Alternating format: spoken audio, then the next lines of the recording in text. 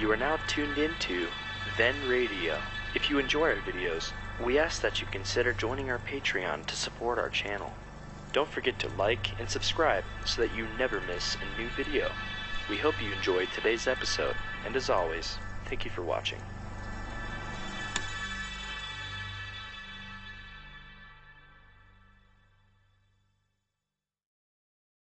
If you're looking for murder, I know a guy who can get it for you wholesale.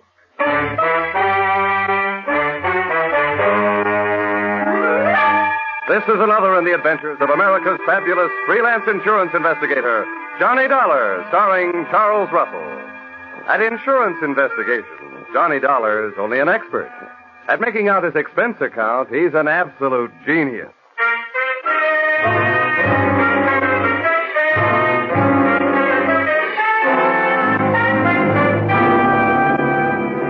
Expense account submitted by Special Investigator Johnny Dollar.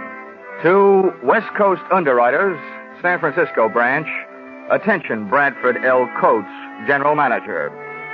The following is an accounting of my expenditures during my investigation of the little man who wasn't all there, or in most cases, there at all, or the unpaid premium payoff. Expense account, item 1. 3 cents postage due on your airmail special delivery letter containing said assignment. I can just hear you dictating it. Take a letter. To Johnny Dollar, you'll find his address in the files. Dear Sir, better make that Dear Dollar. Enclosed find copies of letters received by us from one Mr. James Yarbo, period. This man's wife was insured with our company until recently. One day before her death, her period of grace on an unpaid premium ran out. We canceled her policy in the amount of $20,000. Her husband, Yarbo, first made every effort to collect, then threatened us. Since then, we've received the enclosed series of letters intimating, without confessing, that he's had a hand in the accidental death of at least 12 of our policyholders to date. The police have been working on it, but are getting nowhere. If you are available, please come immediately. Yours very truly, Sophie.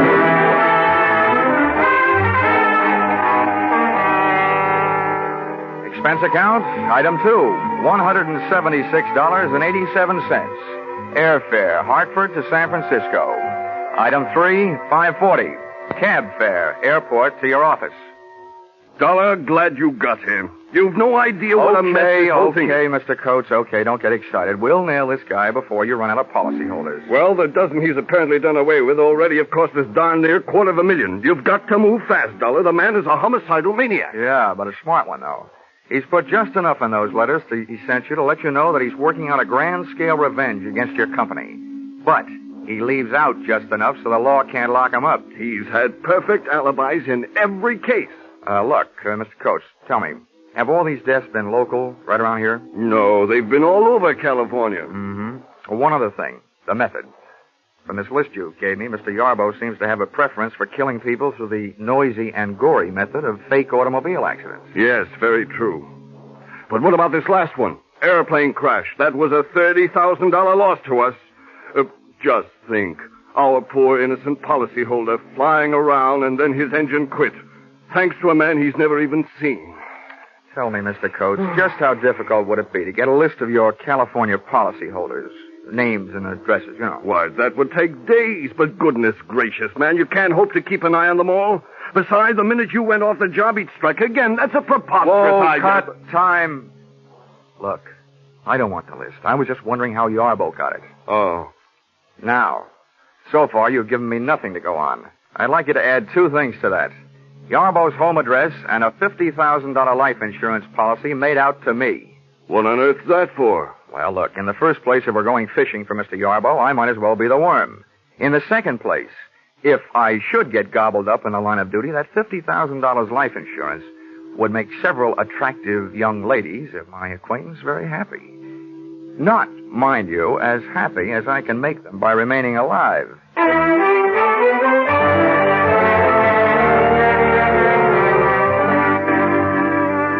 Expense account, item 4, $30. Rental of limousine, complete with chauffeur. I figured if I was riding into trouble, I was riding in style. So I started on a house-to-house survey. You might say, knocking at death's door. Where's your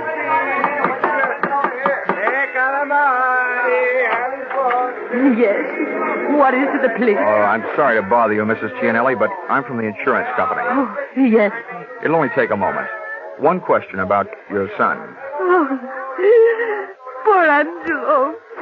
What do you want to know about my poor son? He drove away in his automobile, that's all. I'll never see him alive again. Yes, I know. Tell me, Mrs. Connelly, did you ever hear your son mention a man named Yarbo? Yarbo? Yeah. Yarbo. I don't know about no such Yarbo. Now, please. Please leave me. There was so much sadness in my house.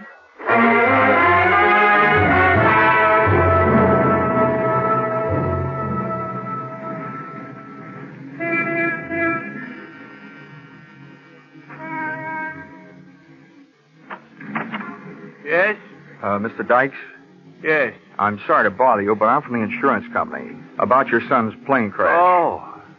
Thought all those details had been taken care of. Well, just one thing, Mr. Dykes. Did your son ever mention a man named Yarbo? Yarbo? Yeah. That's an unusual name. I'm sure if he had, I would have remembered. Okay, sir. I'm sorry to bother you. And thanks.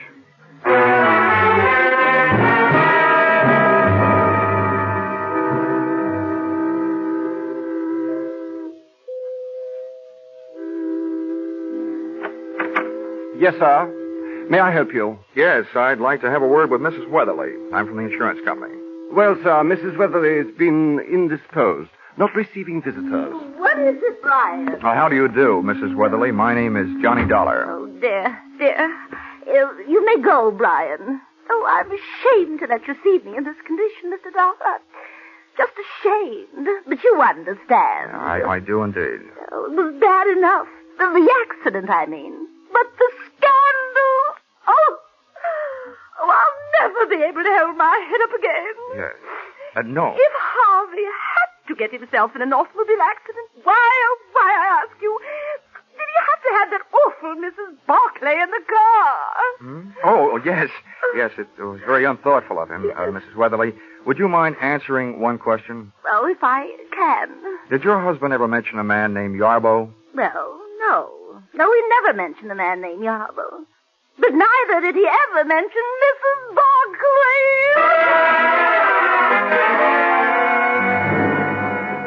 I tried a half a dozen of the other beneficiaries left behind by Mr. Yarbo's list of victims.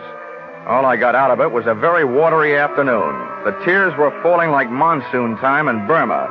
But of information, I got none. This brought me right smack up to a point I didn't want to have to reach. The point of contacting Mr. Yarbo in person.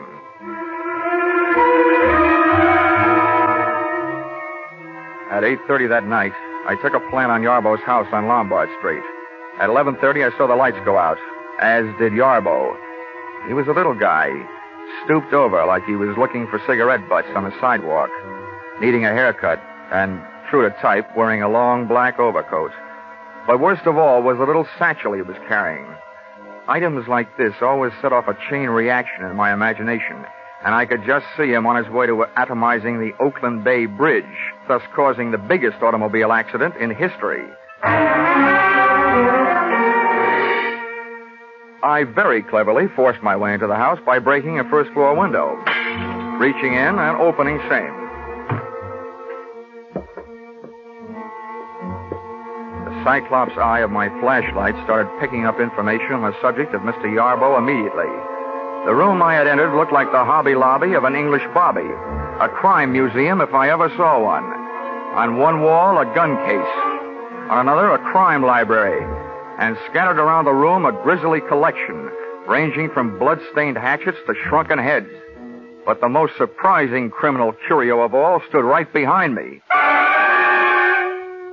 Mr. Yarbo, complete with little black bag. Well, I must say the current second-story man dresses well, but I must also say you, my man, must have the old masters of the art turning in their graves.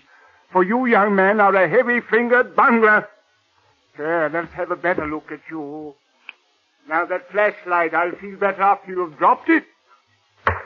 Hey, what am I doing? You're not even pointing a gun at me. Don't feel too comfortable. You are well covered from many points. A step from you in any direction may detonate any number of explosive devices. What why'd I have to pick this joint to burgle? I feel like a city councilman playing a call in the White House. You seem more the kind of a guy I should be working for instead of on. What's your racket? Racket? Yeah. You're in a racket, my little friend. My pastime is a science. Yes, I take it you are impressed with my collection. Who wouldn't be?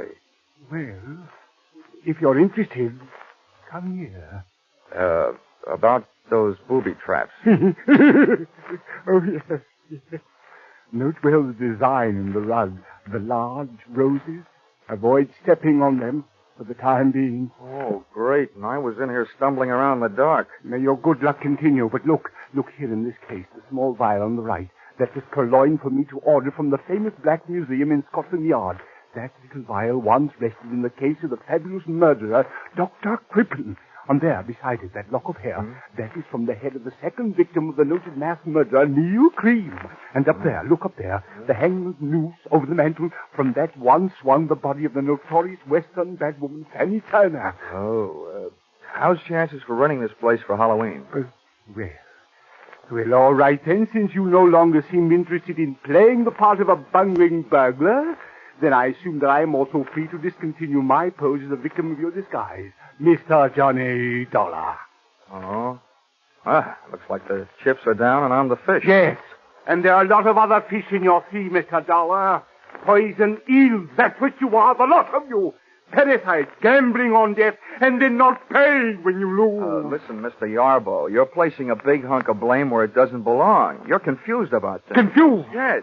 When your wife's insurance premium was overdue, you were allowed a 30-day period of grace. And when that went by, the policy was canceled. Now, that's not the insurance company's fault. It was your fault. But it wasn't. I gave her the money. She spent it on herself. I'd have made it up. I told them so after she died. I told them, but they wouldn't listen. I'll show you. I'll show you. Yarbo looked like he was headed to show me the chopping end of an axe laying on top of a small table. I hit him just as he hit the table. As he hit the floor, I noticed what I was standing on. One of those big red roses in the carpet. It hadn't exploded yet, but that was one flower I wasn't standing around waiting to see bloom.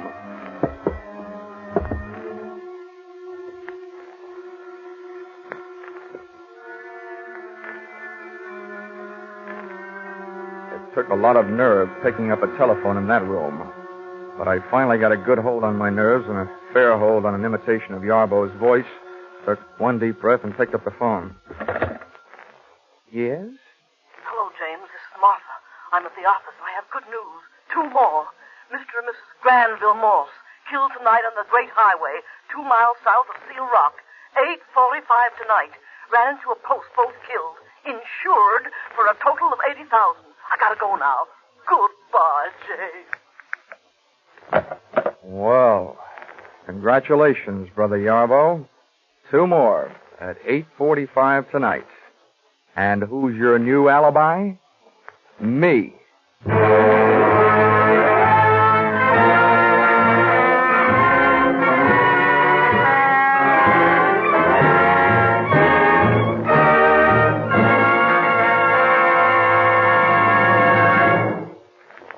In just a moment, we'll return to the second act of Johnny Dollar. But first, did you ever think of "and" as a comedy word? Maybe not, but you'll get a full demonstration on CBS this Wednesday night. There'll be Groucho Marx and his guest on that hilarious quiz, You Bet Your Life. For it's the guests who sometimes floor Groucho with their wisecracks. There'll be Bing Crosby in his regular Wednesday night CBS show and his special guest, Bob Hope. There'll be George Burns and Gracie Allen and Bill Goodwin. And becomes more filled with comedy when you tell or learn that Lum and Abner will have their premiere as Wednesday night regulars on most of these same CBS stations. Yes, this fall you hear them all on C and B and S.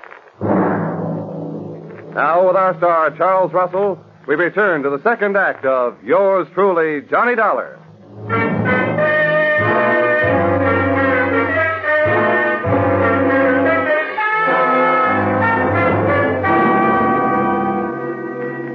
Yarbo might have been lying unconscious on the floor, but in that setting, I was still afraid of him. I'd have looked the place over with a fine tooth comb, only having none. I used my hands. I put the pat test to Yarbo's pockets for a gun. He was unloaded. Then turned my attention to the little black bag he'd been carrying when I saw him leave the house, and which he still had with him when he returned. I hoped it wasn't booby-trapped. Opened it and discovered that it was a trap, the type my kind of booby stepped into. Inside the bag was a small radio receiver tuned to something I looked for and found in the room. A small radio transmitter of the type formerly used in army tanks. Through this, Yarbo had heard me enter his little museum of murder and had returned to catch me in the act of prowling the premises. About then, I caught him in the act of coming to. Well, welcome home, Yarbo. Time to get up. I just had a long chat on the phone with Martha. She thought I was you. You think you're very clever, don't you? Martha knows my voice. If she talked to you at all, she didn't tell you anything. Of that I am sure, so save your breath. There is no use your telling me she gave you any information. Oh, no, you've got me wrong, pal. I only told you Martha called to let you know I know there is a Martha. I figured it might make you nervous, and nervous men are easy to beat. Other nervous men may be easy to beat, Dollar, but not James Yarbo. The police have tried, and they couldn't prove a thing against me. Now, may I have your permission to get up? Yeah. Maybe the police haven't been able to get anything on you, but I have something. Attempted murder. The hatchet you went for. The pitiful mistake of a pitifully suspicious mind, Dollar. I wasn't reaching for that hatchet on the table.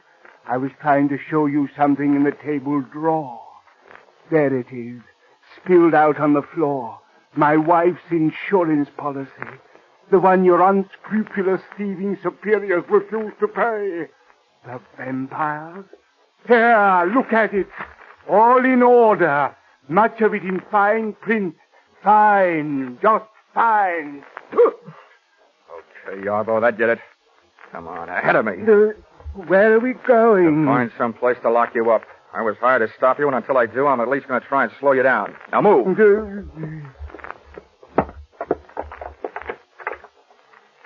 Linen closet. No room here. Come on.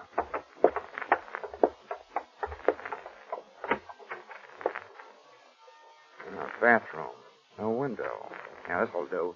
Go on, get in there. No, not in here. Anywhere but in here. It's a good place. You may get thirsty. No. This is where my wife died. Not in here. No.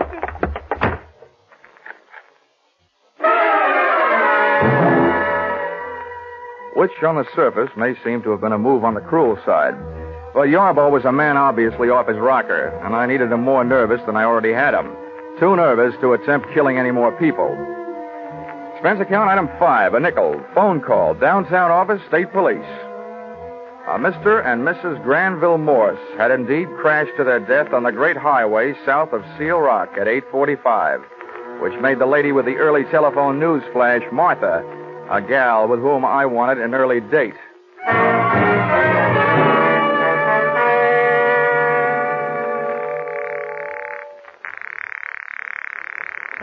Come on, answer the phone.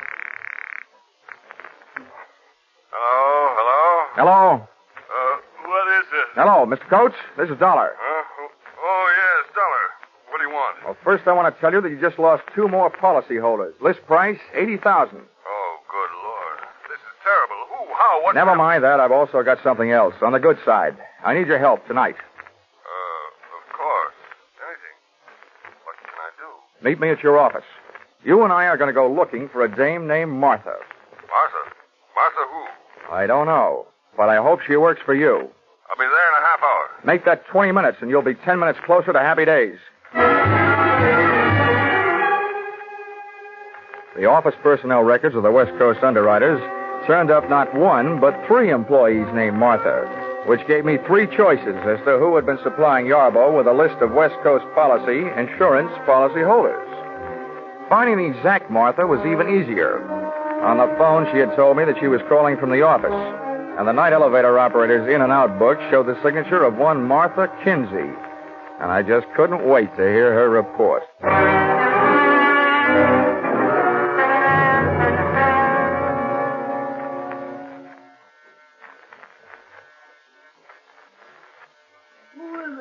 I've got a message from Mr. Yarbo. Oh, Just a minute. Message from James. Oh, what does he want? Well, what he really wants is to get out of the bathroom. That's where I've got him locked up. Who are you? You ought to know who I am. I assume you're the one that told Yarbo he could be expecting a call from an insurance investigator named Dollar. Well, that's me. Well, I don't care. James told me girls give out lists of names all the time. Sell them for mailing lists. 10 cents apiece. May not be ethical, but it's not against the law. James told me, and I believe James. Oh, he's the smartest man I ever knew. He may be the smartest, but he's right in line to be numbered among the deadest. One of these fine mornings, the state is going to give him a cyanide egg for breakfast. What do you mean? You should know. Murder, execution, gas chamber. Well, you can't prove a thing. James told me so, and he knows. Well, he's smart. I hope he's not smart enough to pick a lock with a bath mat. Now, come on, sit down. You and I are going to have a nice, long talk. We are not. I won't say a thing. I don't have to, unless you have a warrant, an indictment, and a court reporter. James told me so. Yeah, I know. He's smart. But no matter what he told you, you're going to tell me a few things. Oh, no, I'm not. Oh, yes, you are. Oh, no, I'm not. Oh, yes, you are.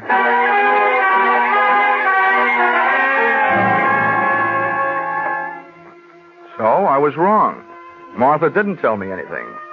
But her stubborn attitude did. She was in love with Mr. Yarbo, a stupid, middle-aged woman having her last fling at romance, doing her best to keep her last chance alive in the person of the man who had made her his partner in crime. As crazy as it was, this grotesque pair of lovebirds created the only real emotion in the case to date, and switched my thoughts from the widely scattered deaths which had brought me into the case, and over to the single death of Yarbo's wife. Enclosed, find a transcript of statement made to me at 2 o'clock in the morning by the doctor who signed Mrs. Yarbo's death certificate. Cause of death, cerebral hemorrhage. Result of severe fracture of skull. Region, medulla oblongata. Contributing factors, woman bathing in bathtub at home. Slipped and fell, striking head on shower spigot. Coroner's finding death due to misadventure. Accidental. It took the doctor 2 minutes to get around to making that statement. I figured it would take Martha at least 30 minutes to get her hair out of her curlers and make herself presentable enough to risk being seen on the street. That left me 28 minutes to get back to Yarbo's house before she did, and I didn't need half that long. In the cab on my way over, I took inventory. 1, to date, Yarbo's alibis covering him on all the so-called revenge murders had been perfect. Too perfect. 2nd, when I first faced Yarbo, he screamed about his wife's death, not in the light of having lost his lady love, but in the light of having lost her insurance money. Just as my 3rd and most important conclusion came upon me, the taxi came upon our destination, and I had to go to work.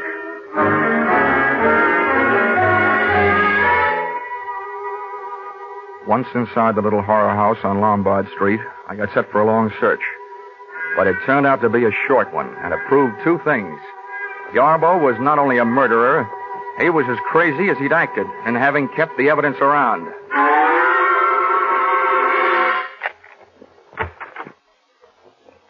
Okay, Yarbo, come on out. Well, I hope you have enjoyed your waste of time, Mr. Dollar, as I've enjoyed my chance for meditation. You saw Martha, I suppose? Yes, I saw Martha. Bless her silent little soul. Yes, I was sure of Martha. She believes in me. You can say that again. Come on out here. Mr. Dollar, I suppose you are aware that this is the 2nd time tonight you have been guilty of breaking and entering.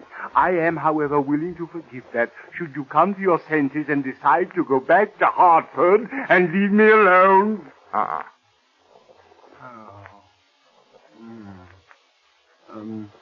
Mind treading on the roses in the rug, Mr. Dollar?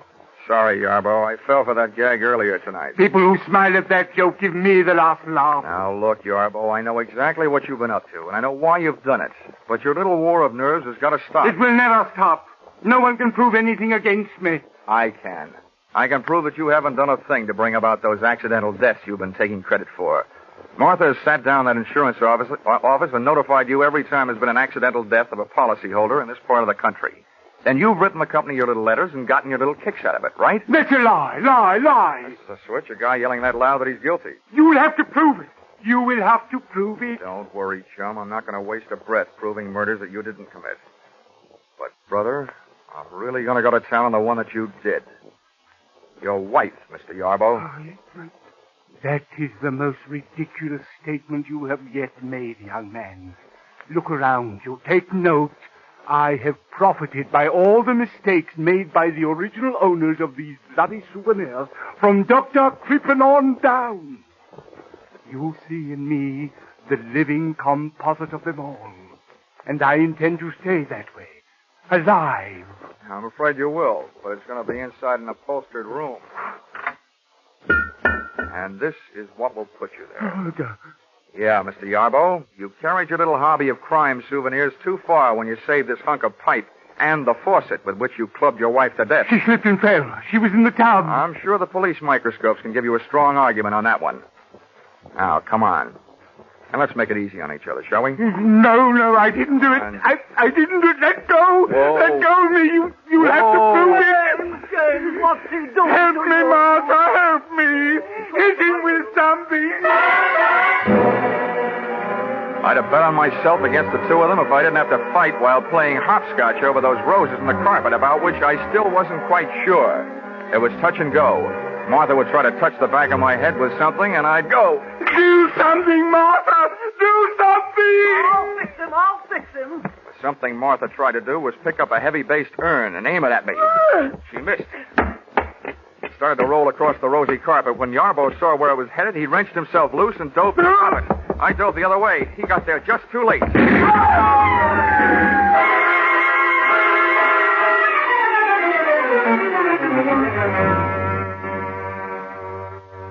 I didn't have to look twice to know he was dead. Fate had called James Yarbo up on his own carpet.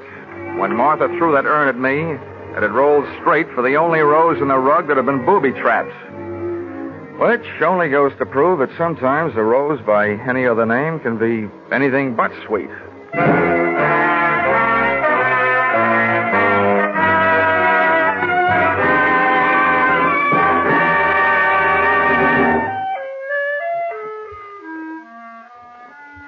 Expense account, item 6, $1.40. 3-month subscription, Love Life magazine. Sent to accessory to murder, Martha Kinsey, Tehachapi State Prison. I figured 3 months was about all she had, the judges and juries in California being rather efficient that way. Expense account, item 7, $6.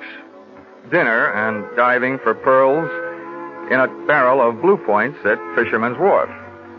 Diving for Pearl's earring, which she lost while bending over the barrel trying to see what oysters look like. Item 8, $176.87. Airfare, San Francisco to Hartford. Expense account total, $942.08. Not including defense lawyer fees if you decide to sue me for not being able to add correctly. Signed, yours, truly, Johnny Dollar.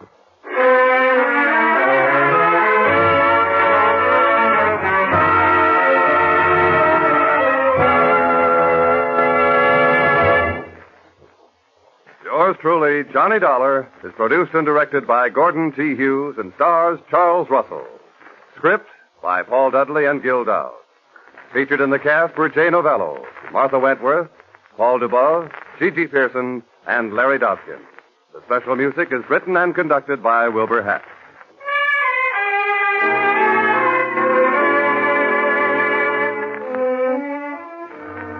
Be sure to be with us at this same time next week when another unusual expense account is handed in by Yours truly, Johnny Dollar.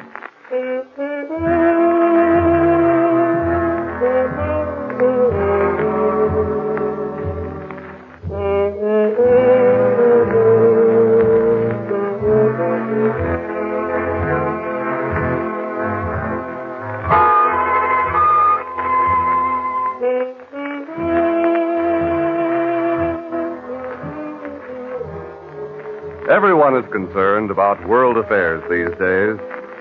If we want world peace, we'll have to have national peace first. In order to keep America's strength and prestige, in order to preserve her freedom, we must do away with group prejudice. Let's stop judging people by the color of their skin or the place where they worship and start considering them for what they do. We'll be sure to have a happier world. Stay tuned now for Vaughn Monroe and his caravan, following immediately on most of these CBS stations.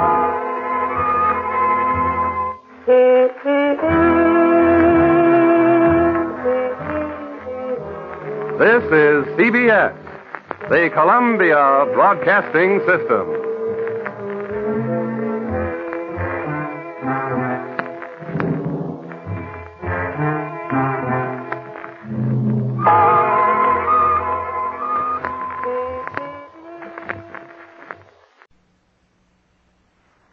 The only reason I took this case on a savage island off the coast of New Guinea was that I'd been having a bout with a bottle of Old Fairy Godmother, and I was hoping to run into a native who would shrink my head.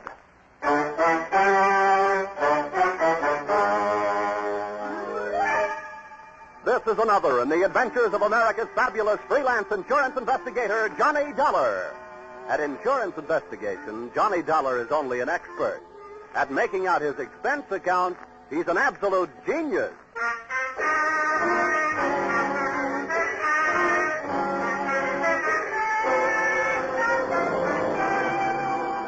Expense account submitted by Special Investigator Johnny Dollar to Seven Seas Maritime Underwriters Association, Hartford, Connecticut.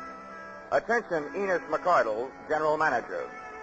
The following is an accounting of my expenditures during my assignment on the island of Tinyu-Tan. Or, south of the equator, things can get hot in more ways than one. Or, Mother, call my draftboard. I'm leaving the country again.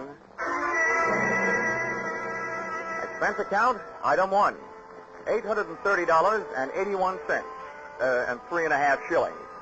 Airfare, Hartford, Connecticut, to Port Moresby, territory of Papua, island of New Guinea. That's a long trip, brother. By the time I got there, I felt that my spine could use a new seating arrangement. Expense account, item 2, $36.80. New outfit consisting of bush jacket, linen shorts, and a pip helmet. Item 3, 2 bits. The street beggar regarding location of building in which was situated the Port Moresby branch of the Seven Seas Maritime Underwriters Association.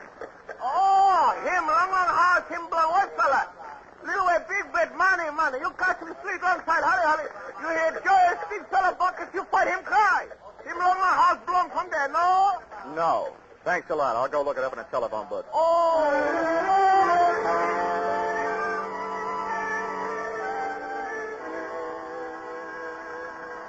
Yes, sir, I'm Mr. Markey, and it's lovely having you here, Mr. Dollar. I wish I could say the same about being here. Oh, now you'll get used to it. I don't expect to be here that long. Cool. You're a feisty one, aren't you?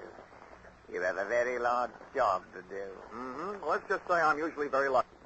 But first, let me tell you what I've been told so far, and then if I've left out anything, you fill me in, okay? That'll be tickly-boo, Mr. Dollar. Your company issued a group insurance policy to the Grand East Development Corporation in the United States. Now, that company used $50,000 life insurance policies as part of the inducement to get executives and divers for their pearling fleets. That's right. Well, about a month ago, they got word that the bodies of 2 of their 6-man crew on the island of Tinyu-Tan had been found hacked to pieces. The other 4 men were missing, which adds up to a possible insurance payoff of $350,000. That's what I'm doing here, and that's all I know. Well, that's all there is to know. Oh, dandy. Has anybody done anything? What about the police? They got their own troubles right here in the port. And as for the government officials, they'll look into it the next time around. It should be in about 90 days. Oh, fine. That leaves you. What have you been doing to earn your money? Waiting for me? Well, you could put it that way, Mr. Dollar. Why haven't you gone over to Tinyu-Tan? Well, now you might say that I'm just not a man of great courage, eh? Hey, but say, I can help you to get there. Oh, thanks. Heaps.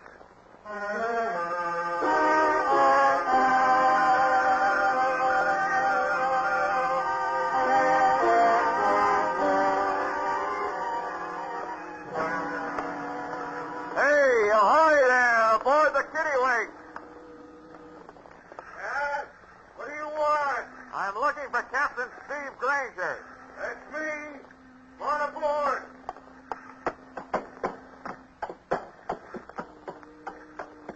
Captain Granger, I'm Johnny Dollar. Pleased to meet you. Mr. Narkey of the Seven Seas Maritime Underwriters tells me you might be available for a charter job. Where to? Sinutan. Well, I guess so. Now, it's a big boat. It'll cost you big money. Narkey says your prices are fair. When do we leave? Tide'll be ready by 5. I can't be 2. Good. I'll go get my toothbrush. Good. And since you're going to 10, you might also bring one other thing. A 45.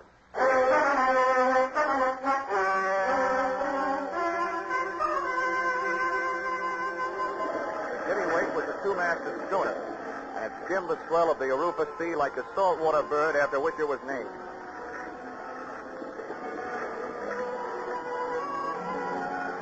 I guess I'm like most guys. When I'm standing on my sea legs, I suddenly feel like a giant, standing alone against the world. Romance is no longer a sleazy blonde in a tinny bar. All of a sudden, it's all stars and sky, horizon. When the wind and the water start to sing their song to me, any bad in me decides to reform. I was standing on top of the deck house like Captain Horatio Hornblower, with my legs spread and my outstretched hands gripping a pair of backstays, or at least that's what I think they were. And just about the time I'd reached the decision to trade my Hartford apartment for a berth on a Macassar furling lugger, I heard a footstep from out of the night behind me. Fair passage, eh? Huh? Oh, yeah, Captain. Guess you caught me dreaming. A waste of time. This is the only place where dreaming can't possibly be as good as living. It's none of my business, but this sudden jump in Sinutan tourist trade, what's it all about? What do you mean sudden? Well, this is the first time I've ever taken one passenger there, let alone 2. 2? Yeah, another guy came to me after you did. He's below deck. Oh. Well, that ought to make you happy. It'll cut your fare in half. About that, I'll just let the guy who pays my expenses be happy. As for me, I like privacy. Who is this guy? Look, Dollar, I didn't ask you any questions, did I? Well, I didn't ask him any.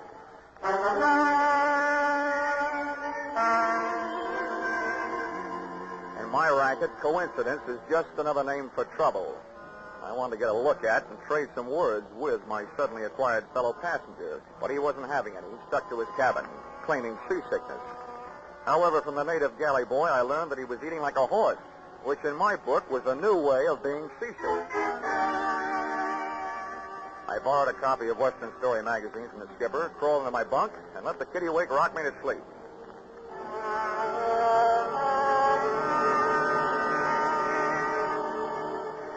The next morning and afternoon were as uneventful as they were beautiful. And at sunset, we raised the island of Sinutan. All right, boys.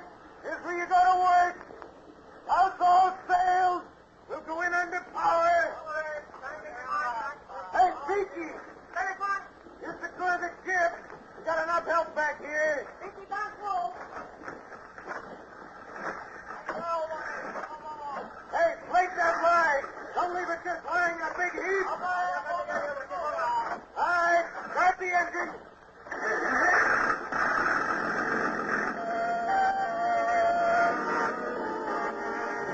The big gas engine took over where the wind dropped it, and Captain Granger stood at his wheel, outfencing the submerged swords of coral with the slim prow of the kitty-wake. The ship had only inches of elbow room as we chewed our way through the boiling white passage of the reef. And my heart felt suddenly becalmed as we finally achieved the peaceful waters of the lagoon, which it protected. Let's go to the power anchor! Hey, never mind that anchor. All bets are off. We're getting out of here.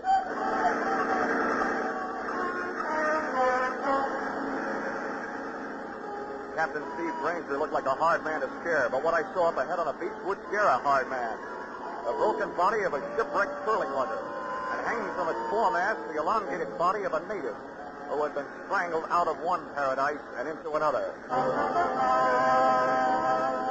Granger spun the wheel to starboard, and the kitty-wake started a retreat. But it wasn't that easy. Touch the power, Granger. Straighten up your rudder. We're staying here. Finally getting a chance to meet my fellow passenger. I couldn't very well shake hands with him, though, because he had a gun in each one of them. What the devil's your game, Keely? I said touch your paw. Got it! Keep that crew of Kanakas up forward. If you don't, we could use a few less natives around here. Hey, brother, clock. Here, talk. I want to know what you're telling them. You, Dollar. Get back there by the wheel. Keep your boys back there, Granger. I warned you. All right, you think I won't call your bluff? You cut. No, I'm native, you ugly pig. You can't stop the other two, I can. Now, maybe you'll tell me what you were saying to him. I told him there was a crazy man aboard and to go over the side. They decided to protect me. They didn't make it. Now lay this rowboat in close to the beach and drop your hook. We're staying.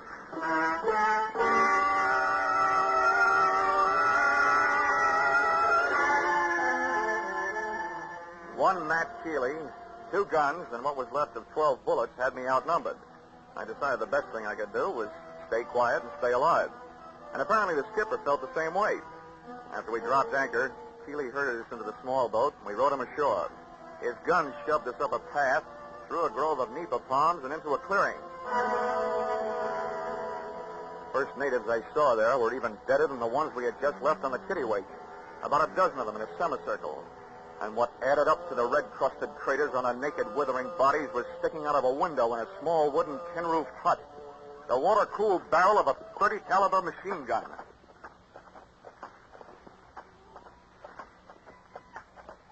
South Sea Island magic, huh? Oh, I heard you were a wise guy. Well, that can be changed. Come on, inside, both of you.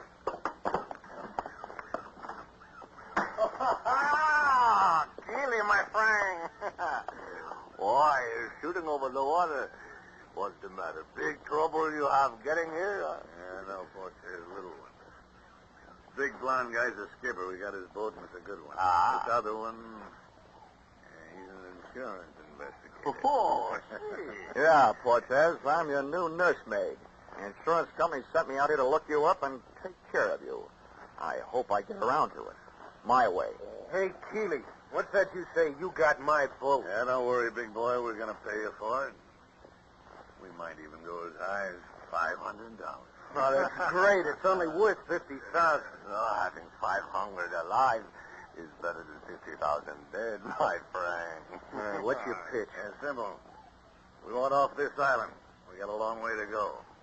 Cortez, me, and the native girl. She's in the next room. We may have to stay at sea for a couple of months. Not on my ship. Use your head, you won't get hurt. Now. Hey, you woman. Get back in there. No, I didn't. Louie, put her away. Keep her out of here.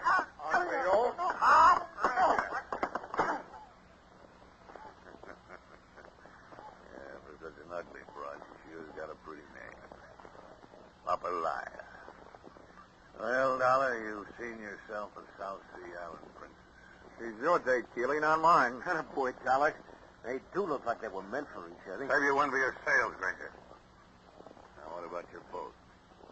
Do we get it with a bill of sale or without one? Either way's all right with me, if you'll take what goes. Cortez out of the room with Nature Girl. Granger's move looked like a good one. I was halfway across the room to make it 2 against 1 for the right side when the odds snapped back to even money again. Cortez came rushing back to join the fray, and he started fighting when he was 5 yards away. Just about then, Nature Girl came charging out of her quarters, swinging a chair over her head. I just got in position to shoot a right hand at Keely's chin, when another shot from Cortez's gun put me strictly on my own. Caught Granger square in the forehead, and he went down without a sound. I had time for one more try. Keely's chin telegraphed a knockout message. Da-da-da, da-da-da, KO, banked up my arm. But something was wrong. Oh! I passed out.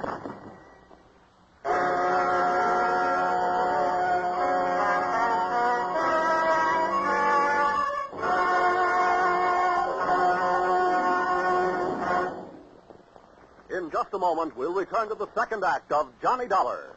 But first, 50,000 or more, always in the jackpot on Sing It Again. Music by Gene Autry and Vaughn Monroe. Music and thrills with Gangbusters, Philip Marlowe, Johnny Dollar, and Danny Clover, the Broadway cop. That's the one-way ticket to top fun on most of these CBS stations every Saturday night. This fall, when you hear them all on CBS, Saturday nights promise top music, top adventure, and a chance at radio's top prize. Now, with our star, Charles Russell, we return to the second act of yours truly, Johnny Dollar.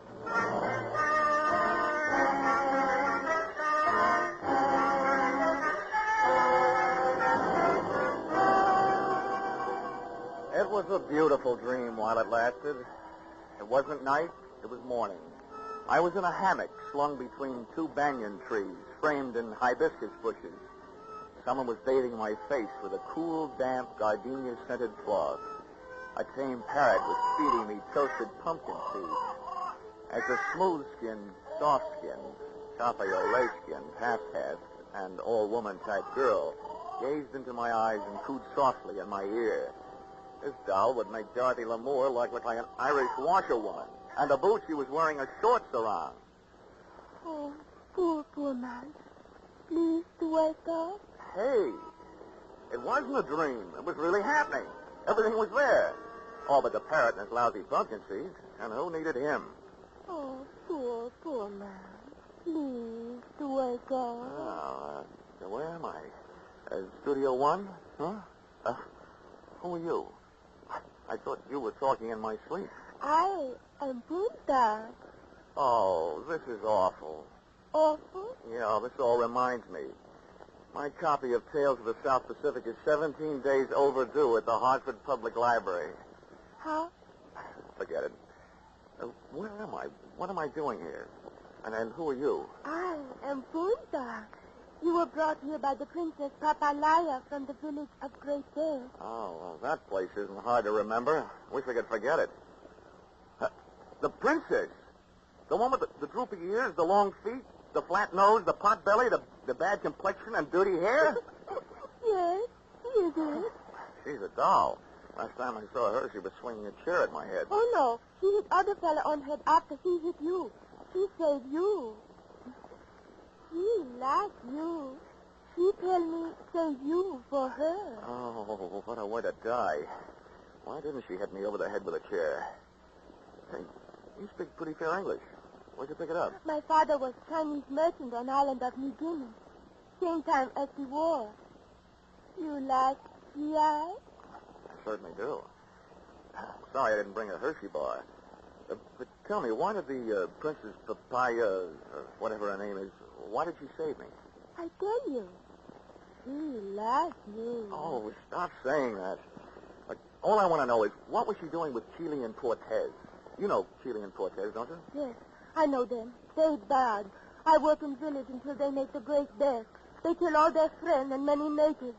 They bad. Oh, now we're getting somewhere. What was that all about? They die for pearl here for a long time. The native boy, they do not like these men. They do not die anymore.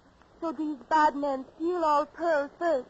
Then they steal princess to make boy die some more. Oh, kidnap, ransom, more pearls? What is this? Ransom? Oh, that means they'll hold the princess and won't give her back until they get what they want. Oh. But, Dream Girl, for me, a scheme like that wouldn't work for a gal like you. No, just holding you would be getting what I want.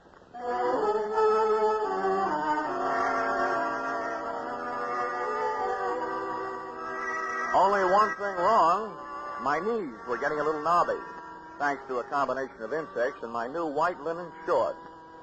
However, Punta was good nerve medicine. The rest of the story came out later, and in her soft voice, it was a bloody kind of lullaby. She crooned me to sleep with the facts that the natives had tried to rescue their princess from Chile and Cortez, which gave me an answer for that semicircle of machine gun bodies outside their shacks. Also that the princess had taken temporary refuge up in the hills. As nearly as I could figure out, I was left facing a very peculiar problem. 2 men out of 6 insured men had killed the other 4, and the 2 murderous survivors had this much going for them. To the insurance company, they were still worth $50,000 apiece on the hook, which meant that my job was to keep alive two guys I felt very much like killing. And believe me, they felt the same about me.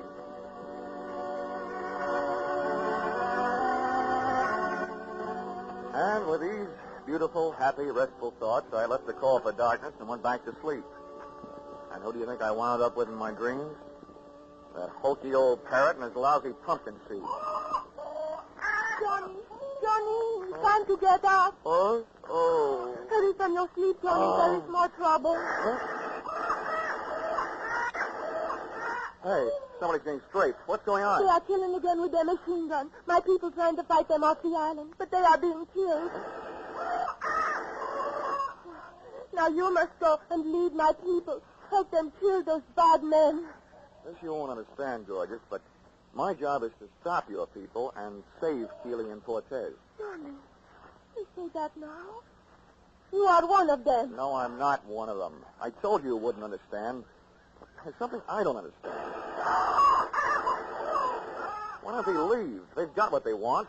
Why don't they pick up their pearls and the schooner and the rotten hides and get out of here? Johnny, they do not have the pearls. Here, see? This one is for you. Black. Wow.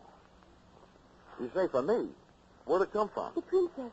She come back some time ago. She tell me she took all their pearls. She tell me to tell you that this black pearl, not company pearl, this her own for you. She like you. Well, I like her, too. Just the way she is, up in the hills. Right now, I wish you looked like her. Oh, Johnny, you don't like the way I look like I am? I love the way you look like you are. Why you say that? Because if you did look like her, I think I'd have an idea that would stop those men. Yeah.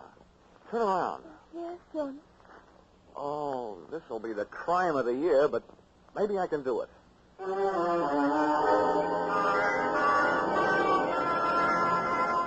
And I did. I gave Punta a thorough loss of beauty treatment. With the help of padding, dye, mud, and other jungle cosmetics, I had, at the end of an hour, a reasonable facsimile of Papalaya, the unprettiest princess in the history of royalty. I briefed the suddenly uglified Punta on what she was to do and had her lead me most of the way back to the fortress shack and the clearing. She put a few words on the jungle grapevine, and by the time they reached the end, the native side of the battle, the home team, ceased activities. Hey, Keeley! Cortez! Time! Cut! Hold it! There's nobody here to shoot at but me, and I want to talk.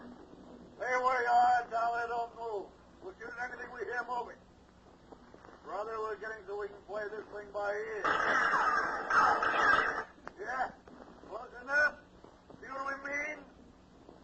Now, what do you want? The princess has the pearls, and I've got the princess. I want to make a trade.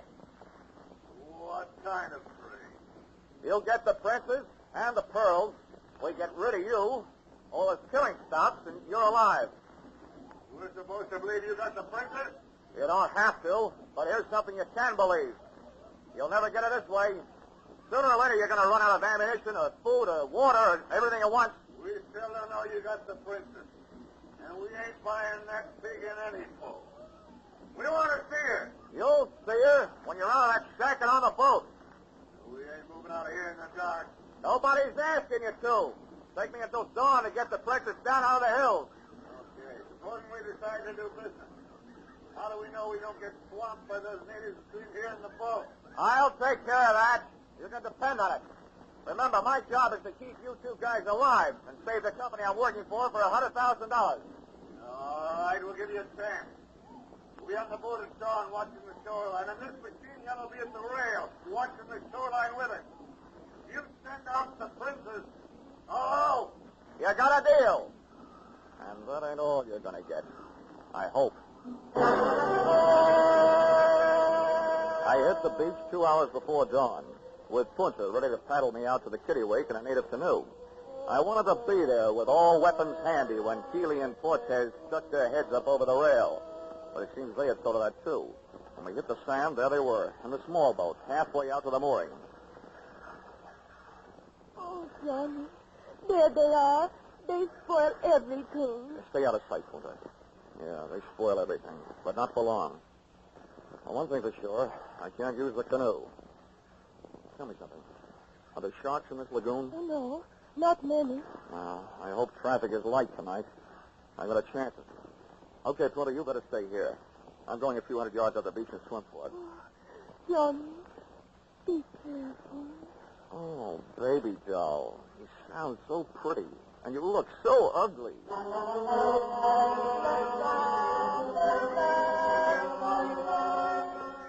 The water was warmer, and the pool at the hot, but why? Certainly not as much fun. I spent most of the trip trying to keep from splashing and watching for shark critters around me.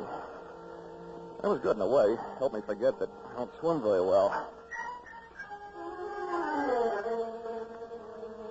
45 minutes later, I was still half alive, looking for a handhold on the slimy waterline of the kittiwake on the seaward side.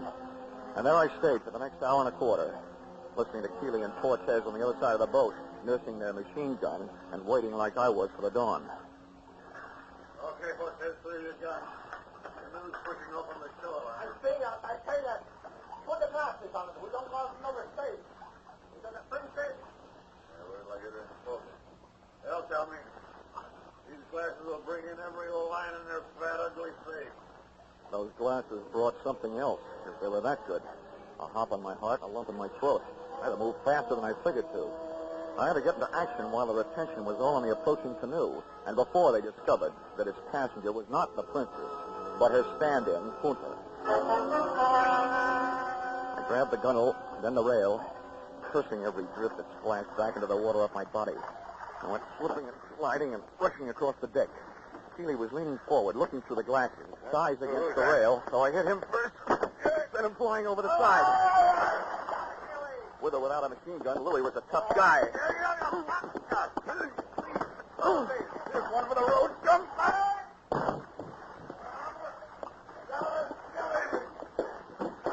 I turned around to see what had to be done to take care of Keeley and saw that it was already being taken care of by a canoe paddle in the hands of an irate dame. Punta! Don't kill him! I want him alive! Punta, stop! No. I kill enemy of man I love. Huh? Who? Oh, no!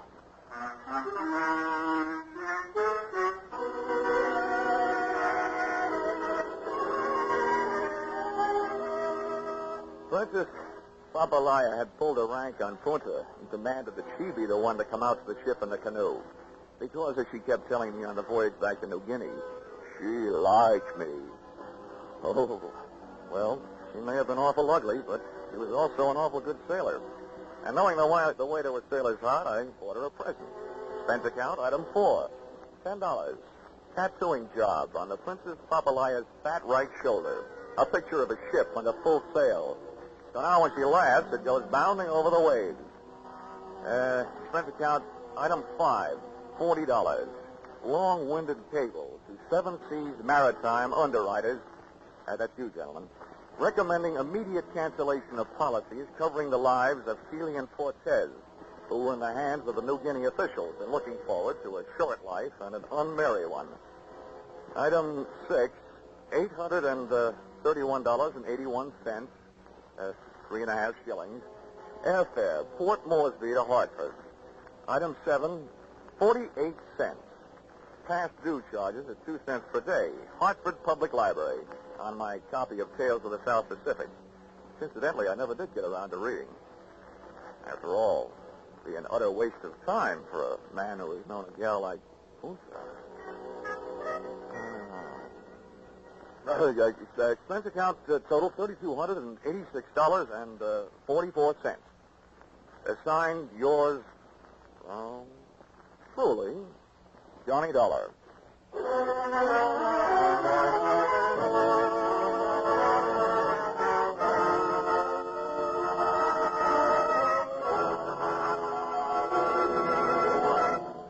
Yours truly, Johnny Dollar, is produced and directed by Gordon T. Hughes and stars Charles Russell.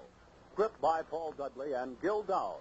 Featured in the cast were Mary Shipp, B.J. Thompson, Tom Holland, Clark Gordon, Willard Waterman, and Larry Dobkin. The special music is written and conducted by Leith Stevens. Your announcer is Paul Masterson. Be sure to be with us at this same time next week when another unusual expense account is handed in by yours truly, Johnny Dollar. Who's got the nation's most popular band? Vaughn Monroe. And who's the nation's most popular singing band leader? Vaughn Monroe again. Now, who brings you a caravan of the nation's most popular tunes every Saturday night over most of these same CBS stations? You guessed it, it's Vaughn Monroe. That's why everyone listens on Saturday nights to the Vaughn Monroe Show on CBS, where this fall you hear them all. Stay tuned now for Vaughn Monroe and his caravan, who follow immediately on most of these stations. This is CBS, the Columbia Broadcasting System.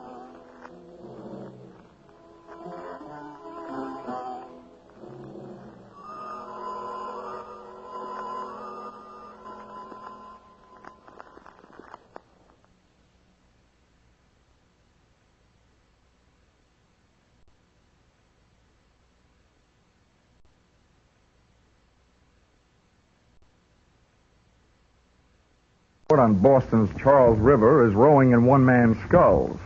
Or rather, it was the most popular sport, that is, until they took the beating on one-man skull. Mine.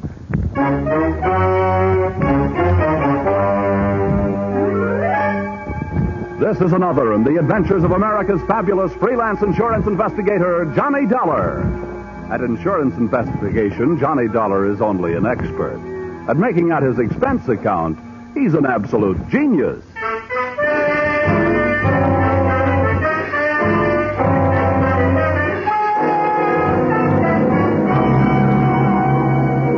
Expense account submitted by Special Investigator Johnny Dollar to Miss Melanie Carter, Pinckney Street, Beacon Hill, Boston.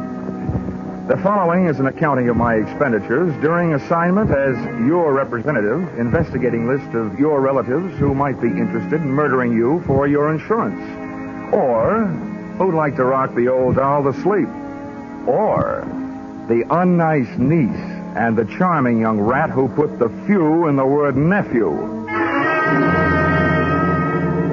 Expense account item 1, $5.98, airfare, Hartford to Boston.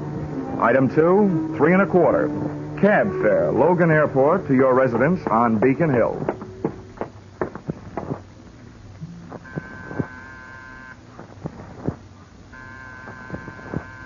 Who is it? This is Mr. Dollar, the insurance man from Hartford. Good. Just a minute. Come in. An electric latch unlocked the door of your flat, and I stepped through, straight out of this century into the last. It was another world, the remnants of which you see today in antique shops, including those Chinese wind chimes that tinkled over by the window. And you, its tiny and aged queen, sat across the 19th century room in your modern throne, that chromium and black leather wheelchair. Come in, Mr. Dollar. Oh, what's the matter, ma'am? Oh, nothing. You just remind me of someone I once knew, that's all. He was so... Come, sit down over here. Thank you, Miss Carter. I take it you are Miss Carter. Oh, yes, indeed. You probably expected a younger woman. Maybe, but certainly not one any more attractive. Oh. You hold on to that gallantry of yours, young man. It's very difficult to find these days. And a very precious treasure to women. Miss Carter, since you seem to know my name, I guess there's not much use in my telling you that I'm the investigator recommended by your insurance company, Royal Life. Oh, yes, they sent me a telegram saying you would be here. No telephone? No telephone. You see, Mr. Dollar, I was once a very happy young lady. Yesterday was very good to me. Today and tomorrow, who knows? And why take chances? What little life I have left, I want to enjoy. That is why I've sent for you. You mean somebody told you I was an early American insurance investigator? No, my dear. It's just that experience is such a good teacher. Mr. Dollar. Mm-hmm. Many years ago, my husband was murdered for his insurance money by his very own brother. Would you hand me my smelling salt, please? Yes, certainly. There you are. Well, fate was very quick in passing judgment on the case, because the brother was killed by a runaway horse as he was leaving the scene of his terrible crime. I not only received my half of the insurance money, but also the half that would someday have gone to him. Oh, and now you feel that your life may be in danger for the same reason. Oh, well, whether my life is actually in danger is not the most important thing. It is my mind that is in danger. The beneficiaries to all of my insurance, and as the company may have told you, it is a lot of insurance, are my niece and my nephew, the children of that murderer. You see, I adopted them after their father's death. Oh, bad blood is bad blood, Mr. Dollar. And I want you to make sure that I am not engulfed by it.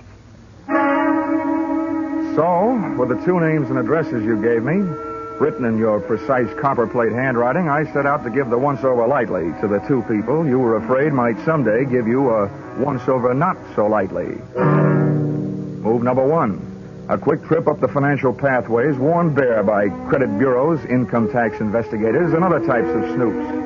I learned that thanks to your generosity, both your niece and your nephew had just enough to live graciously on, and thanks to your frugality, no more. Move number 2. A quick trip to Cambridge, the address of your nephew, Chalmers Carter, a stylish fire trap near Harvard Square. A maid let me in and summoned her mistress. Her entrance was announced by the jangling of a stack of bracelets and bangles running up her arm. So sorry to keep you waiting, darling. What was it you wanted? How do you do? Mrs. Carter? Oh, yes. Yes, I'm Crystal Carter. Of course. Oh, I say that's a beautiful suit you're wearing. It's not Boston, I can tell. No, New York. $185. Huh? Right off the racks. Mrs. Carter, the maid tells me your husband isn't at home. I know. He isn't? Well, when do you expect him back? He always calls me before he comes. Why? I want to talk to him. That's why. Business, you know, that old stuff. Oh, business. Who can have any fun with business? Hmm? Who are you, anyway? Hmm? Sit down. I'm a guy who suddenly knows what the old-fashioned Iceman must have felt like. Huh? Oh. Who are you, I ask? Mrs. Carter, I am what is known in the investment business as a finder. My job is to find money for people who have bona fide projects, but who are short on cash, with which to develop them. Oh, that sounds like a lovely job. It is, when you find the money. You work on a percentage. Now, right now out in California, there's a little man who some time ago bought a lot of oil rights covering a big piece of property. It's right near Newhall, where there's been a lot of gushers coming in. He's got the property. I'm looking for the money with which to develop it. I hoped your husband would be interested. Oil? There's a lot of money in oil. Well, of course he's interested. I'll call him right away. Oh, before you do, maybe I'd better tell you. What I'm looking for is a lot of money. Uh-huh. So unless your husband has a lot available, it'll be no use. Well, he can get it. I'm sure he can get it. He's often told me all he needed was one big chance. Maybe this is it. I know where to reach him on the phone. Where can he reach you? The chance to make a lot of quick money melted the love light right out of Crystal Carter's eyes. And if anything, the money look that replaced it was even wilder. She moved fast. By the time I got back to my hotel, there was a message there telling me where I could find her husband, Chalmers. And her directions took me back into a taxi, back across the Charles River, and move number 3 to the Bayshore Trotting Club, A fancy little track where millionaires who like the smell of stables see how fast they can make horses trot. Chalmers Carter was up there among the rest, in spirit if not in prosperity, sitting in the low flat grandstand watching the afternoon workouts, knowingly holding a stopwatch in his hand and keeping one eye on a blaze-faced filly who was kicking up the dust in the racing oval, and one ear on me. And as you may or may not know, Mr. Carter, the best thing about an oil investment, the first 27% of your income from it is tax-free. What? Say that again. That's right. The first 27%, tax-free. Dollar, just how much money do you need? About 120,000 should do it. 120,000, huh?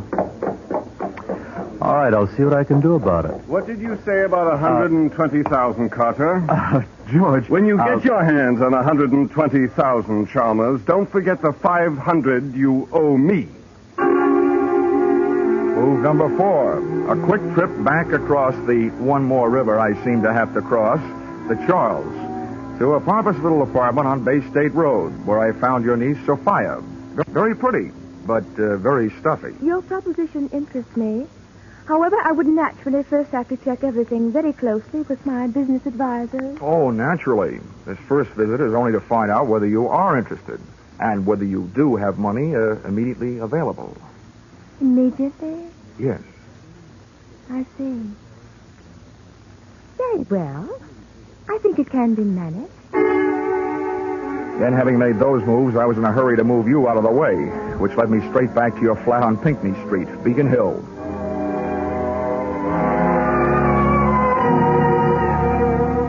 And there, once again, I bumped into what I've learned to expect in my racket, the unexpected. Your apartment door was slightly open. Your wheelchair was empty.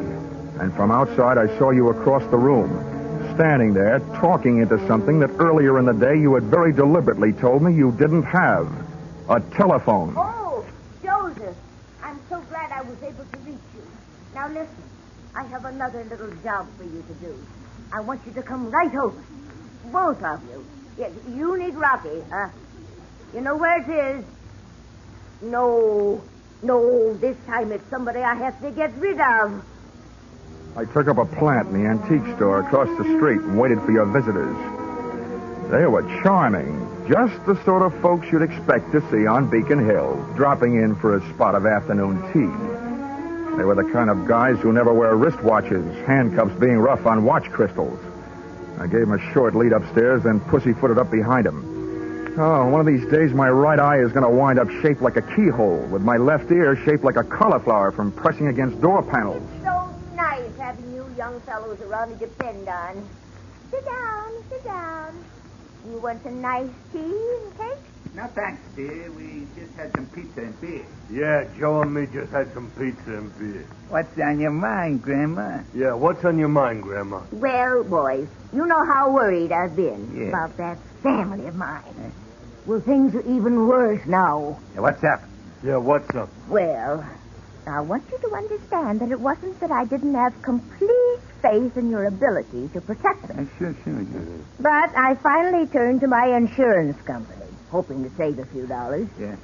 They sent a scoundrel named Dollar from Hartford to protect me, mind you.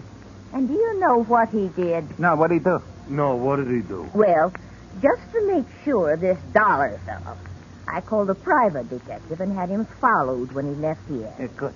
And that detective told me that Dollar went to Sophia and my nephew Chalmers and is trying to entice them to kill me for my insurance money so they can buy some phony oil stock he's trying to sell them. That guy sounds like a big operator. Yeah, that guy sounds like a big operator. Well, whatever he is, I want that young man out of the way. Grandma, dear, you don't really mean out of the way. That's exactly what I mean. Joseph, I see something I don't like very much. What is it? Some shadows moving around under the edge of the front door. What are we waiting for? Yeah. Come here, you. I wasn't a match for one of those guys, let alone two. And Rocky, Big Sir Echo, not only repeated everything Joe said, he repeated everything Joe did. Take this! Oh! Yeah, take this! Oh! That's good. That's very good. Now, that's him. That's Dollar. You hold him. Hold him. Don't let him get away. Mr. Dollar, unless you're in a big hurry to get measured for a cement suit, don't start no funny business. Don't worry. I feel about as funny as a funeral. My own. Well, I hope you've learned your lesson. Although, don't you think for a minute it's all over. This'll teach you honesty is the best policy, and cheaters never prosper. Take it easy, Grandma, dear. This boy will not ever bother you again. Come on, Buster. Yeah. Come on, Buster. Yeah. Go on, Buster.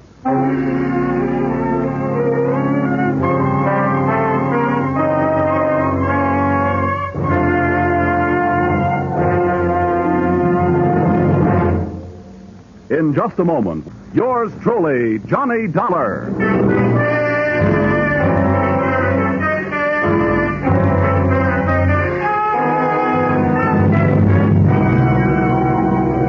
Usually, when people are taken for a ride, at least it's a free one. However, Joseph and his friend Rocky didn't feel that way. So, expense account, item 3, $1.20, cab fare, up Tremont Street toward Boston's South End. The three of us sat packed in the back of the taxi with me in the middle. And just as we passed King's Chapel burying ground, Rocky and Joseph suddenly felt the urge to be alone with me. Hey, driver, crank up your window. We wish to be in private. As it happens, I can't. The crank fell off. Yeah, you and your lousy cab. Yeah, you and your lousy kid. Well, step on it.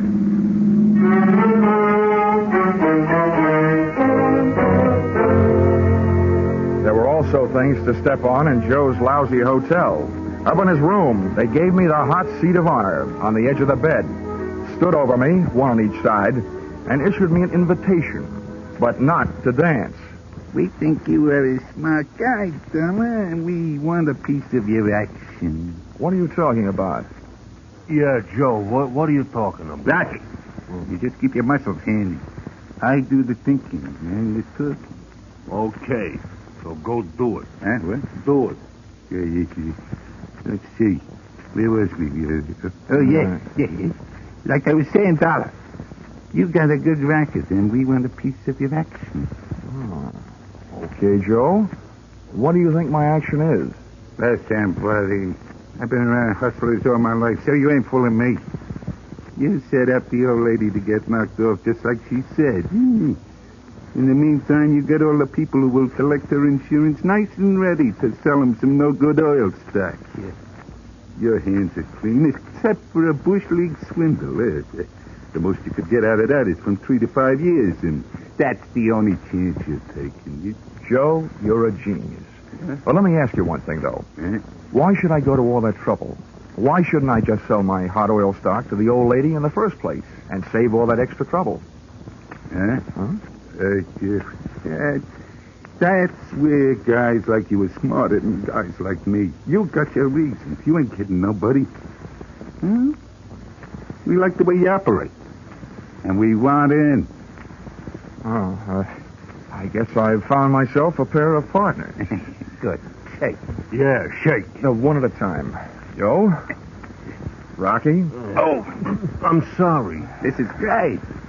Rocky and me have been taking Grandma for a few bucks now and then, protecting her from them squares she's afraid of.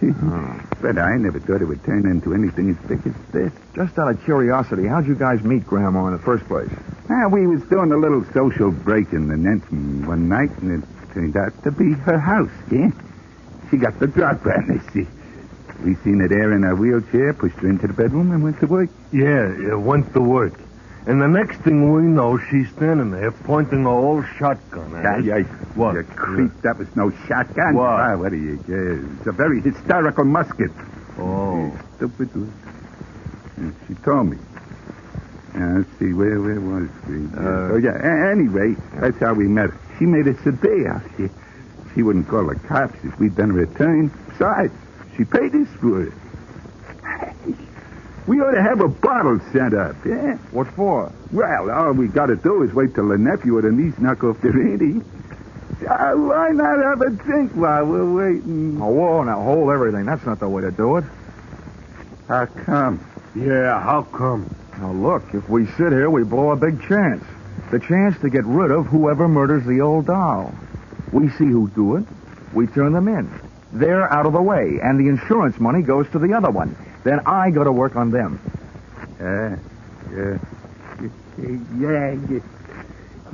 You see what I mean, Rocky? That's why guys like him has got more brains than guys like me. Yeah, more brains than guys like me, too. And spades.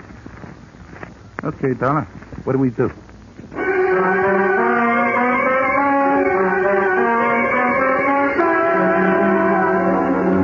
I was in a bad spot, but I'd put you, Auntie Carter, in a worse one, hoping to attract any bad apples that might be hanging on your family tree. Then all of a sudden you decided I was a worm and eliminated me as your number one protector. Among your spoiled family fruit, there was nephew Chalmers, fishy-eyed and money-hungry, his wife Crystal, who was no killer to look at, but who could be sure of her with a gun in her hand. Then there was Sophia. She was stuffy, but strangely reminded me of a precocious young lady who strangled her mother so that she might wear her evening gown to her high school senior prom. So, when Joseph, expert in giving a fellow's eye a coat of many colors, asked me, what do we do now? I honestly didn't know. The best answer I could come up with was get back to where we could keep an eye on your address on Pinckney Street. But when we got there, Pinckney Street was blocked off by blue uniforms, and reinforcements were still arriving. Hey, what's going on? Yeah, what's going on? Well, you gotta be sure of one thing. This ain't the policeman's ball. Look, how well are you guys known to the Boston police? And some of their best quiz masters have failed to make us talk. Yeah, they failed to make us talk. Okay, you better let me go ahead. Not too far ahead. Don't worry. Hey, look, Joseph, the cops are coming down out of her house. Oh. What do you mean now?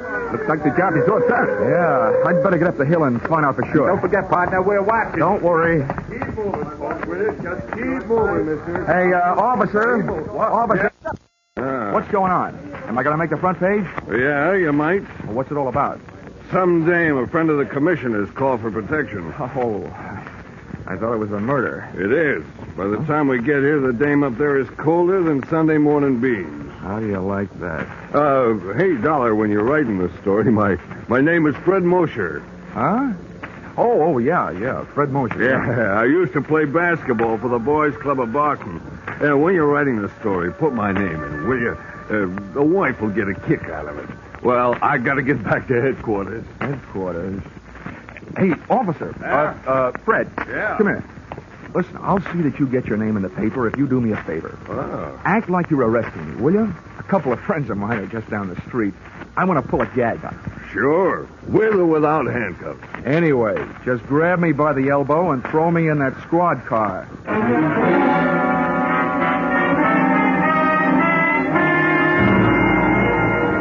I could tell by the eyes of Joseph and Rocky that I had just successfully dissolved a partnership. At the corner of Arlington and Boylston, I swapped the patrol car for a cab. And, what do you know? I headed back across the Charles River to Cambridge.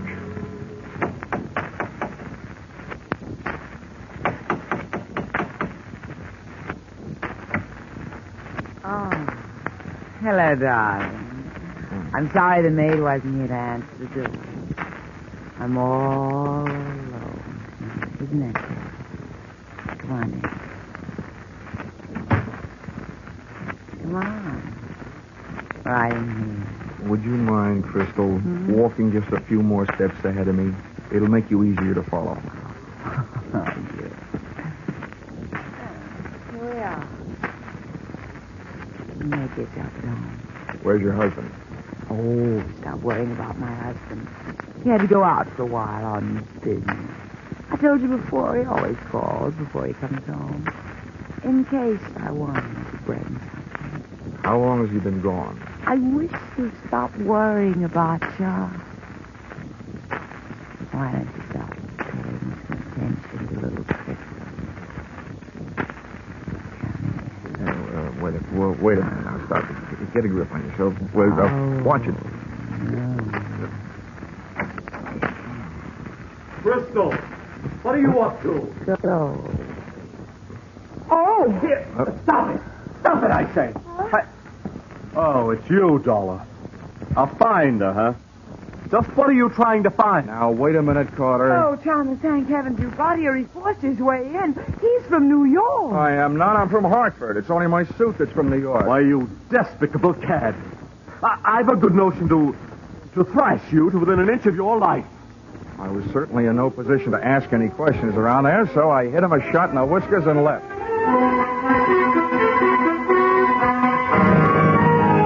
And where do you think I went? Back across the Charles River to Bay State Road and Niece Sophia's pompous little apartment. Nobody answered, so I broke rule number 3 in the book of how not to get your head split open when nobody answers the door. Picked the burglar's friend type lock and went in. I thought at first I'd set off a new, polite kind of burglar alarm, but it was only a grandfather clock tolling out 10 p.m. as the moonlight boffed me smack in the kisser. First thing I saw out the window was my friend the Charles River, over which I'd made more crosses than the X-Man in a tic-tac-toe tournament. My tongue was as dry as that was wet. The second thing I saw, thanks to my fountain pen type flashlight, was an open drawer in a kidney-shaped desk.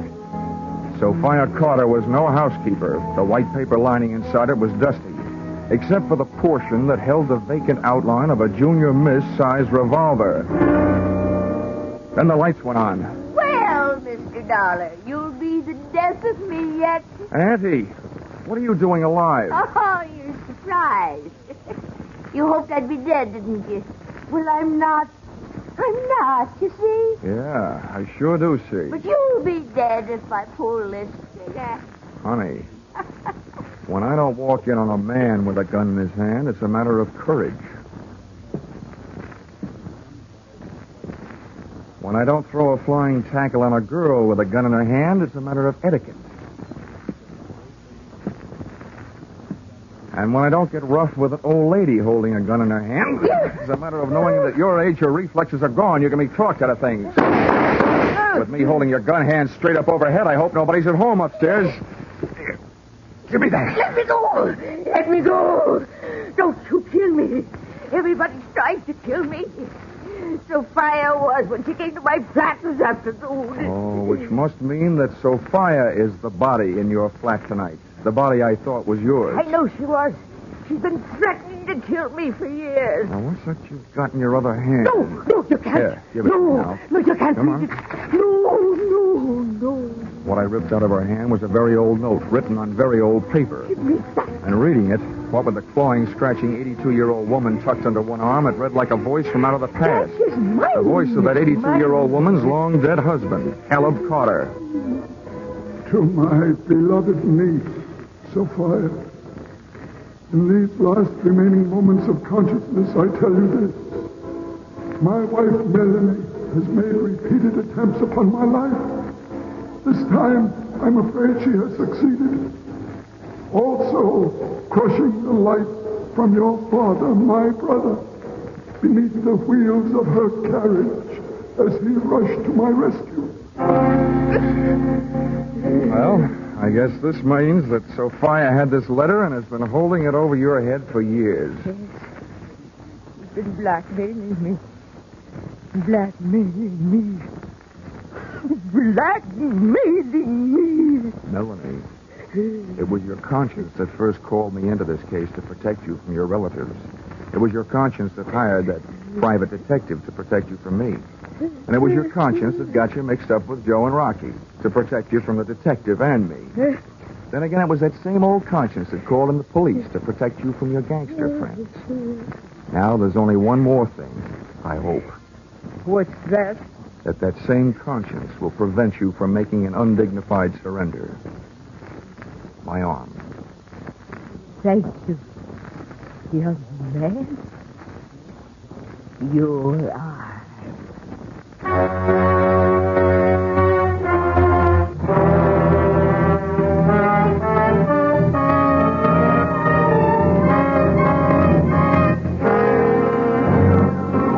Expense account, item 4, $15, pipe and slippers.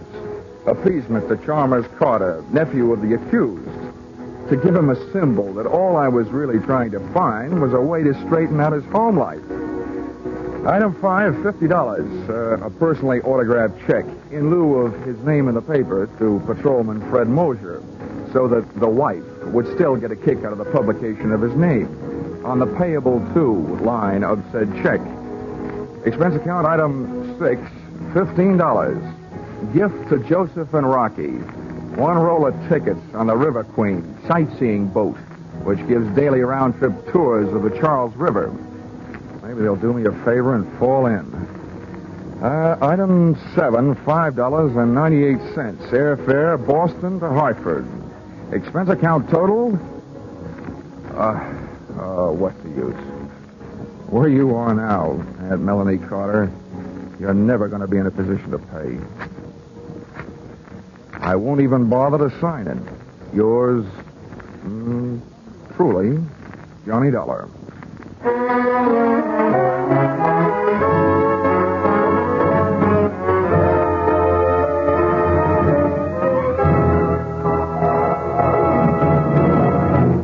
Yours truly, Johnny Dollar, is produced and directed by Gordon P. Hughes and stars Charles Russell. Script by Paul Dudley and Gil Dowd. Be sure to be with us at the same time next week when another unusual expense account is handed in by yours truly, yours truly, yours truly, yours truly, yours truly, yours truly, yours truly. I knew when I went to the desert that anyone who plays around with cactus is liable to get stuck. But I didn't remember that another way of saying death is going west.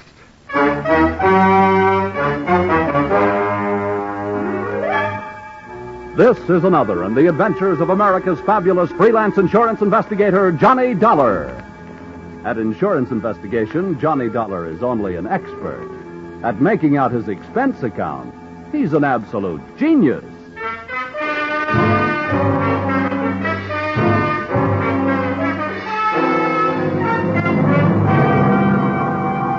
Expense account submitted by Special Investigator Johnny Dollar to Old Caledonia Insurance Company, Hartford, Connecticut. Attention, Oscar M. Wheaton, Chief Investment Counsel. The following is an accounting of my expenditures during my investigation of suspected skullduggery in the Skull Canyon mine. Or, Mr. Bones, who was that lady I seen you with last night? Or, messing with a mule train is one good way to kick off. Expense account, item 1, 25 cents. Tip to busboy who brought telephone to my table at the Blue Danube Restaurant, Robertson Boulevard, Los Angeles, where I happen to be working on a case. Your call came right after the liver dumpling soup, taking me out of the soup plate and putting me in the soup. This is the story, Dollar. You make notes and don't interrupt. 2 years ago, this company made an investment in a bona fide working gold mine, the Skull Canyon Mine. That's just outside Twin Buttes, Arizona. I see. I said don't interrupt. That's just over the border from Nogales, Mexico. Now, up until 3 months ago, everything was fine. The profits shown by the mine were good. And then suddenly, our returns dropped 50%. However, operating expenses, man-hours, and so on remain the same, indicating there's been no fall-off in the removal of high SAR. Now, there's something wrong. We want you to go down there and find out what it is. Expense account, item 2, $12.80. I decided that since you'd invited yourself to the table, dinner at the Blue Danube was on you. Oh, in case you're interested in what you didn't have, it was that liver dumpling soup, veal paprikash, cherry strudel, and a small coffee. Enjoyed with that case I was working on. An eccentric millionaire who wanted to marry me for her money. She had yes in her eyes, but when I told her I had to say goodnight immediately, she said, "Oh, no." Expense account, item 3, $120. Burns Lee Flying Service. Charter plane to Twin Buttes, where I checked into the Waterfield Hotel, called the mine, and told the girl who answered that I wanted transportation out there. She said she'd come after me. Having seen too many Western movies, I figured she'd arrive in a buckboard, but instead she picked me up in a Jeep. Hey, slow down, will you? Before my teeth start falling out. Oh, sorry. I forgot you were tenderfoot. That's not where I'm tender. By the way, Miss Moreland, how far is it out to the mine? 23 miles? Oh, no. Is the road like this all the way? Oh, no. About another half mile out of town, there isn't any road at all. Oh, if I ever live through this. From now on, I'm taking my bumps in a burlesque theater. Oh. Much better than walking, mister. Say, you said you're out here representing the owner. What's your job? Well, I'm an efficiency expert. Oh. Speaking of efficiency, what's your first name? Jackie? Oh, well, in that case, mine should be Gwendolyn. But it's not. It's Johnny. Well, let's not bother shaking hands on it, pal. Here comes the end of the road.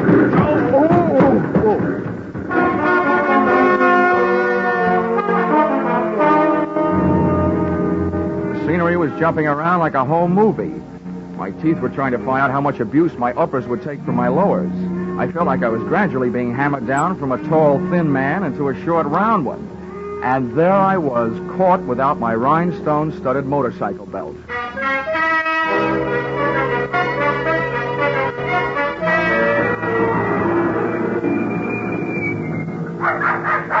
Well, here you are. Want me to help you out? Oh, very funny. Go away. Get lost, you little monster. I'll admit I look like a bag of bones, but I'm too young to die. Oh, now beat it. Oh, be a good dog now. Lie down, Nugget. Down. Yeah, Nugget, drop dead. This the mine office? This is it. Well, Dollar, welcome to Skull Canyon. I'm Doyle, the manager out here. I'd be happier to meet you if I met you in town. Mr. Dollar's in a foul mood, Jeff. That ride was a little too much for him. That ride would have been a little bit too much for Buffalo Bill. Well, that's how Jackie keeps that figure as trim as she does. Now, come on inside, Dollar. That's where the books are, and that's where the chairs are. With cushions, I hope. I'll see you guys. All right.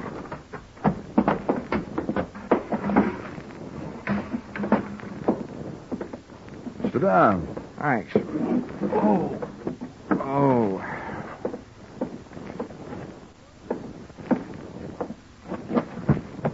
Well, there you are. You'll find all the figures right in that big, fat book.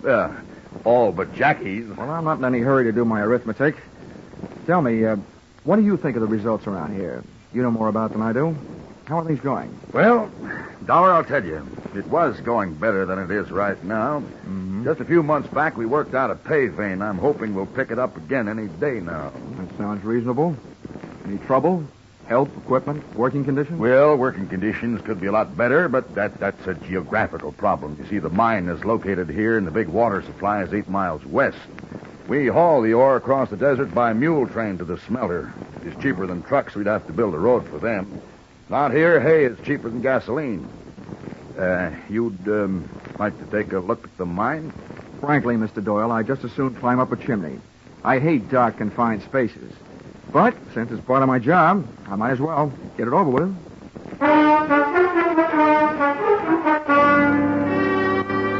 The entrance into the mine was through an adit, a horizontal shaft into the side of a hill. We rode in on the tail end of a small red dynamite car, drawn by a donkey, junior grade, a burro. It was cooler in there, but I started to sweat the minute we left sunlight and fresh air behind us. I could hear the jackhammers nibbling little gold earbobs out of the quartz rock for the Christmas tree. Then I heard them stop, and Doyle told me why. Sounds like they're about ready to blast. Oh, great. Open your mouth and cover your eyes.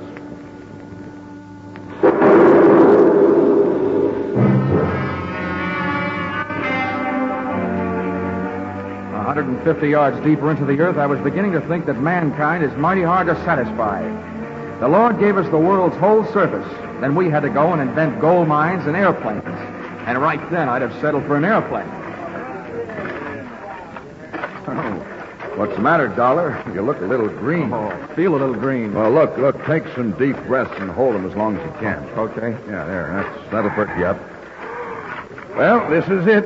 Right here is the only face we're working. Doesn't help. So this is it, huh?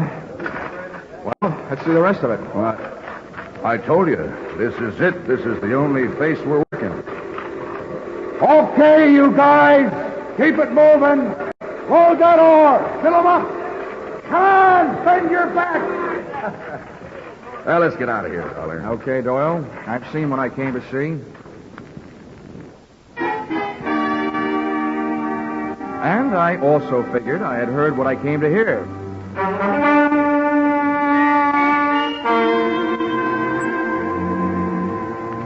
Dinner that night I had with Doyle and Jackie, and the steak they served gave me a rough idea of what they did with their old burros. Doyle's attitude gave me a rough idea that maybe he'd seen my eyes light up when I heard those jackhammers snorting away in some other part of the mine, just after he had told me that where we were standing was the only place being worked. After dinner, Doyle went back to the mine, leaving me alone with Jackie, which was better than dessert. By the way, Jackie, just what's your job out here? Oh, I'm just sort of a secretary and bookkeeper and jeep driver. Uh-huh. How'd you happen to land here in Skull Canyon? Well, I took the job because I was going to marry the man who was the manager then, Doyle's old boss. I met him in college. He was a mining engineer. His name was Larry Hodges. Oh, what happened? I was left at the altar. When I got out here, he was gone. Guess he got stage fright and changed his mind. Anyway, nobody's heard from him since. Least of all me. Come on, I'll show you where you sleep.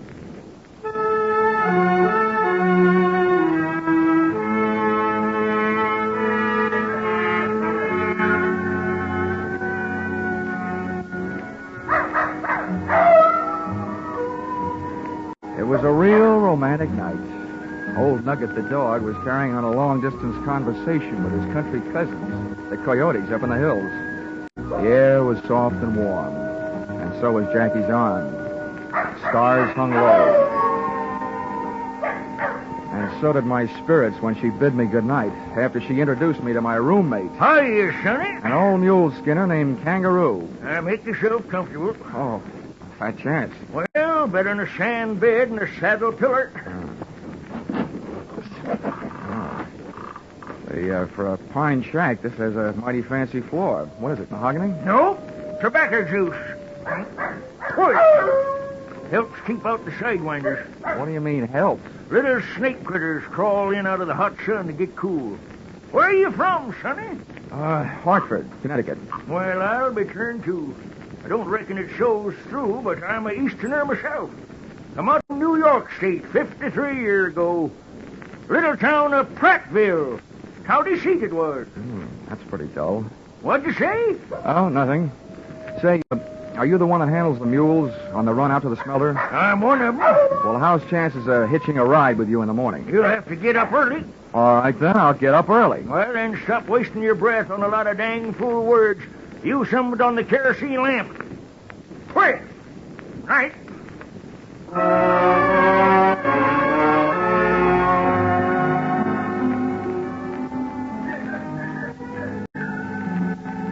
I lay awake, thinking about that jackhammer I'd heard working the supposedly inactive end of the Skull Canyon mine earlier that day. This didn't take too much pounding into my skull before I decided that Doyle was working on a vein for his own personal profit.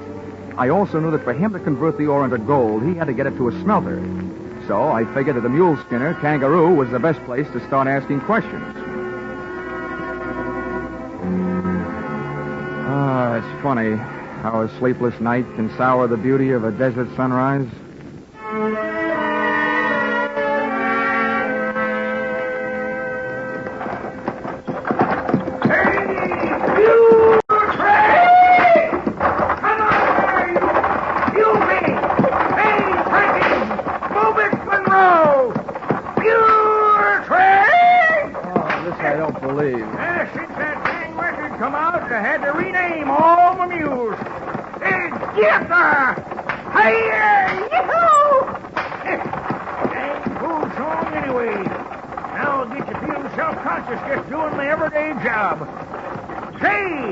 See that big rock up ahead?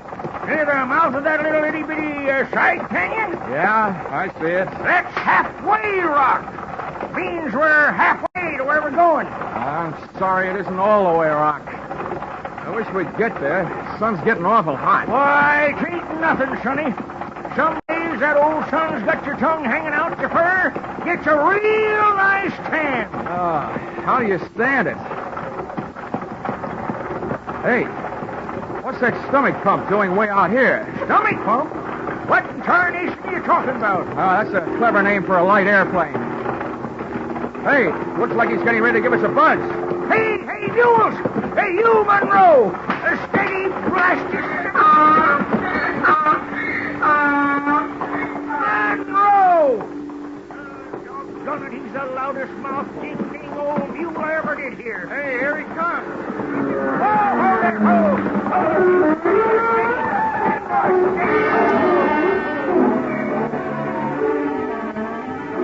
First thing I learned was if you ever want to panic a team of mules, just buzz them with an airplane. The second thing I learned was that little canyon we were approaching was loaded with armed horsemen who came galloping out like they were trying to make history at San Ferran.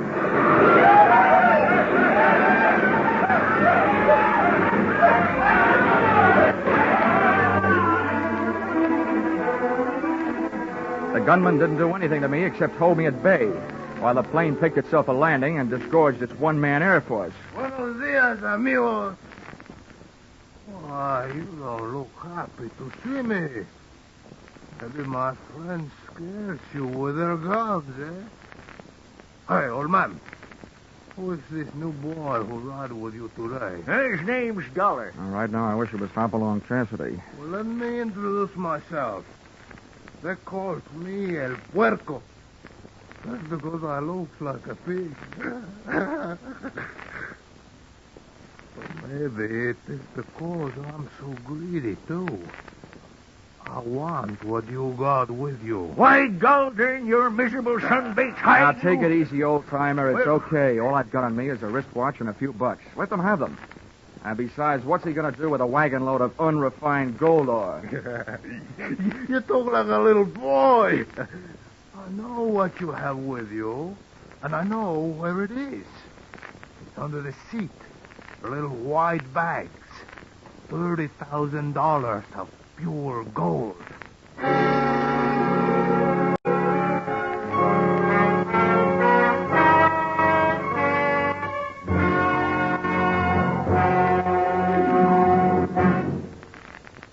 In just a moment, we will return to the second act of Johnny Dollar. But first, hardly a clue to start on, and the witnesses' stories at hopeless variance.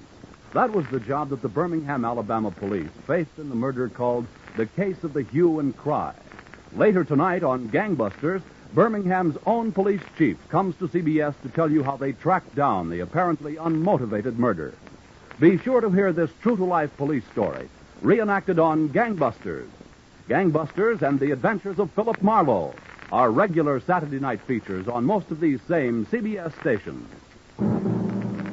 Now, with our star, Charles Russell, we return to the second act of Yours Truly, Johnny Dollar.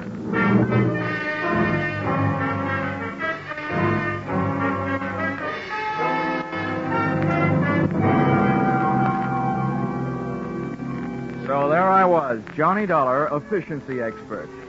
I'd efficiently gotten myself in trouble. I was efficiently letting El Puerco walk off with a large part of your gold, and stood a good chance of efficiently getting myself shot in the belly. There we are, amigos. I feel better now the gold is in my little aeroplane. I hope you're not mad with me. You know, I need the money to pay my taxes.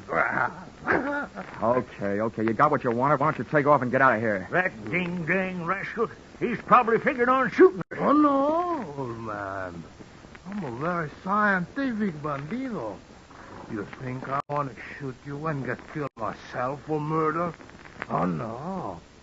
I let your mules do the dirty work. Well, Manuel, Pedro, Juanito, here, adelante. Take these men and tie them up. Tie them to the stake back to back. And the rest of you tie up the mules in a circle around them, in nice and close. Then I will get them a little aeroplane and dive on the mules. And the mules will kick their heads off. Pitching horseshoes may be fun, but not when they're being pitched at your head by a mule. Once we were tied back to back on the stake, the nearest available technical advisor, Kangaroo, was anything but encouraging. That's the trouble with a gold-darned mule. When they get riled up, they think with their feet. Here he comes. Oh,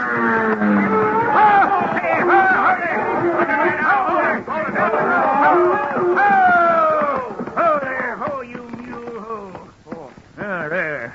I guess we showed him. Yeah. I ain't skunned mules 40 years for nothing. I can handle them. Oh, nice going, Kangaroo. Now, listen, Sonny, I got me idea. Yeah, what is it? Well, go something like this. Hey! Oh!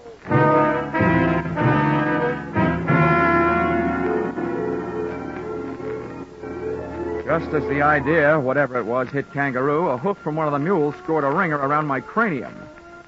Ah, the stars looked beautiful. They came out in the shape of a horseshoe.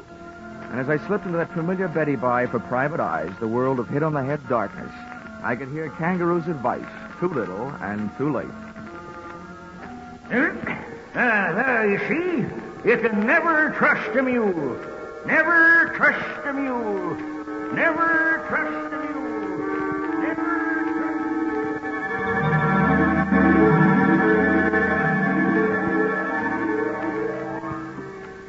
A long time later, the curtains of my eyelids went up on the next act. But something was wrong. The stage was still dark. The stars were still there, but not in a horseshoe pattern. I closed my eyes and dreamed some more.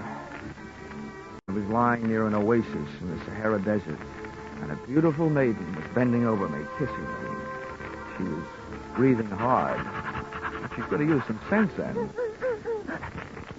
Huh? What? Nugget, get away from me, you mangy cur. Nugget, get away from him.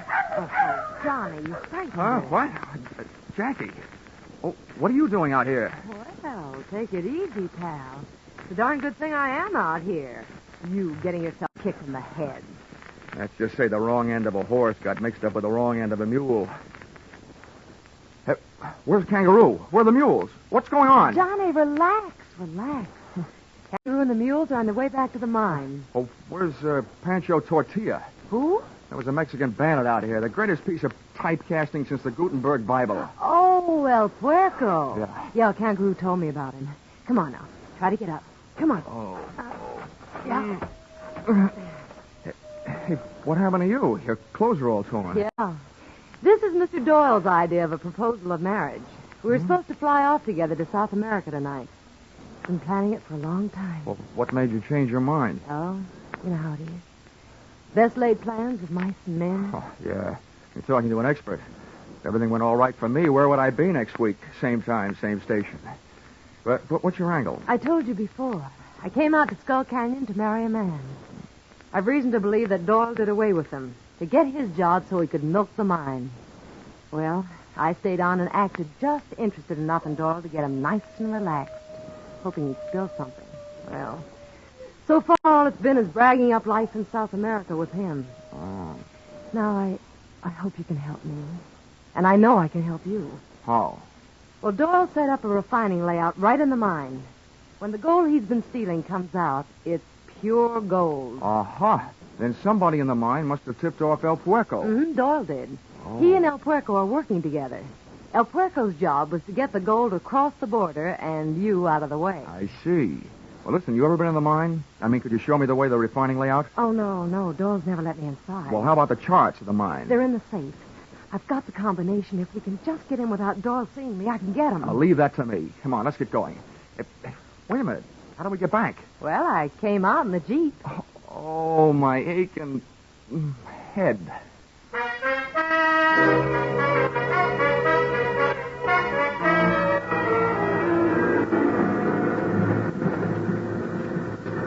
This is close enough, Star Eyes. We better pull up right here. All right. Nugget, quiet. Say, the wedding may be off, but it sounds like the reception is still on. No, that's the regular Saturday night square dance. Oh. Well, look, from here, which way is the office? I'm lost. It's right over here. Oh. Come on, I'll show you. You were in it yesterday. When we rounded the corner of the office building, my heart was doing a dozy-do.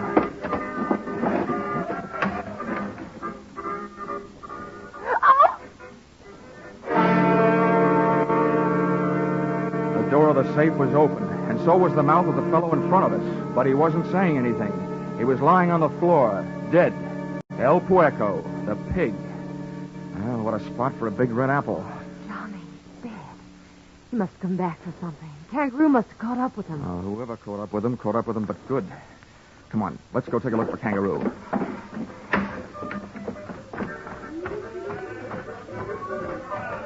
Wait. Yeah. Careful, darling. Door may be in there. Boy, tight spots really give that word darling a good workout, don't they? Okay, darling. Wait out here. I'll be careful.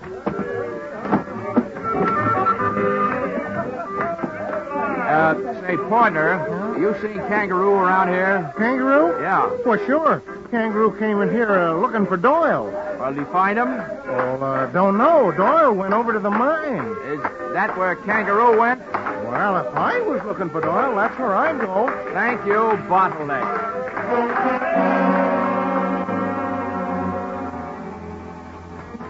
I don't know why I was in such a hurry heading straight into trouble.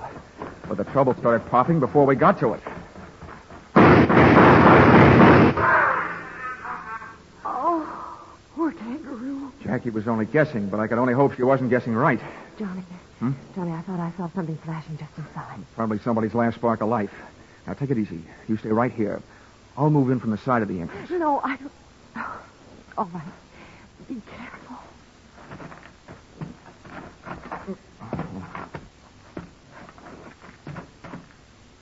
Oh, he sure got you good, partner. Okay, Jackie, you can relax. The right man got it, your play man. Mr. Doyle. Oh, Johnny. Oh, Johnny, it's awful. What a relief. Hey, Kangaroo, you can come on now. Everything's all right. It's us, Jackie and Dollar. Anyway, don't make a move, or I'll shoot you down. Hey, what the... Harry! Stay away now. Larry, you mean the guy you thought was dead? The guy you were supposed to marry? Yes. Oh, Larry. Larry died. I'll kill you. No. Oh, Larry.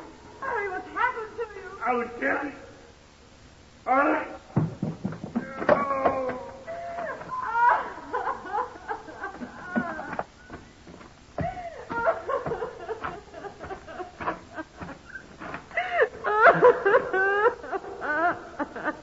Come on, kid. He wasn't worth waiting for anyway.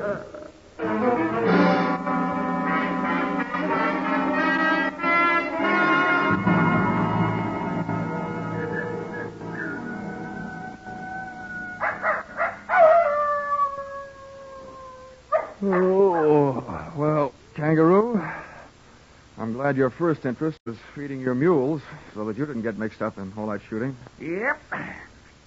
Poor. Well, I'll tell you. When three bad eggs like Hodges and Doyle and El Puerco get together double-crossing each other, they all gotta wind up in the omelet. Dead. Sure feels good to get your boots off. That Larry feller thought he was pretty smart, holding up in that mine with his own private smelter, using Doyle for a front. The only thing was he didn't figure on Doyle falling in love with his woman. Yeah, who wouldn't? Hey, for a young fella, you sure talk a lot. How about using some of that breath you're wasting on that kerosene lamp, huh? Quick. Right.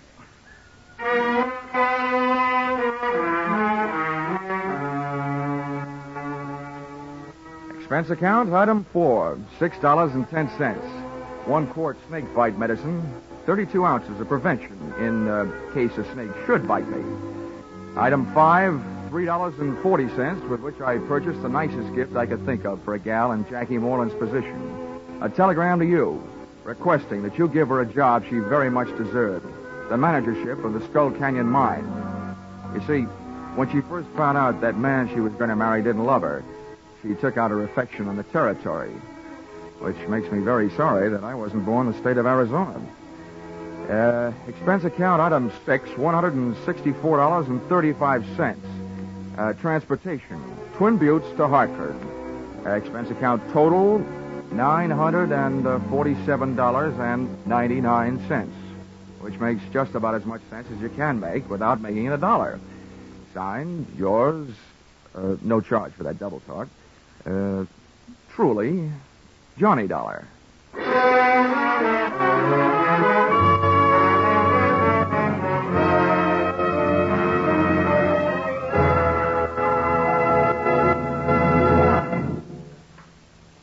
Yours truly, Johnny Dollar, is produced and directed by Gordon T. Hughes and stars Charles Russell. Script by Paul Dudley and Gil Dowd. Featured in the cast were Doris Singleton, John Daner, Willard Waterman, Fred Howard, and Don Diamond. The special music is written and conducted by Leith Stevens. Your announcer is Paul Masterson.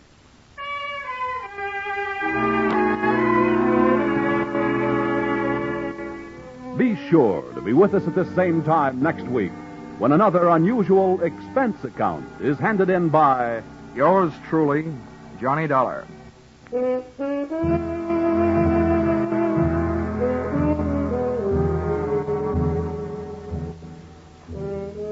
Music Popular and Music Western are on the bill for CBS listeners again tonight.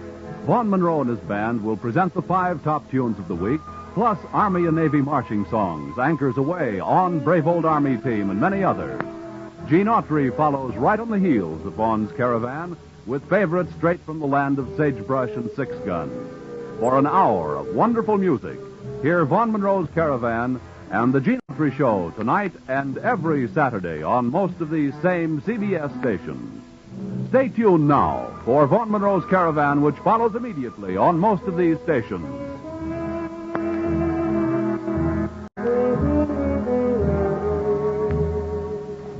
This is CBS, where yours truly, Johnny Dollar, meets adventure every Saturday night, the Columbia Broadcasting System.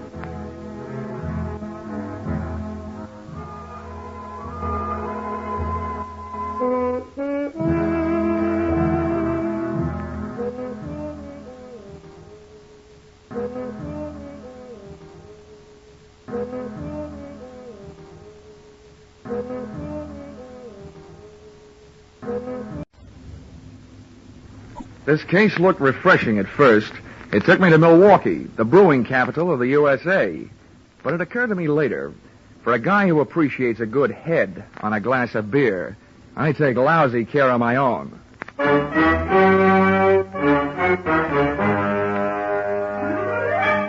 This is another in the adventures of America's fabulous freelance insurance investigator, Johnny Dollar, starring Charles Russell.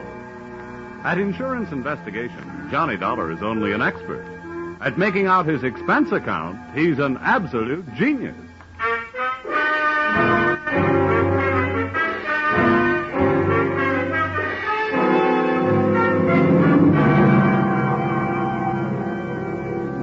Expense account submitted by Special Investigator Johnny Dollar. To Home Office, Ambassador Life and Casualty Insurance Company, Hartford, Connecticut.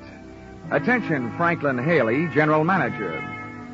The following is an accounting of my expenditures during my assignment as bodyguard to your policyholder, Ann Connelly. Or it may have been love at first sight, but the last sight was down the barrel of a .45 automatic. Expense account, item 1, $2.95, 1 copy of The Case of the Playful Siamese, a novel of detection and suspense. It was a story about a private eye named Dexter Payne. But before I could learn whether poor Dexter was dead or alive at the end of Chapter 1, the phone rang, and there you were, Mr. Haley, telling me I had to leave for Milwaukee on the next plane. So I returned the book to the lending library, bought a copy of my own, and came to your office to find out what my assignment was all about. Oh, come in, Dollar. Come in. Thank you. How are you, Mr. Haley? Fine, my boy, fine. Glad to see you again. Oh, sit down. Thank you. Ah, adding to your store of knowledge, I see. What are you reading? Oh, the Case of the Playful Siamese. Bah, crime fiction, trash. When there's good literature available, why waste your time on such mediocre drivel? What do you think you're playing, old coward? Millions of dollars taken in on it every year. Well, what's the difference so long as you're not taking in? Oh, you bet they'll not get a penny from me. Oh, yes, they will. Huh? What's that? Oh, I said Will Shakespeare. You know, Hamlet, Macbeth, Othello, crime fiction. No comparison. That's different. Anybody knows that. Well, I guess we'd better get down to business. Your plane leaves in an hour and a half, 6:30. This girl who needs a bodyguard, who is she, and what's she afraid of? It's a sad, tragic case. The result of a misdirected, surely not faultless life, but nevertheless a situation that demands outside help. Oh, there now. Don't go to pieces. All I asked was what's her name and what's she afraid of. Her name is Connelly. 6 years ago, she had the misfortune to fall in love with a man named Neil Grafter, a man of violent passions, jealousy, and so on. He misrepresented himself to her. He plied her with luxuries. And then, practically on the eve of their wedding, he was arrested for grand theft. Uh-huh. Yeah, I think I can ad-lib the rest. While he was in prison, she didn't get tired of the luxuries he'd given her, but she did get tired of waiting for him. Well, he had lied to her, and 5 years is a long time. True. The point is, Grafter's coming out on parole today, and Miss Connelly is terrified at the prospects of her first meeting with him. His violence, you know. Mm-hmm. He once threatened to kill her if she so much as looked at another man. We want you with her when Grafter arrives. Well, why me? Aren't there bodyguards for hire in Milwaukee? Well, we hold a large paid-up policy on her life, and we want her protected. Besides, she's practically penniless. She couldn't even afford to hire a private detective. You know, it's a tragic case. And then, on the other hand, possibly all her fears are imaginary. Perhaps nothing will happen at all. Look, Mr. Haley, you can count on one thing. If I'm mixed up in it, something will happen.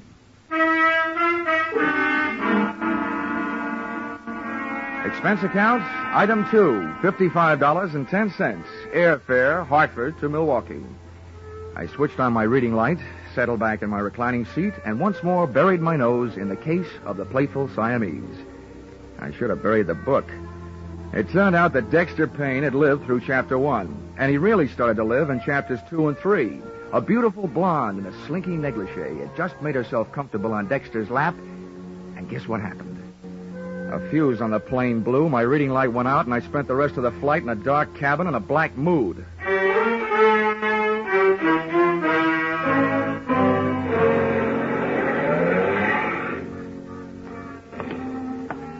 Expense account, item 3, $2.50.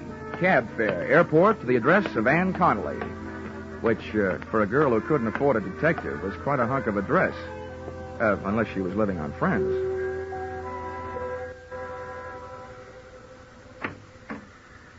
Good evening. Good evening. In case you are looking for Miss Connelly, she is not here. In fact, she has went out for the entire evening. Oh? Well, I think she's expecting me. At least she sent for me. She sent for you? Yeah, I'm Johnny Dollar from the insurance company. Oh, how dense of me. She did mention in passing that a detective would show up. Step inside, please. Thanks. Just hang up your coat and things. All right. She wishes you to remain until she comes home, which could be any time after the joints close up. Yeah, sure. And, in the meantime, I have been instructed to see that you are comfortable. So, what would you care for, a straight slug or a highball? Well, a highball would be fine. Step this way, please. Yeah. Oh, the floor's waxed, so watch that throw rug if you don't wish to land on your ear. Okay, thanks. Hey, it's a nice place. Do you own it? Most decidedly not. To me, it is a sweatshop. I am Cora. I am Miss Connelly's personal maid. Personal maid? I agree that I do not look the type. I only accepted the position because I was on my uppers. My regular racket is specialty dancing. Please be seated. Thanks. Cora, if I may call you Cora? Oh, please do. Cora, as I understand it, Miss Connelly needed a bodyguard, but she couldn't afford to hire one. So she asked the insurance company that holds a policy on her life to supply one. Well, that's me. And now I find out she lives in a house on the right side of the tracks and has a personal maid. I'm confused. Listen, Mr. Dollar. It is my opinion that preventive measures should start at home, if you know what I mean. No, I don't. In other words, she needs a bodyguard like I need a foster mother. What do you mean by that? From what I have saw, she has more men hanging around to protect her than Princess Margaret. You know, if they were divided into a line in a backfield, they could walk over Notre Dame. Especially a handsome specimen named Ray Merrick, whom she is dating tonight. Well, what about this guy who's coming out on parole? Pardon me? Neil Grafter. While he was cooling his heels in prison, she was cooling her love for him. And she's afraid of what will happen when she tells him. This is news to me. Of course, I have been in Miss Connelly's employ only a few days, but I have not heard mentioned any kind of a grifter or a stir bum in her past. Now, as regards to your highball, would you care for scotch, bourbon, brandy, soda, or plain water? Make it scotch, soda, and no ice. Hey, Cora, if you don't mind a compliment, that outfit you're wearing, naked sandals, quilted skirt, and that sweater, make you look less like a personal maid and more like a personal friend of Errol Flynn's. I should live so long, but I thank you for your appreciation. It's part of my condition here that I am allowed access to Miss Connelly's wardrobe. Except for, here, we're the same size. Here's your scotch and. Thanks. And, if there's anything else that would add to your comfort while you wait, name it. All I need now is an easy chair and a lamp. I'll get back to the case of the playful Siamese. Pardon me?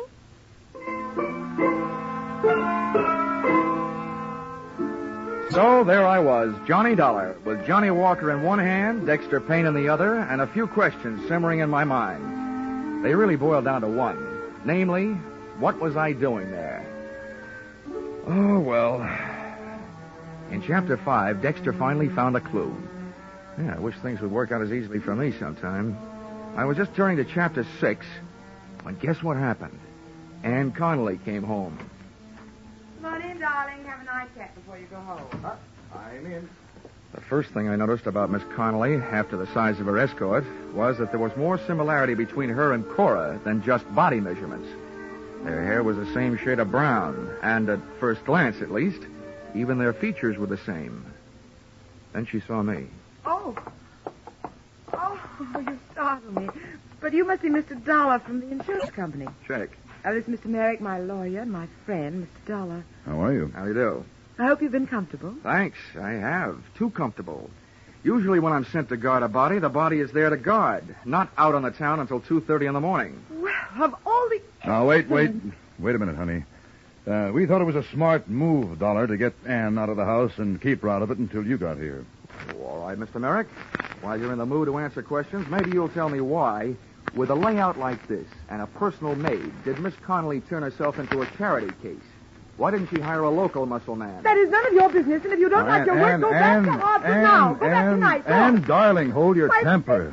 Now, has you'll to have quit to your forgive Miss temper. Connelly, Dollar. Her nerves are on edge. You can understand that. Dollar, the fact is that she couldn't afford to hire protection. A, because her funds are low at the moment, and B, because there's no telling how long she'll need protection. There's no way of knowing when Grafter will show up. Does that answer your question? I had planned a winter in Bermuda.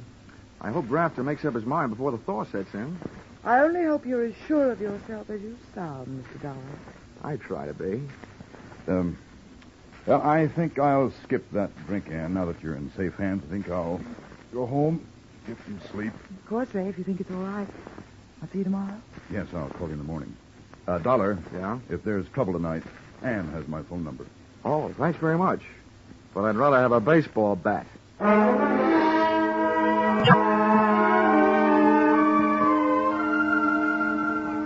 I learned early in my career that an excellent way to court disaster is to wait for trouble because it usually sneaks up behind you.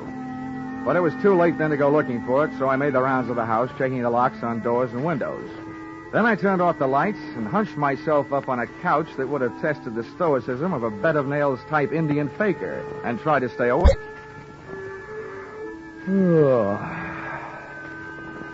I wondered about Dexter Payne. I wondered if the playful Siamese was a cat or somebody from Siam. And I just about made up my mind to duck into the closet with my trusty Ronson and read until the fluid ran out. And guess what happened? A door closed quietly, and a white-robed figure floated toward me.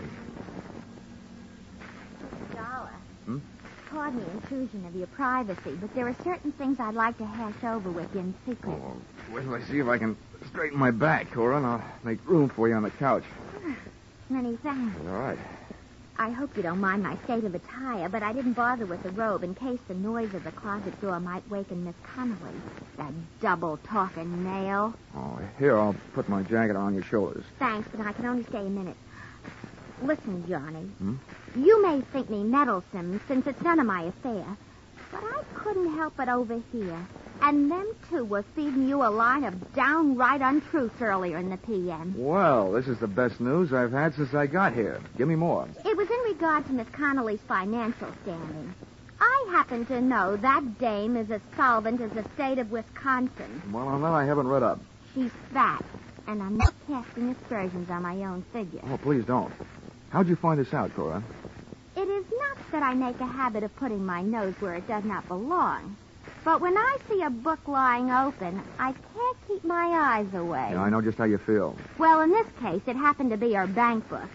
And with that balance, she could afford J. Edgar Hoover. Yeah. Why are you telling me all this? Have you got something against her? Mr. Dollar, if you are casting aspersions upon my honesty... It's only a faint suspicion, but you could be trying to talk me into leaving the case and leaving Miss Connelly unprotected. Well, I am thoroughly disappointed. A fine lot of thanks after I braved possible pneumonia. Oh, Cora. It so happens that I told you because I am a strong believer that it is decidedly crummy for anyone to take advantage of their fellow man. Now, look, Cora. But from now on, you can take a flying leap. Cora. If you were dying of thirst, I would... What's that?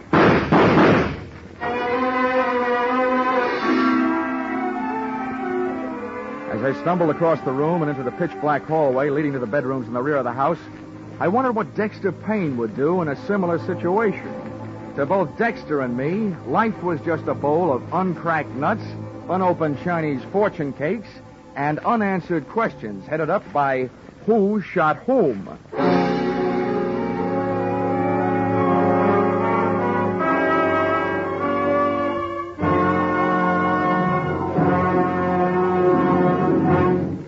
In just a moment, we will return to the second act of Johnny Dollar. But first, The Case of the Paper Stars, a thrilling true story from the police file, starts a 3-week serialization on CBS's Gangbusters tonight. Don't miss the first episode of this story of police on the trail of a gang that terrorized 3 states. Also on CBS tonight, you'll hear the latest adventures of that famous private eye, Philip Marlowe. The Adventures of Philip Marlowe and Gangbusters are regular Saturday night features on most of these same CBS stations. Tune in this fall for the show that you love best of all. Listen carefully, here's the address. It's CBS. Now, with our star, Charles Russell, we return to the second act of Yours Truly, Johnny Dollar.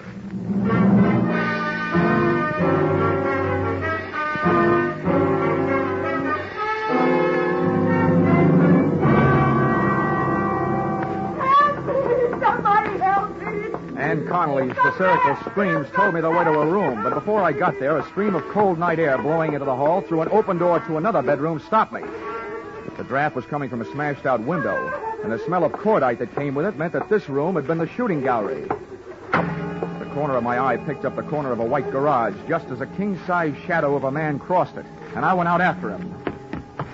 I made the garage in a dozen heartbeats. Believe me, the way my heart was going, that was record time. And as I skidded around the corner, an arm about the size of a fire hose came out of the darkness, crooked around my neck, and pulled. Face that loomed up above, and in front of mine was ugly, bearded, and wild-eyed. So, you're working against me, too. Let go. What's the matter with you? Yeah, sure. I'll let go. Oh, you must be Neil Drafter. I didn't kill her, did I? Because she wasn't in her bed. Oh, where was she? With you? No, she wasn't with me. What's the matter with you, anyway? So she went sour on you. Happens every day. They even write songs like Don't Cry Joe about it. Thought you spent enough time in prison to learn not to like it? Why set yourself up to go back for the rest of your life? You were smart enough to get out on parole.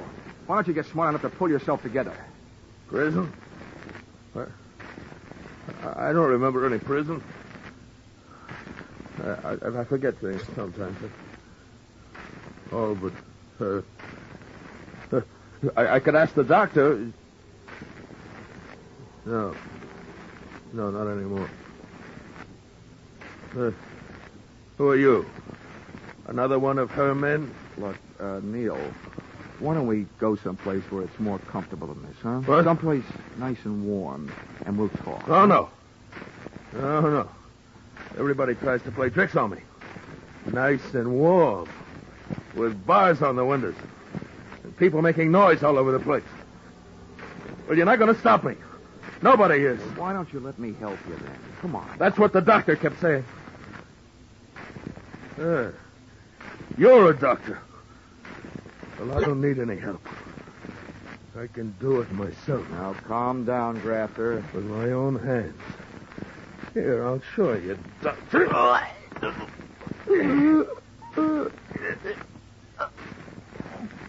No. Oh, well, why should I kill you? So don't help me. Just stay away from me.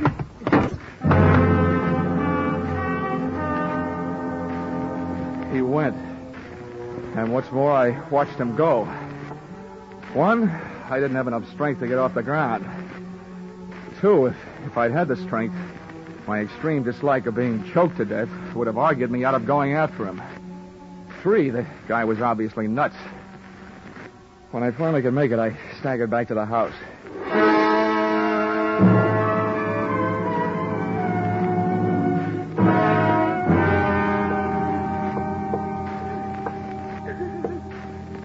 You can turn on the lights, Miss Connelly. He's gone. No, wait a minute. On second thought, maybe we'd better make sure all the shades are down. He might come back.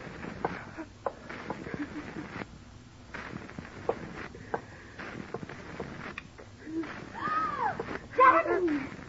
Your throat. What did the light do to you? You might say he saved my life. At least when he got halfway through the job, he changed his mind about killing me. You talked to Neil? I tried to, but he didn't understand anything I said. And Miss Connelly, he didn't talk about wardens and paroles, as in prisons. He talked about doctors and barred windows and noisy people, as in mental hospitals.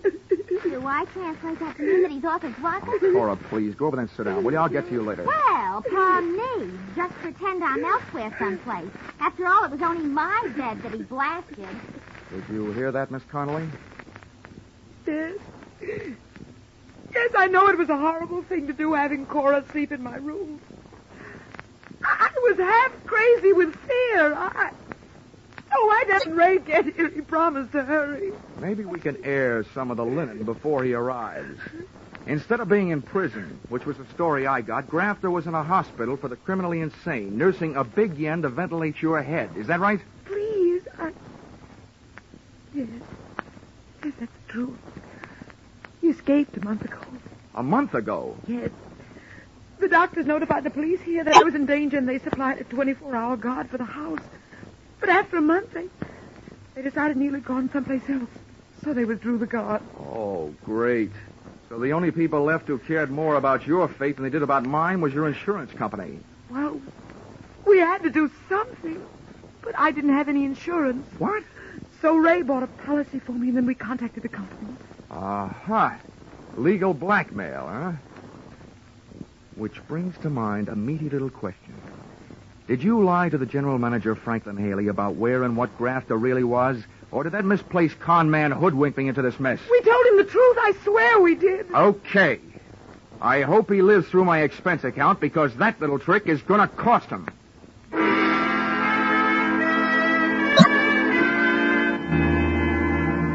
Expense account, item 4, $43. Breakfast the next morning. Over which I managed to steal a few moments alone with Dexter and his dilemma. In Chapter 7, Dexter finally came upon the corpus delicti. The only sign of life in the place was a Siamese cat playing with a ball of string. But before I could find out how the cat figured into things, the phone rang. Hello? Mr. Dollar, please. Yes, Dollar. Your call to Melville State Hospital is ready. Oh, fine. Go ahead, please. Hello? Dr. Downer here. Who is that, please? I am so busy. Oh, well, this is Johnny Dollar, Doctor. I'm an insurance investigator. But I don't want any. I am so busy. Please. Oh, no, Doctor, investigator. I want to talk to you about a patient of yours. Neil Grafter. Grafter? Mm-hmm. Oh, yeah, the paranoid schizophrenic. Oh, a very interesting case. Complete fragmentation of the mind, total loss of synthesis. But he is no longer here for a while. Yeah, I know. He was here last night. What? Oh, what was his condition? Perhaps a state of passive negativism? All I know about his condition is that it's dangerous. He tried to kill his ex-girlfriend. Oh, yeah. I remember. Extremely strong obsession. An extremely strong man. Look, I've been hired to protect this woman. Now, what I want to know is, will he try again? There is no doubt. Well, when? Tonight? I would say tonight. The degree of hallucinatory enmity towards this woman and everybody about her, the depths of his obsession... Whoa, wait a minute, Doctor, wait a minute. You're way over my head. But you do think he'll be back tonight? I am positive. Thank you, Dr. Kildare. And all Dexter has to worry about is a playful Siamese.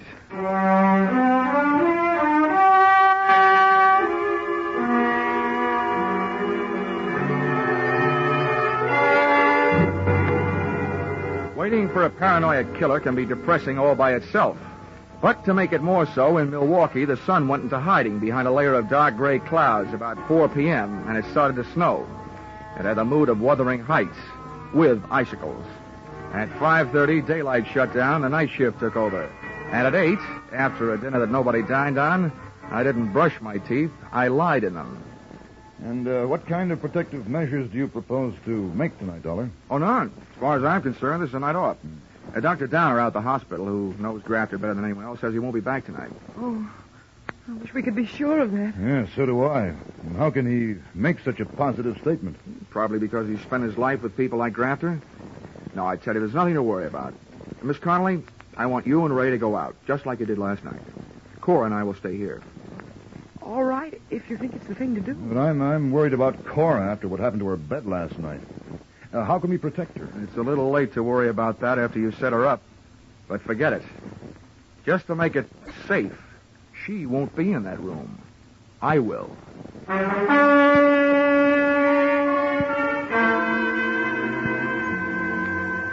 Expense account, item 5, $50, refreshments.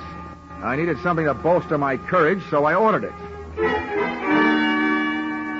At 2:30 a.m., things were looking good for Neil Grafter. Ray Merrick and Ann Connelly had returned from their date. Merrick left. As Ann Connelly was trying to sleep in her room, Cora was on the couch in the living room, and there was a rolled-up blanket in her bed to make it look like that's where she was. And me? I was out in the snow, huddled near the incinerator, with an iron poker freezing to my hand, with a good view of the house and a poor outlook on life. Nothing happened until about 4 o'clock.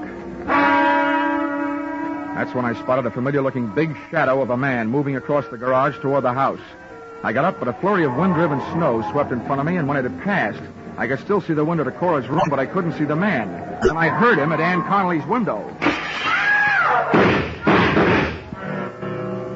He started away from the house, and I started toward him. I met him under the clothesline on a flying tackle.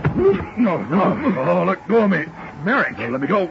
Get away from me. Merrick, but I'll put you away. Well, how do you like that? When an insurance policy enters the picture, you can't even depend on a maniac.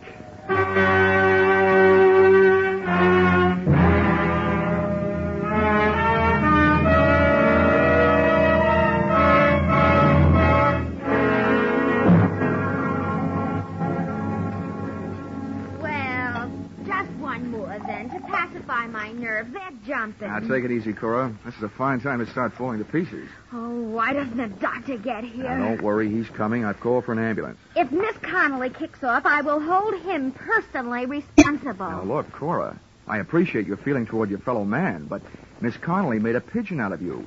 She hired you because you looked like her. She had you parade around in front of those windows wearing her clothes. I am aware of all those double dealings. She even had you sleeping in her room where Grafter almost blasted you. Now, what I want to know is why you're so anxious about her recovery. Because she owes me a week's pay. If this Sawbones doesn't pull her through, I'll sue the city of Milwaukee for my arrears.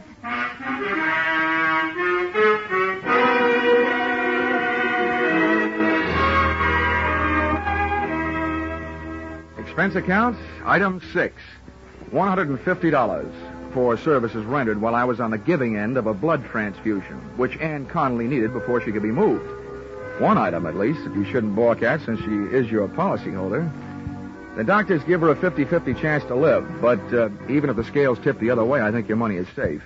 Because her beneficiary, Ray Merrick, is guilty, among other things, of attempted fraud, since he planned on having Neil Grafter blamed for the shooting he did. Expense account, item 7, 5 cents, newspaper, which reported that the police had returned Grafter to the hospital from which he had escaped. He did come back, as Dr. Kildare said he would, but he was a little late and missed the party. Item 8, $55.10, airfare, Milwaukee to Hartford. Expense account total, oh yeah, Dexter Payne. You know, I never did finish that book. After those cats I'd been jiving with, I couldn't care less about a playful Siamese. Expense account total, $845.30. Signed, yours, truly, Johnny Dollar.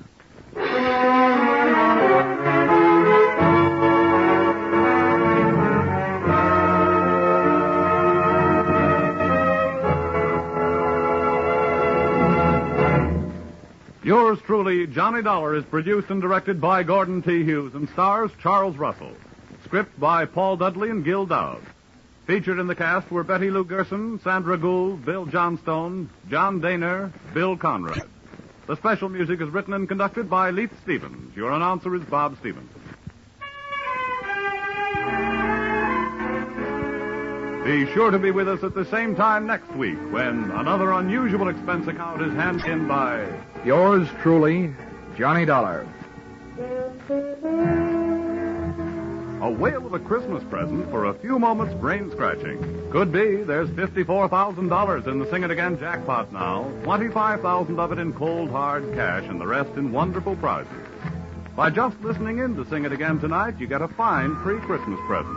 Lots of amusing riddles, plenty of good music. And maybe you'll get that $54,000 call from Danny Seymour. Sing It Again is heard for a full hour every Saturday night on most of these same CBS stations. Stay tuned now for the Vaughn Monroe Caravan, which follows immediately over most of these same stations. This is CBS, where yours truly, Johnny Dollar, meets adventure every Saturday night, the Columbia Broadcasting System.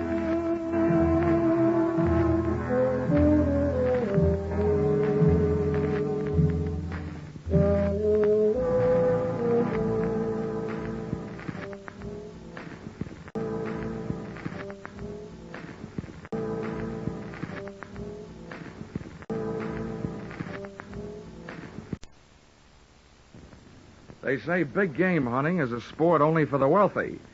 Well, it didn't cost me much, except almost my life.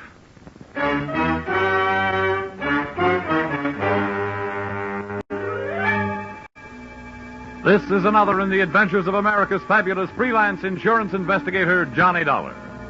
At insurance investigation, Johnny Dollar is only an expert. At making out his expense account, he's an absolute genius.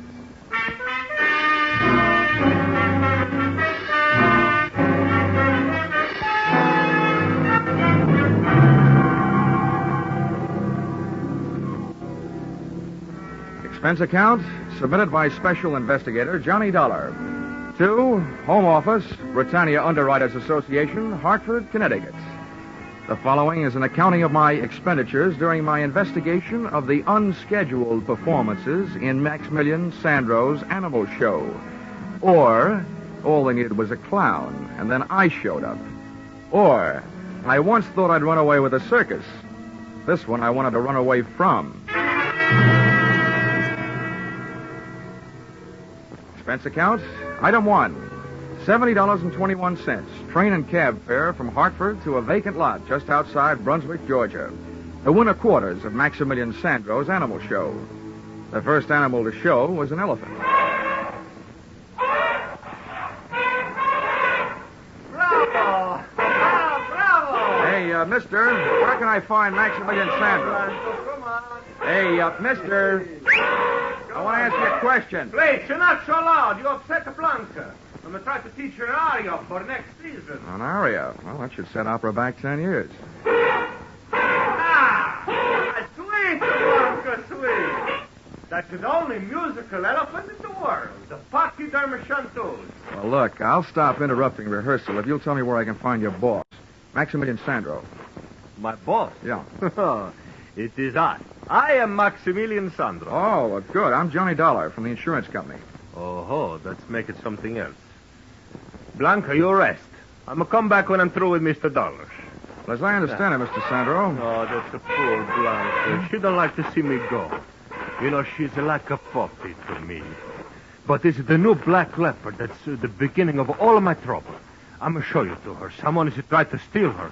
And that's what I don't want, Mr. Dollar. Well, since Britannia Underwriters insured her for $20,000, that is what they don't want, too. You see, that cost me too much to get her from Africa. To lose her, that would ruin my financials. Everything would go. Ah, these are my monkeys. Yeah. Hi. Look, Mr. Sandro, how does anybody go about stealing a neat little package like a black leopard? And why? Why? Because she's a very special leopard. She's a very big, very shiny. I'm going to name her Ashanti. She's going to be my prize attraction. There's lots of animal shows would like to have her. Oh, you suspect your competition? Oh, see. Well, when was the attempt made? One night last week they make with the truck. They tried to pull her cage away, and we saved her just in time. Oh, see, it's my finches, the parakeets, and the toucan, and this is my crow. Yeah. Very nice. Colorful. Did you try and trace the truck? No, so no what to trace. They went away, whoosh, no lights. And it's something else that's not right at all. Oh, yeah? What's that? I'm going to make a big plan. I'm going to get all the money I can put a hands on to buy her from this man at Tex Randall. And now he said the money that was enough before is not enough now. He think he cheat me, this Randall. Well, I'd like to help you with that, too, Mr. Sandro, but I'm afraid that's your problem. My job is to see that your leopard isn't stolen. I see, I know. You get to pay for your job, but you do it, and that's... Oh, no. There is a shot. There is my leopard.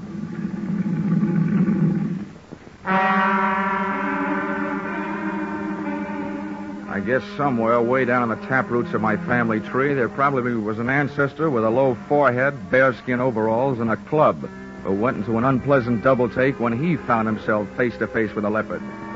I know the feeling I had when I saw Ashanti was inherited from somebody. My feet wanted to run, but my eyes wouldn't leave her as she paced back and forth in about a 12-by-12 cage. Baleful yellow eyes set in a sable-black face, ears laid back and tail lashing in anger, and lips that drew up showing the nastiest set of choppers I've ever seen. She was beautiful, all right, but my vote would have gone to the iron bars that separated us.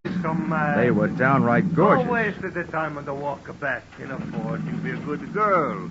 Pretty soon you and me will be good friends. You see, Mr. Dollar, right now, Ashanti, she's a very angry. She's a boil inside. But I'm know my animals. And not long, she's going to eat out of my hand. Yeah, well, she looked like she'd make a meal out of it right up to the elbow. Oh, hey, my Sandro. nose. Cozy, what? Oh, you. Who's this hombre? This is Mr. Dollar. He's come from the insurance company. Well, howdy, Mr. Dollar. I'm Tex Randall. This is the man I tell you about. How are you?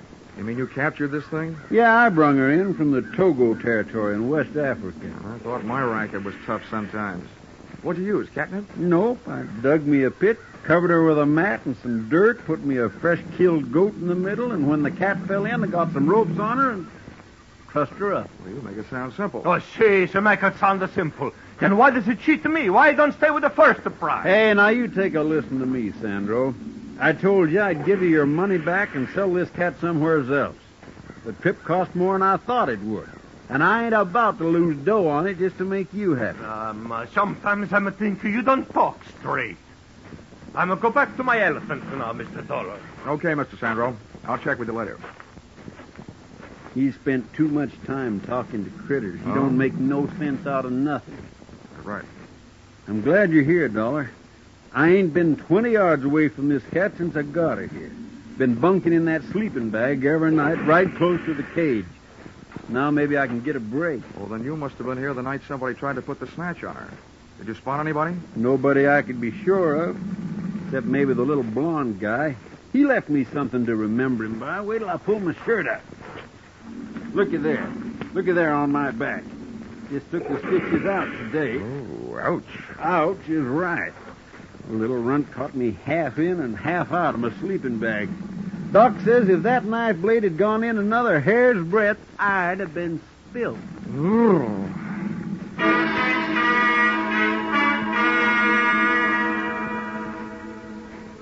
And with that happy thought, Tex Randall, a hard man to kill, left to go into town. I watched the shanty turn into enough raw meat to keep a kennel of Great Danes happy for a week, after which she settled down for what you might call the original catnap. Sandro's elephant settled down to a short vocal lesson, and I settled down for a game of mumbly peg. But before I could get warmed up, I had a visitor. Hello. Wow, the Ava Gardner type with darker hair and olive skin. You look as though you could use some company, Mr. Dollar. Well, who couldn't? I was beginning to think the only females around here walked on all fours. I've had the same feeling about the males. Then he didn't mention me. Who? Pop, the boss. Oh, no. Sandro didn't mention much of anything but his black leopard. Well, I'm Angela, his daughter. Oh, I see. He probably forgot to mention you on purpose, hoping to keep my mind where it belongs, on my work. Well, that's what I came to talk to you about. What can you do? You can't stay with the shanty for the rest of her life, can you? Well, before I found out about you, I would have said no. Please be serious. All right.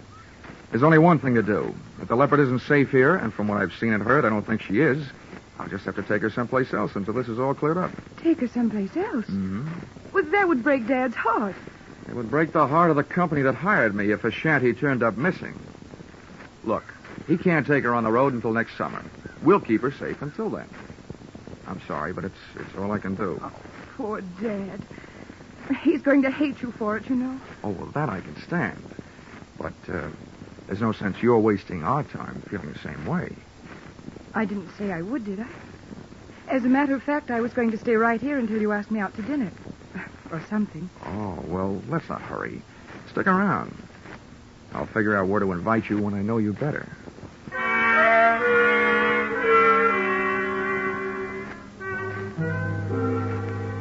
And there, during the waning hours of the Georgia day, I learned that, up to a point, Angela was an easy girl to know. She liked cocktails, dinner, and dancing, so that's the schedule we set up for later. As soon as Tex Randall showed up to temporarily relieve me of my duties as leopard sitter.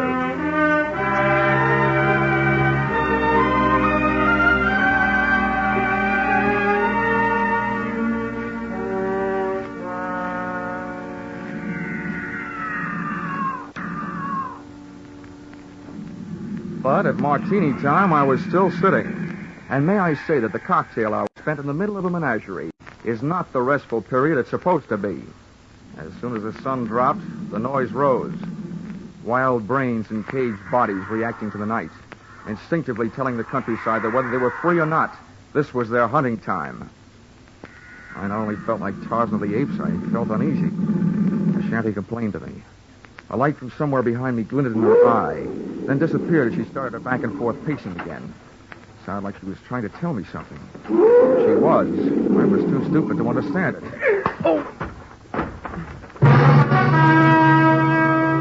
Whatever hit me from behind didn't land hard enough. I stayed on my feet, but a pair of strong hands twisted my arms behind my back, and one hand pushed my wrists into a double hammerlock. The point of a knife was jabbed into my back and started moving me forward toward the cage. The leopard stopped her pacing as she saw me coming. She reached out between the bars for me, her great paw spread, claws extended. The last thing I saw was her snarling face and the paw reaching. Then there was a lunge behind me and something hit my head again. The cocktail hour was over. I'd passed out without a drink.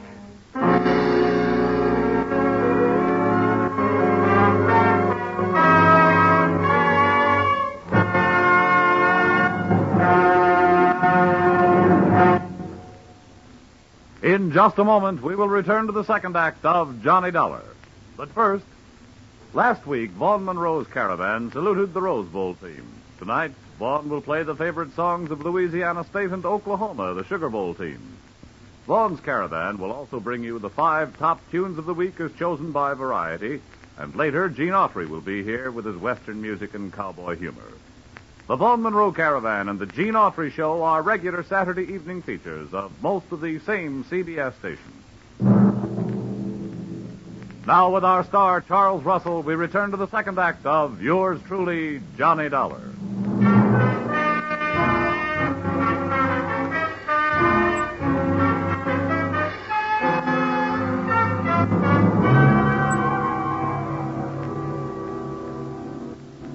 Well, sir, I don't know how I lived through that one, but as it turned out, I did. When I opened my eyes, I was still in Georgia, but that condition was about all that hadn't changed, for the worse. My head was not only aching in the back, but a new lump had been born above the bridge of my nose. But nothing else had been added. When I finally got to my feet, I saw that only a trace was left of Ashanti the Black Leopard. A pair of ruts in the dirt made when her wheeled cage had been hauled away. I started out to find Sandro and a telephone, but one of my feet found something else before I'd taken 3 steps. I didn't know how he had gotten where I was supposed to be, but he'd made it. Tex Randall, his neck twisted and the marks of claws on the side of his battered head.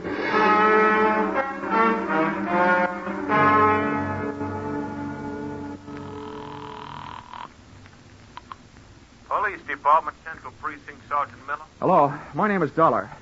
I'm an insurance investigator. I'm calling from the winter quarters of the Maximilian Sandro's Animal Show, from the owner's trailer. I want to report 2 things. Yeah, well, wait a minute. There's a body out here that your coroner ought to take a look at, either accidental or murder. Well, hey, Lieutenant, get on 2, this, will you? grand larceny. Somebody stole a black leopard. Oh, now listen, if this is your idea of a joke, fella, It's you too late to joke, Sergeant. Just send some men out. I'll give them the rest of the story when they get here. Joke yet? What passes for humor in Georgia, anyway? Hey, Sandro! Sandro, come home!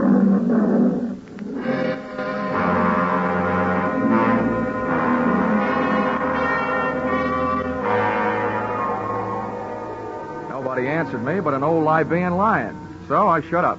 I browsed around Sandro's trailer while I was waiting for the police. I wasn't looking for anything, but I found it. On a table, there was a small Christmas tree that had been transformed into what is commonly known as a friendship tree, meaning that about a half a dozen Christmas cards were hung on with cellophane tape. There was nothing else to read, so I scanned through those. And the third one I opened my eyes. It was inscribed, "Sorry, I can't be with you. Greetings from San Francisco. Your loving daughter, Angela." Before I could fully digest that tidbit, I heard a shoe scrape on the steps outside. Then the trailer door opened. Well, here he is then. I told you we'd find him here. Yes. Very good, my dear. The man with the Angela by whom I had so recently been taken in looked 50-ish, capable, suntanned, and well-armed. Well, Mr. Dollar. You don't appear to be surprised. After what's happened already tonight, I wouldn't be surprised if General Sherman dropped in on his way back from the sea. Yes, splendid. I admire a show of courage, a sense of humor at the point of a gun. Oh, think nothing of it. Sometimes my jokes are so funny they kill people. I think we'd better get him out of here, Ben. I don't think it's safe. Yes, you took the words right off the tip of my tongue, my dear. Shall we go, Mr. Dollar? Should I ask where and why? I've taken a small place in town. There, at our leisure, we shall discuss a fascinating subject. Namely, the whereabouts of a splendid black leopard.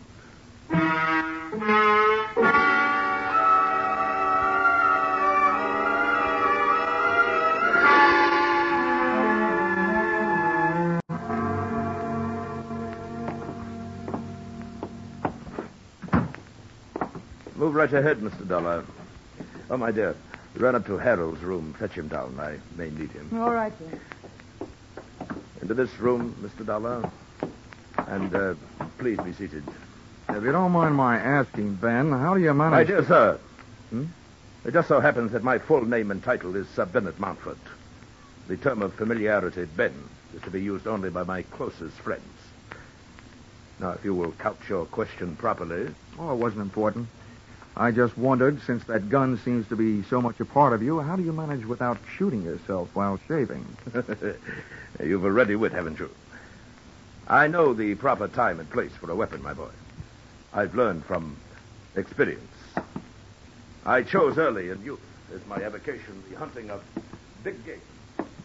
If you had faced the last desperate charge of a wounded lion or a maddened rhino as I faced them, you too would realize that a good weapon, properly aimed, is man's best friend. Which brings us to the subject of our mutual interest, the black leopard. What have you hidden her? What makes you think I have? No. Let's have no deception, sir. The report brought back by my charming accomplice, who so ably posed as the daughter of that stupid showman, Mr. Sandro, was that you made no secret of your plan to carry off the cat to a place of safety. You will not deny that. Why should I? You wouldn't believe me if I did. Yes. An admirable attitude, sir. Now, once more. Where is the leopard? If I told you, it wouldn't be worth much as a hiding place, would it? If you do not tell me, sir, your life will be worth very little. Come now. Perhaps your loyalties are misplaced. What did that market hunter, Mr. Randall, tell you about the cat? Not much.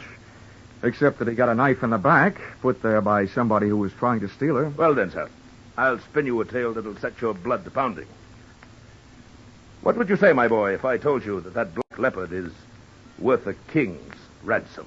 Well, I don't know. I'd probably ask why. Well, she is, sir, and I'll tell you why. She was captured in the Togo territory, West Africa. I am quite familiar with that section. I've hunted there. A district par excellence for elephant, buffalo, and situtanga. As a matter of fact, I was there before and shortly after Randall's infamous trapping of that fine beast. Did he tell you that? Well, he did. Didn't make any impression. I hear there are a lot of people in Africa. Well, to continue.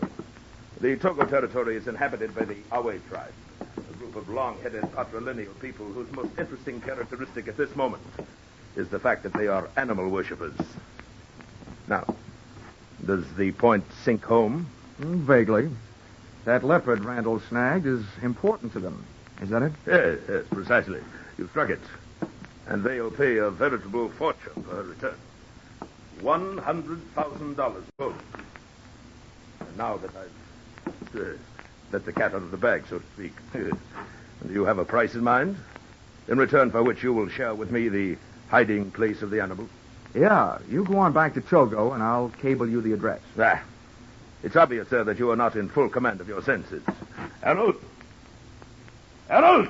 Yes, hold your horses. I'm coming.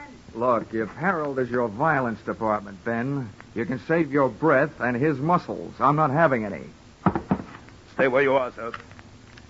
I give you fair warning. Oh, nuts to your fair warning. If you want to find that black leopard, and I'm the only one that knows where she is, you're not going to do it by puncturing me. Come back here, you fool.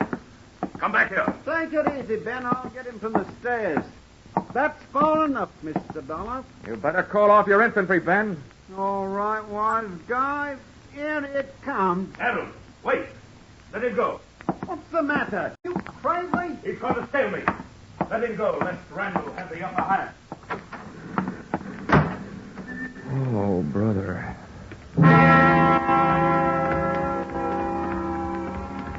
As I went out, I caught a glimpse of the man Mountford had called Harold, the same little blonde runt Randall had talked about. That wrapped up the question of who had played tic-tac-toe with a knife on the Texan.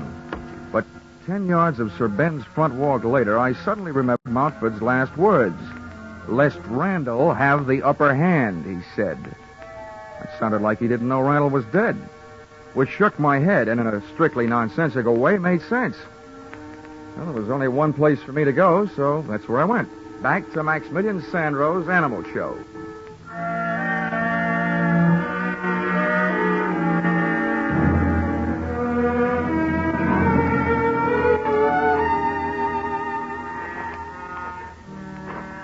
When I got there, I was awake, but all the smart animals were asleep. Mr. Dollar! Maximilian Sandro hailed me from the lee side of a tent. Come in, Mr. Dollar, into the shadows. The police is by my trailer. Where have you been, Sandro? I was hiding, but I worry so much about you. When I come back where you are, you're not there. What do you mean by your black leopard's cage? I'd left. That place had unpleasant memories for me. Oh, see, me too. I'm sad with... You see, when I see that man, Randall, he's push you to the cage with a knife, I'm going to go crazy. I'm nothing. I'm a run up and a push. So then you fall, you hit your head in the bottom of the cage. And then Ashanti, she hit the Randall instead, and I'm so sorry. Oh, don't bother with an apology to me. No, you don't understand. Look, I'm a commit the murder. With these two hands, I'm a push him on the leper. Oh, well, there's such a thing as justifiable homicide. You were saving my life. So let's not worry about it until it gets to court. If it does. Where did you take your cat? How you know that? Nobody else has her, so you must. You were at the right place at the right time to haul her away. All right. I tell you true. See, I take her away where she's safe. I keep her where she is until this trouble is no more. Oh, now, listen to me, Sandro. I know how you feel, but I've met the people who were after your leopard. They say they can get $100,000 for her back in Africa. $100,000? Consequento. For that kind of money, they'll never stop looking for her. The only way to stop them is to let them find her. And then we'll try and wind this thing up. Wind up? Does it mean finish? Yeah. Oh. I'm pretty sure I've been followed here. Now, will you take me to the hideout? No, so there's the people, they follow you there.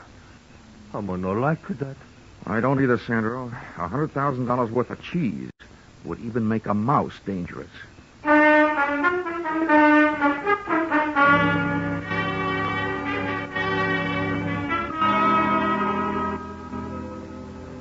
Sandro was a hard man to convince. I wasted more words than a Republican campaigner, and then I used blackmail. Then I told him I'd turn him in for Randall's killing and testify against him instead of for him. He saw things my way.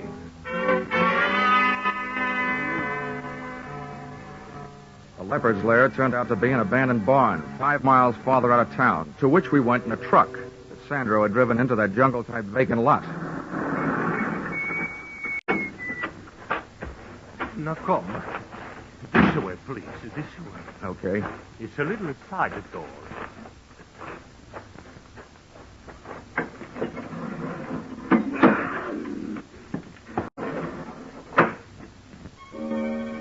Ashanti was performing that old dance of hers again, pacing the length of her cage back and forth, her head swinging rhythmically each time she turned.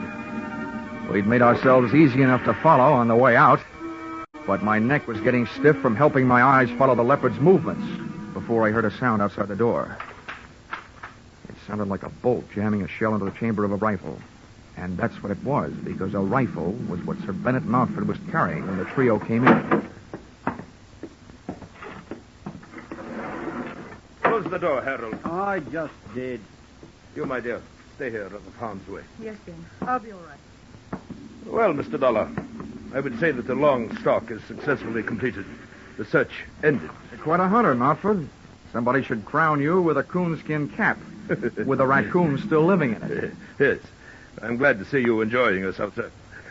Since the time for levity is on the wing, so to speak. Harold. Yeah, name it. Keep these two in your sights with a ready finger on the trigger.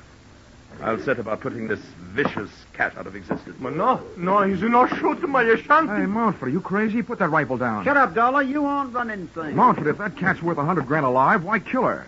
Because we shall realize a much greater profit with her dead. Namely, $500,000 of uncut diamonds that are hidden in the floor of her cage. Diamonds? Well, they couldn't have been safer, could they? Precisely Randall's idea when he put them there in Africa. Now stand aside, sir. I don't wish to fire through your head, but I will if I must. No, he's not shooting my Ashanti. Hey, watch that maniac. He's going to let that cat out. Ben, stop him.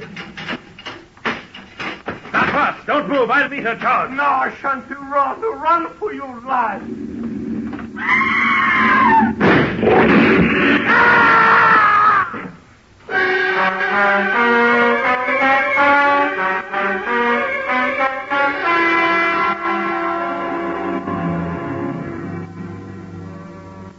Mountford had a lot of guts, but sometimes luck helps, and that night he didn't have any. Ashanti sprang straight through the little door of her cage. She was still in the air when she went past him, head high, and as she did, one of her fatal front paws reached out for him. It looked almost delicate, but the force of the blows sent Mountford clear across the barn, and when he landed, he didn't move. Ashanti straight toward a square of night sky showing through a window. She was gone. Ashanti! On the bag! I turned back, away from the window, to check on the rest of our guests, but they were gone. Apparently, there was something about a leopard on the loose that had made $500,000 in diamonds not as important to Harold and the phony Angela as distance between them and that barn. So, there I was, suddenly left with nothing to worry about. If you can call enough diamonds to stock the Kimberly mines, nothing.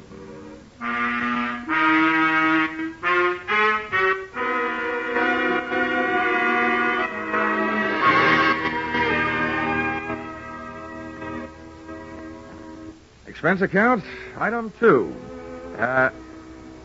Item 2? A case like this and I haven't laid up a cent. Oh, well, Christmas is coming. Item 2, $3. Cab fare from Brunswick Police Headquarters to hotel after giving them my statement, which they didn't believe until they saw those diamonds. Then they sent out a 3-state alarm to pick up the phony Angela and Montford shiv-man Harold. And expense account, item 3, $70.21. Train and cab fare, Brunswick to Hartford. Oh, and this advice I'll toss in for free. At last report, a shanty was seen headed west toward Okefenokee Swamp, and Sandra was organizing a group to go after her. My advice is this. Don't insure the lives of those men. If you want to throw your money away, throw it to me. Let's see, expense account total, $152.70. Signed, yours truly, Johnny, Frank Buck Dollar.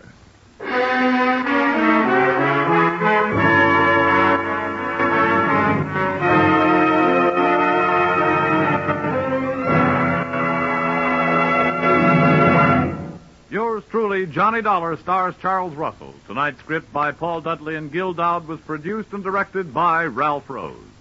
Featured in the cast were Lynn Allen, Larry Dobkin, Bill Conrad, and Parley Bear. The special music is written and conducted by Leith Stevens. Your announcer, Bob Stevenson.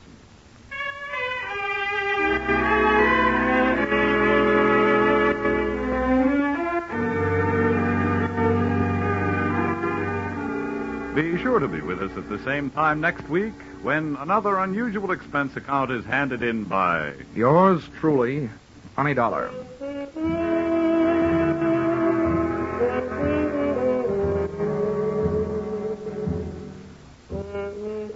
Teamwork. That's the American way. Working together to produce more per man, per machine, per hour, so that everybody on the team benefits. The American economic system is geared to benefit all of the people. Under this system, everybody moves together toward the common goal of better living. The better we produce, the better we live. For your free copy of the booklet, The Miracle of America, write Box 10, Times Square Station, New York City. Stay tuned now for Vaughn Monroe's Caravan, which follows immediately on most of the same CBS stations. This is CBS, where yours truly, Johnny Dollar, meets adventure every Saturday night, the Columbia Broadcasting System.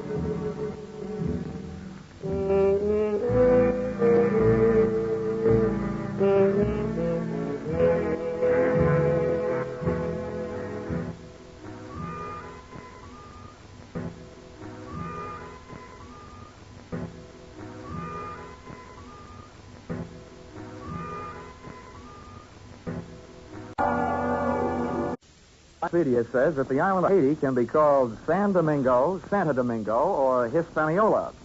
Well, after my visit there, I could suggest a few more things they can call it, but they probably wouldn't get past the censors.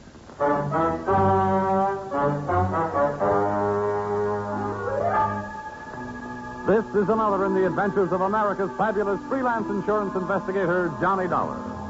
At insurance investigation, Johnny Dollar is only an expert. And making out his expense account, he's an absolute genius.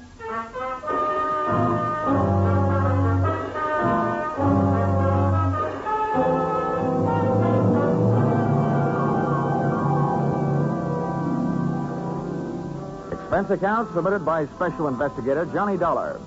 To Home Office, American Federated Life Insurance Company, Hartford, Connecticut. Attention, Harvard Huntington, General Manager.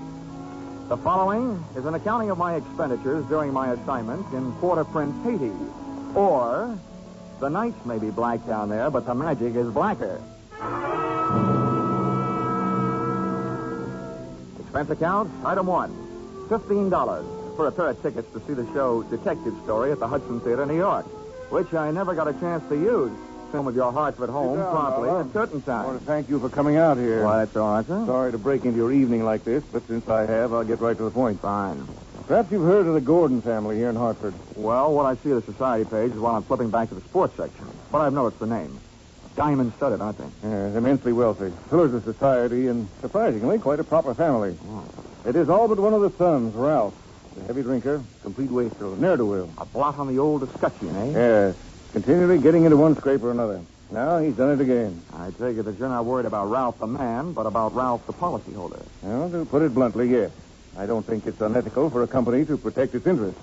In this case, the policy is in the amount of $150,000, payable to his death to charity or to his wife if he's married. That's quite a piece of paper. Yes, to be quite candid, I rue the day it was issued. But the point is this.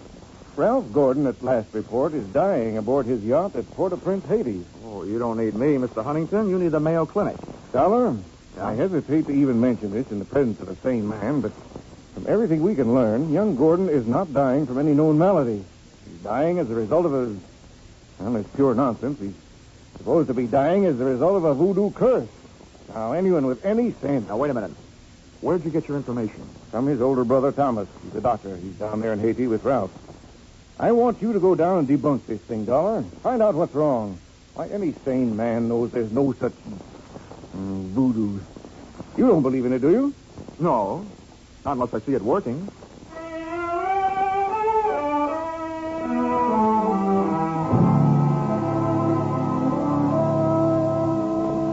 Expense account, item 2, $148.70. Hartford to Port-au-Prince via airplane. Expense account item 3, $32.50. Tropical clothes.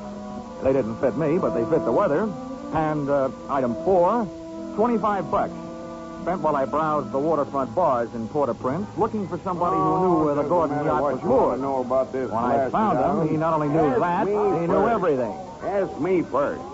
My name's Cap Reagan, and I've been here since before repeal. Give up my citizenship, I did. With the help of a couple of prohibition agents. Oh, you don't say. Uh-huh. And I figure on sailing out in the final days right here. What do you want with the Gordon craft? I want to see the owner, Ralph Gordon. How do I get to it? Oh, I reckon you pay me to row you out to her. My dinghy's down at the foot of the pier, just a short hill from where we're at. Oh, well, good. Come on, let's shove off then. Just wait it down my ration here.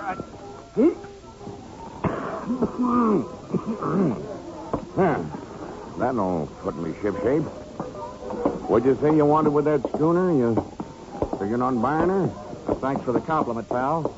Listen, if I bought a boat today, it would have to be a surplus life raft. Now, I told you I want to talk to Gordon. Friendly visit or other kind? I'm beginning to see how you know so much about this island. Well, never question, never learn. Remember that, Sonny? Yeah. Yeah. This way. Veer off to starboard.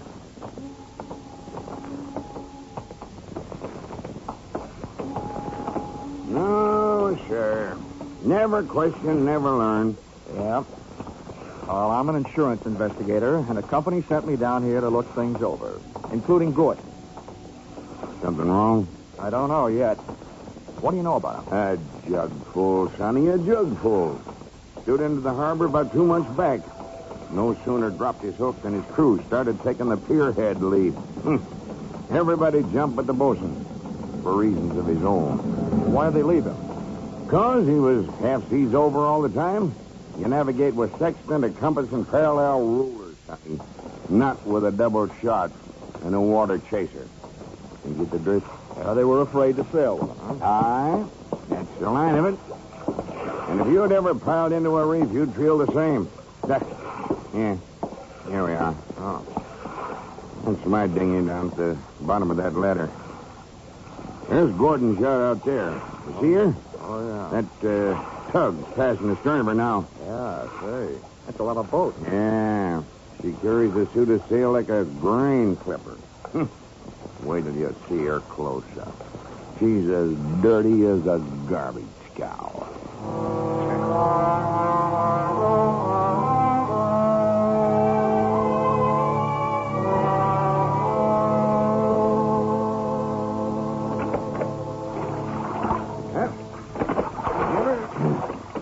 Give her a hail now, Sonny. They're close enough. Hey! Anybody aboard? Hey, aboard the yacht. Anybody home? Yes? What do you want?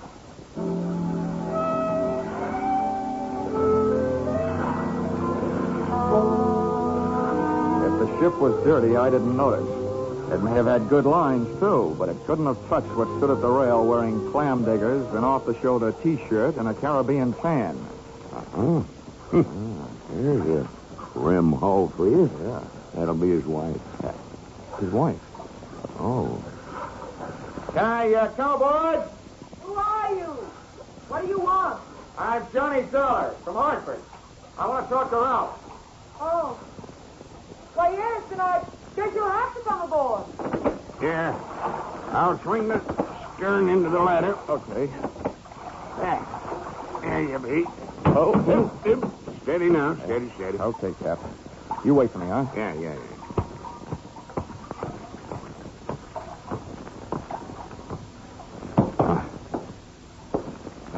Well, how are things in Ralphie's old hometown? Cold.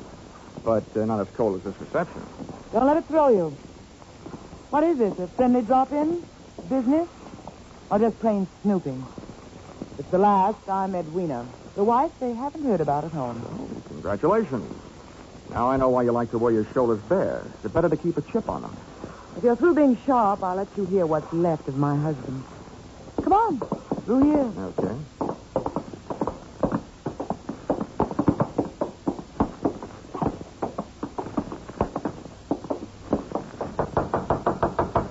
Hey, Ralph. Ralph, you've got a visitor from Hartford. Get away from this cabin, you dirty-nosed gold digger, and take your visitor with you. Wine's all gone. Why don't they send another case of wine? There you are, chum. You've got the door locked. It'll stay that way till he runs out of wine. Heard enough? Yeah. Enough to know how you acquired your charming attitude. Forget it.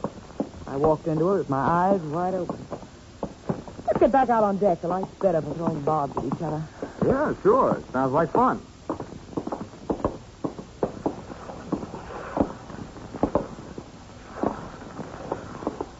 Well, do I have to help you also?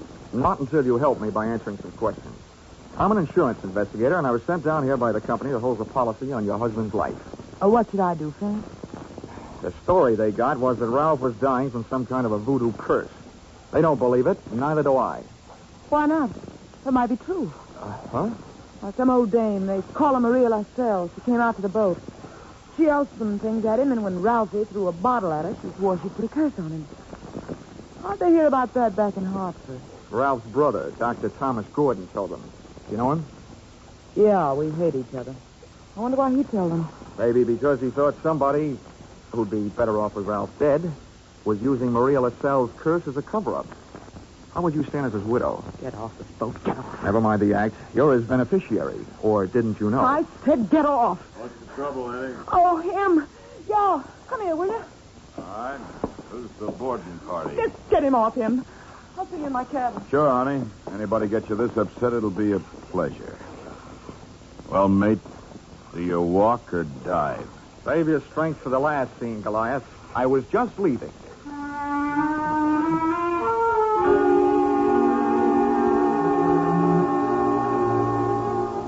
Expense account, item 5, $3. Paid to Cap Reagan as water taxi fare.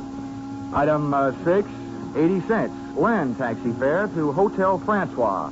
An up-at-the-heels hangout for not only the best in tourists, but also Brother Thomas Gordon, M.D.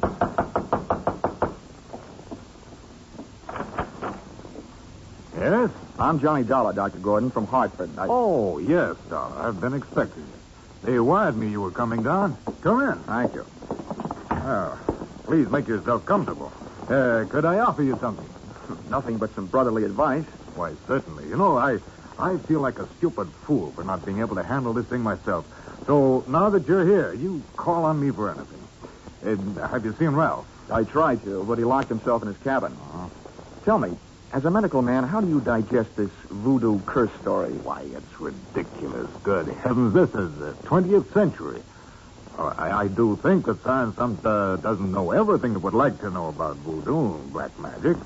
There are stories supposedly true, but any victim would have to have a highly susceptible mind. Now, I know my brother, Mr. Dollar. His mind is susceptible only to his own whims and fancies. Well, then what's the matter with him? Well, that's it. I don't know. He's drawn within himself. He seems to be searching almost insanely for escape through alcohol. Hasn't anybody thought of putting him on the wagon? It's a horrible idea, but I've heard it works. I don't think this is the time for it. He's suffering mentally and needs release. Well, that leaves us with only one thing to think about. No matter how thin you cut it, it's still voodoo. I'm a man of science, Mr. Dollar. I'd make hypocrisy out of all my knowledge and training if I attacked the problem from that direction. But please, you let me know what you learn.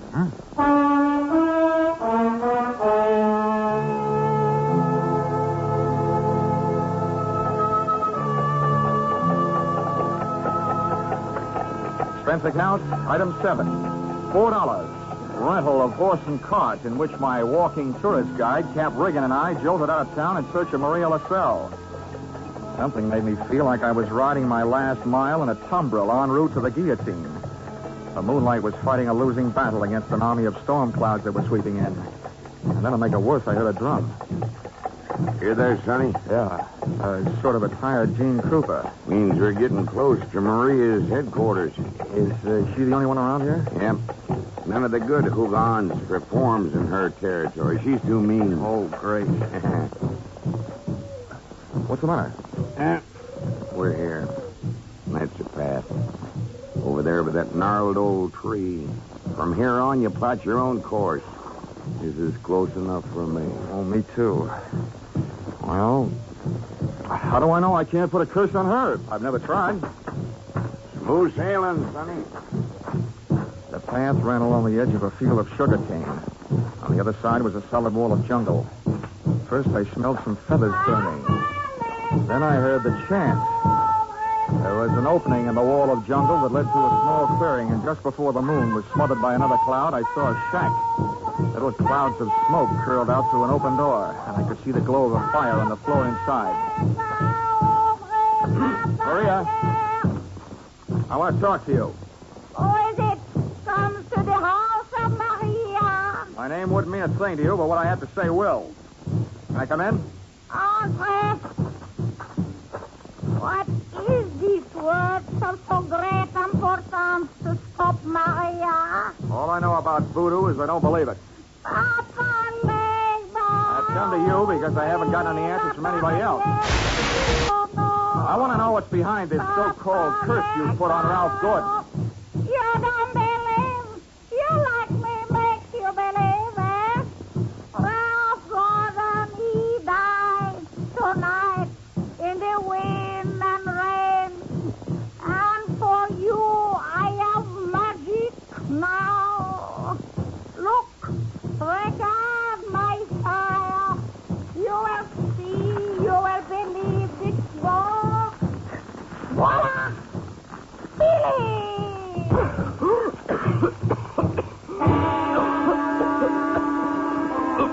I couldn't see what she'd thrown to the fire. She'd reached behind her for it. But when the smoke from it whirled around me, it seemed to grab my throat and squeeze. I stumbled back to the door. I hadn't believed in voodoo when I'd come in, but going out, I wasn't so sure.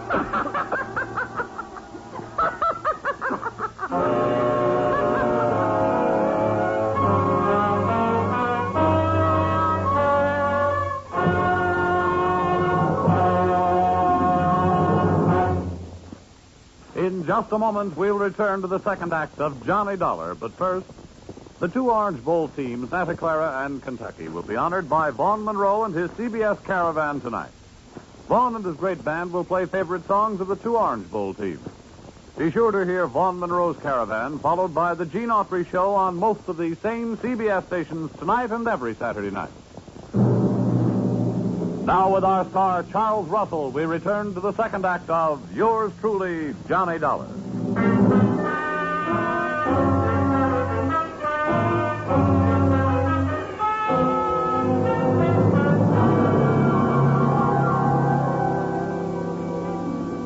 My throat burned. My eyes were looking at each other. My lungs felt like a pair of deflated footballs. And the blood in my head was pounding a better and louder rhythm than that drum. I staggered around the heavy jungle air, and when I could breathe again, I gulped in enough to lift the Graf Zeppelin. By that time, I was cool enough to get hot in anger.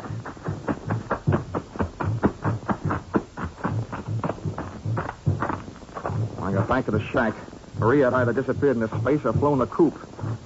The atmosphere was not quite deadly. I crossed over to where she had been squatting. She hadn't left much of what she'd smoked me out with, but she left enough to swing things back from the world of black magic into the world of logic. A few shreds of photographic film on the dirt floor. And film, made of cellulose and nitrates, not only takes pictures, it puts out nitric oxide and nitrogen dioxide when it's burned. A combination that would live up to the demands of any gas chamber. The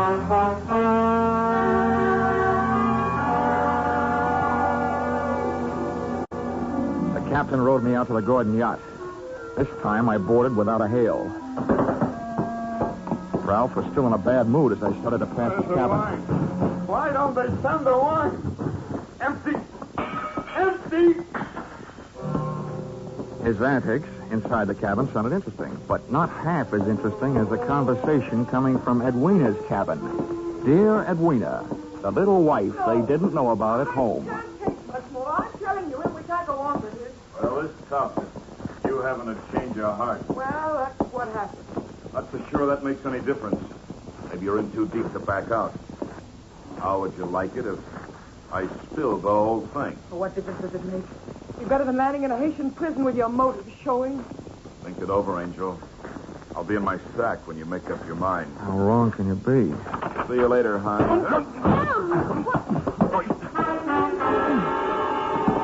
Since I've been on the receiving end of so many surprise sluggings, this was almost a pleasure.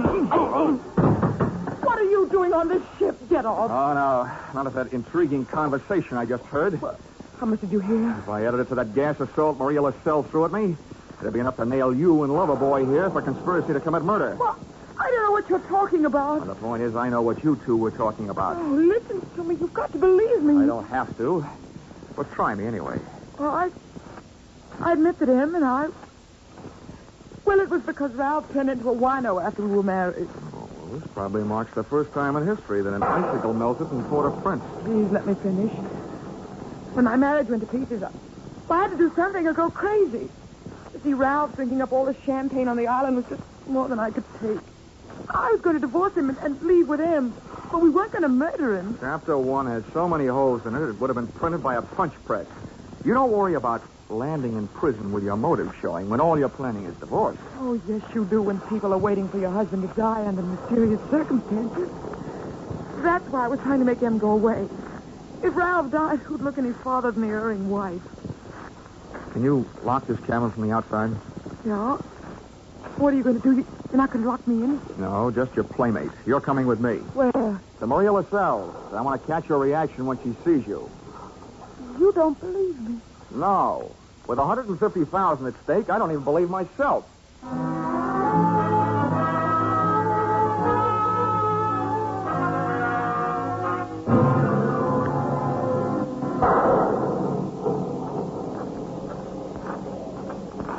There's her shack.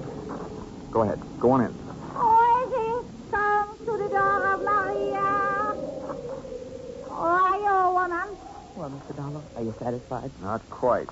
And you who don't believe, why are you here? You wish again to see the power of my smoke? Let's drop the act, Maria. I know what you threw into the fire. It was my book of smoke. Yeah, well, a good man from the police laboratory can sift enough out of those ashes to know it was film. What is this you say? I say that I've got enough on you, you old fake, to put you in the local pokey. Who dares to speak this to Maria? And that's where you're going to go if you don't cooperate. That's a promise. What is it you want? Did somebody put you up to this cursed business that Ralph Gordon is supposed to be under? Well, a man of your age. Who was it? I do not know. Now go. That is all. It's not enough. What was his name? I don't know the name. What did he look like then? My eyes are closed. Nuts. Come on. No, Taking you into town, I've had to drag you by the hair. No, don't touch me. I will tell you how it is. It is true. I do not know the name or the face. He comes to me. He asks me when comes the next rain and wind. I tell him last night. But it is tonight. The storm comes with the sea. He tell me he needs storm to close portholes in the ship. Huh? He say, if I bring this surf, I will be the best Hugon on Haiti because it kill white man. That is difficult. That is all. Now you go. How about the film for the fire? Did he give it to you? This is true. Not long before you come. Well, get rid of it, Granny, before you lose your license to operate. Now, you go. Maria will be alone. Papa, Okay, Mrs. Jordan. Let's not stay for the music. Did you make head or tail out of what she said? Hey, look. What goes into your husband's cabin? Nothing but food and wine. Mostly wine. Well, who fixes his meals? I do. Our cook left us. Well, what about the wine?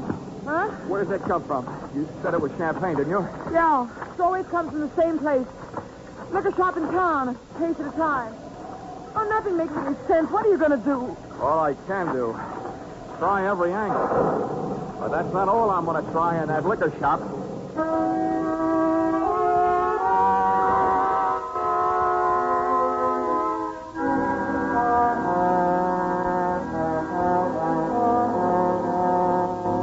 Expense account, item 8, $4.50. 2 quarts of rum.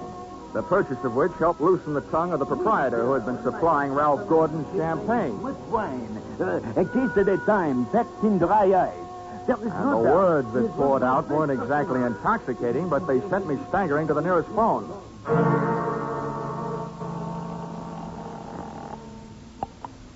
Yes? Hello? Hello, Dr. Gordon. This is Dollar. Good heavens, Dollar, I've been wondering about you. What have you learned? First, tell me this.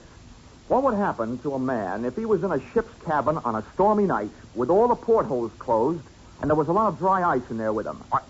What was that? A small room, no ventilation, a lot of dry ice. A lush, maybe passed out. What would happen? Oh, good Lord.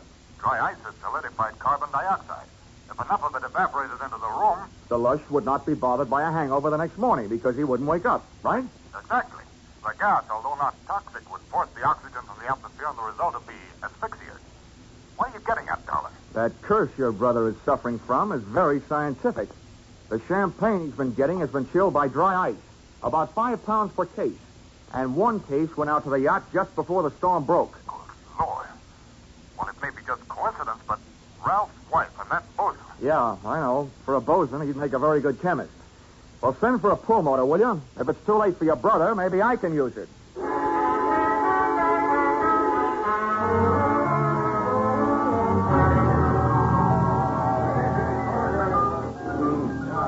I'm a flying fish sailor. I hail from on ground. Hey, Cap. Blow, Cap. blow. Come on, Cap.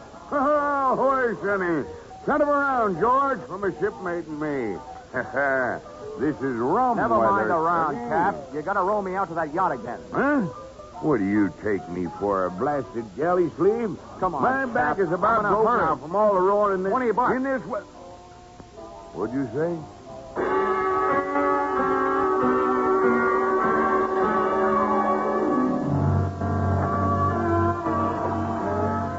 I didn't think it could rain any harder than it had, but it did. We would have been drier swimming. And the visibility was so bad, I would have had to have a seeing eye seal to find the ship. But about 20 minutes out, Cap spotted a riding light. Here she lies, Sonny. We were on target. But so was somebody else. The searchlight stabbed out at us. Hey. This sounds like Prohibition days. Who's giving us a broadside? I can't tell yet. I'll lay a pelican hood over his head if I get my hands on him. Hey, Cap, what's the matter? Got my left leg. Cap, get down to the bottom. I'm going over the side. To me, swimming is a pastime to be practiced only under ideal circumstances. In a pool. and preferably in the company of a well-filled bikini suit. But there was nothing to do but swim, so I swam. I tried to remember how many shots had been fired, and that's where I made my mistake. There was a lull in the shooting, which I took to mean the gun was empty. I put my head down in the best Weissmuller style and thrashed my way to the ladder. But when I got there, the first thing I saw after I'd shaken the water out of my eyes was the muzzle of a rifle. The face looking down the barrel at me belonged to Brother Thomas Gordon, M.D. Sorry, Dollar. Killing you wasn't in my plan, but now it'll have to be done. I wasn't surprised at that, but I was surprised at what happened. I was waiting for a bullet to come my way, but instead the doctor did. Are you all right, Dollar? Yeah, I am. Something wrong with the Circus towel will cure. I'll thank you later for spoiling his aim. Get a hook on the doctor. He's our prize fish. Don't let him get away. I grabbed a fire axe out of its case on my way to Ralph Gordon's cabin. If it needed ventilating, I knew one quick way to do it.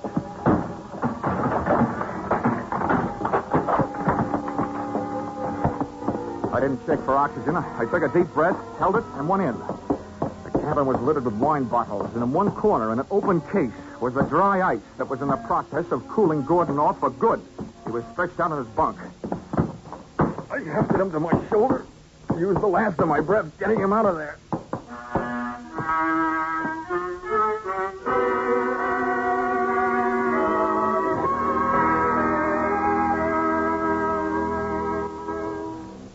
Expense account, item 9, $30. Cover charge at a hospital where I put the revived Gordon under the care of a doctor, not his brother, who happened to be resting in a jail cell at the time. His motive hadn't been the insurance money. He figured to gain quite a chunk as the only heir to the Gordon fortune, if he could have taken care of Brother Ralph. Item 10, same as item 9. Same hospital where they patched up Cap Riggin. Item 11, $148.70. Return trip to Hartford. And expense account item 12, $40. An ounce of voodoo perfume for the lovely but sometimes chilly Edwina. Maybe if she tries that kind of magic on her husband, he'll spend less time with a bottle joy and more with her kind. Expense account total, $424.70. Signed, yours, truly, Johnny Dollar.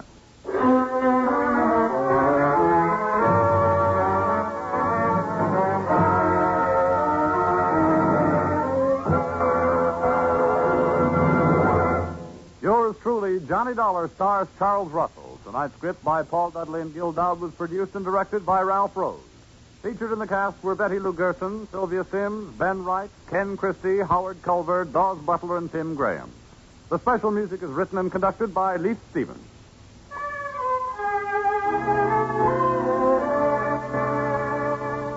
Be sure to be with us at the same time next week when another unusual expense account is handed in by Johnny Dollar.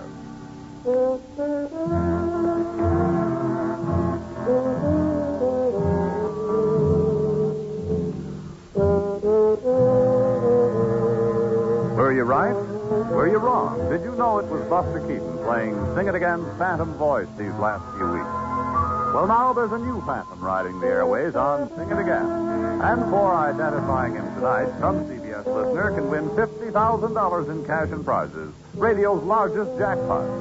Phone calls go out from coast to coast, so be ready for the new Phantom when Sing It Again comes your way over most of these same CBS stations later tonight. Now stay tuned for Vaughn Monroe's Caravan, which follows over most of these same CBS stations. This is CBS, where yours truly, Johnny Dollar, meets adventure every Saturday night, the Columbia Broadcasting System.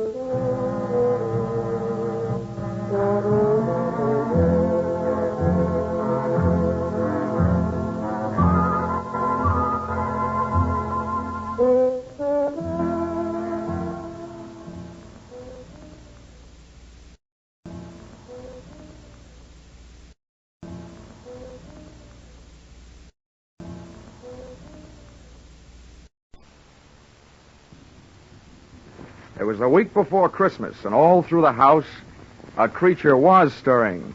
And boy, what a rat.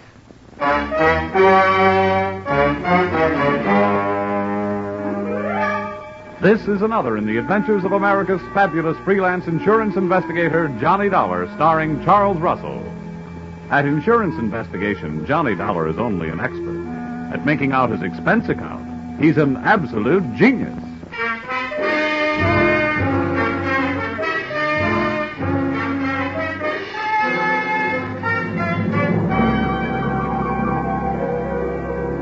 Expense account submitted by Special Investigator Johnny Dollar.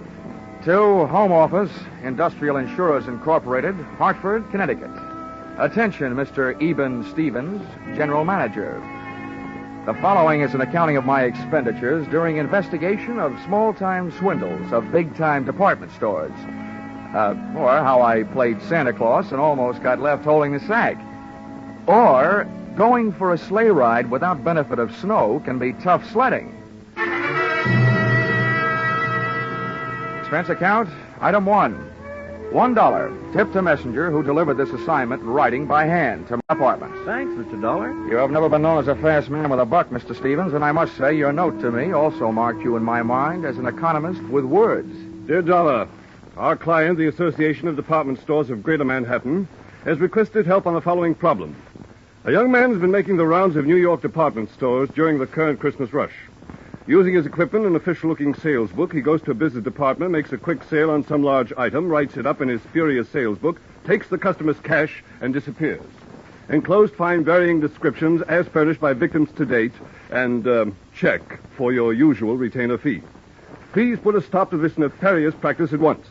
Signed, Eben Stevens, General Manager. Expense account, item 2. $6.21. Train fare, Hartford to New York. Next morning at 7:03 on the Banker's Special. A train very cleverly named that because 75% of its load is made up of bankers. I sat among them in a parlor car, watching them limbering up for the day's chores, slowly shaking their heads from side to side and softly whispering, "No." We arrived at Grand Central at 9:20. The bankers got off and headed for their granite vaults. I got off and headed to face my stone wall. Expense account, item 3. 4 bits, cab fare to offices of the Association of Department Stores of Greater Manhattan. There, things got brighter right away. Her name was Judy Whitehall. Boy, how she'd been missed by the scouts for the Copacabana, I'll never know. I have been assigned to help you all I can, Mr. Dollar. What would you like to know first? Your home phone number. Oh, well, maybe we better wait until later for that. How many stores are there in your association, Miss Whitehall? We have 120 member stores, Mr. Dollar. Great. You know, in one department store, I'm the kind of a guy that can't find a glove department. And now I've got 120 stores in which to find someone I don't even know. Well, we do have the man's description. Yeah, as a matter of fact, we have a lot of descriptions, all slightly different. And the regular store detectives are all on the lookout. It's like looking for a noodle in a spaghetti stack. And all the sales personnel have been warned. It's beautiful. What's beautiful? Your face. Well, really, Mr. Dollar. Hmm? After all. Oh, yeah. Oh, yes, I know. Business. Well, before I start, maybe you'd better give me a letter of identification. If I spend all day moseying around department stores without buying anything, I can stand a good chance of getting picked up as a shoplifter. Right away. Follow me. All right. Oh, just a minute. Hello, this is Miss Whitehall. Oh, yes, Mrs. Sandler. Oh, my, that's terrible. My goodness, that's awful. Good gracious, that's worse. Well, the insurance investigator is here right now, Mr. Sandler. We'll be right over. What's so terrible? Well, that man, the one we're looking for, he was in the Miller's store making a phony sale in the camera department. Oh, you also said it was awful. It was. A little girl picked up a camera and snapped his picture, and the man tried to take it away from her, and the girl yelled, and then her mother screamed. And what made it worse? Well, a store detective came running, and the man shot him. Then he grabbed the little girl, camera and all, and ran off. They called the police. Really? I can't imagine why.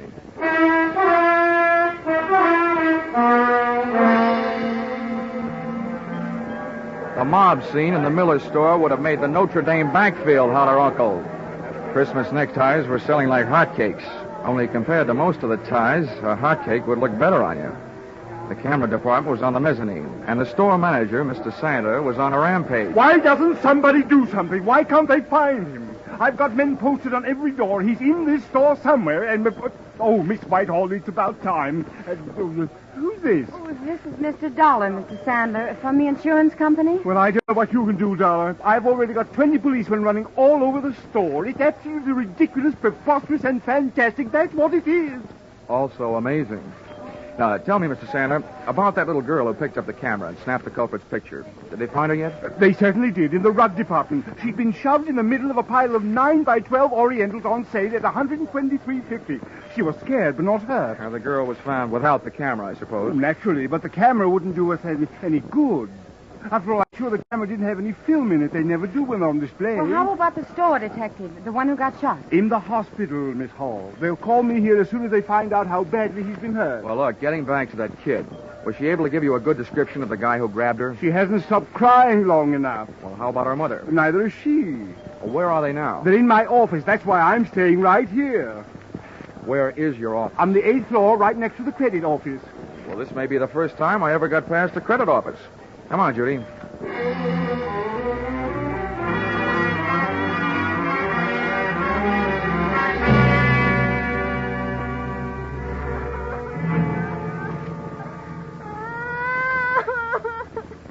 Oh, Bobby, come on. Blow your nose.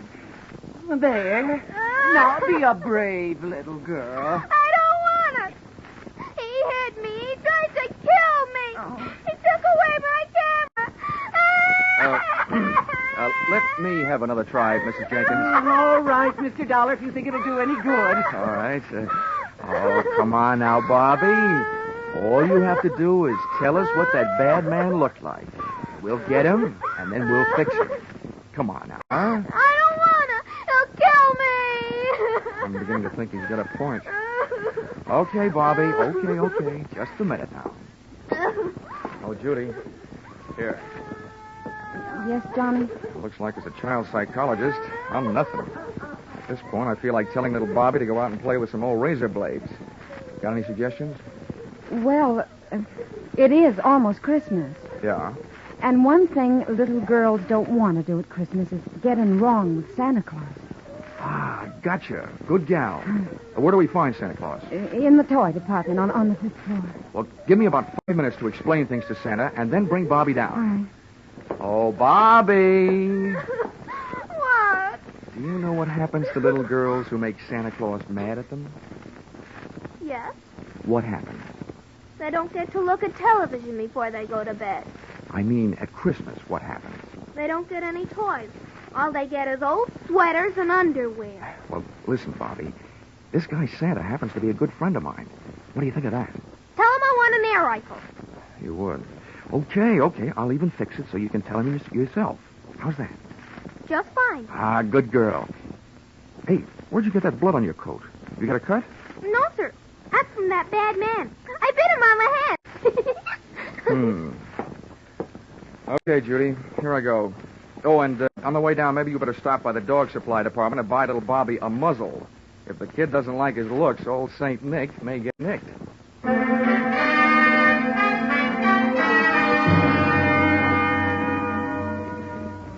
Department stores should have some kind of a congressional medal for salespeople who work in the toy department just before Christmas. I took the elevator down to 5, and when that door slid open... Toy department. Let him out, please. It was like stepping into Dante's Inferno, junior grade. First, I got on a house phone and called Sandler, who was still in the camera department. He'd had word from the hospital. The store detective had died without regaining consciousness. I was no longer trying to catch a cheap swindler. I was now out to swap blood with a dirty murderer. A line of fidgety kids led me to Santa Claus, sitting benignly on his throne. I had a short talk with him, and a short wait for Judy and little Bobby.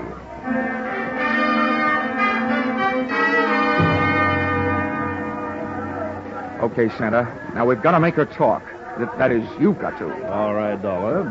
All right now, kiddies. You'll have to wait for a moment. We have a special little visitor coming to see me. Hello, Johnny. All set? Yeah, all set. Okay, Bobby, my girl. Now just let me give you a hoist up into Santa's lap. He wants to ask you a few questions. I want an air rifle. Now, you be a good little girl and answer all Santa's nice questions, and you'll get it. But I'm where I'd like to give it to you. Up you go.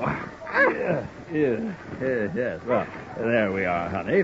Now, tell me, what do you want for Christmas? I want an air rifle. Well, we'll see what we can do about that. Tell me, have you been a good little girl? Yes, sir. Well, first we'll just have to look up your name in my little black book and make sure. Pretty good. All but one little thing. What'd I do? I didn't do nothing. Well, that's just it. You see, Bobby, I have a note here that today some people asked you what a certain man looked like and you wouldn't tell them. Is that right? I'm afraid. I don't want to tell. They can't make me. Well, Bobby, maybe you and I had better talk this over. If you won't do something for us now, how do you expect old Santa?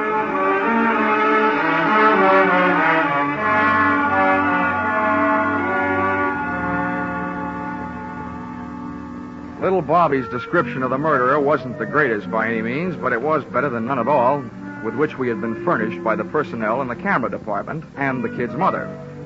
We took the girl to the advertising department, where an artist made a sketch.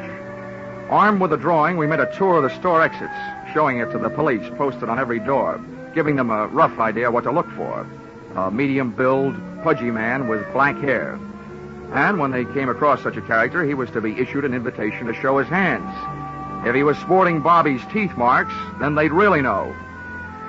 Well, this chore out of the way, Miss Whitehall and I sank our teeth in a pair of sandwiches in the tea room. The Shopper's Delight sandwich, to be exact.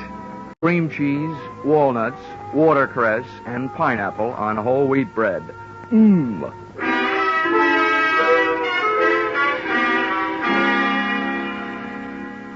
We found the store manager, Sandler, back in his office. He, too, was eating, but he was on a diet of straight fingernails. Oh, terrible, terrible, terrible. That's what it is. Now, don't worry, Mr. Sandler. He'll be caught. As a swindler, he might have gone on for years. But as a murderer, it won't be long, believe me. Oh, what to do? Well, I've got several ideas. And the first is to get out of your office and start at the top of the store and work my way down. They're already doing that, and not a sign of him. Well, I once found a mouse in a hayloft, so be not disencouraged. And a pretty little mouse she was. Oh, dear, oh, dear. Oh, please, try to relax, Mr. Sandler. Everybody's doing their best. Yes, I'm sure they are. It's just that I... Oh. Hello? Yes, this is Mr. Sandler. Oh, no. Where? How long has he been there? Oh, I'll be right down. What's the matter now? About an hour and a half ago, our store Santa Claus stepped out into the employee restroom for a smoke. He was slugged from behind. When he came to, he was all tied up in a broom closet, and somebody has stolen his Santa Claus suit. They just found him. About an hour and a half ago. Judy, you know what that means? Oh, no. Oh, yes. 45 minutes ago, when little Bobby was giving Santa Claus the murderer's description, he was giving it to the murderer himself. Oh, good gracious. Instead of a kid's air rifle, it could have gotten us a revolver, size 38.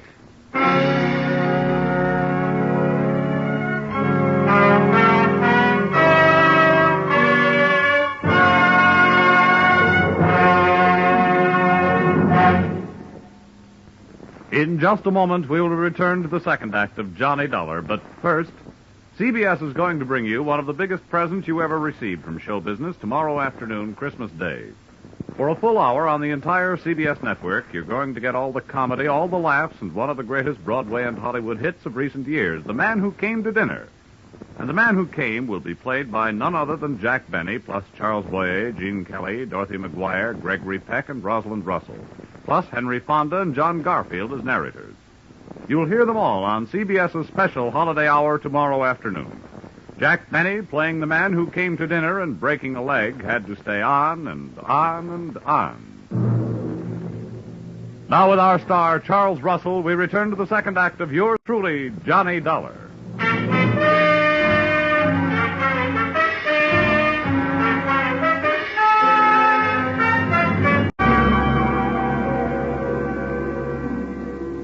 There's no place like a crowded department store for a fresh-made murderer to be on the loose.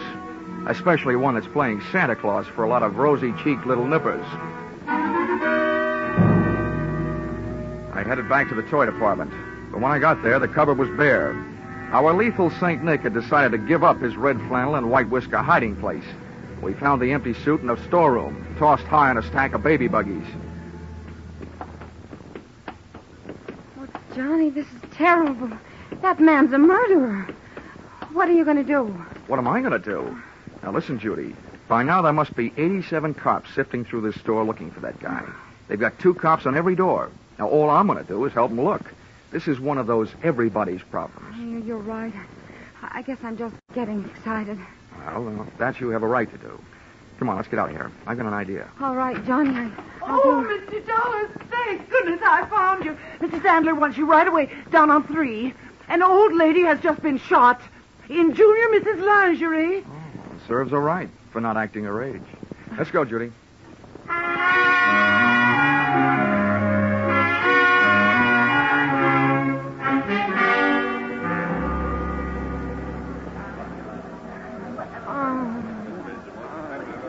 Right over here, Dollar. All right. Let him through, please. Let him... Lady, please stand back now. Well, Dollar, Congratulations. Before, this store was only going to sue that company of yours for $1 million. Considering what this shooting will do to our reputation, I'm going to make that $5 million. Mr. Sandler, keep your powder dry. First of all, it's not my company. And second, you can't sue them for something they didn't do. And third, you'd better get this poor old gal to a hospital. How badly is she hurt, and how did it happen? The doctor's on his way, and we've sent for an ambulance. This woman was lost out on a big stairway looking for the ladies' room. That maniac saw her coming toward him and ran down the stairs, firing over his shoulder. The bullet just seemed to have grazed her left side. Pretty lucky. Where are the police? They're searching all over the store. Dollar, what are we going to do? This is terrible for business. Well, I suspect that any minute now, the cops will be telling you to do something that's going to be even worse for business. Close the store. Well, but close the store? Yeah. Why, we're staying open late tonight. It's the last-minute rush. I'm just telling you what I think. I think the cops will double the lookouts on all the doors and make you close the store. Then they can go to work. We lose thousands of dollars. They can't make me close the store. You stay open, you might lose a few more customers. The hard way. Where's that doctor? He'll be here any minute. Oh, Mr. Sam. Well, yes, what is it? Well, they called up from the sporting goods in the basement. That man has been down there and held them up. And he took 4 guns and 6 boxes of ammunition. 6 boxes of... Oh, my... Oh, what's this going to do to our store? If you're not careful, it's going to turn your store into the world's largest shooting gallery with live targets. You know what I suggest, Mr. Sandler? What? What? Tell me what? Don't wait for the police to tell you.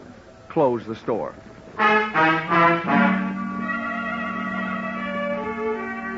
Sandler didn't like it, and neither did the customers, as they filed out of the store past the scrutiny of the police officers, still clutching their unfinished Christmas shopping lists.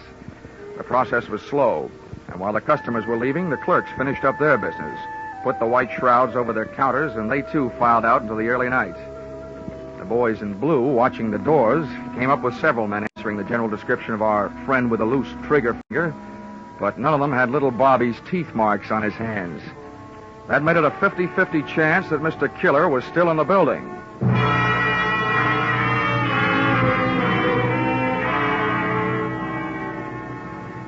There's nothing more eerie than a department store after closing. And its white sheets, the whole joint seemed to be playing ghost. I sent Judy over to a steakhouse, Pietro's, on 3rd Avenue. Told her to wait. Then I had Sandler get me a gun from the sporting goods department. For that lonely, scared feeling, there's no medicine that quite takes the place of a piece of cool steel in your little hot hand.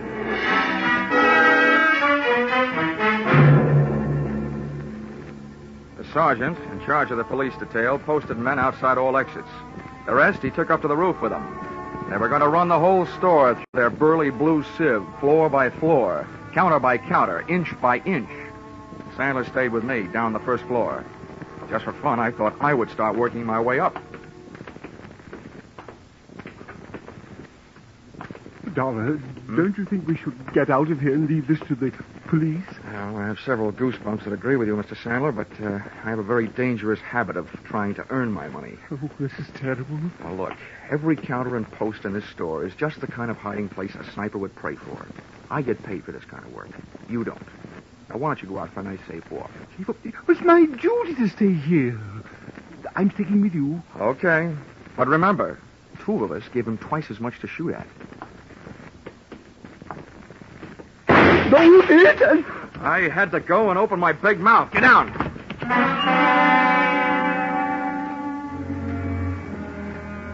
Getting down on that floor could have been committing suicide in itself. The killer's bullet had crashed into a showcase, and a sea of broken glass is a risky place to practice diving. Having to swim out of it was twice as bad, but that's what I had to do. Oh, Mr. Dollar. Now, Sandler, keep your head down. Bury your face in that glass, but keep your head down. Yes, Dollar. Tell me what to do, anything but get me out of here. I have a wife and 3 kids. Well, if you'll do what I tell you to do, your wife will go on having a husband, and your kids will still have a father. Yes, just tell me. I don't know exactly where that shot came from, but from the looks of this glass, it must have been from behind us. Now, I'm going to leave you and crawl over near those elevators. While I'm on my way, you rattle around in this glass. Let them hear where you are.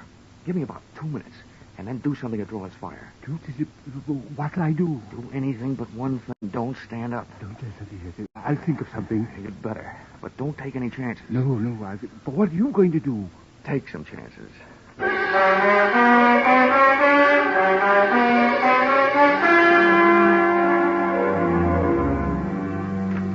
Once I was on my way, Sandler went to work with a vengeance. I could hear him thrashing around in that glass like he was trying to corner the Band-Aid market.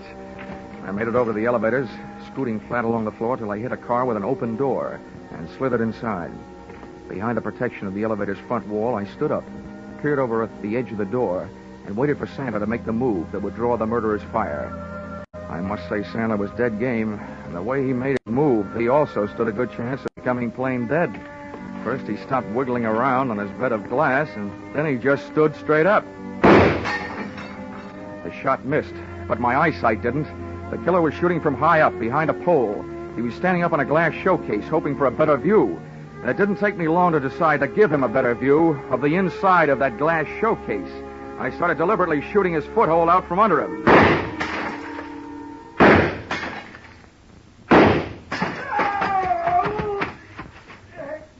He was bleeding beautifully when he started to run, straight for the back of the store, firing as he ran. As one last souvenir, he threw his empty gun over his shoulder at me.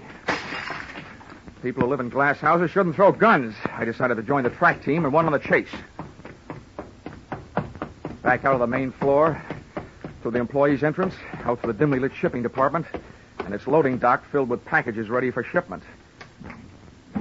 I could hear him moving around among them. Okay, get your hands up and come out. I'm giving you a chance, but it's not going to last long. Get moving. I don't need your chance. I've got something better. Okay, so you want to play. I think I'll give you a couple of Yuletide presents early, and I'm sure nobody will mind if I open your head before Christmas.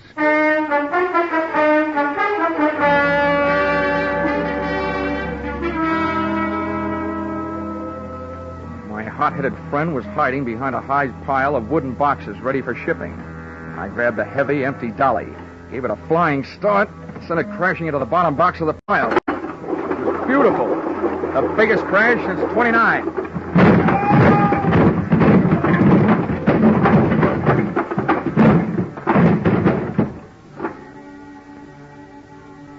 It was a tough fight, but, Mom, I don't think I won. At best, it was a draw. About the 15th time I belted him, he belted me right back. Oh.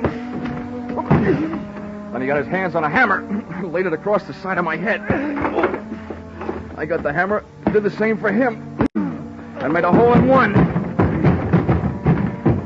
He fell squarely into a man-sized packing case lying at the foot of the packing bench. I was getting weak, dizzy. I had to hold him. One thing to do. Top a case lying right there. All ready. Nails part way in. Put it on right over him. Nail it on. Good, tight. Good, tight. Good, tight. Everything is going black.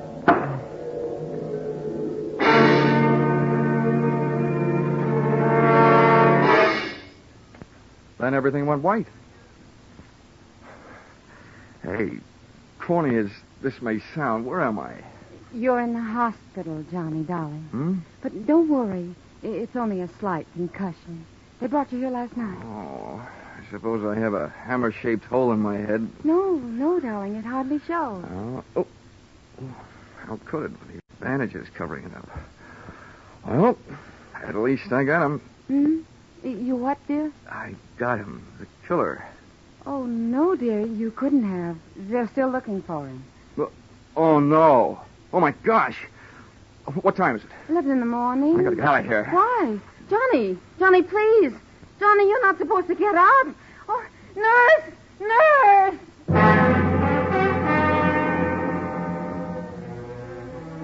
If they let him get away after all my trouble, somebody was going to need a doctor. Judy and I hit the department store in 12 minutes flat. 1 minute later, I was in the shipping department talking to the head man. Now, Mr. Dollar, just calm down. Everything's going to be all right. Now, exactly what is it you want to know? That big packing case, the one that was lying right here in front of the bench last night. Where is it? Oh, the great big one? Yes, the great big one. The one about 8 feet long and 3 feet wide? Yes, the one about 8 feet long and 3 feet wide. Well, there was something very peculiar about that case. You're telling me. Where is it? Well, this morning we came to work. The boys saw it all packed up, so they put it on the truck for upper New York State. Oh, no. Oh, indeed they did. But what was peculiar about it, even though they found it all ready to go, later on they found all the merchandise that was supposed to go in it lying around loose. It had never really been packed. Well, then quick. The least you can do is tell me where it went. Well, now that I can do. That box was the boss's big annual charity shipment of goods. That particular box is on its way to some of the unfortunates who'll be spending this Christmas away from home. All right, so where is it? By now, it should be at the New York State Prison, up in Arsening.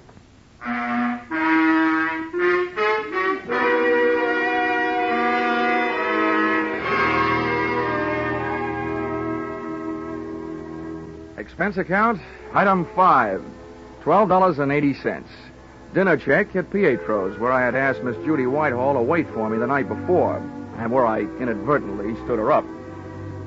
Although how a gal can stand up after eating $12.80 worth of food, more than I can figure out. Let's see. Expense account, item 6, $10. Medical supplies for those poor CBS sound men, Vern Surrey and Billy Gould, who had to break all that glass during the show. Expense account total, $511.50. You may think this amount is a little high, but isn't everybody at this time of the year? Signed, yours, truly, Johnny Dollar.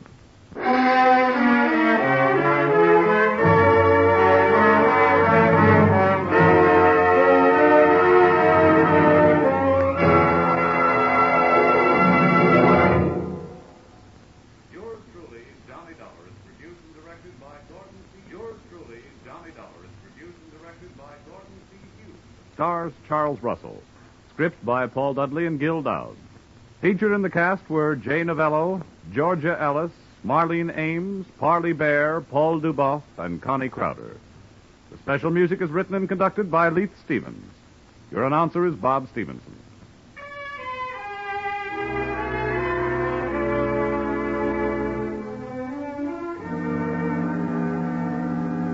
Be sure to be with us at the same time next week when another unusual expense account is handed in by yours truly, Johnny Dollar.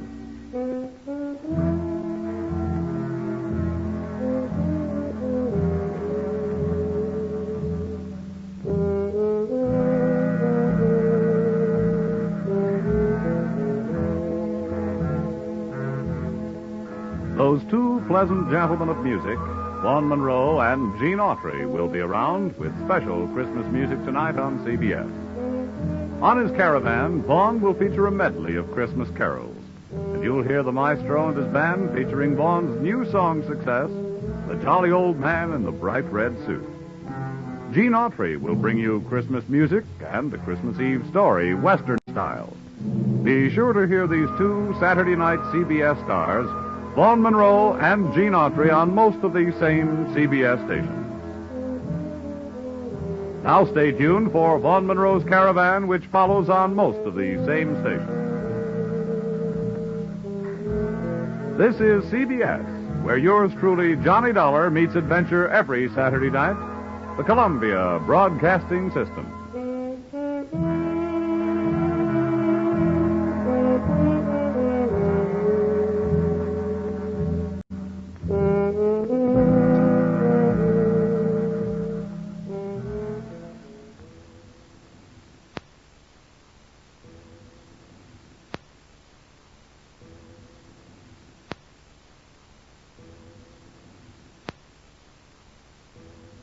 Time now for Edmund O'Brien as...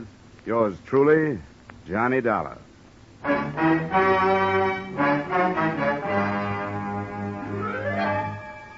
Edmund O'Brien, starring in another adventure of America's fabulous freelance insurance investigator, Johnny Dollar. At insurance investigation, Johnny Dollar is only an expert. At making out his expense account, he's an absolute genius.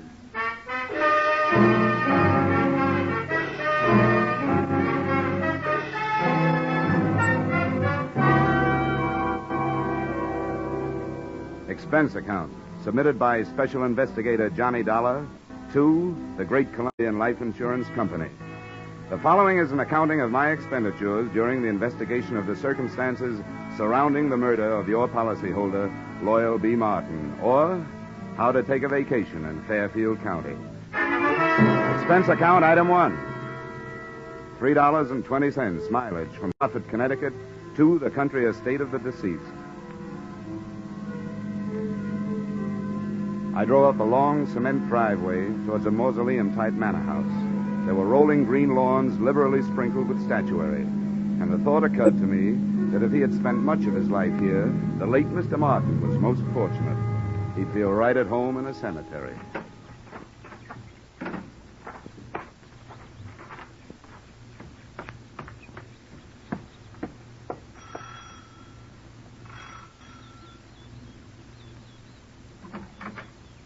Yes? My name is Dollar. I'm here to see Mrs. Martin. Oh, yes. Mrs. Martin. Uh-huh. I'm afraid I'll have to disappoint you. The widow has gone shopping the day after the death of her husband. Something attractive in mourning clothes, I'm sure. Well, what time is she expected back? I have no idea. But it shouldn't be long. Do you mind if I come in and wait? You'll forgive my asking, young man, but just what is your business here at Loyal Haven? I was sent here by the insurance company. Oh, why, yes. Well, then do come in. Here, right in here. I'm Mrs. Tompkins, housekeeper, Mr. Dollar. I was with Mr. Martin for over 30 years. He was a wonderful man. This furniture also looks like it might have been with Mr. Martin for over 30 years. Victorian, isn't it? Yes, pure. Loyal... Mr. Martin, that is, was an expert on the Victorian period. Please sit down. Thank you. Mr. Dollar, I suppose you'll think it's indelicate of me at this time, but about Loyal's insurance, his policies, did they... Yes, Mrs. Tompkins, they did. One of his policies leaves you a nice, sizable amount. But before you start counting it, maybe you and I had better have a little understanding. Yes? Well, I'm not here to represent the payoff department. I'm here to investigate the murder. Oh, well, I see. Yes, before the company pays off, they want to make sure that among the beneficiaries, they don't pay off the murderer, because they really don't have to do that. Oh, I didn't realize. No, neither do a lot of people. You know, that's the way quite a few good murders are wasted. Yes, I suppose you're right. Well, if that's what you're here for, I suppose you'll want to talk to the police. Lieutenant Markwood is in the library. That's where it happened. Oh, the library, huh? Well, that might help. If I can't find any other answers, I can always try looking some up in a book. Which way do I go? The door, just across the hall. Thank you. And what a hall. The only thing missing was old Queen Victoria herself. Even the musty odor clinging to the green velvet seemed to have been passed down through the centuries. There was a brace of moth-eaten pheasants on the wall and a bouquet of moth-eaten flowers under glass on a marble-top side table. The library was the same, but there were three things that looked out of place. A, an old suit of armor. B, a glass case filled with new, well-polished sporting rifles and shotguns. And C, a very gruff-looking lieutenant of the police who eyed me as I came in. And who are you? Oh, here's my little breath saver. Oh, yeah, Johnny Dollar. They told me you'd be here. Well, I've told everybody else I better tell you don't touch anything. They want to re-fingerprint the whole room. Okay. What'd you find, Lieutenant? Nothing but the cadaver with 2 bullet holes in his back. Haven't got a caliber report from ballistics yet. Have you an estimated time of departure? Yeah, the coroner says Martin died after dinner last night. Uh-huh. Anything to go on? Just the usual. Faith, hope, and suspicion. His wife, too young and too pretty for an ugly old buck like Martin, must have married him for his money. Then there's that housekeeper, Sarah Tompkins. Yeah, I met her on the way in. And she used to be the old man's intended, from what I can find out. Probably jealous of the young wife. Then there's the brother, Marty. He showed up a few weeks ago, broke and brooding. Probably in love with the young wife. And then there's Nick Bellotti, a private detective who hired himself out as Martin's bodyguard. Bodyguard, huh? No doubt also in love with the young wife. Could be. Well, who's your choice? Except for the fact that there are only 2 bullets, I think they all did it.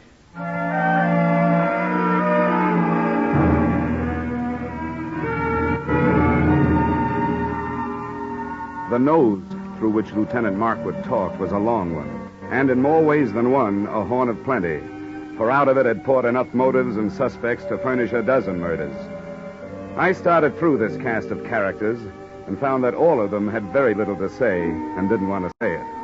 The first I dug up was the bodyguard, my brother investigator, Nick Bellotti, as he returned from a horseback ride. Glad to have you on the case, Dollar. The police have tied my hands. They told me to stay out of it, but to stick around. Have you got any ideas? Everybody seems to think it was an inside job, that somebody in the household did it. I'm not so sure.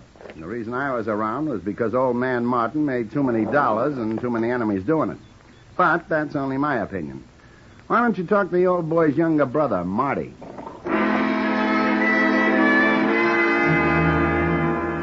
I found Marty living the life of Riley. He was upstairs in his room, cuddled up to a 20-year-old bottle of brandy, which was still underage to be around the kind of book he was reading. Yeah, I'll tell you something, Dollar.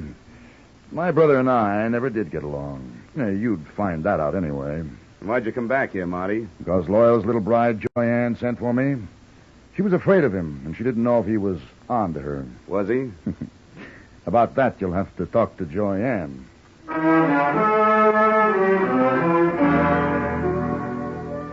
Joyanne didn't get home until 3 o'clock in the afternoon. I caught up with her 20 minutes later as she came dripping out of the swimming pool. The suit she was wearing would have gotten her pinched on the Riviera. Oh, that was refreshing. It certainly is. Toss me that towel, will you? Yeah, surely. Here, Mrs. Martin. Joyanne, I hate formality. Who are you? Well, I'm from the insurance company, here to find out whether you killed your husband or not. Good for you, Mr. Dollar. That's what I like. Men who get right down to the point. I was told you were here. Oh? Nobody told me about you. Oh, come on over and learn. I want to stretch out here in the sun. Here, you man the fly swatter. Okay. Come on, sit down. Here beside me. If it gets too warm, slip off your shirt. Oh, thank you. Well, suppose we start talking business. Marty tells me you sent for him to come here because you were afraid of your husband. How come? Well, I knew Marty before I knew Loyal. As a matter of fact, he's the one who introduced me to... What do you call a dead husband? You call him unlucky, I guess. Anyway, for the purposes of this conversation, I'll know who you mean if you just say husband. But you didn't answer my question. I meant, were you afraid of your spouse? And if so, why? Yes, I was afraid of him. Oh, I might as well tell you, Mr. Dollar. I want to be frank with you. The only thing Loyal didn't have to offer me was love. I seem to be a girl who needs just that. Frankly, I tried to make up the deficit. Mrs. Tompkins, the housekeeper, saw to it that my husband found out about it. From then on, it was like living with a madman. So endeth my confession. So beginneth my suspicions. What about this housekeeper? It till I came along, she always thought that Loyal would wind up marrying her. No, don't get me wrong. I realize that I'm still the best jury bait around. If you killed him, you might make some headway with a self-defense plea. Thanks. I'll remember that. In the meantime, just in case this thing gets messy for me, and it shows signs, I'm going to spend what's left of my free time enjoying myself. Well, that won't sound good to a jury, but it sounds good to me. If I spend too much time around here, I might wind up having to plead self-defense myself. Oh? From me? No, from that bathing suit.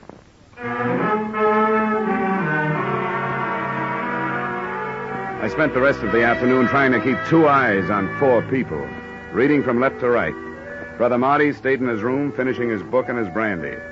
Nick Bellotti, the bodyguard with no body to guard, got back on his horse and cantered off into the sunset. The joyous widow, Joy Ann, locked herself in her room, and all I could get through the keyhole was the sound of a light and lovely snore. I couldn't tell whether it was the genuine article or not. Having no way of checking, I picked up the trail of Sarah Tompkins, the housekeeper. She, at least, was apparently up to no good. I found her in the library doing just what Lieutenant Markwood had told her not to do, smearing the surfaces of Mr. Martin's desk with a dust rag. And as anybody knows, you can't fingerprint a dust rag. Hey, cut it out! How dare you? Mr. Martin's private study. Those are the police private fingerprints you're messing up. I was doing nothing of the sort. I was dusting his desk. I always do it at this time of day. Get out of here. You don't belong in here. Keep your wig on, Mr. Tompkins. I'll not be told what to do by outsiders. Everything was all right until outsiders started coming in. If it wasn't for outsiders, Loyal would still be alive. First that girl, then his brother and that detective. Now it's the police and you. Why did any of you have to come here? Why couldn't you leave us alone? Now, calm down, Mrs. Tompkins. Try to calm down. Yeah, now, what's going on in here? What? Oh, and what are you 2 lovebirds up to? It's all right, Lieutenant. I'll tell you about it later. All right, but get her out of here. I've got some looking to do privately. Take her down to her room and then come back. You mean you got something hot? It ain't cold. Okay, Mrs. Tompkins, come on. But I haven't finished in there. Come on, you can get it later. There's just time for you to take a little rest before dinner. But I never rest this time of day. He didn't like me to. Mrs. Tompkins, come on, tell me. Really, why were you wiping off that desk? Those police this morning scattered white powder all over his desk. He would have been furious with me. He hated any kind of... The shots had come from the library, and that's where I went, but not fast enough. By the time I got there, Lieutenant Markwood was dead, and whoever had done the shooting was gone, apparently through an open window. Markwood still clutched the shotgun he'd grabbed out of the gun case, but hadn't had a chance to use. 2 things had just died in that room, the lieutenant and a hot piece of evidence he'd never had the chance to pass on to me.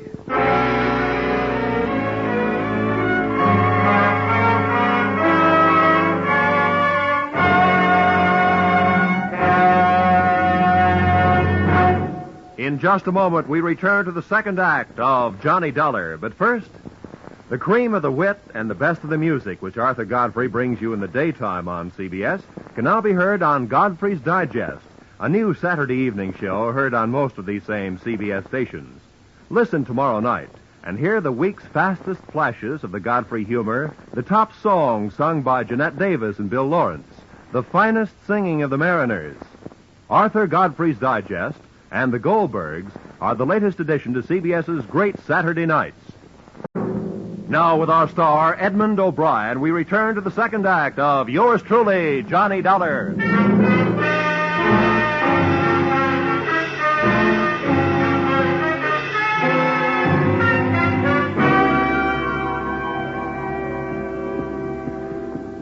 Hey, what happened? Oh, Markwood. Yeah, he's dead. Well, what are you doing, fella? I'm looking for what there seems to be a shortage of around here, Bellotti. Clues. You don't mind where you look, do you? Rule number 1, don't get caught frisking dead cops. Forget about it, Bellotti, will you? Maybe I can suffer from lapse of memory for you sometime. That's a deal.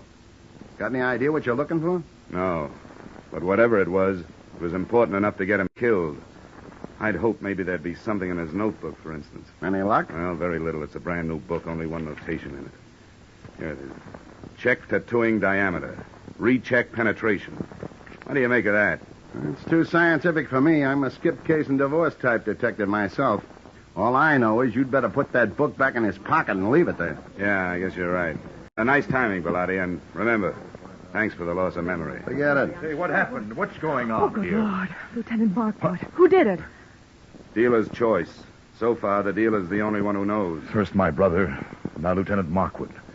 There'll be real trouble about this. Johnny, shall I call the police? Drop the innocent act, sister-in-law. I'll call them. No, maybe I better do it, Marty. If everybody will stop pleading not guilty by wanting to call the police, I'd like to get a word in. The police have already been called. Now, if you'll get out of here, I'd like to try earning my salary.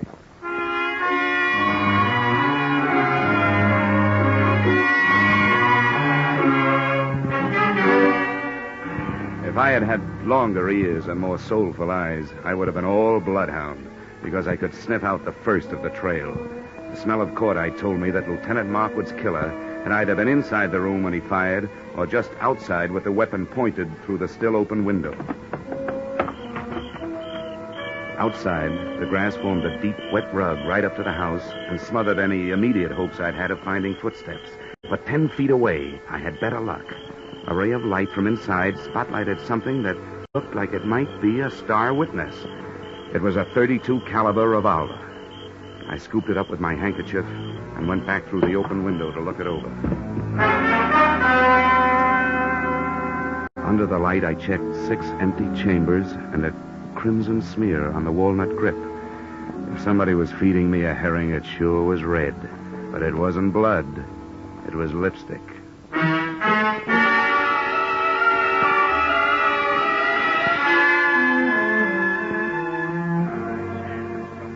I'd like to introduce myself, Dollar. I'm Sergeant Norrin McDougal. How are you, Sergeant? Poor Markwood. Thank the Lord he didn't have any wife and kids. I'm glad to hear that. Cops usually do. Well, there's one good thing about it. When a police officer goes, there's plenty of them that lives on to fight back. All the police in the world. You can throw in the private ones, too, Sergeant. Thanks, Dollar. And now maybe I'd better take your statement. Well, it won't take long. I heard the shots from the hallway, and I came back. He was killed either from inside the room or just outside the window. I didn't get a look at the killer, but I found what might be the murder gun. Here it is. Watch that handkerchief. 32 caliber. Yeah, how does that match up with the gun that killed old man Martin, do you know? Same caliber. Uh-huh. Huh. I wonder what he was doing with this shotgun. It ain't loaded, and Markwood knew better than to wave an unloaded gun in the face of a full one. Did you get anything else out of ballistics, Sergeant? Headache. Dollar, what we got from ballistics don't add up with what we got from autopsy. Well, how's that? Those 2 slugs entered Martin's body 1.5 inches apart. But, according to the shallow penetration, they were fired from a distance of 300 yards. Now, do you know anybody who could do that kind of shooting with a .32? Well, that's pretty fancy shooting. Could it have been done with a stationary mount? No, not a chance. The body would have started falling after the first shot, and you can't re-aim a stationary mount that fast. Yeah, you're right. You know, I didn't have a chance to spend much time with Markwood before he got it, so I don't have much to work on. You got anything to spare? Just a lot of routine confusion so far. You know yourself, Dollar. You take 4 witnesses, you're bound to get at least 2 different stories. 2 of the people that heard the shooting when Martin got killed last night said they heard 2 shots. And the other 2 witnesses said they heard 1. The only thing the whole 4 agree on is that they didn't see anything. Well, that sounds familiar. Thanks anyway, Sergeant. Sure, anytime. Hey, Sam. Yeah? Take this gun into town. Tell ballistics to run it through for fingerprints and check it against those slugs in the Martin case. I want to report right away. I hitched the ride with that gun into the ballistics department. While waiting for the test to be made, I asked some questions, and I came up with a real brain buster. Despite the fact that the penetration report said that Martin had been shot from a distance of 300 yards, his skin and clothing had been tattooed with powder, indicating the shots had been fired at close range. The tree that little puzzler put me up would have made the giant redwood forest look like a hedge. Then they gave me the ballistic report. The lands and grooves scored into the slugs by the revolver barrel proved that both Loyal Martin and Lieutenant Markwood had been killed by the .32 caliber gun I'd picked up in the yard. No prints on it. Registered owner, the young lady who looked much better in a bathing suit than she'd ever look in the electric chair. The widow, Joyanne Martin.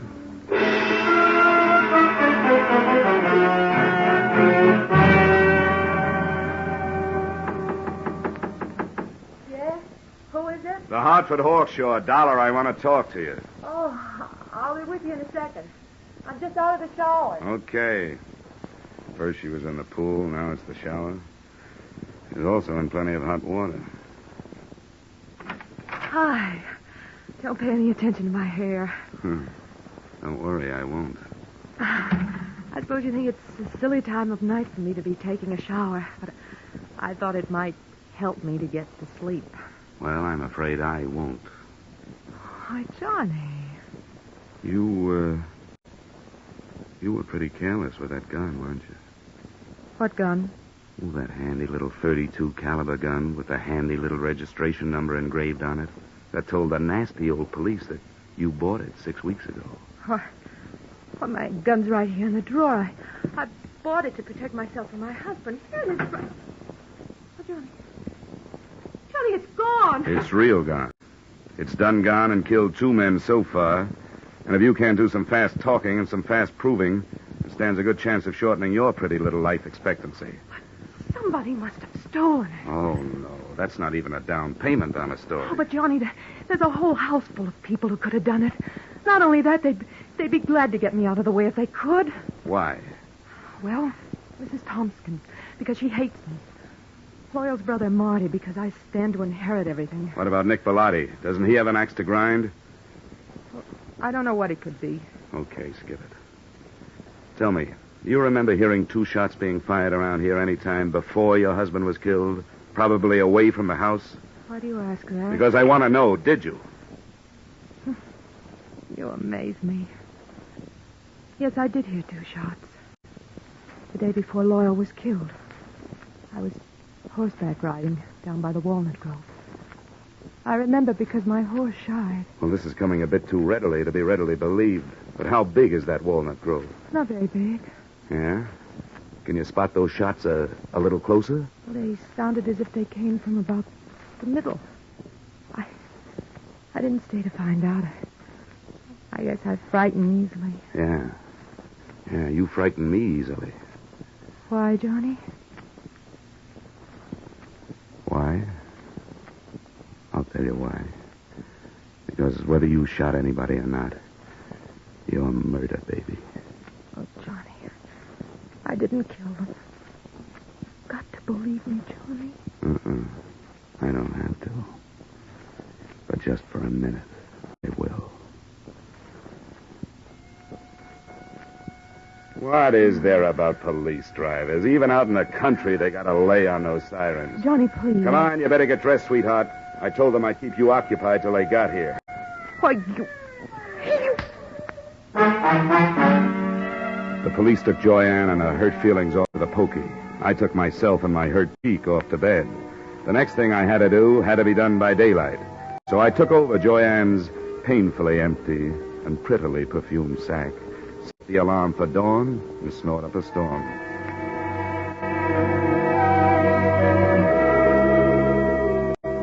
I never knew before how much went on in the country so early in the morning.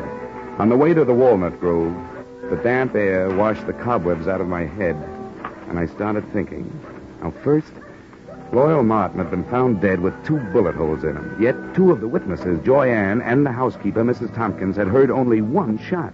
Second, that powder burn tattooing on the body, denoting a close-range killing, was in violent argument with a bullet penetration report which screamed long-range killing. Those facts, added to what was in Lieutenant Markwood's notebook, plus that shotgun clutched in his dead hand, came close to tallying up the total that had cost him his life. Inside the grove, I found 4 walnut trees with hollows in their trunks. The first one gave me a handful of nuts and a fancy sassing by an irate squirrel. The second one came up with a handful of spunk water and a wet cuff. And the third, I found what I was looking for. I found about 2 pecks of clean cotton waste. That is, clean, except for some powder burns. Everything was falling into place, including a blunt instrument which hit me on the head from behind. But before I hit the ground, I saw Brother Marty Martin legging it back towards the house.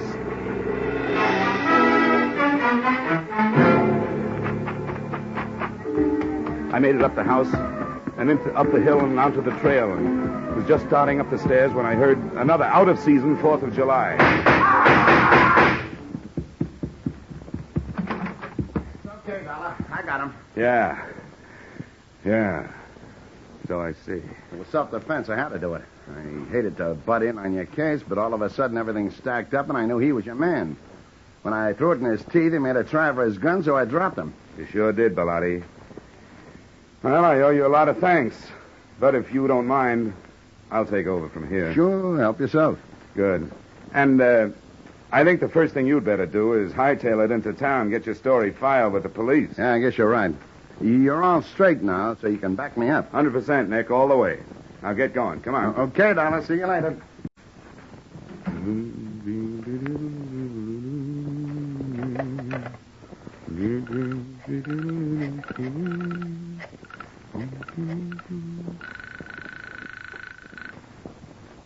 Sergeant Norrin McDougal. Yes, sir. Sergeant McDougal. Johnny Dollar, Sergeant. Oh, yeah, Dollar. What's new? Well, just another corpse. And in just about 15 minutes, the guy who made it one and conspired on the other 2 killings is going to walk right into your arms through the station house door. What? Who is it? Nick Bellotti, New York private license. He just shot his partner in this thing, Marty Martin. You're crazy. What about this girl? It's her gun. That was their fondest hope, Sergeant, to pin it on her. They borrowed her gun, fired 2 slugs from it into some cotton waste, then took the slugs and stuck them in a shotgun shell. 1 shot, just like both ladies said they heard.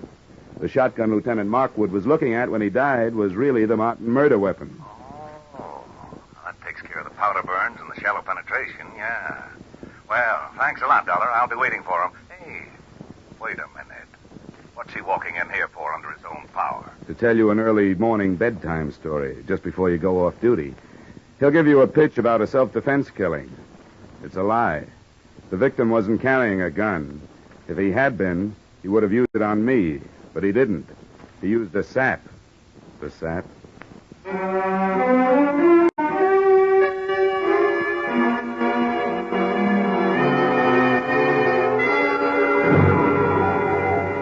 Expense account, items 2, 3, 4, 5, 6, 7, 8, and 9.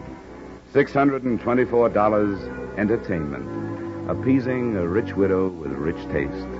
Expense account, items 1 through 13 inclusive, $160 entertainment of poor insurance investigator with extravagant taste.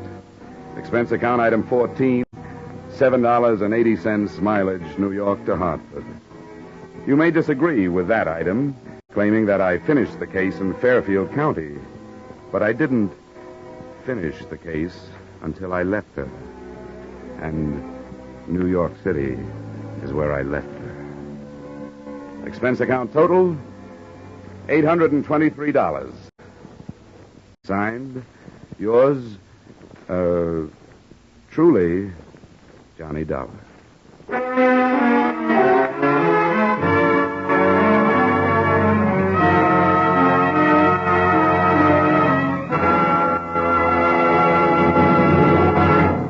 Yours truly, Johnny Dollar, stars Edmund O'Brien in the title role and is written by Paul Dudley and Gil Dowd, with music composed and conducted by Leith Stevens.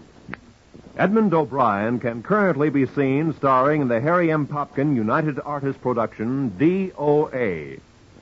Featured in our cast were Irene Tedrow, Walter Burke, Ted DeCorsia, John Daner, Gene Bates, and Ed Begley. Yours truly, Johnny Dollar, is produced and directed by Jaime Del Valle.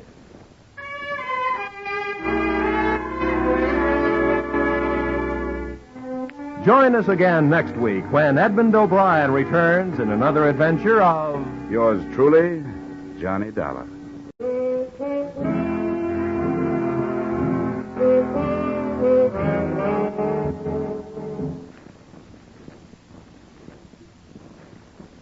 Ladies and gentlemen, CBS invites you to hear Senator Brian McMahon on the Capitol Cloakroom over most of these same Columbia stations tomorrow night. Senator McMahon is chairman of the Joint Congressional Committee on Atomic Energy. And when he's interviewed by CBS newsmen Eric Severide, Bill Shadell, and Griffin Bancroft, this will be the first detailed discussion of the hydrogen bomb and its implications. Remember, the first discussion by a high government official since President Truman's historic announcement earlier this week. Remember, that's CBS's Capitol Cloakroom, tomorrow night at 10:30 p.m. over most of these same CBS stations. Be sure and be listening. This is CBS, where, incidentally, Arthur Godfrey's Digest of Wit and Humor is also heard every Saturday night. The Columbia Broadcasting System.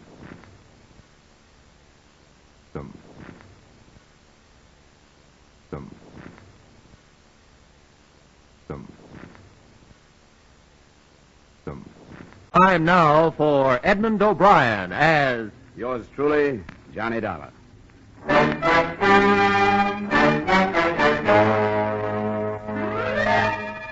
Edmund O'Brien in another of the adventures of the man with an action-packed expense account, America's fabulous freelance insurance investigator, Johnny Dollar.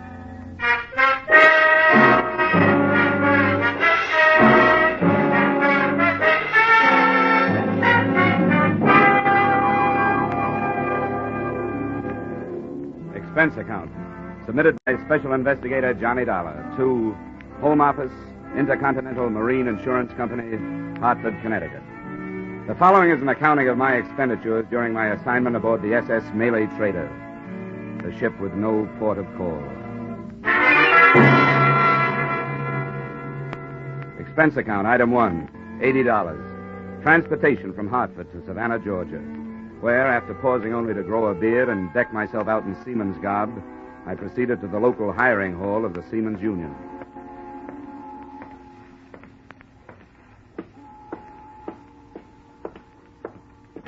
The Cape Lorenzo, C2 sailors for the Panamanian line bound for Rio de Janeiro, leaving tomorrow morning, 9 a.m. The call is for 1 baker, 1 galley boy, 1 carpenter, and 2 ABs. Cape Lorenzo, C2. Yes, okay. All right, we'll put the call right through right away. Sam, what is it? The name is Dollar. I'm signing on the Malay Trader.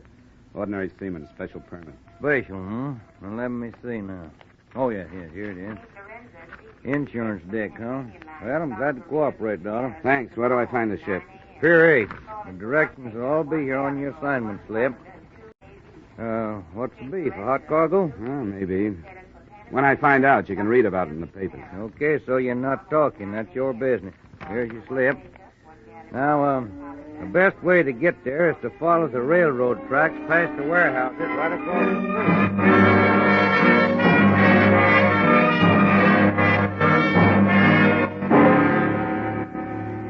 street. My new home, when I found her, looked neither pretentious, comfortable, or even seaworthy. She was a rusty old Liberty ship that probably had a war record, but hadn't had a coat of paint in months.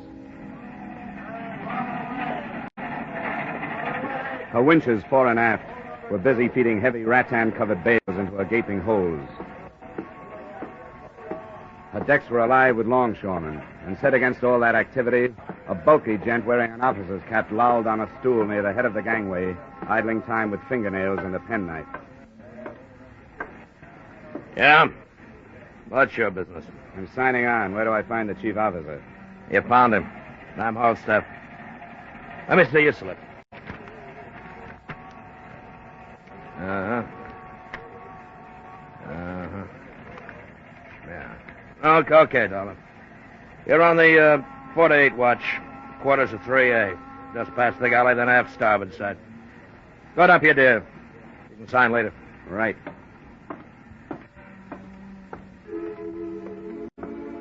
So far, the spy story method seemed to be working. I was aboard the ship as a seaman, and a few seconds later, I was shaking hands with the man who shared my quarters, Al Rhoda, on a salary for 4 years as Intercontinental's marine investigator.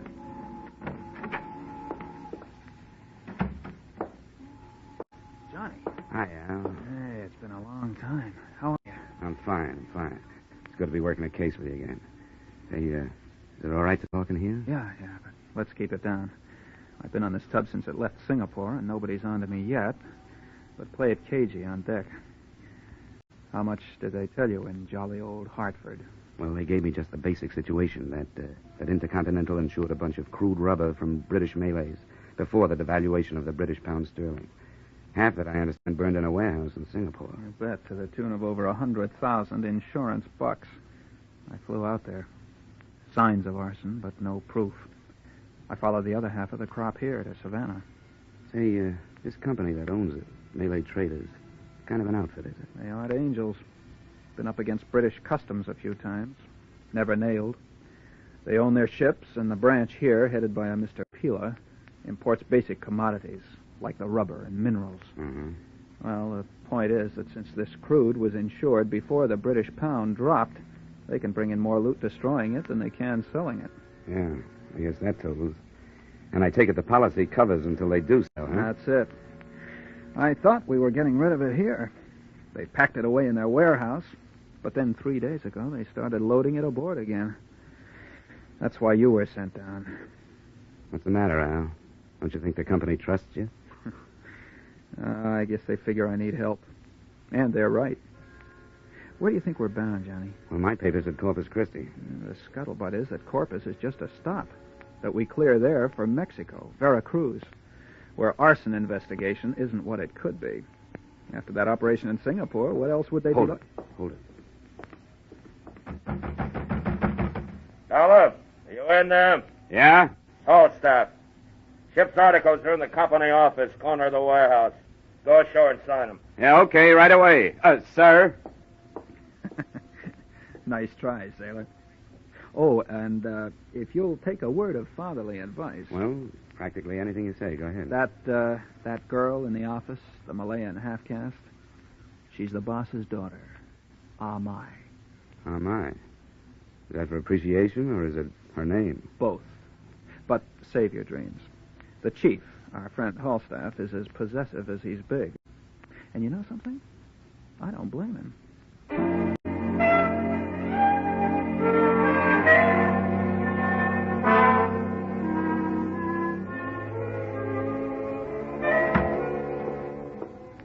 I didn't blame Halstaff either after I saw Amai. You could tell she had enough Occidental know-how to be proud of what the Oriental did to her looks. Amai indeed. Good afternoon. Hello. I'm here to sign the articles. I'm the Malay trader. What, please, is your name?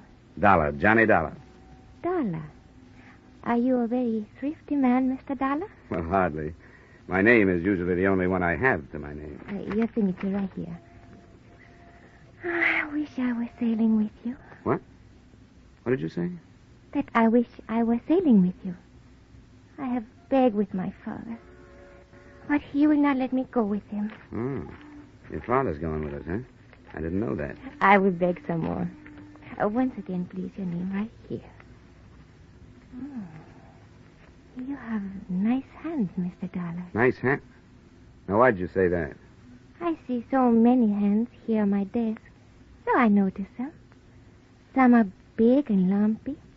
Some are short, some are dirty. And in Stewart's department, some are clean from dishwashing, but all wrinkly. I see. Well, I'd better get back to the ship. Thanks. Thank you. We hope that conditions during your voyage will meet with your approval, and that you will accept employment with Malay traders again.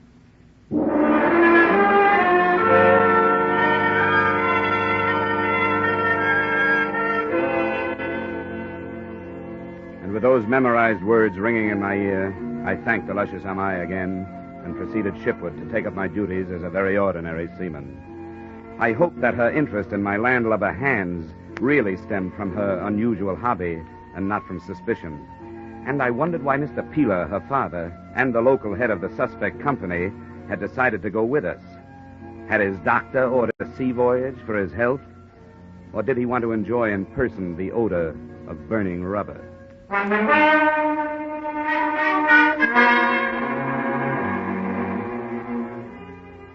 The next afternoon, the cargo had all been brought aboard. The ship was made ready for sea.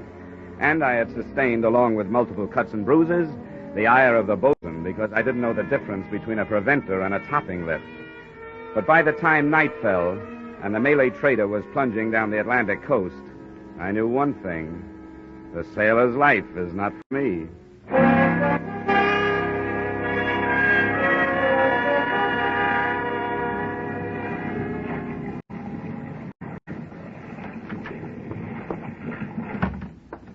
How'd you make out, Al? Well, nothing new. Scuttlebutt is still Vera Cruz, but there's something screwy about it, Johnny. You develop a nose after you've snooped as many ships as I have. There's something wrong aboard. What? Besides my seamanship. The old man? Yeah, a lot of little things. The course we're on for Florida Straits, the readings on the ballast gauges. Of course, the displacement ratio changes with different oceans and water temperatures. Look, Al, that's all Greek to me. Ballast gauges, displacement ratio. Just what are these things that are bothering you? Well, I don't know. Just vague things that... Look, come out on the foredeck with me, will you? Yeah, sure. It's probably just this overactive nose of mine, but...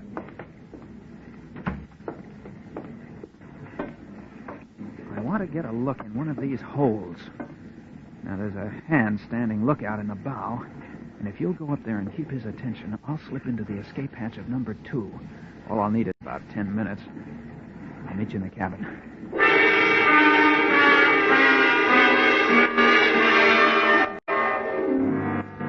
I made small talk with the lookout for 10 minutes, then started back towards the cabin. Suddenly, I heard a scuffle behind me. Hey, Al, is that you? Then I heard someone running, and I started after the disappearing figure. But I didn't get very far.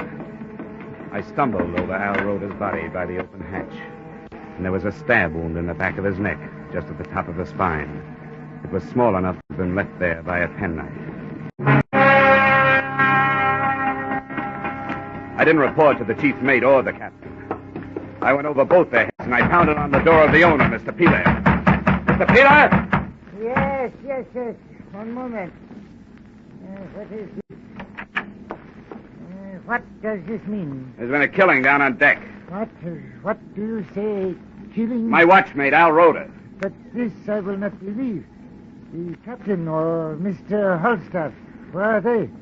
Why do you come to me? Because I think a request from you is in order. I think Sparks ought to radio the Coast Guard. The sooner the better. But a killing on my ship. To believe this from you. No, I do not. What is that? Man overboard, Mr. Peeler. A murder has just been turned into an accident.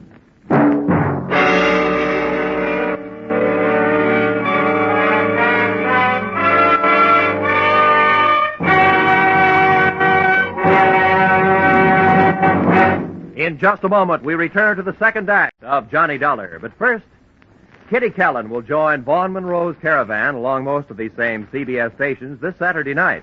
And on the CBS Gene Autry Show, the King of the Cowboys will bring you Ramona, When the Bloom is on the Sage, and many another Western favorite.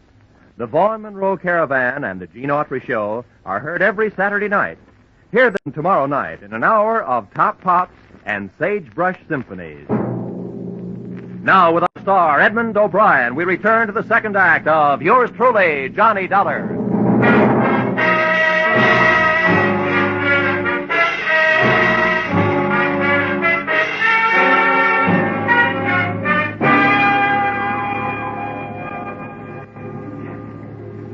Mr. Horsath.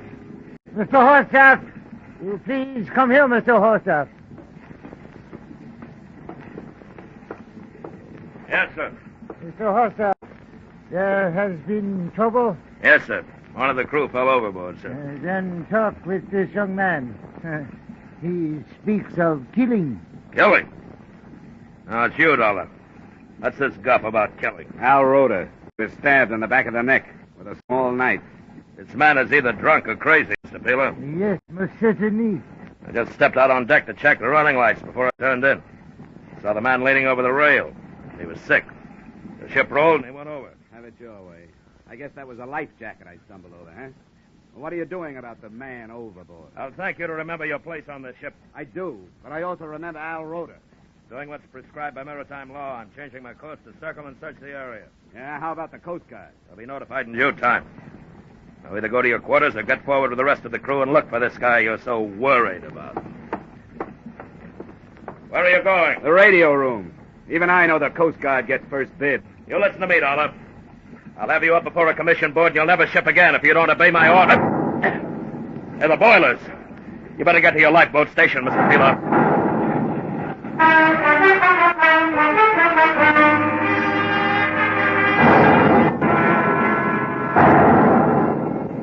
Every time an explosion lifted the Malay trader up off the water, it lifted my stomach up with it. My heart must have been pounding, too, because I felt it high in my throat.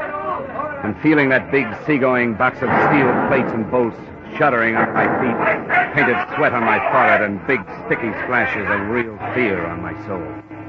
This would be getting dead the hard way.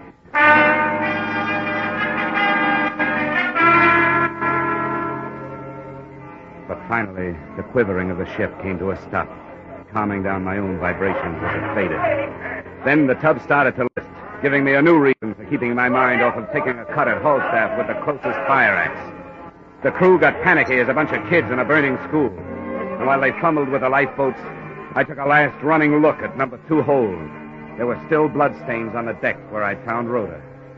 And next to them, besides the open hatch, I found something that Halstaff hadn't realized he'd lost or hadn't had time to look for. His penknife, pearl shell handle, with an anchor embossed in silver. I pulled back the tops further, moved a few of the sectional hatch covers, and got a look into the hold. There was enough light to see the cargo, and enough smoke curled out to tell me the explosion had not been in the boilers.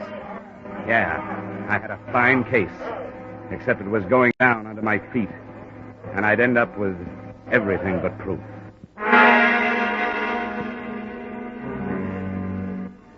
It was shortly after dawn when the Malay trader finally settled by the bow and went into a final plunge.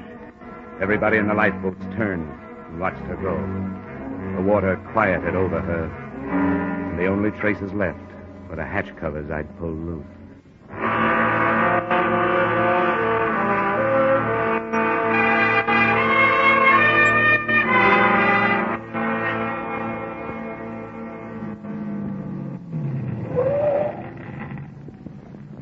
This is the place, mister. Yeah, this is it. That'll be, 280. Yeah, here, I'll keep it. Oh, thank you.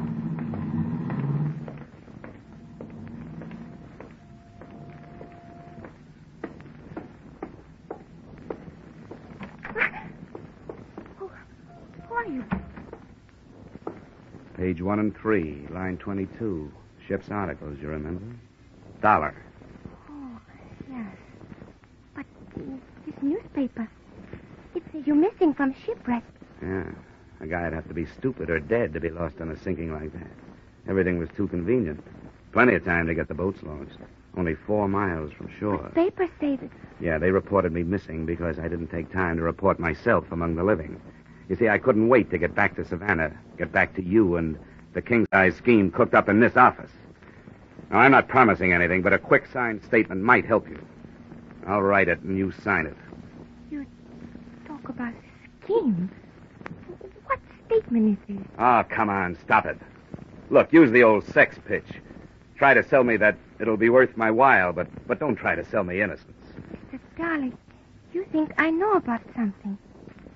Please, tell me what it is. Look, if you're bluffing, you can quit. I know that explosion on the ship was staged. Now, the next step is to try to collect the insurance on the rubber that was lost. And that's the step I'm supposed to start.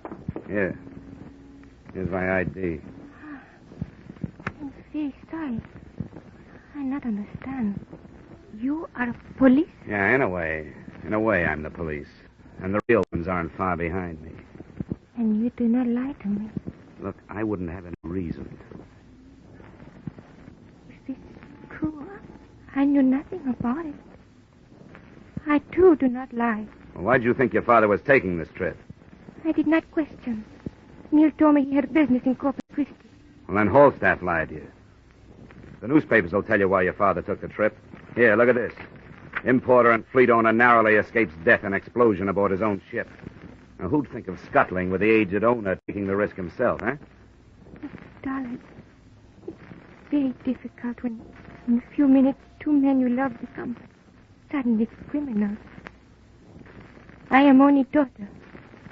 I not question my father. If he did this thing, he did it with reason. Now, what would you have me to do? Well, first stop looking at me as if I started it all. I'm sorry. Honestly, I am.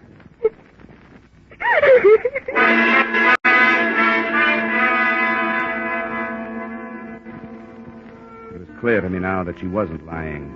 And to hide my embarrassment, I read through the newspaper accounts of the sinking again while she recovered herself. There were air photographs of the huge oil slick the sinking ship had left on the surface, the only reminder now that the hatch covers had drifted away.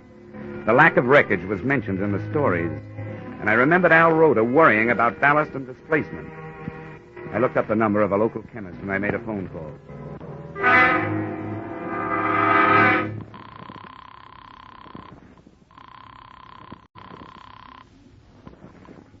Hello? Listen, Doc, this may sound like a silly question, but it could be important. Does crude rubber float? Crude rubber? Do you mean perhaps latex? Yeah, whatever you call it. The way it comes into the country, wrapped in a tan, will it float? Oh, specific gravity. Wait, I think. It decreases as the temperature rises. You see, normally specific gravity is a little less than that of water. Yeah. It would float. Yeah, it floats. In the hold of a sunken ship, with a hatch partly open, it would force its way out and come to the surface? Yeah, it floats. Yeah, but it didn't. Thanks. Am I? Yes. How many warehouses does Malay traders have here in Savannah? Only that two. Here on the waterfront, huh? Was anything moved out of them last night, after the ship left? No, nothing was moved. Mr. Dollar, what does this mean? Am I? I want you to wait here in the office for your father. When he comes, I want you to tell him that I'll be waiting for him in one of the warehouses and that I know the truth.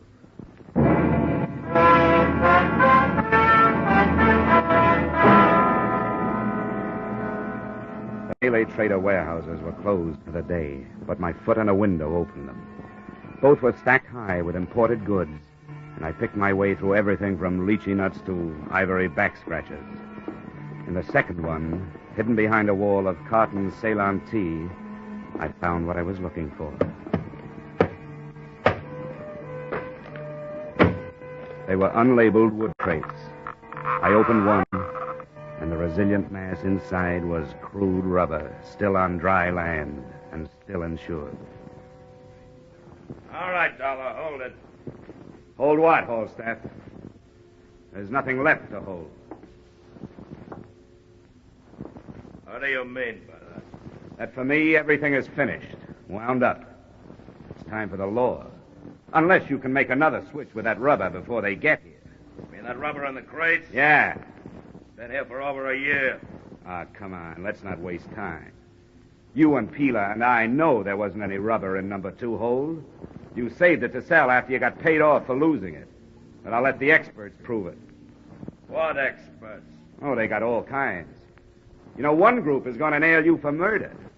That's very funny. That's very funny. So is a penknife a funny murder weapon. But I found one on the Malay train on the deck near number 2 hold. So you've got a penknife, huh?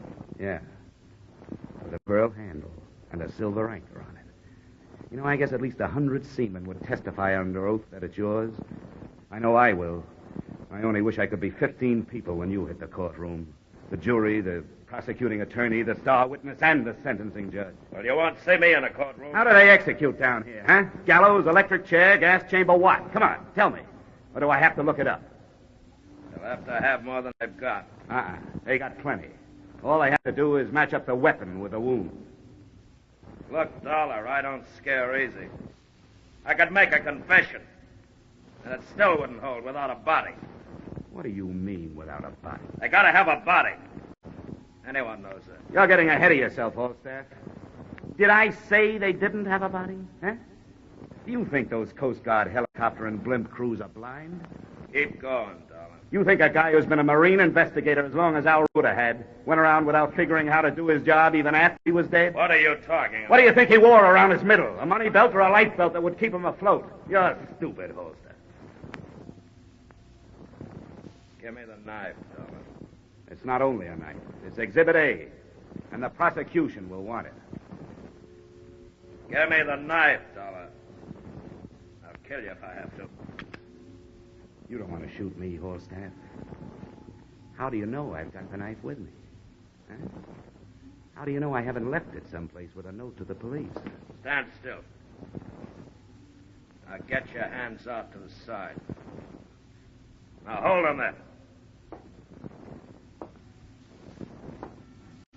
All right, now keep your hands still. Now just turn around. Don't move.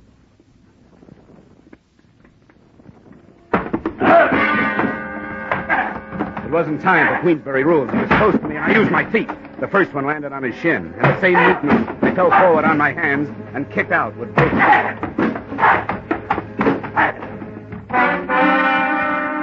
2 sea boots into the solar plexus would have stopped an ordinary man.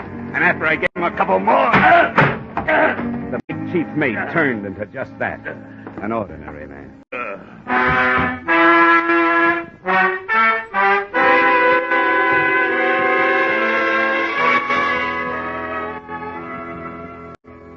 I turned Holstaff over to the police along with the murder weapon and the results of my bluff.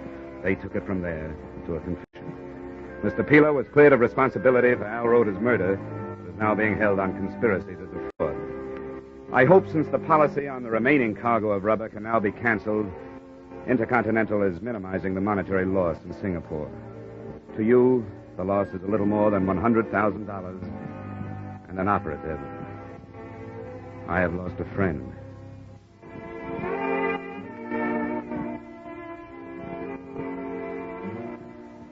Expense account item 2, $63. Getting my foot on a bar and my chin off the chest while waiting for a train to take me out of Savannah. Item 3, $80. Transportation Savannah to Hartford. Item 4, $10. Public stenographer who took the dictation on this expense account. Item 5, entertainment. Same public stenographer who spent the evening proving that socially she didn't take dictation. Also that she was no good at making me forget what I want so badly to forget. The face of Al Roda. Expense account total? Skip it. This one is on me. Yours truly, Johnny Dollar.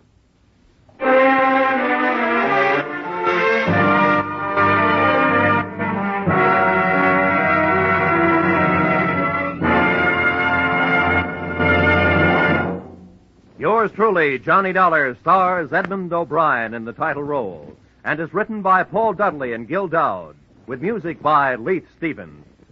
Edmund O'Brien can currently be seen starring in Harry M. Popkins' United Artists production, D.O.A. Featured in our cast were Lillian Byeth, Barton Yarborough, William Conrad, Elliot Reed, and Robert Griffin. Yours truly, Johnny Dollar, is produced and directed by Jaime Del Valle.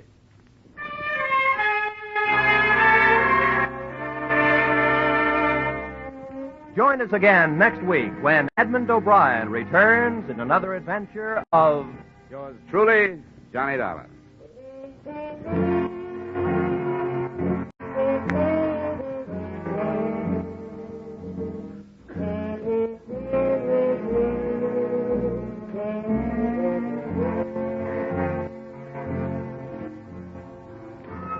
The Case of the Oblivious Angels, a true story of manhunt in Tennessee and Georgia, is to be dramatized on Gangbusters this Saturday night.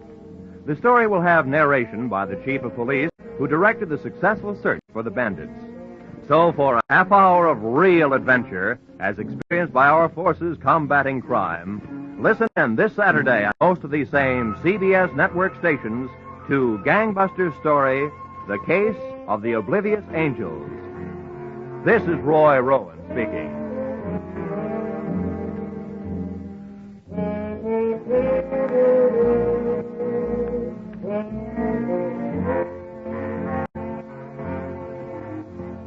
This is CBS, where yours truly, Johnny Dollar, meets adventure every Friday night. The Columbia Broadcasting System.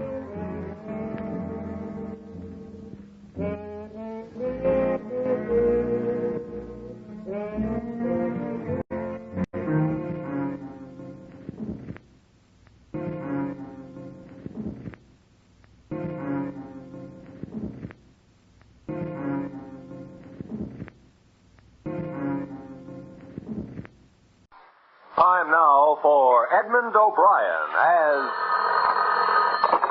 Johnny Dollar. Johnny, how soon can you get out to High Bridge, North Dakota? North Dakota, huh?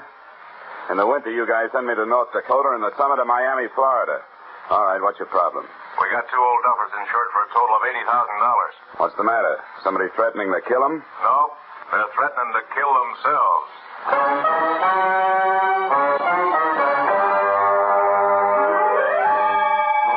Edmund O'Brien in another of the adventures of the man with the action-packed expense account, America's fabulous freelance insurance investigator, Johnny Dollar.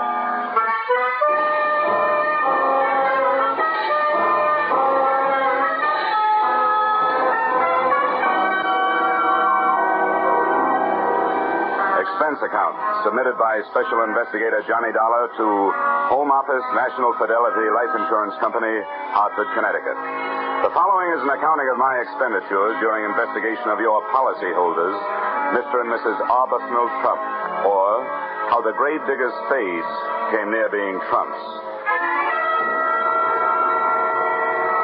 Expense account item 1, $113.52 railroad fare, Hartford, Connecticut to High Bridge, North Dakota.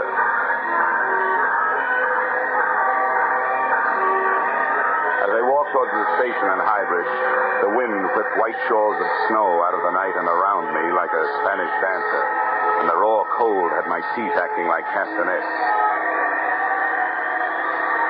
Inside the shack, I found a pot-bellied stove surrounded by a pot-bellied station master. Hello? Oh, hello. You are our only customer? Well, I'm the only one got off the train. Can I find a taxi around here? Yep. As soon as my son gets the mail and freight tucked away, he'll take you.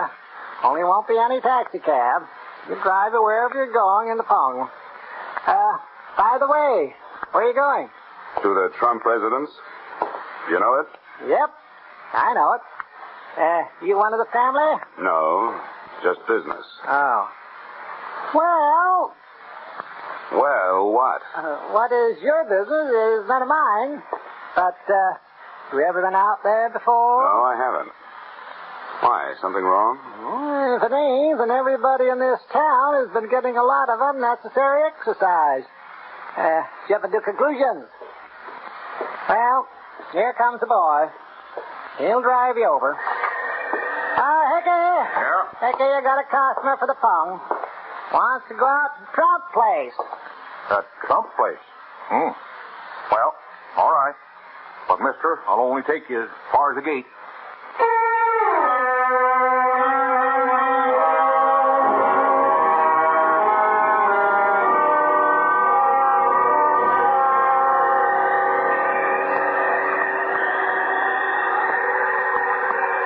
You say this your first visit, huh? That right, Mr. Dollar? Yep, that's right. Hey, how much more we got to go? Oh, about another mile. You cold? Cold? Ooh, I'm freezing. Well, slap your arms around. Keep up circulation. Hey, does it always get this cold around here? Nope. Only in the winter. Oh. Say, Hickey. Yeah? You mind answering a few more questions? No, many answers.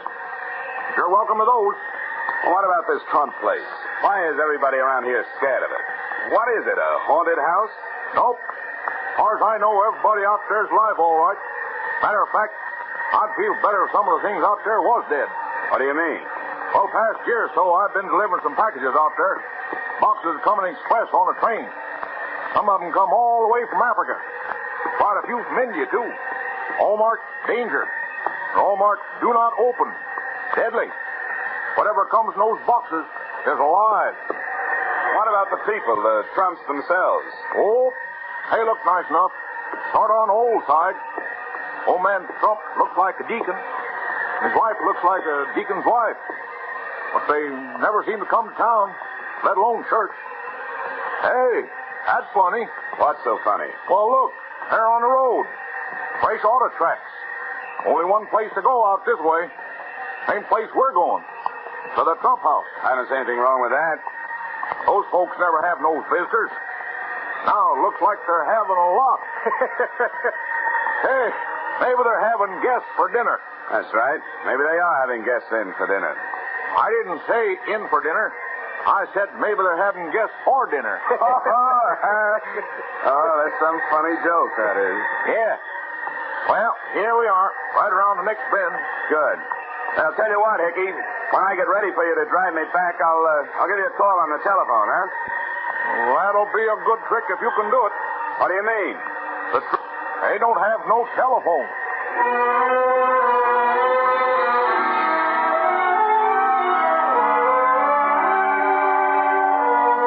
Expense account item 2, $1.50 tongue fare.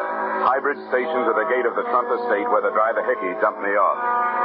I used one of the fresh tire tracks as a footpath up the long driveway through the snow, and steaming the white flakes out of my eyes with my breath, I took inventory of the house. It was big, colonial, and in good repair.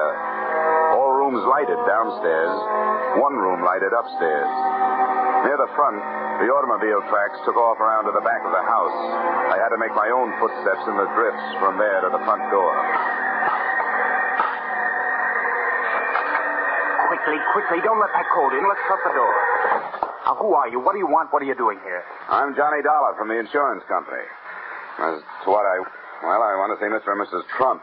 As to what I'm doing here, I'm just the victim of a bad choice of careers early in life. Well, all right. Take a seat over there. I'll go check with Mr. and Mrs. Trump. But don't bother taking your coat off yet. So this is Northern hospitality.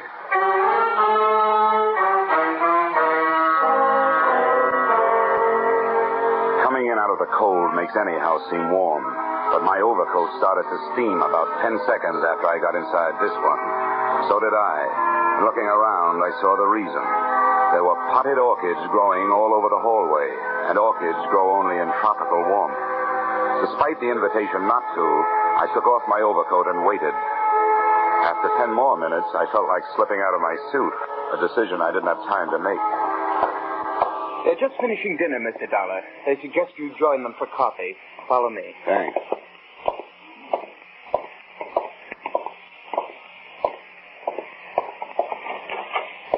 Mrs. Trump, Mr. Trump, this is Mr. Dollar. How do you do? How are you, Mrs. Trump? Won't you join us? There, sit right over there. Yes, Mr. Dollar, come and sit down. Have some coffee. Oh, thank you. Fine. Now, that'll be all when you may leave. Well. Fine.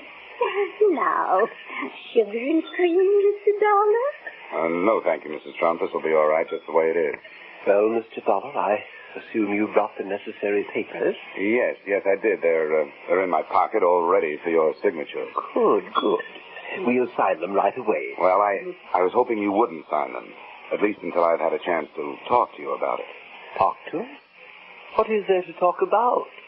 I hope you understand that, well, it isn't every day that an insurance company gets a letter from a pair of policyholders calmly stating that they are both planning to commit suicide. Oh, no? No.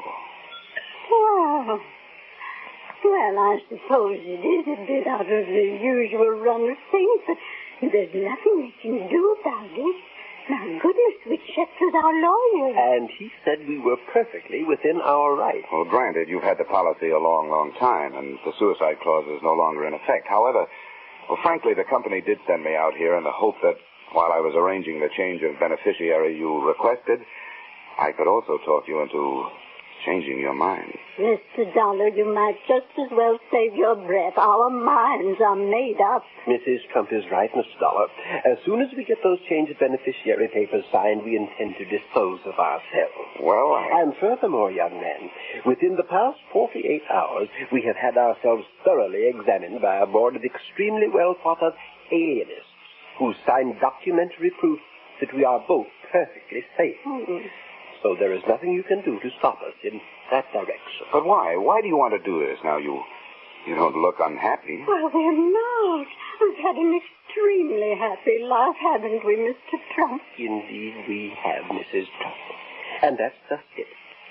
You see, Mr. Dollar, we both feel that having enjoyed such a beautiful life, we owe the world something. And finally, we have evolved a method of paying our debt. In doing what we intend to do, we shall leave to the world the beginnings of a new humanity. What's the matter with the old one? Nothing.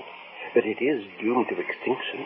Mr. Dollar, just think for yourself. Atom bombs, hydrogen bombs, biological warfare. And don't forget the flying saucers, Mr. Trump. Don't forget, indeed.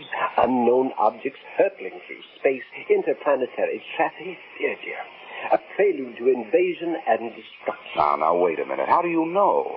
Who told you? Mr. Dollar, Mr. Trump knows these things. He was a professor for many years, and he reads all the time.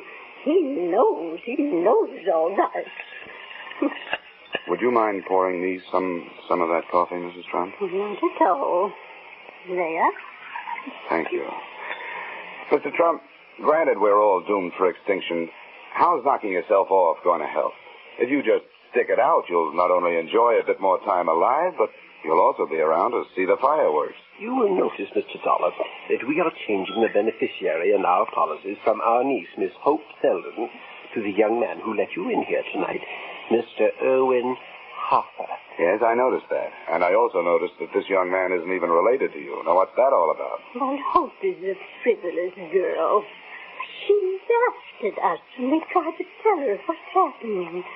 Irwin is a serious-minded young man who will use the money brought to this household by our passing to make the down payment on a new human race. Mrs. Trump, do you happen to have any brandy around? Later, Mr. Dollar, later.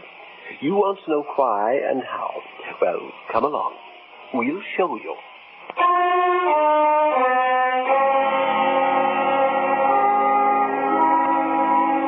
A nightmare is bad enough when you're asleep, but I was awake, and that's when they're really frightening.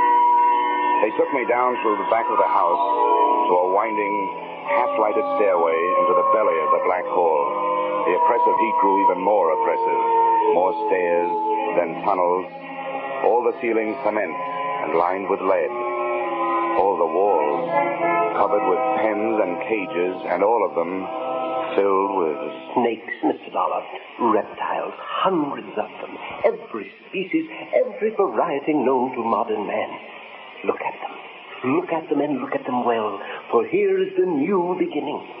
When life as we know it is blasted off the face of this earth, either by man himself or by his planetary cousins, when that happens, then these shall be the inheritors of this global sphere, as they were in the beginning, according to the Meston theory as set down in 1903. Yes, Mr. Dollar, Mr. Trump knows these things, don't you see? No, I've got to admit I don't quite see. You will. There. Look.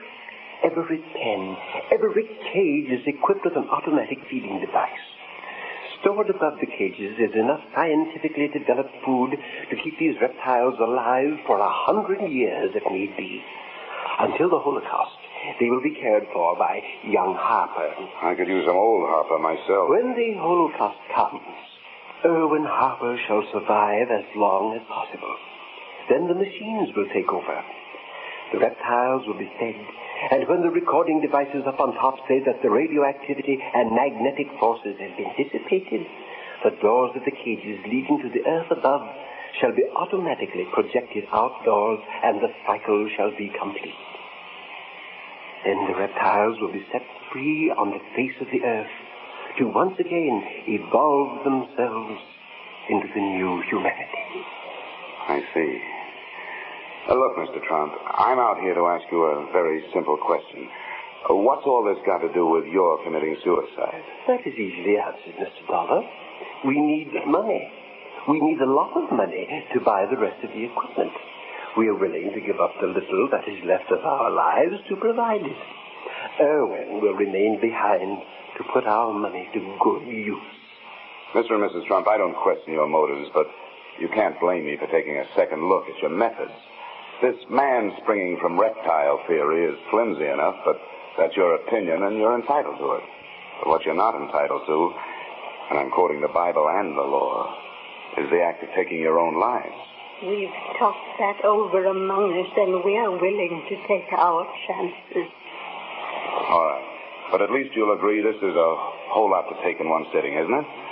Now, let me bring these papers back in the morning. We can talk it over once more, and then you're free to go ahead and sign it. Well, the time is short, but I don't think a few hours will matter. Do you agree, Mrs. Trump? Oh, yes, I agree. Good. Now, if you'll be kind enough to either let me have a car or have somebody drive me into town. Car? We have no car. We haven't had one for months, and we've borrowed them from the property. Hasn't been one past the gate for almost a year. Oh? Including tonight? Yes, of course, including tonight. You'll just have to stay here. Come now. We'll take you up to your room, Mr. Dollar. What you need is a good night's sleep.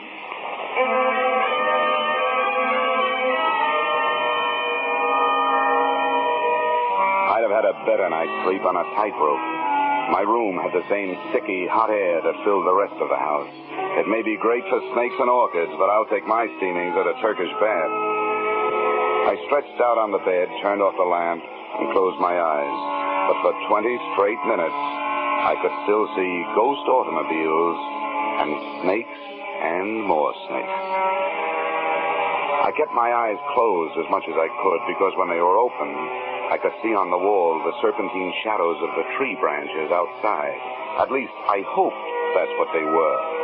Then, just as I was hoping the hardest that the realest of them all wasn't what it looked like, out of the blackness from across the room I heard... I reached down under the bed for a shoe. Not much of a weapon, but all I could think of at the moment. Then I snapped on the lamp and saw it. It had plenty of coils, all right, but it was strictly non-venomous. The steam radiator standing there hissing my performance. But my nerve ends didn't even have a chance to lie down. They were still standing straight up when it happened. I was out of bed, across the room, and out into the hall in slightly more time than it takes to tell. The ray of light from my open door fell across a jumbled pile of beautiful young women. I bent over her and...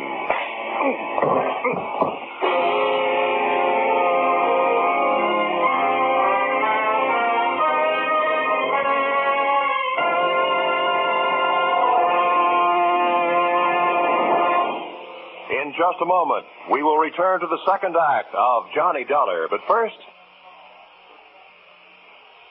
Now, with our star, Edmund O'Brien, we return to the second act of yours truly, Johnny Dollar.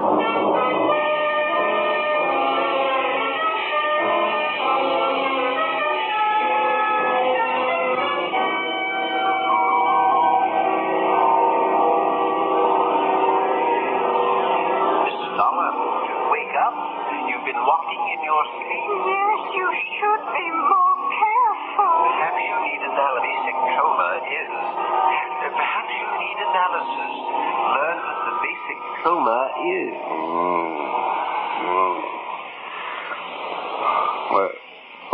What did he say, Mrs. Trump?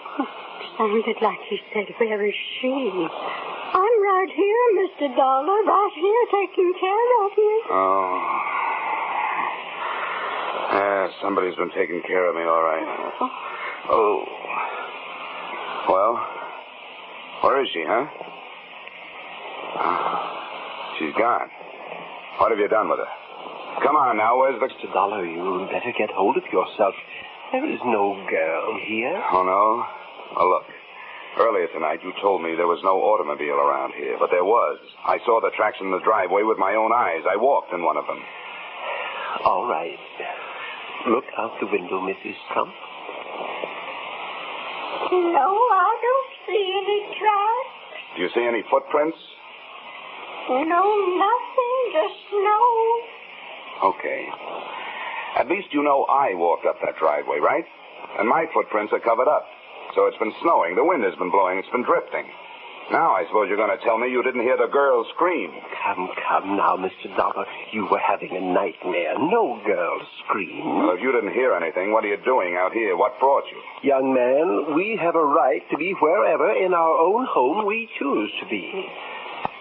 But I might as well tell you, I found you when I started for the kitchen to get some crackers and warm milk. I found you lying here. Yeah, everyone's lying around here. Young man, that does it. Once we get those papers signed, I'm afraid we shall have to ask you to leave. That's all right with me. They're here in my room. Come on. The way some people stand in the way of the few of us who are making a genuine effort to sustain some kind of life on Yes, Mr. Trump, you're absolutely right. You'll find a pen there on the table. The papers are right here in my... Hey. Yes, Mr. Dollar? The papers are gone. But how can they be gone if you brought them at all? We warn you, Mr. Dollar, we will not stand for any more of your dilly-dallying. We want those papers, and now. We are determined to sign them immediately. Suddenly, that has become my fondest hope. Now, do us all a favor. Go back to bed and give me a chance to do a little walking in your sleep.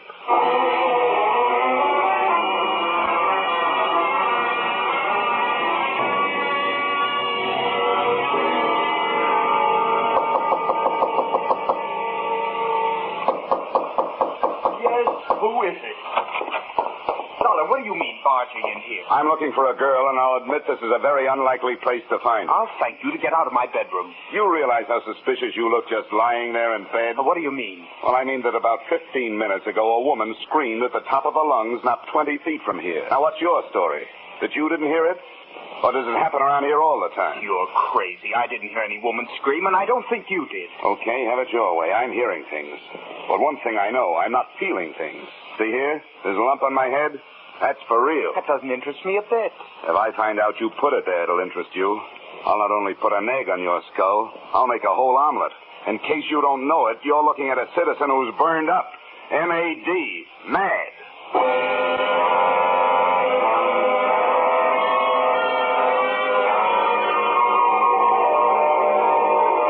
Started through the rest of the rooms in the house. I thought I knew who I was looking for. The only person I could think of who would profit by seeing those papers not signed. The present beneficiary of the Trump policy, their niece, Miss Hope Selden. All I could find in the next 6 bedrooms was a lot of old-fashioned furniture. I was just looking under the bed in the last when the wind outside took on a new note. I ran back to my own room, flung open the window, and stuck my head out into the blizzard trying to get a look in the direction of the noise. I wasn't taking any chances on that kicker finally sparking the automobile into life before I had a chance to see who was in it. I swung my feet over the sill and dropped the one story into a high drift.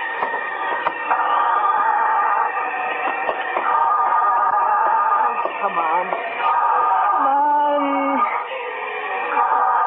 Oh, darn it. You're wasting your time. Around here, people only go for sleigh rides. What do you want? Who are you? You should know. You had your hand in my coat pocket earlier tonight. Of course, unfortunately, I wasn't in the coat, but something else was. And I want it back. If I took anything out of your pocket, I had plenty of reason and plenty of right to do it.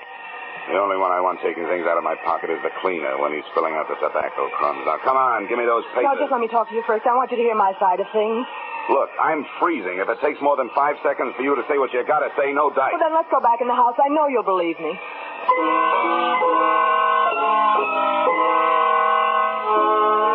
I saw plenty about her to interest me, but nothing to relax me.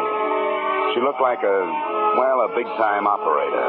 A gal who would be as dangerous kissing you as killing you.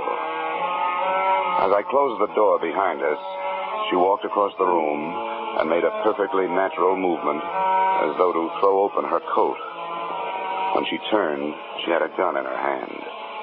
It was the first time I'd ever seen a shoulder holster on a woman. Now put your hands up, Mr. Dollar, and listen.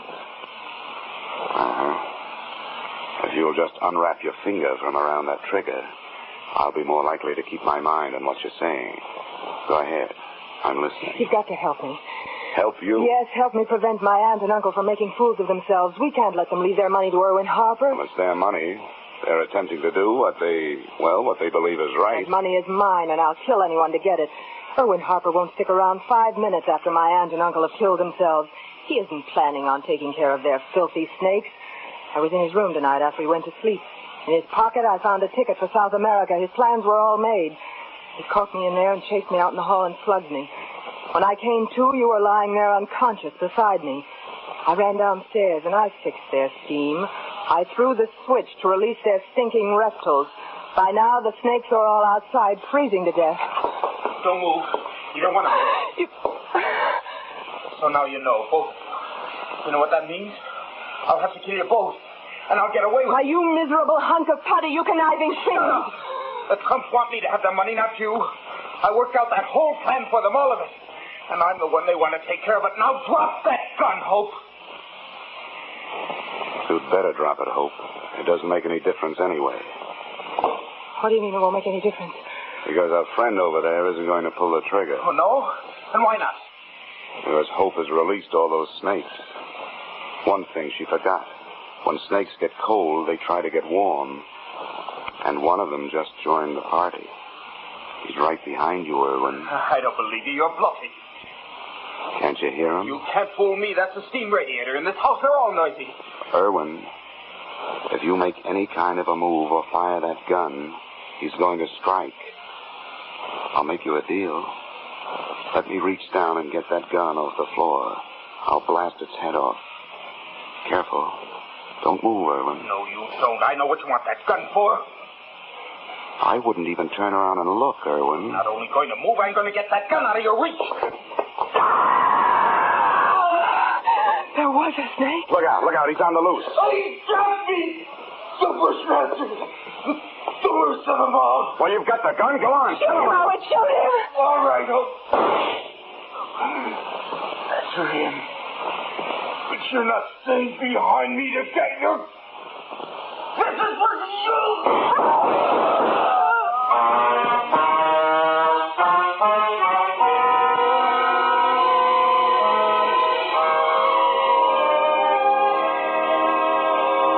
Mr. and Mrs. Arbuthnel Trump were fresh out of beneficiaries, to say nothing of snakes.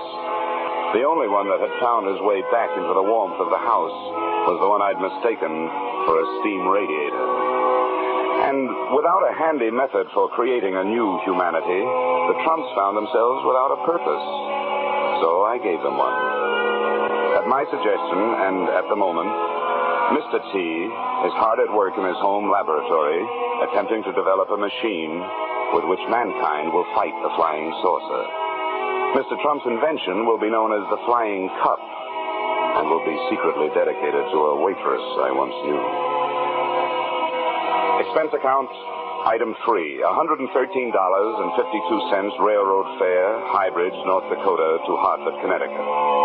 Expense account total, $763.90. You may say this doesn't add up, but neither does anything else about this case. Signed, yours, truly, Johnny Dollar.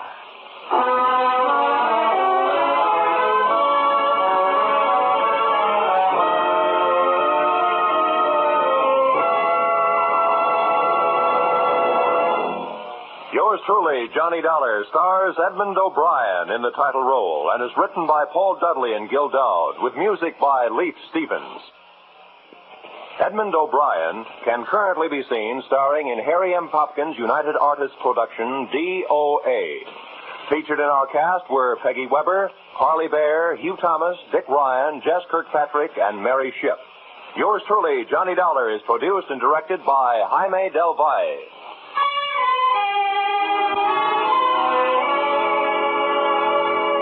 Join us again next week when Edmund O'Brien returns in another adventure of yours truly, Johnny Dollar.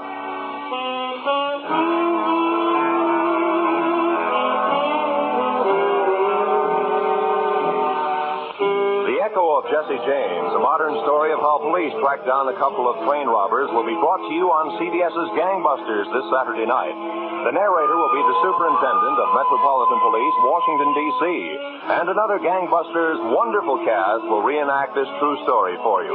Join us this Saturday night on most of these same CBS stations for Gangbusters drama, The Echo of Jesse James. This is Roy Rowan speaking. This is CBS, where yours truly, Johnny Dollar, meets adventure every Friday night. The Columbia Broadcasting System.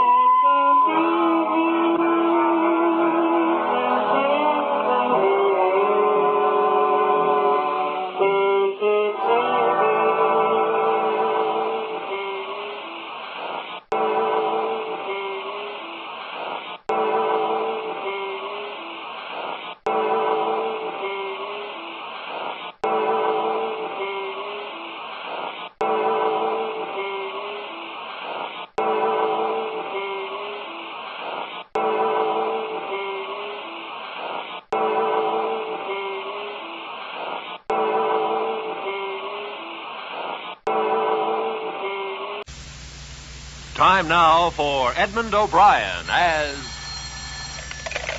Johnny Dollar. Why in the world are you down here, Dollar? Your train leaves in 45 minutes. Well, I'm taking a quick refresher course in ancient history. You're sending me out to find a missing archaeologist, aren't you?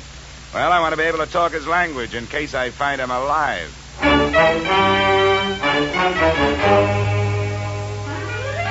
Edmund O'Brien in a transcribed adventure of the man with the action-packed expense account. America's fabulous freelance insurance investigator. Yours truly, Johnny Dollar.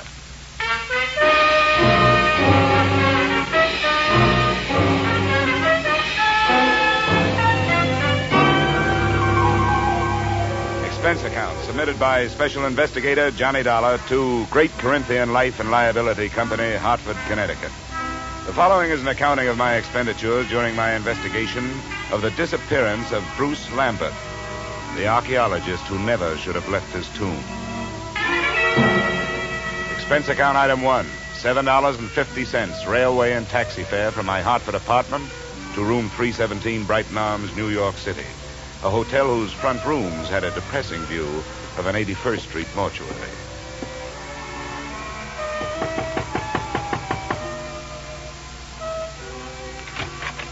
Miss Lambert? Yes, please come in, Mr. Dollar. She was tall without awkwardness, had the physique of an athlete, but still with softness, and a golden tan made her seem out of place, set against the snow heaped on the sill outside the windows. Thank you for coming, Mr. Dollar. I realize that mine was a rather unusual request to make of an insurance company. Not at all, Miss Lambert. The company doesn't want to lose a policyholder any more than you want to lose a brother. But there are a lot of good private detectives in New York. I couldn't afford one. I had thought of notifying the police, but I realized that Bruce's case would be just one of many to them. They're so impersonal. And if there's a chance of any notoriety... Miss Lambert, if you mean that for some reason you'd rather the police didn't find him, you'd better tell me about it. Yes, of course I was going to. I don't see how it could make any difference. Please sit down. Maybe we'd better start way back at the beginning, huh? That would be in Egypt, wouldn't it? Yes. In the desert some 100 miles west of Thebes. My brother's an archaeologist, and he'd uncovered some ruins. It was quite an important discovery, something about the 12th dynasty. I don't know much about it. You were with him? Yes, I didn't spend much time at the excavation site. I stayed in the village. But the reason the police might make it difficult is that Bruce discovered some relics that he didn't declare to the authorities there. You mean he swiped them? Well, if you're in the habit of using extreme bluntness, I suppose you could put it that way. All right, I'm sorry. Please, Mr. Dollar, this is quite unpleasant for me. If Bruce had stolen all the relics, you wouldn't expect it to make any difference in how I felt about his disappearance, would you? Well, I'm afraid I can't do anything for you. I've got to know these things if I'm going to help you. Wait. I'm sorry. I'll tell you everything I know. All right. What were those relics that your brother didn't declare?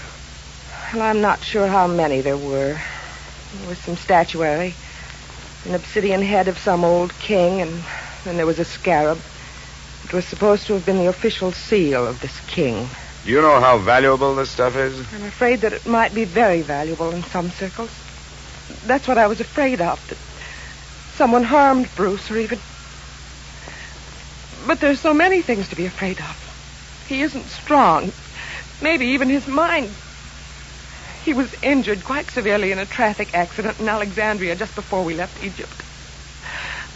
I've got to find out what could have happened to him. Well, come on now. We can't find out this way. What does your brother look like? Is he light or dark? Here's a snapshot. Oh.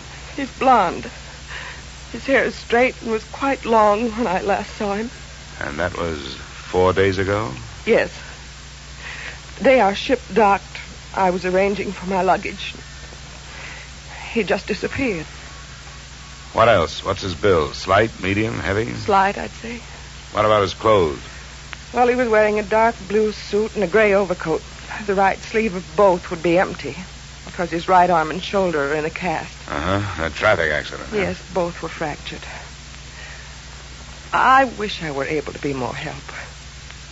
But I've told you everything I know. He just vanished. Did he have any enemies that you know of? No, there's not even that. I can't let myself lose hope. But what can we do? How do you start looking for somebody with so little to go on? Before I answered her question, we started at the beginning again. The second run-through was pretty much like the first. But disappearance from a foreign ship in the port of New York is not as easy as the telling of it. I left the troubled Marcia, checked into an 8th floor room in the Brighton Arms, where a phone call told me the North Fleet had already sailed. No hope of information there. So I headed for the U.S. Customs Office. Good afternoon. Mr. Nixon? Yes? Well, my name is Dollar. I'm an insurance investigator.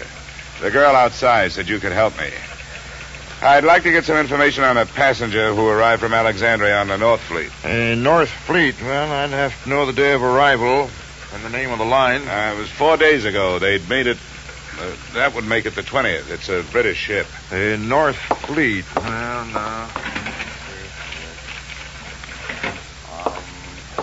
What was the passenger's name? Lambert. Bruce Lambert. Did he clear any luggage through customs? Bruce Lambert. Yeah. Witnessed the examination of one piece of luggage, a suitcase, personal effects, one piece of statuary purchased in Alexandria, no duty. What address did he give you? Bruce Lambert. No street number, no hotel, the Brighton Arms. Oh, the Brighton Arms. Well, don't count on that.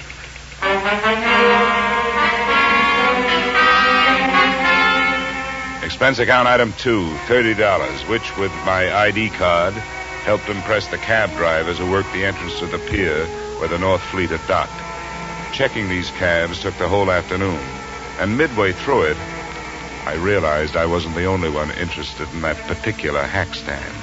I wasn't sure at what moment I'd actually noticed him. He was doing a very bad job of hiding behind a Journal American on the other side of the street. All I could see was the lower half of an overcoat, the seam of some razor-sharp trousers, and some pointed shoes. But I began to feel his eyes looking at me as I went on with my questioning. That finally paid off through the mouth of driver number 782. You know, you meet all kinds in this business. Some you forget, and some others you remember. Yeah, well, do you remember a guy with his arm and shoulder in a cast? And something you learn in this business. That's to read people's faces. You get to know a deadbeat before he gets a chance to deadbeat you. And you catch on if a guy is scared of something. Well, if he was afraid of something, it's not me. He's been reported missing by his sister. I've been hired to find him. How much does $10 buy? You know, maybe he don't want to be found. Is that what you think? Sure. He paid me more to climb up than you offered. Well, I've got more. What are you going to do with him? I want to talk to him. I want to find out if he's all right. If he wants to stay lost, that's his business, not mine. How's 25? Get in, my boy. It's not very far from here.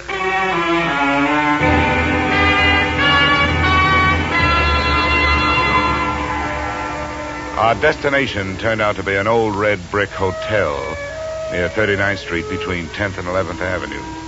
And it occurred to me that as an archaeologist, Lambert was running true to form. He'd even used some ruins to hold up in. One $5 bill brought the information from the room clerk that Lambert was out of his room, and another brought a pass key that let me in.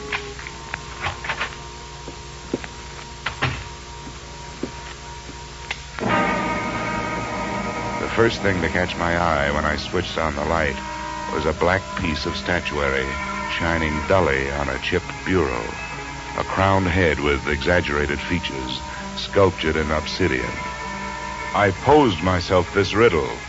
If it was so valuable, why didn't Lambert take better care of it? But before I had a chance to try for the answer, a foot nudged the door open behind me. As might be expected, it was wearing a pointed shoe and was followed into the room by a slight yellow ivory-skinned man who rather resembled the black statue. I must thank you for leading us to the hiding place. Where is he? Well, that depends on who he's hiding from. It looks like it's you. Perhaps it is that you do not know where he is. Yeah, perhaps. I followed your taxi after you talked with those drivers. That was very smart. Where did you think I expected you to go? What's your interest in Lambert? You were employed by the girl to find him. How much does she pay you? I never talk money with a stranger. Perhaps we will not be strangers for long. The point of importance is that you have not yet found him. Mr. Drummond will pay you $2,000 to do so. Mr. Drummond is generous, but what makes you so sure I haven't found Lambert? Because he is not here. But that only means he's someplace else. Please, I have no wish for violence. Well, then put that thing away. In the first place, gunfire, even in this neighborhood, is going to bring the law. In the second place, that's a lady's gun. One of those handbag jobs. You know, you ought to be ashamed of yourself for carrying it. Please, I have no wish to use it. And get rid of it.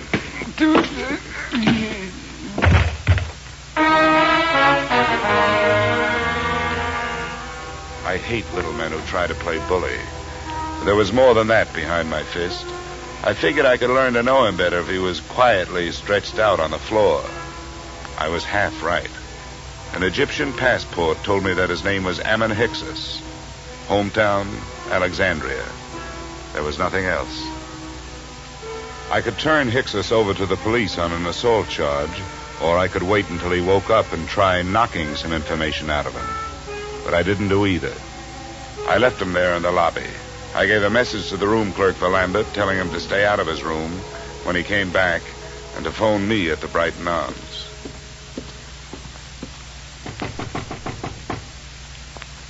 Who is it? Dollar. Oh, just a second. Is there any news? Did you learn anything, Mr. Dollar? Yeah, I made some progress. I met Ammon Hyksos. You told me your brother didn't have any enemies. That little Egyptian is out looking for him with a gun. Why'd you lie to me? I have no right to ask you to believe me now. That's so true. But I wish you would. Please come here and sit down. No, thanks. You sit there and I'll stand here. I think I'll be less inclined to believe you from here. That's not fair. I know. I wasn't fair with you either. I want to be. But there are some things I just can't tell you. Why not? Well, I can't tell you that either. No, nuts. Women like you make everything tougher than it should be. You demand all, but you give nothing. You ask to be trusted, and you won't trust. You make yourselves look soft when you're as hard as steel. You've got warmth, but you only turn it on when you get something out of it. You're wrong. I was trying to help him. Or us. I had to lie. Look, I started this thing wanting to help you. There was something personal about it. But you wanted me to do things your way and not mine. Well, we just stopped doing that. Please leave me alone. Just go away. Go back to Hartford and forget you were ever here. I wish I could. But I'm working for an insurance company looking for a missing policyholder. Well, I'll be up in my room if you decide to help me find it.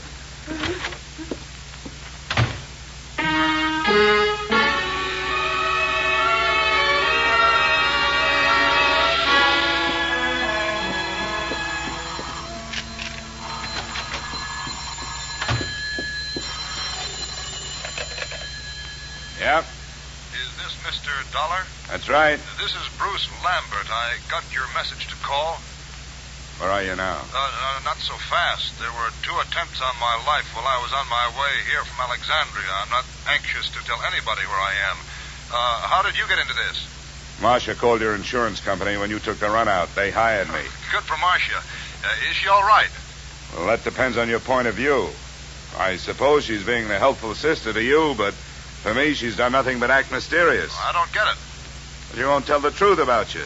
I hope you do better. She told you she was my sister? Well, sure she did. Why shouldn't she? Well, I can't see why she'd do that. She isn't your sister? No, I don't understand it. She's my fiancée. I don't understand it at all. Where is she? I better talk to her. That's a good idea. Room 317, Brighton Arms. I'll be there with her, waiting for you.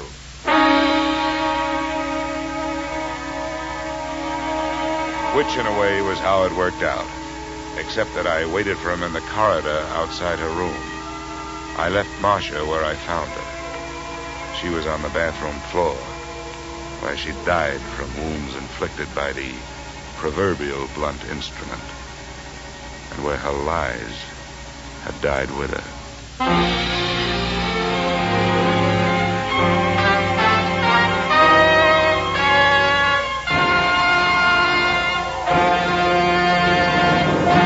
In just a moment, we will return to the second act of yours truly, Johnny Dollar. But first...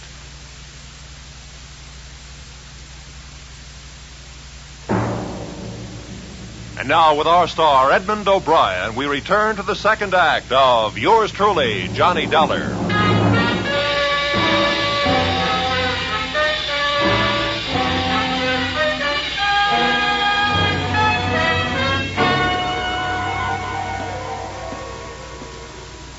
Bruce Lambert? Yes? It's all right, I'm Dollar. Didn't take you long to get here. Where'd you phone from? Just around the corner, a bar. Why do you ask? Where's Marcia? Marcia's dead.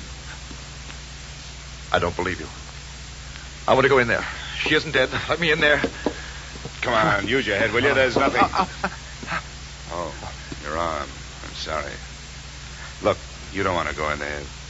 Believe me, you don't. There's nothing you can do for her. She can't be dead. She can't be. Come on. Where? Why? I want you to come up to my room with me. You've got to do 2 things. First, give me every reason you can think of why this should have happened. And then, before the police get here, you'd better start rehearsing a story of your own.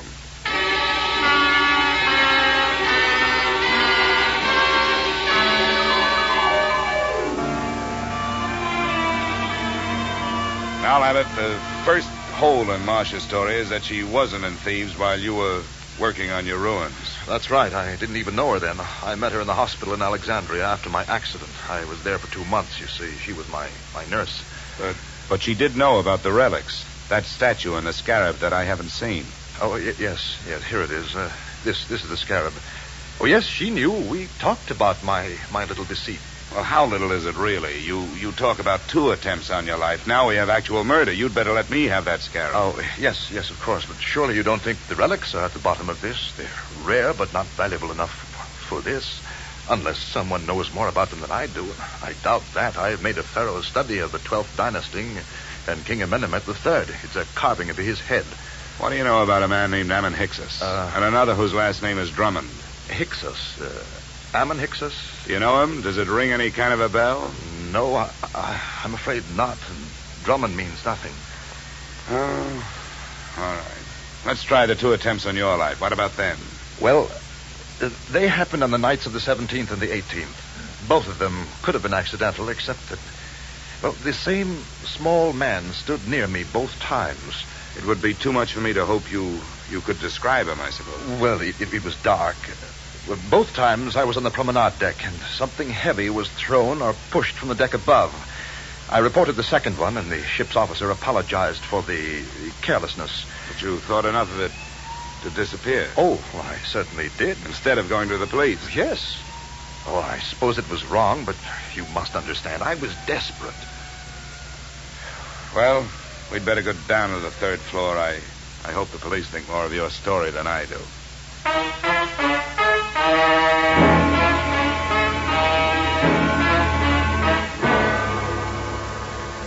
20 minutes, room 317 really looked like a murder scene. The place was swarming with New York's finest, white with fingerprint powder, and blinding with flash bulbs. The lieutenant to whom I made my statement looked as if he thought I was as crazy as I thought everybody else in the mess was. But then he changed his mind. Dollar? Hey, where is that insurance stick? Here I am. Him in the bathroom. Oh, there you are, Dollar. Yeah, find a suicide note or something? What'd you say that name was? Hicksus. Yeah. Well, I guess there aren't too many ways to spell that one, so this must be it. Pillbox. Let me see that. Prescription from Alexandria. Dr. Ammon Hicksus. We'll put a tracer on that phone number you took off him first thing in the morning. Yeah. Hey, you going to take Lambert in for questioning? I guess we'd better. Routine. He's clear as far as I can see. Well, do something for me, will you? Have your doctors run a test of that plastic cast of his. And call me in my room, huh? A test for what? Well, just look it over. It would make a handy blunt instrument if nothing else.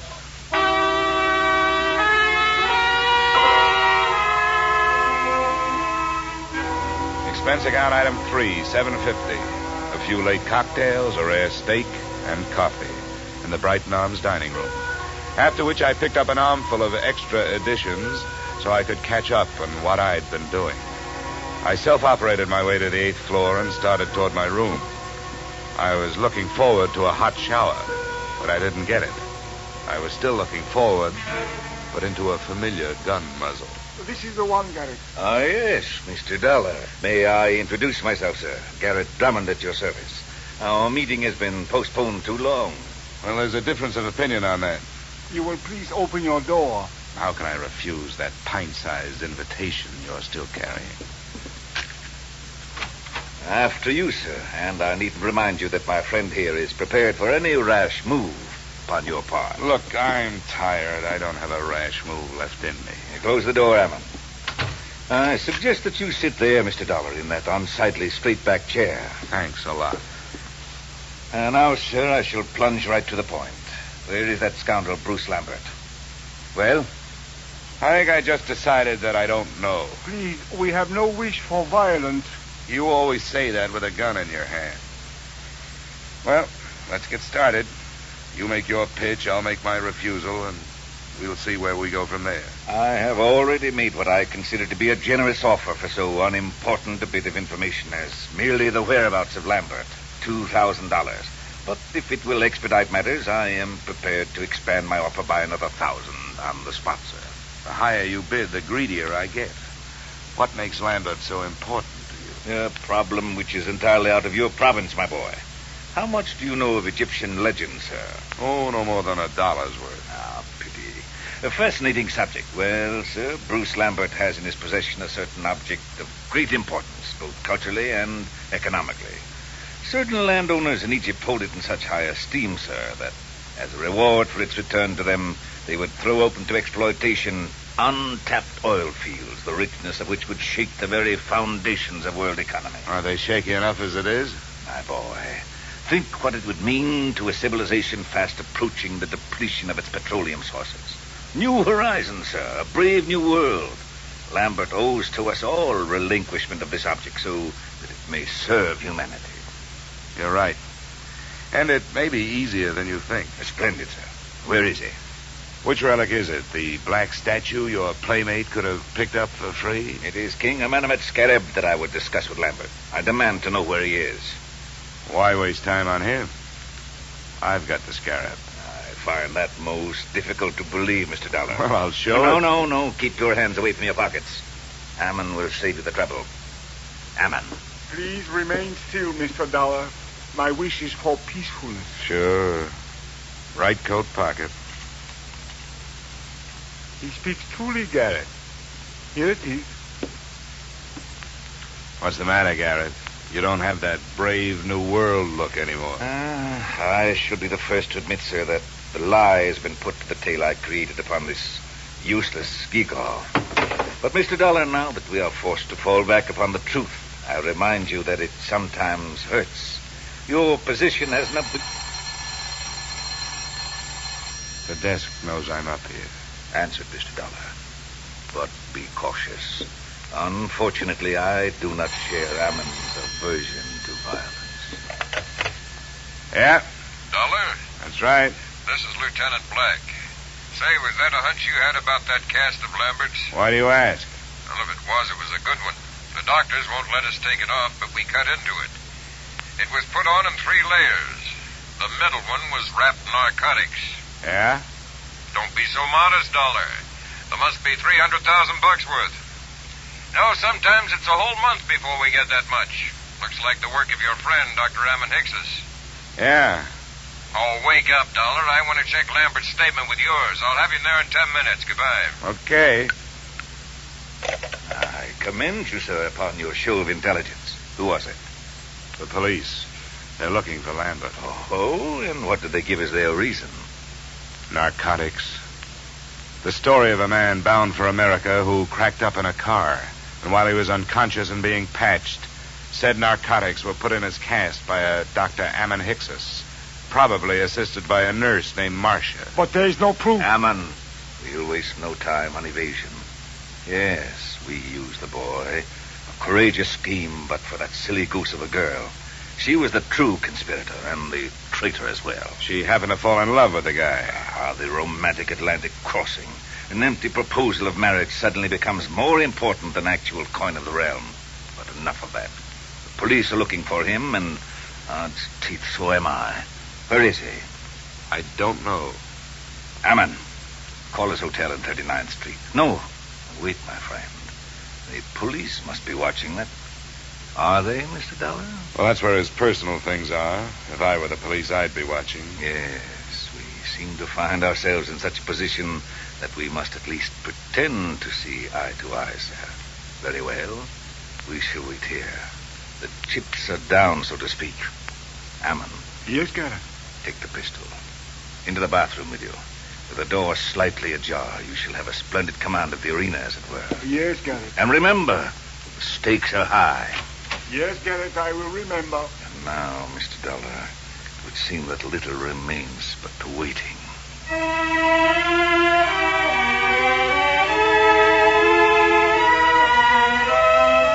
The waiting was more than enough.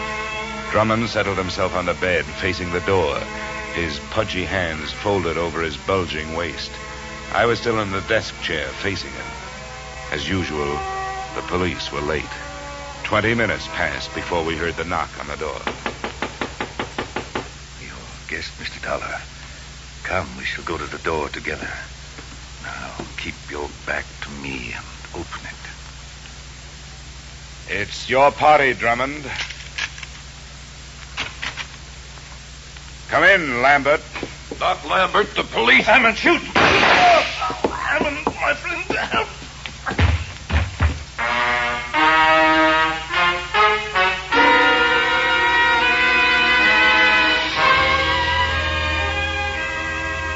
Drummond's wound wasn't half as excruciating as his call for help.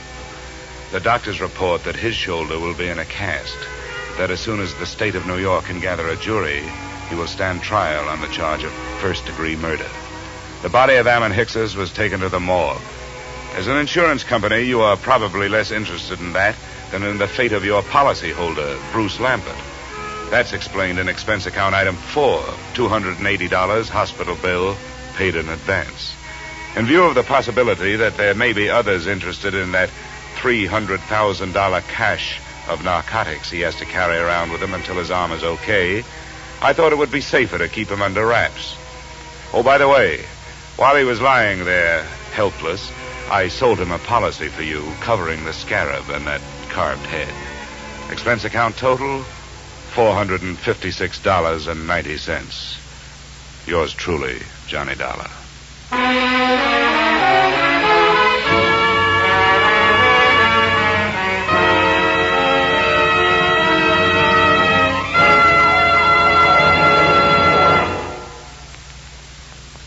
Yours truly, Johnny Dollar, stars Edmund O'Brien in the title role and is written by Paul Dudley and Gil Dowd with music by Leith Stevens.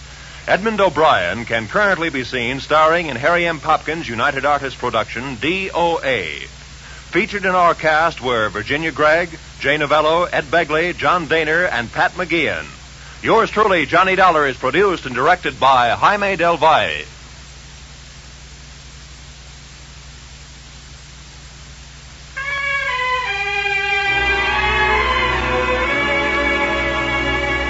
Join us again next week when Edmund O'Brien returns in another adventure of Yours truly, Johnny Dollar.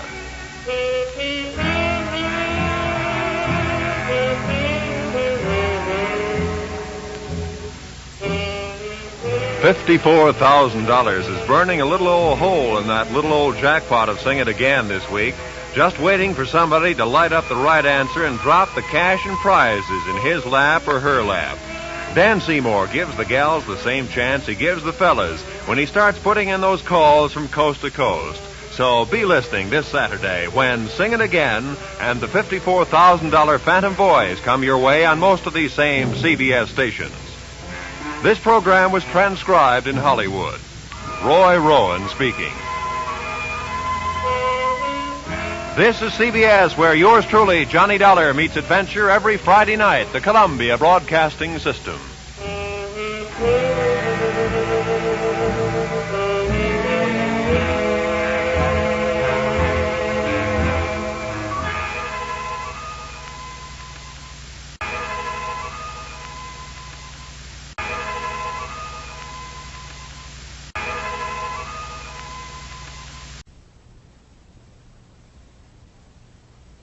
Time now for Edmund O'Brien as Johnny Dollar.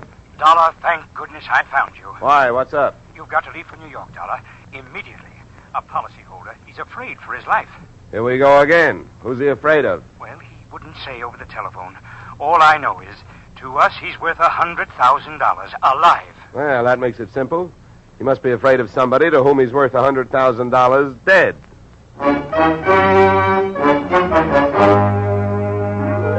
Edmund O'Brien in a transcribed adventure of the man with the action-packed expense account. America's fabulous freelance insurance investigator. Yours truly, Johnny Dollar.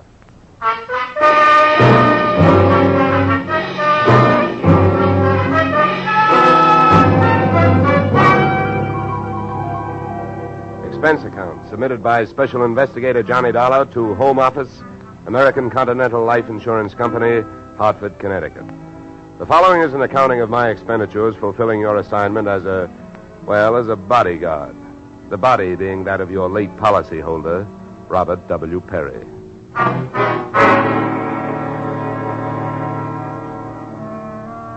Expense account. Item 1, fare on night train, Hartford to New York, $3.65. Expense account item 2, $1.80 taxi to Lower Manhattan, following morning, to offices Perry and Van Bruten, importers, arriving as promised at exactly 9 a.m.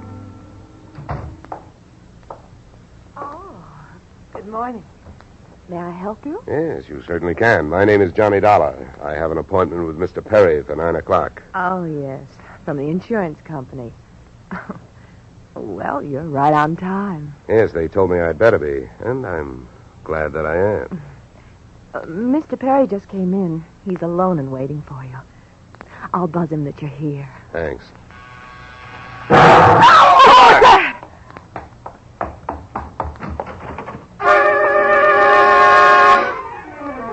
What was left of your policyholder, Mr. Perry, was just sliding out of a swivel chair as I hit the room. The top of his desk had erupted, and splinters of mahogany pointed their sharp fingers upward through lazy circles of smoke, swirling toward the ceiling. The buzzer from his secretary's desk had been rigged to a booby trap. Oh, no. Mr. Perry. Stay away from him. Come on, there's nothing you can do. He's dead. Oh. What happened? What happened? Whatever happened? Let's go. Let's get back out of here. Here you are. Sit down. I'll get you a drink of water.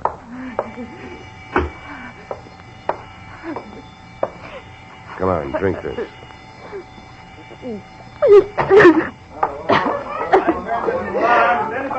There's a doctor on the third floor. Shall I call him? Never mind the doctor. Go call the police. Nobody gets in here till they arrive. Now, the rest of you, go on, run along, beat it, will you? And have the building superintendent turn off that alarm. Okay. Okay, miss. Now take it easy. It was all so sudden. What happened? Well, that's not hard to figure out. Somebody wanted to give your boss, Mr. Perry, a shortcut through life. So whoever it was figured out that a secretary would never buzz a boss unless he was at his desk. They rigged up a bomb somewhere in his desk that would go off when you buzzed him. Oh, then I killed him. No, wait a minute, will you? Wait a minute. Don't go hysterical on me. There's excitement enough, and there'll be more when the police get here, so you keep cool. But I did it. You saw me do it. Look, honey, the way you put it, I killed him by coming in here and giving you my name so you would buzz him. And I was here to protect him. So drop it, will you? I'm sorry. Now tell me, what about yesterday? Was Perry here? Yes, all day. What time was it when you last used the buzzer? Why, right up to the last minute, about 5:30. Who left the office first? Oh, Mr. Perry, he always leaves first. I lock up. Uh-huh. From the looks of things, you should have used more locks last night. Somebody got in here to do some wiring. Oh, I forgot that fire alarm. Look, before the police arrived, do you know why I was sent here? Oh, yes. Mr. Perry felt that his life was in danger. He thought that, well, with a $100,000 policy, the insurance company would do everything they could to help keep him alive. Oh, we didn't have much of a chance, did we? What was he afraid of? I don't know. Okay. Tell me, what were his other appointments for today? Well, he only had two. His partner, Mr. Van Bruten, at 11, and later he No, had one at a time, please. Van Bruten. Anything special about their meeting? Oh, yes, Mr. Van Bruten arrived just yesterday from Holland. Oh, you mean there was a branch of this firm in Holland? Oh, huh? yes.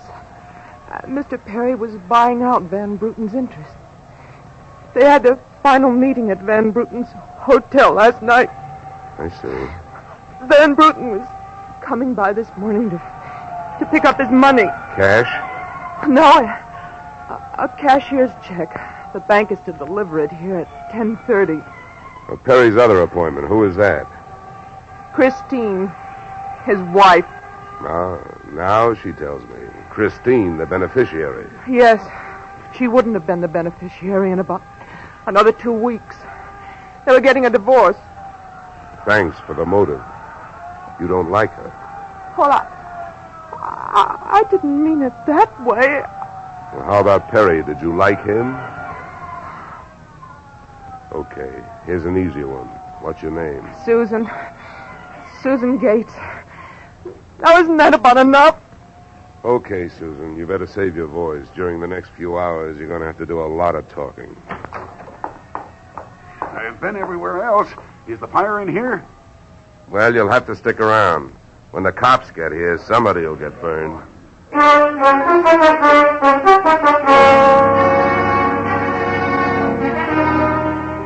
The firemen should have stuck around because the cops arrived in a blaze of glory.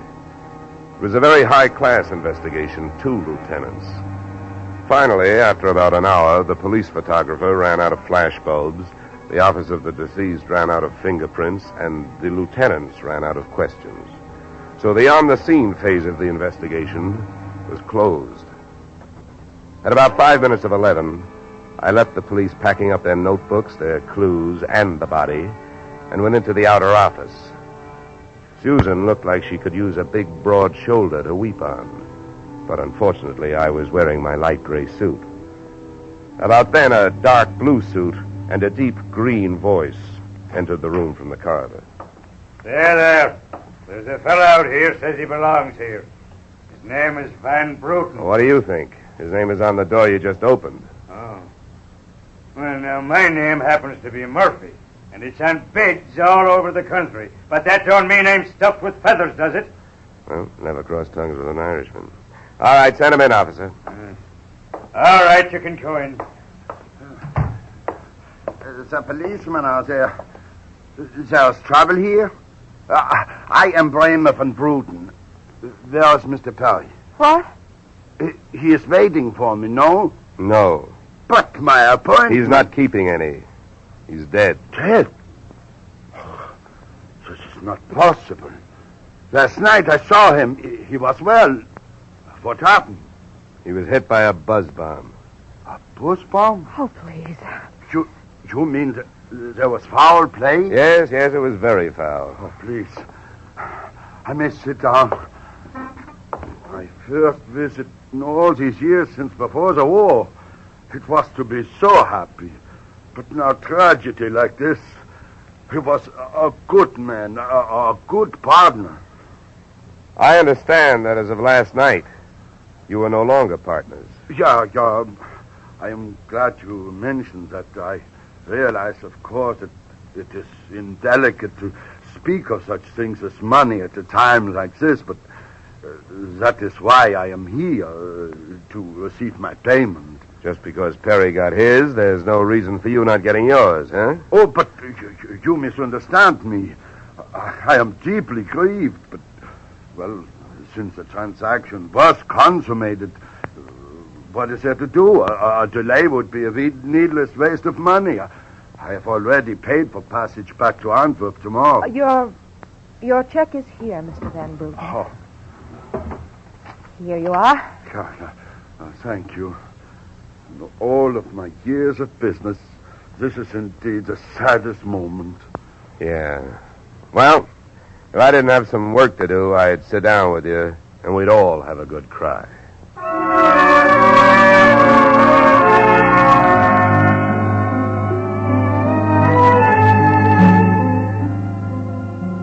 Expense account item 3, 90 cents. Phone call to the home office. Mr. Gordon's office. Look, honey, this is Johnny Dollar. I want to speak to Mr. Gordon. While I'm telling him what I've got to tell him, maybe you'd better sit there in his lap with some smelling salts. I'm not that type of a secretary. Besides, he doesn't have a lap. Hello, Dollar. How are you making out? Out? About $100,000. What's that? Yeah. You know, you should have sent me earlier. Somebody turned Mr. Perry into a firecracker just after I got here. He's dead. Oh, that's bad news. Big policy. Yeah, what I want to know is, shall I stay on the case? Well, certainly, Dollar, by all means. Is there a chance of proving suicide? There's a non-payment clause. Yeah, to make this one a suicide, there'd have to be a Santa Claus. Nobody could hate himself enough to do it this way. What are the fraud possibilities? Fair, there's an estranged wife. She's the beneficiary, but she wouldn't have been in a couple of weeks. Divorce coming up. I'll start with her. All right, Dollar. Good luck. But watch those expenses. Why, Gordon, I'm surprised. I think an insurance man would be the first to want to see a fellow live a little.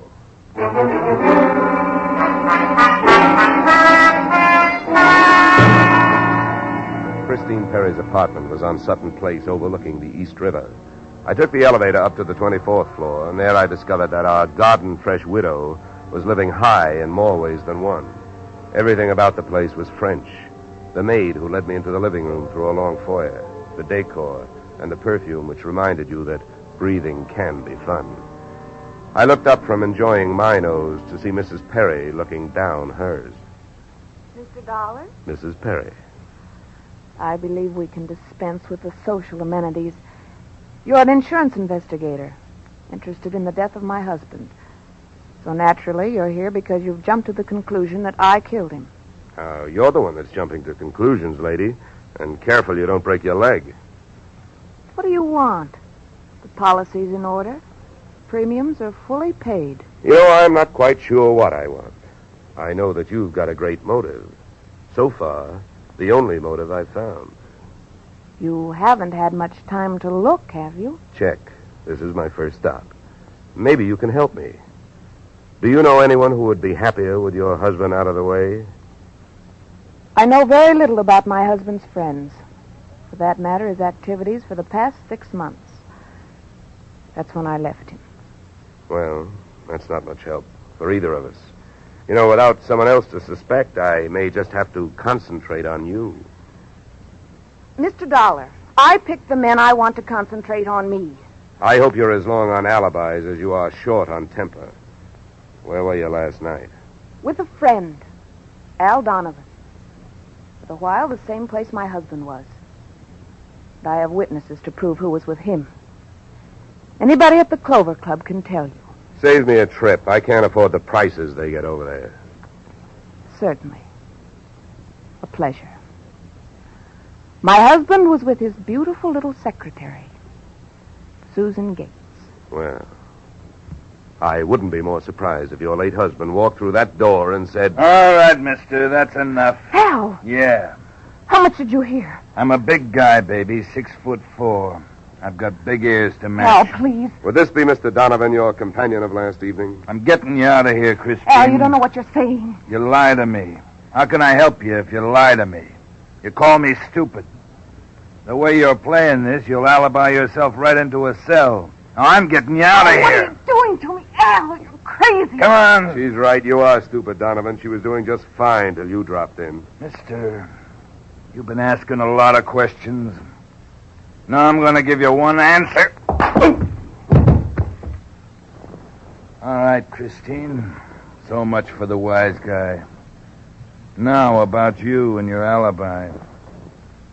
You wasn't with me at the Clover Club last night. And if it's so easy to prove that your husband was there with his secretary, who were you there with? Remember, baby, you told me you were going to be with your husband. When Al measured me for that swing, I measured my chances with him. To me, he looked like one of those corporate assets of Murder Incorporated. So I rolled with the punch and kept my eyes closed and ears open. What I heard was Christine's alibi flying out the window, Mr. Donovan giving her a few loving cuffs, and finally, the pair of them flying out the door. Just then, the noon whistle blew somewhere in New York, and I decided to allow myself the luxury of 1 full minute for lunch. In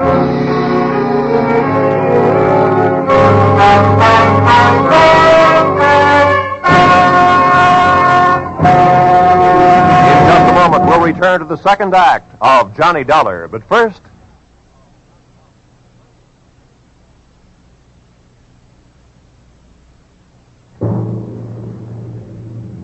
And now we return to the second act of yours truly, Johnny Dollar, starring Edmund O'Brien.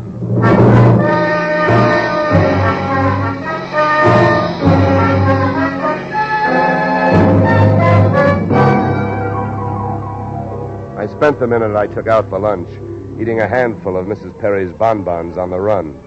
I hit the street just in time to see Donovan pushing Christine Perry into a cream-colored convertible. When they got rolling, I piled into an even yellower vehicle with a meter on it and started off crosstown playing tag through traffic. At 57th and Broadway, things got complicated. My cab was 3 cars behind them when a red light flashed them to a stop. Then the door of their car flew open, Christine dashed out across the street and melted into the river of humanity flowing down into the subway. Since Al Donovan didn't follow her, I followed him. When he finally pulled to a stop, he took 2 chances. He parked in a no-parking zone and walked straight into the building beside it, a police station.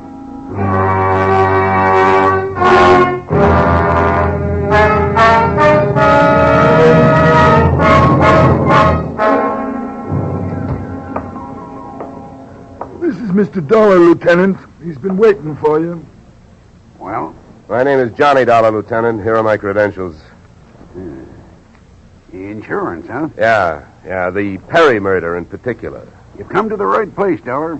A man named Donovan just walked in here and made a full confession. He what? That's right. My clerk's just typing it up. In the meantime, the gentleman is down in the tank having a bite of lunch on the city. He confessed. Well, does his story add up? As far as I know, I haven't heard too much about the case myself. It's not in my precinct. Yeah, but what did he use for a motive? Jealousy. Says he's in love, wanted to marry Perry's wife. Did he say how he managed it? Yeah, he stole a key to the office from the wife's apartment, entered the building last night, and wired the bomb to the buzzer system. Well, I guess guys do a lot of strange things in the name of love. It looks like Donovan did. Yeah, he either killed the man or he's trying to cover up for someone who did. Say, Lieutenant, don't execute him for a couple of days, will you? I spent the rest of the afternoon downtown in the offices of Perry and Van Bruten, importers. The partners' correspondence told me two things. They had been extremely friendly, and Van Bruten was extremely bald. Perry had been sending him toupees from a famous Hollywood makeup firm. At 4:30, I got to the employment files, which rocked me with two minor explosions of their own.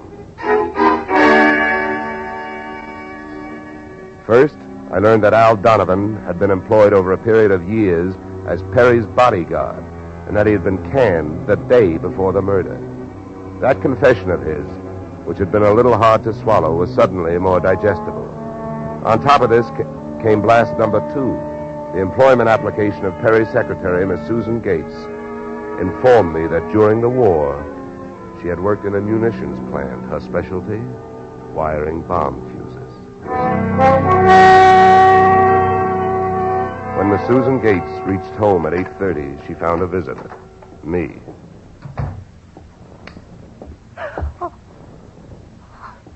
How did you get in here? Professional secret. Oh, you scared me. What do you want? Why did you come here this way? I wanted to bring you the good news. I heard on the radio that Al Donovan confessed to Perry's murder. Al?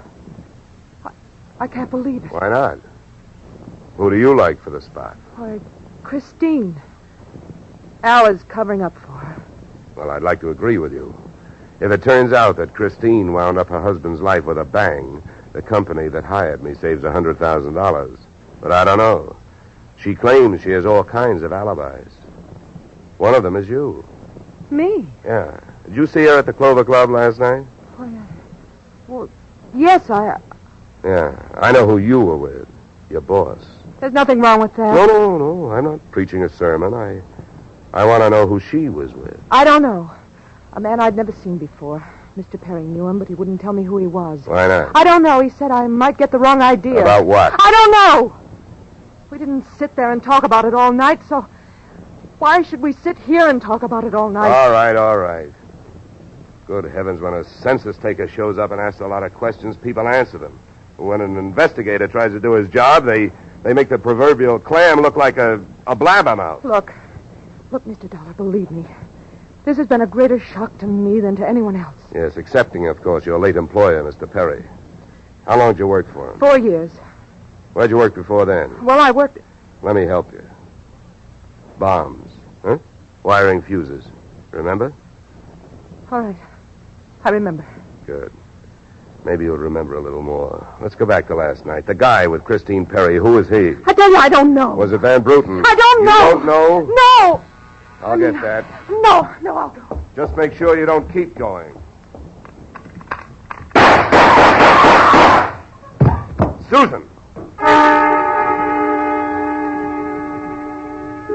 When Susan snapped the spring lock to open the door, the gun outside opened up.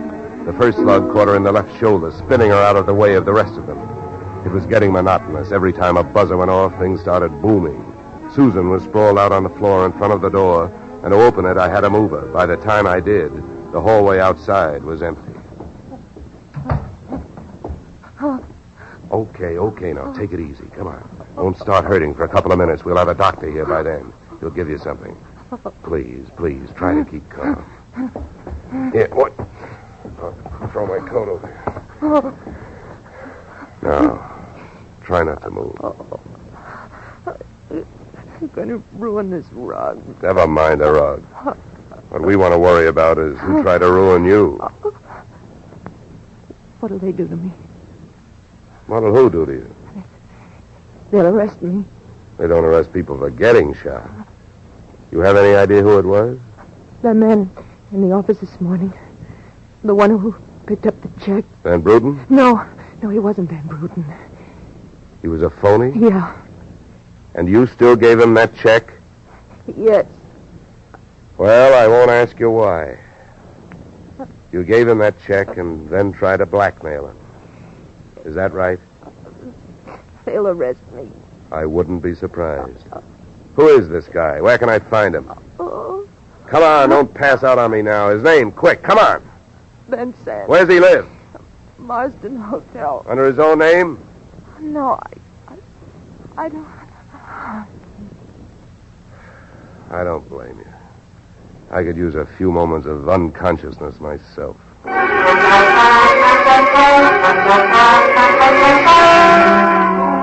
Marsden Hotel didn't have a Dutch name on the register, so I got a hold of the housekeeper and found out how many rooms her staff hadn't been able to make up all day because of no disturb signs on their doors, and then I went a-calling at those particular rooms. On the 9th floor, I wakened one old maid. On the 7th, I startled a bunch of poker players who thought they were being raided. And on the 4th, I struck the door of 427 and the jackpot. Who's there?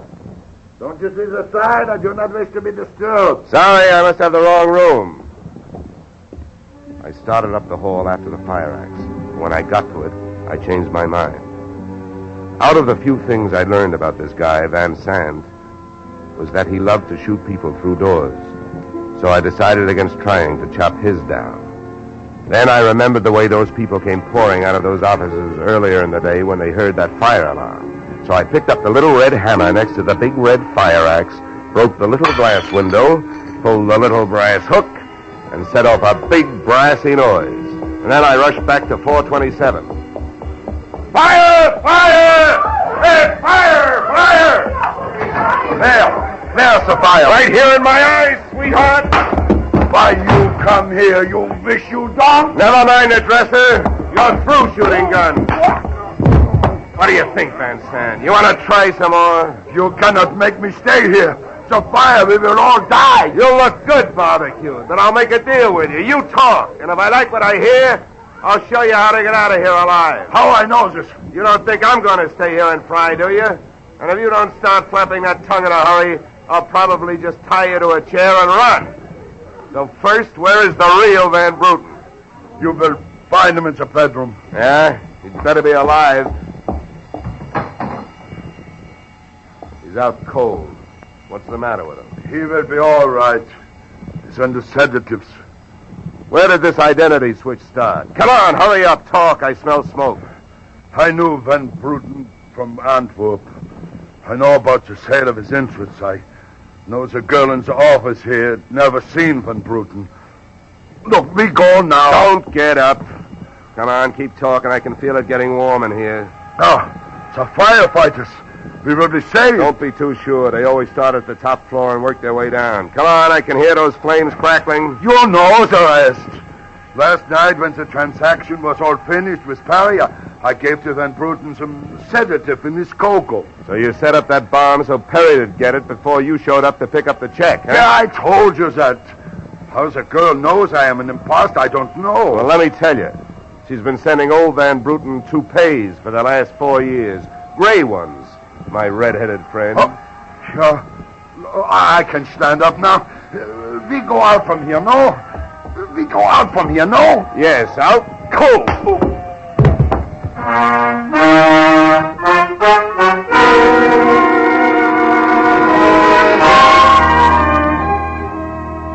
Expense account, item 4, $1.40. Night letter informing you that American Continental would have to meet payment of claim to Mrs. Christine Perry, innocent widow of the insured. The only thing she was guilty of was trying to stay on the right side of a hot-tempered boyfriend. She lied about who she was with at the Clover Club, not to fix herself an alibi, but to keep Al Donovan from learning that she'd been out with another man. That man being the real Mr. Van Bruten, who had only taken her out to try to talk her into reconciling with his friend, her husband. Expense account item 5, $100. Fine for turning in a false alarm, which, since you're paying it with me, is just fine. Expense account total, $463. Yours, truly, Johnny Dollar.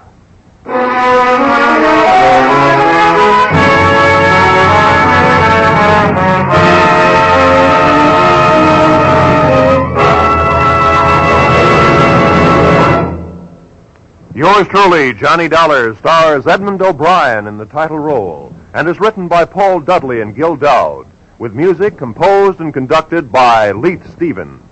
Featured in our cast were Walter Burke, Gene Bates, Joe Duvall, Ted DeCorsia, Joyce McCluskey, and Raymond Burr.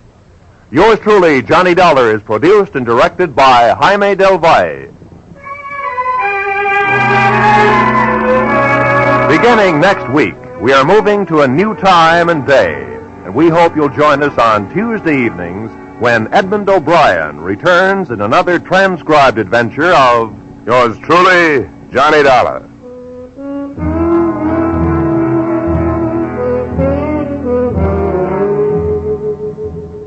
You, Mrs. Bloom, Molly Goldberg's famous invitation to fun in the Bronx now echoes across the country each Saturday night on CBS. It's the same fine brand of comedy mixed with a tear now and then that's made Molly and her whole family, Jake, Sammy, Rosalie, and the others, favorites for many years. CBS invites you to hear the Goldbergs on most of these same CBS stations this Saturday and every Saturday. This is Roy Rowan speaking.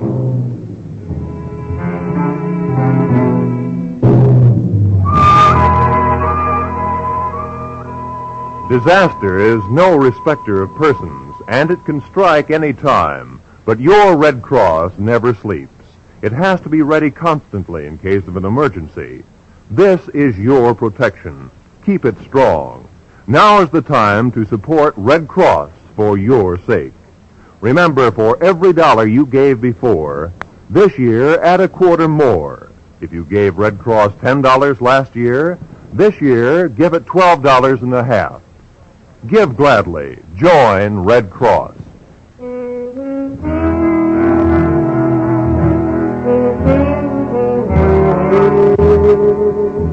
This is CBS, where yours truly, Johnny Dollar, meets adventure next Tuesday night, the Columbia Broadcasting System.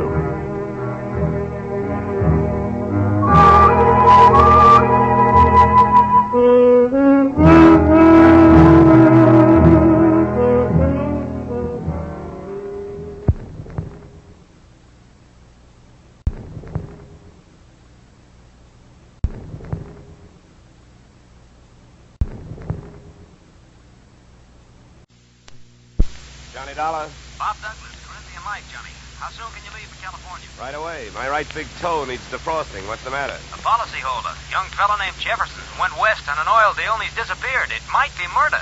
Well, I guess I'd better pack 2 shirts. Looking for one man in a big state like California can be murder.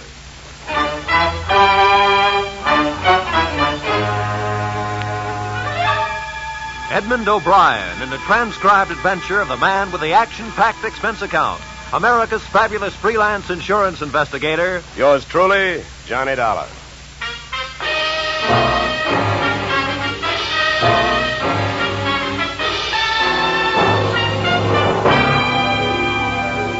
Expense account submitted by Special Investigator Johnny Dollar to Great Corinthian Life Insurance Company, Hartford, Connecticut. The following is an accounting of my expenditures during process of search for your missing policyholder, Youthful Millionaire Alec Jefferson, or how they were drilling for oil, for what they struck was me. Expense account item 1, $186.13, airfare, Hartford to Los Angeles. Item 2, $15, hire car, airport to office of Rebel Wildcatters Incorporated on potential oil land in the New Hall, Circus district. I arrived at 9:30 a.m. A handful of dirt dentists were hard at it, drilling at a rig not 30 feet from the shack-type office. Pull it over, will you? Better stand by, driver. My man may not be here.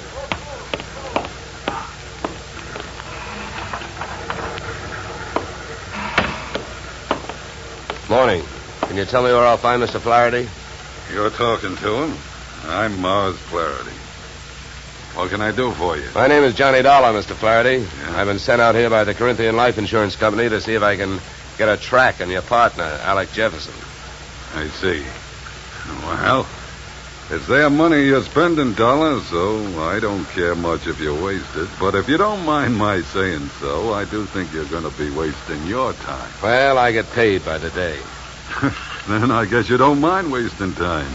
Oh, look, don't get the idea I'm just naturally pessimistic. I'm not. It's just that I've already done a lot of looking for young Jefferson, and when that bird flew to coop, he didn't leave a feather you could trace him by.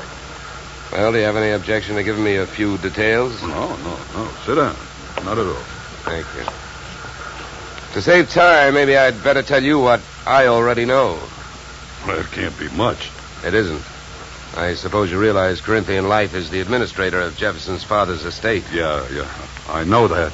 Well, having charge of the money, they naturally know that young Jefferson financed this operation. That's right.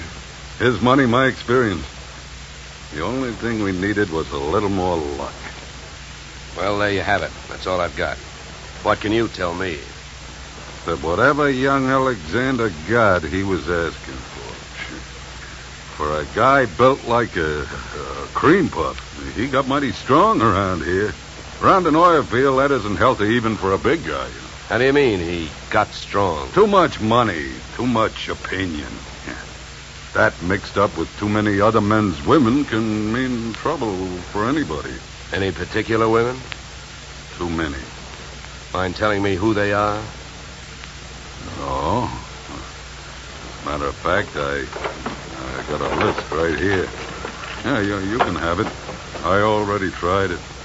Just one more thing. Yeah? How and when did he drop out of sight? A week ago last night. Yeah, he left here at 5 o'clock for his apartment on the Sunset Strip in Hollywood. He never got there. I checked that, too. Here. Give me that paper back for a minute. I'll write down the address. Thanks. Well, I'll be around. Oh, by the way, the first thing we try to figure out in my racket is who would benefit most. How would you like to have him found? Dead or alive? Either way, Dollar. I can take it. I've lost partners before.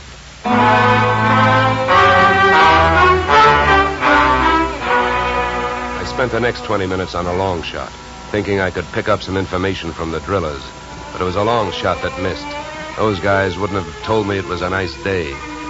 The outdoor life having got me nowhere, I decided to give the indoor type a try. First stop, Jefferson's apartment on the Sunset Strip. The lock was foolproof, but I wasn't fooling.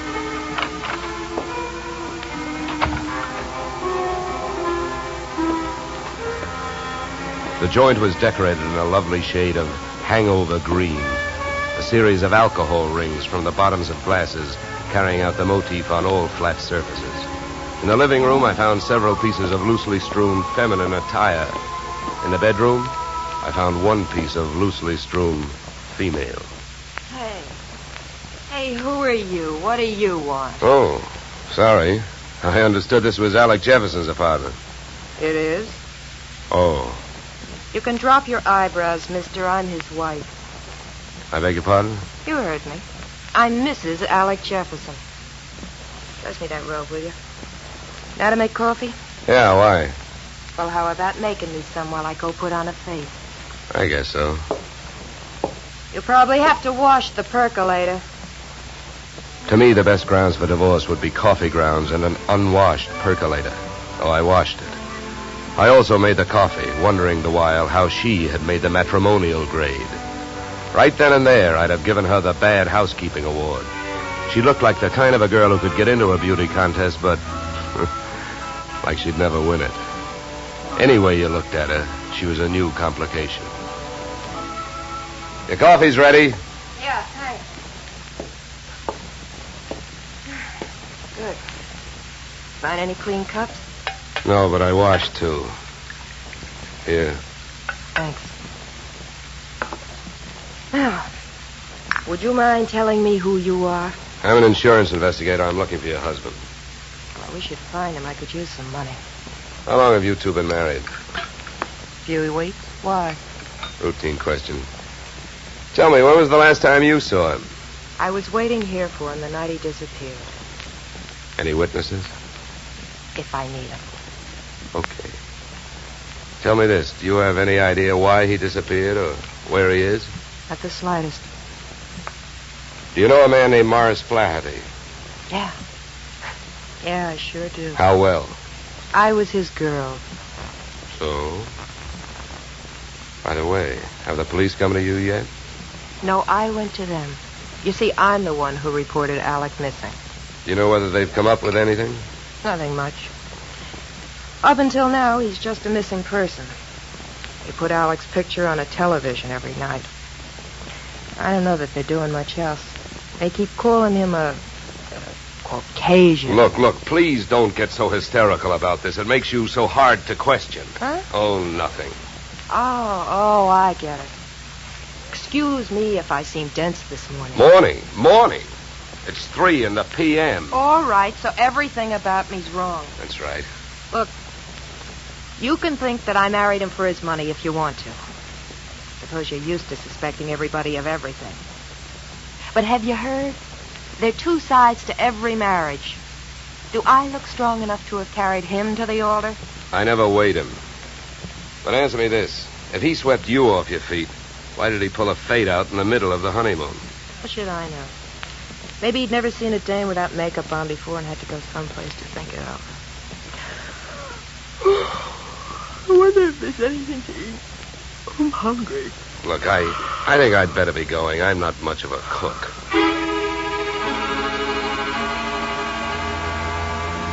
When you're working on a case, your nerve ends are easily disturbed. So when I left the house and saw a hardtop blue Plymouth parked opposite the apartment, mine clanged an alarm. In the car sat an equally hard-topped man reading holes in a newspaper.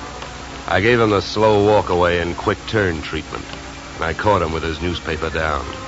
Then I had to go into my act. Why, George, you old son of a gun. Huh? Oh, my gosh, it's good to see you. What are you talking about? My name ain't George. What? Well, I'll be... What you know is I came out of the house, I got half a look at you, and as I started to walk away, the face registered. Why, mister, you're a dead ringer for an old school pal of mine, George Pfeiffer. Now, how do you like that? Look, come here. Let me take a closer look. Come here. All right, look out. Sleep tight. Okay, Sleeping Beauty, over you go. I'll drive. I turned the car up into the Hollywood Hills, found an empty house with a for sale sign out front and a garage out back, and drove in. His wallet was bulging with everything but money and information. An ID card gave his name as Philip Wilkins, his occupation as private detective. The next fact I came up with was that Mr. Wilkins was a light sleeper. He came to find me still fishing through his wallet. Hey, give me that. Okay, hold it, mister. Take it easy. Here, you can have your wallet back. Now, keep calm, and everything's going to be all right. If you don't, I'll have to give your whiskers another dusting. Oh, look, what's a big idea? What'd you slug me for? You know why, Mr. Wilkins. Because you had a plant on me, and I figured if you were that curious about me, I wanted to know more about you. You're nuts. I wasn't watching you. I was watching that house you come out of. There's a dame in there that I'm getting paid to tail. I can't afford to be convinced of that. Who hired you? I'm not telling. You or anybody else, Mr. Dollar. Oh, word travels fast. First you tell me you're not watching me, then you also tell me you know who I am. So what? Is that illegal? You went to see the dame that I'm watching. I was told you'd probably be around, and you was. You'll be in my report. If you're healthy enough to make it. What were you really doing with that stakeout? Were you watching the apartment, waiting for somebody to show up? Do you really have a tail on Mrs. Jefferson? Or did you follow me in from the oil fields? Why should I follow you? Maybe you and I got the same approach to this case. You found him yet? No, but it's still early. Who else is interested in finding Jefferson? Well, I hear he's quite a playboy. Maybe one of his playmates wants him served with breach of promise papers. Oh, come on, Donald, let's face it.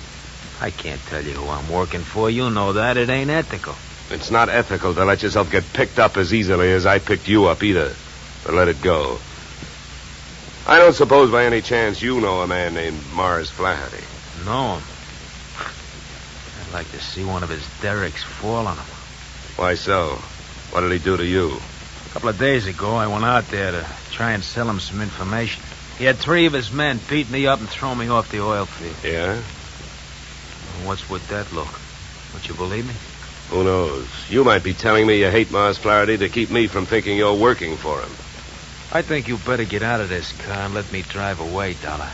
You're in a lot of trouble. I don't think so. Oh, you don't think so?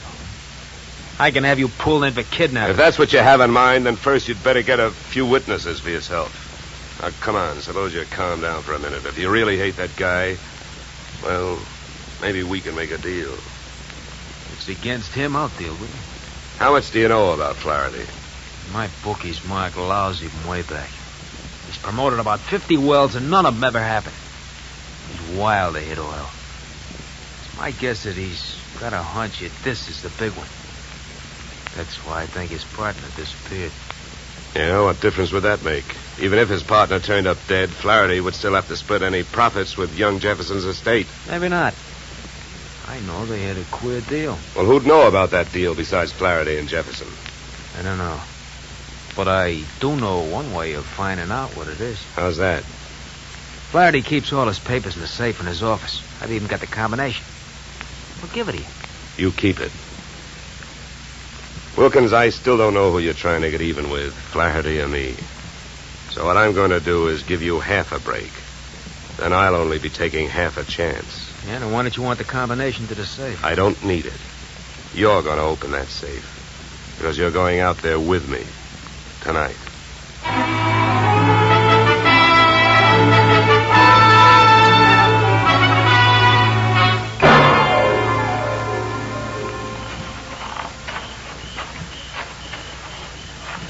Here. This window. Okay. Now, here. You handle the glass cutter. Right. Now, look. Here's what we do. I'll wet this suction cup. Get a grip on the glass, see? Now, you cut around the outside edge, and I'll lift the paint out in one piece. Lesson number 1, straight from the burglar's handbook.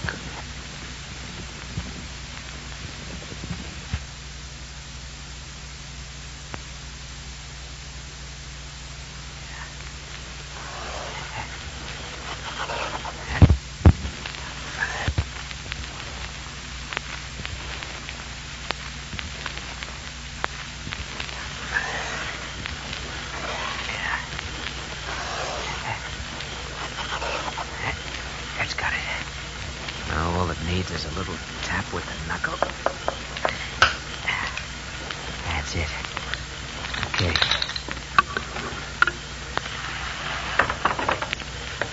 All right, in we go. You first. Okay.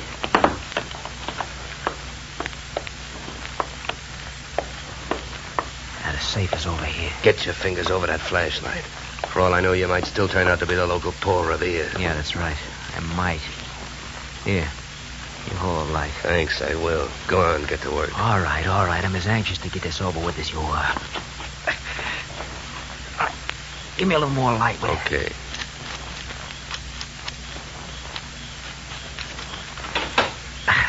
There you are. All right, go to it. You go to it. You reach in. And if your hand comes up with anything heavier than papers, I'll cream your skull. Will you stop your worrying? Here. Nothing here. Nothing. No. All right, you got him, that's all. Stay down there. I don't want to walk off with anybody's government bonds. Here. I got all I want. You put these back. All right. Now, close it up.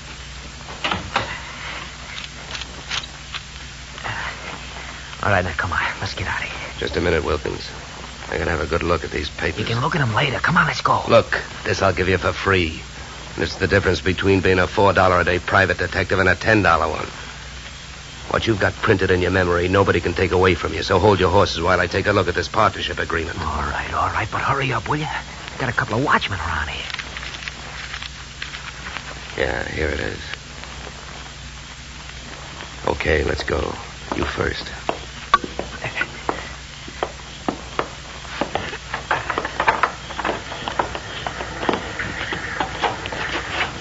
Okay, back to the car. Make it fast and easy.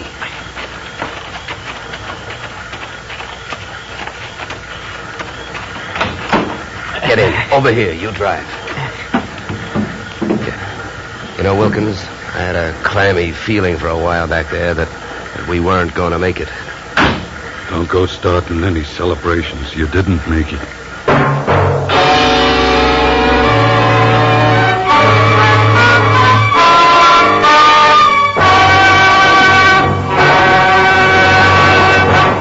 In just a moment, we will return to the second act of yours truly, Johnny Dollar. But first, and young truly, Johnny Dollar to Bing, Gary Cooper, and young Gary this Wednesday.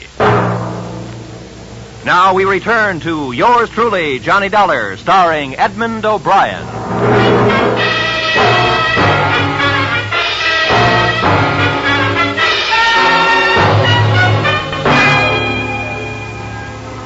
There I was, wearing a gun muzzle for a back collar button. My left leg picked up the nervous vibrations of my front seatmate, Philip Wilkins. Mars Flaherty in the back seat was so close I could almost identify the brand of the bourbon he'd been drinking. I suppose you got what you went into the office after, huh? I not only got it, I memorized it, and it makes you look bad. Yeah, then I don't have to explain to you why I don't want you two guys or the paper running around town on the loose. Well, it's a corporate paper. That means it's on file somewhere. So what difference does it make? Start the car. Where are we going? To my house. Go ahead, get going. Okay, Wilkins, you better roll. What's at your house? The reason that paper makes a difference right now. The guy you came here looking for showed up. Alec Jefferson, where is he? He's where we're going. My place. Well, then I guess maybe my employers have got nothing to worry about. Nothing but paying off on his life insurance. Alec Jefferson's dead.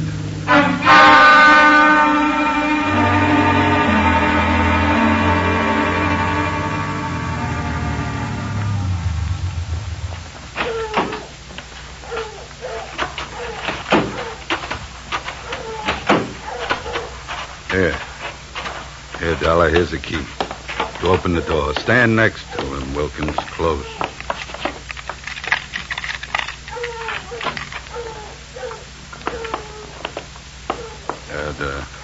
The light switch is on your right. There's your boy, Dollar. Died young, didn't he? Yeah, the thing is, it looks like he died in my house. Now, what do I do now? If you're putting on an innocent act, you're doing pretty good, Flaherty. How's the rest of it going? I've been around killings before, so I know how the rest of it goes. The cops take one look at this, they grab me, and before that happens, I got some work to do. So have I been around killings before, and I know how the rest of your story goes. You came into your house and you found him. Somebody hit Jefferson over the head with that piece of firewood to get rid of him and make you look guilty. You're being framed. Huh? The next chapter reads you've got 8 witnesses to prove you were at a church social at the probable time of death. That's the way I wish it read, but I haven't got any witnesses. I've been on the loose out in the hills ever since I saw you this morning. Oh, yeah? What are you, a nature lover? An oil man. In my racket, you never stop sniffing.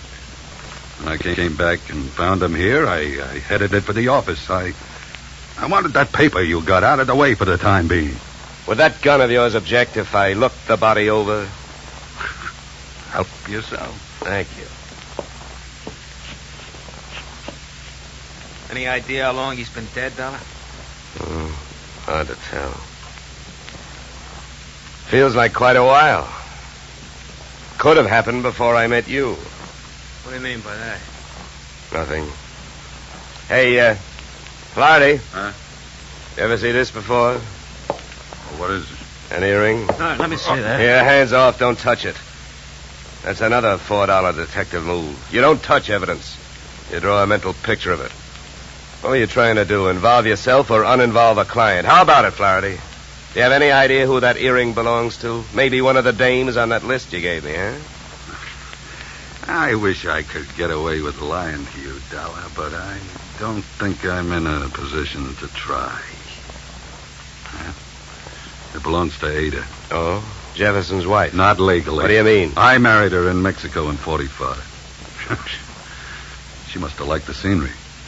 She took Jefferson down there and went through a ceremony with him 2 weeks ago. Without divorcing you?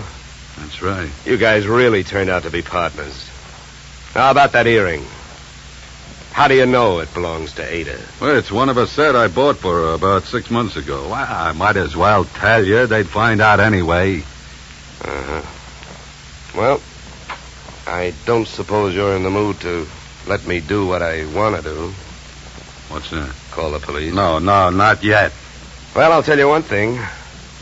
With this piece of evidence that just turned up, you're wasting your time holding on to us. What you should be doing is getting to Ada before she flies the coop. That would really fix you up. Sure would. I don't want to see her get loose any more than you do. Then I guess we better go pay Ada a visit.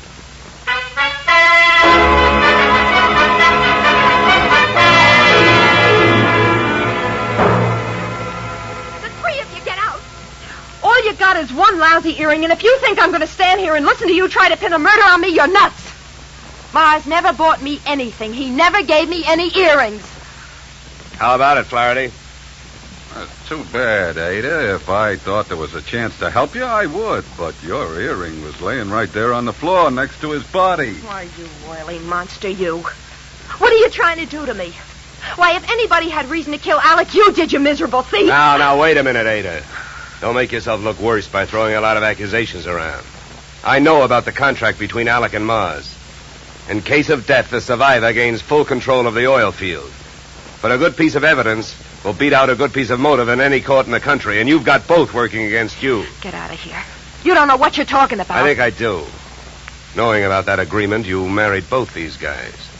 Those Mexican marriages are just weak enough to help you beat a bigamy rap if it came to that, and just strong enough to help you collect if either of your husbands died. Your next move would be to divorce the one that was still living and take advantage of the California community property laws. Oh, you've got it all figured out, haven't you? Well, not quite.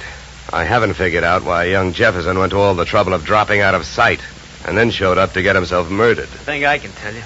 It was about time you told us something. I was working for Alec Jefferson. That's why I couldn't tell you, Dollar. I was getting paid to help him stay out of sight and keep my eye on these two. The contract had him worried.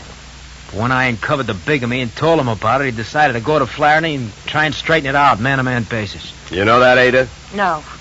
I don't know anything about anything. That's a lie. I was with him this morning when he called you. He told you he was going out there. You had plenty of time to get out there and wait for him. You can't get away with it. You can't prove anything. Now get out of here! Not before Never mind the gun, Flaherty. I got her. No, let me go. Hey, none of that. Around you go. That's better. Yeah, much better. Now, come on, Angel, across the room. Well, Flaherty, don't you think I'd better call the police now? I'm afraid there's nothing else to do. Okay, then you hold her. You get your hands off me, you dirty puppy! Get me police, operator. My name is Dollar. I'm calling from apartment 3C, Horizon View Apartments, Sunset Strip. I've got a murderer here for you. It's out in Newhall, but that can wait. Well, dead bodies usually do, but you never can tell about a killer. Well, that's it. You got a good tight hold on her, Flaherty? Yeah, I can handle it. Good. Then handle this. Are you nuts? What'd you do that for? I wanted to keep him on ice till the police get here. Mars Flaherty is our boy. What? Come here, Ada. What is it? Wilkins, take a look at her ears. What? I don't see nothing wrong with them. Well, that's just it. That earring we found near the body, it was made for a pierced ear. Ada's aren't. She never could have worn it.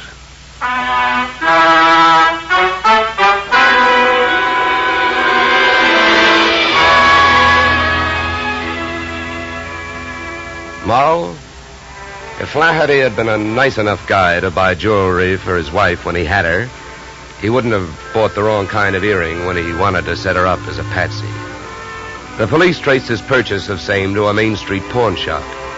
But what really nailed him was the biggest switch of all. Since the murder weapon was a shaft of rough bark firewood, there were no fingerprints on it.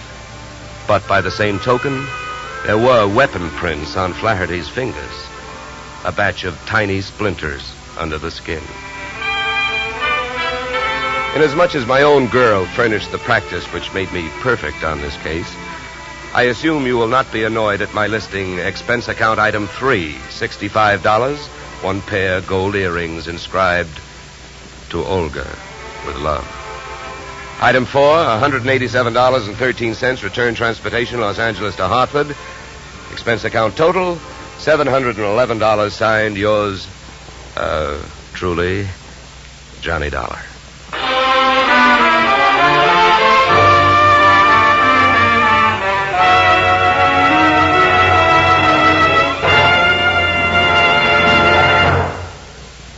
Yours truly, Johnny Dollar, stars Edmund O'Brien in the title role and is written by Paul Dudley and Gil Dowd, with music composed and conducted by Leith Stevens. Edmund O'Brien can currently be seen starring in the Harry M. Popkin United Artists production, DOA. Featured in our cast were Michael Ann Barrett, Ed Max, and Tony Barrett.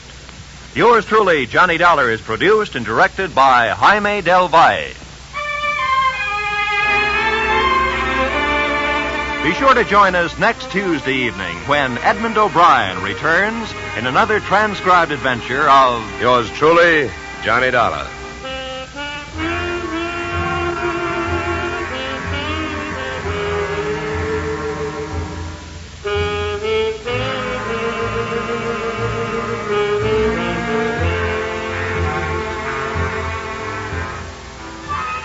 Blizzards in the western states, floods in Texas, hurricanes in Florida, tornadoes in Louisiana. Wherever disaster strikes, the American Red Cross stands ready to lend assistance. The Red Cross helps victims not only at the terrifying moment when disaster strikes, but also in rehabilitation. This is just one of the many nationwide activities of the Red Cross. Give generously to its latest drive. Now stay tuned for the adventures of Philip Marlowe, which follows immediately on most of these stations.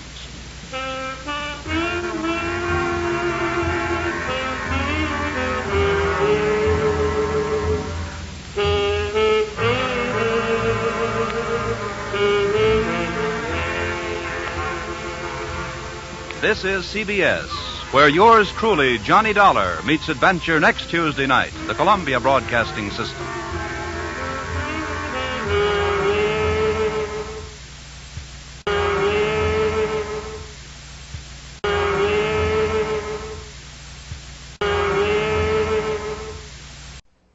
Time now for Edmund O'Brien as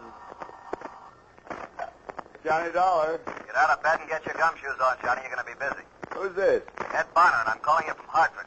Heard you were in Boston this week. Get over to the Elwood Faber department store right away. Oh, call me later, Ed, will you? It's still 8 o'clock in the Look, we morning. got $300,000 worth of liability insurance on their fur department. Sure, later. Now they haven't got a fur department anymore. Just had 85 minks stolen. What?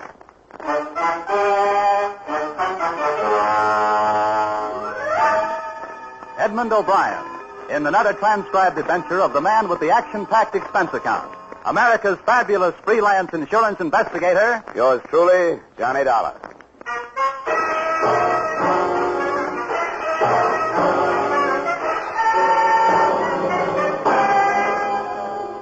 Expense account submitted by Special Investigator Johnny Dollar to Mr. Ed Bonner, Mutual Liability Company, Hartford, Connecticut.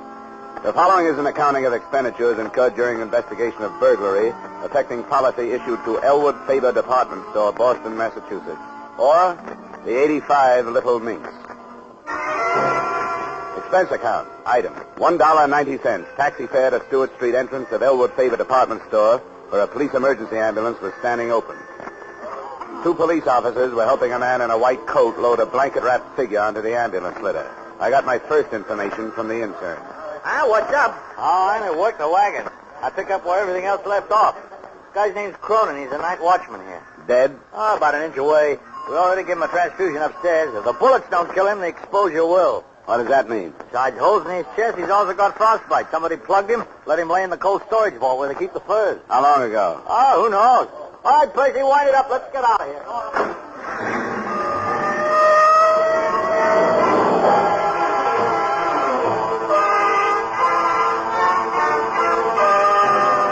An assorted group of reporters and cameramen seemed to be converging toward a freight elevator just inside the store entrance.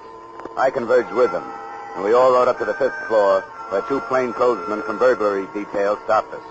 I showed my ID card, argued for 5 minutes, and finally got a frown and a thumb jerk. I walked across 35 yards of expensive carpeting through a cubbyhole office door into a large room. Standing in front of a huge refrigerated vault was a tall man in a black Stetson. His name was Delaney. We shook hands. Quite a thing, Dollar. Some guys walked out of here last night with 85 mink coats. It's a mess. You got a cigarette? Yeah, sure. Here you are. Thanks. This store's going to be closed all day while the burglary squad goes over it with everything they got. You can do what you have to do, too. Thanks, Lieutenant. I appreciate that. What do you figure, freight elevator or stairs? Either or both. I don't know. They must have had a panel truck or a big limo in that alley. Yeah, I noticed that on my way up. We'd keep any car hidden from the street, and they'd be able to work without being bothered. I got a man coming down to check for tire tracks, but it won't do any good. Whoever they were, they did it quiet, and they did it neat. Neat? Yeah. But quiet? Yeah, you mean that night watchman, Cronin? Well, there must have been some noise when he walked into them and got shot. I hope he lives to tell us something. He's in tough shape. How about this? The vault? Just like the banks have, only smaller. And you can also hang meat in it. Not pried or blasted or cut into, just plain old-fashioned tumbler work. Sandpapered fingers and all. That wouldn't surprise me. Somebody was plenty good. Not even marks of a jimmy or pry tool to feel an edge. Just picked and plucked as nice as you please, and 14 little tumblers fell back, and the door swung open. I thought that kind of thing stopped with Jimmy Valentine. Yeah, so did I. Who reported it? A guy named Dmitri Stroganoff, manager of the fur department.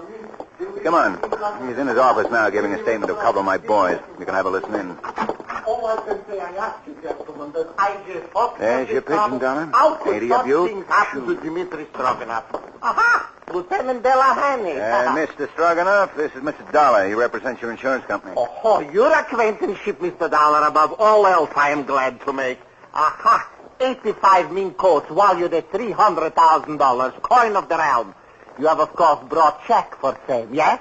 No. What? The adjuster will do that, Mr. Stroganoff. I'm an investigator, but don't worry. Week by week, month by month, 14 years, I get 2 words from the insurance company. 2 words, pay premium. Now it's Stroganoff's turn to say back is 2 words. Pay Stroganoff. Believe me, Mr. Stroganoff, your money's waiting for you in a vault in a bank in Hartford where nobody can get it but you. Vault, ba, pa. Suppose you go right on with your statement, Mr. Stroganoff. We have to have it, you know. Why is my 8 for mink in this direction? I answer you. Customer telephones Friday. Send over mink coat right away, she says. I send. Night comes, she wears coat to party. To breakfast next morning, she's also wearing coat, maybe eggs she's eating. To party Saturday and to cocktail Sunday also. Monday, aha. My husband does not like coat. I'm sending back, she says. Mink. Real tough, Mr. Stroganoff. You can never tell what people will do next. Dmitri Stroganoff can tell. Look, if you'll just answer a few questions... This morning, even as I arise, comes to me a feeling of doom. Yes. Yes. Well, now about... Something is going to happen bad, I said to myself. And when I get here, no, even before I get here, I slip and fall. No, even before that. Parking ticket for too long pass. No, even before that.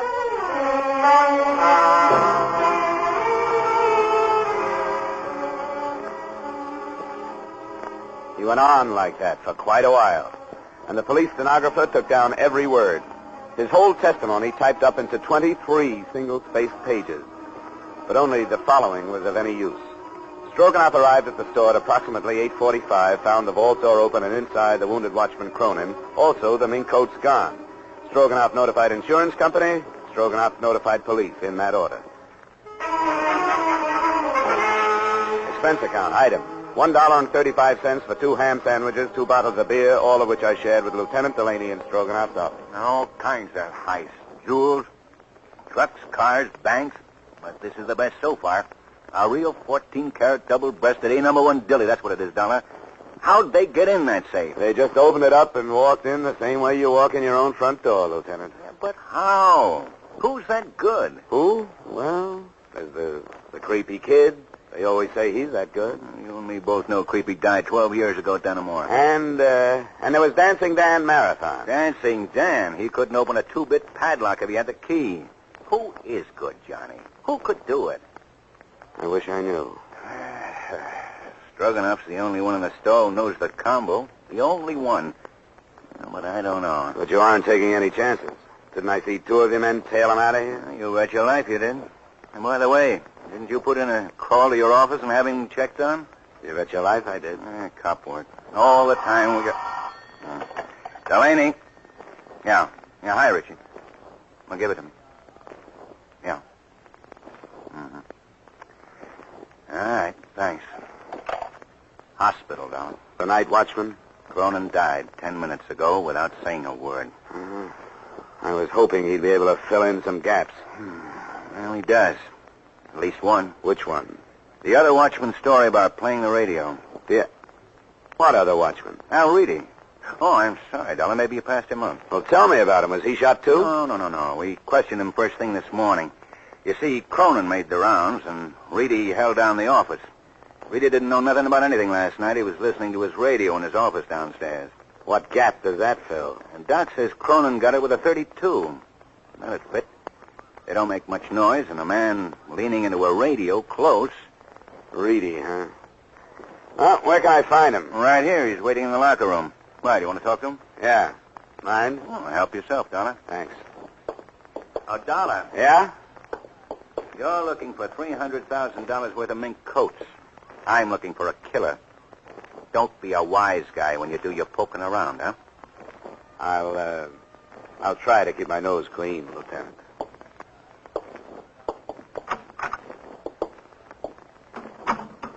Yeah? Hello.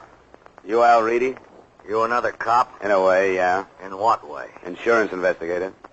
All right, Mr. Insurance Investigator. Am I supposed to tell you something that'll tip the whole thing? No, Mr. Night Watchman. You're just supposed to tell me how things went for you last night. Swell. I sat in my office from 10 to 6, went home, went to bed. Got picked up by two big flat-footed coppers at 7:30. And here I am. How'd things go with you last night? You sound a little put out, Reedy. Or are you used to places being heisted where you work? What kind of a nasty crack is that? What'd you see in here last night while you were doing all your night watching? Nothing. No freight elevator moving? No. No sounds on the stairs? No. And you didn't hear the shots that plugged Cronin? No, I didn't. Why? Because I sit in my office and listen to disc jockeys. The radio's liable to smother a lot of noise. Wrong answer. Well, the cops like it. I don't. Give me a better one. I'll have to look for it. But I'll find it, mister. Sure you will. Sure you will. But you'll never find those guys you trumped off of those coats last night. You sound awful sure of that. I am. Because you'll spend all your time on someone like me trying to make something out of nothing just to show everybody how good you are. Reedy, if you're clean, you haven't got anything to worry about. Well, maybe, but answer me this. Who's going to say when a guy's clean? When he's right or wrong? A lot of filing cabinets in a building somewhere? Answer me, investigator. Who knows? Who's going to say? Let me alone. Just let me alone.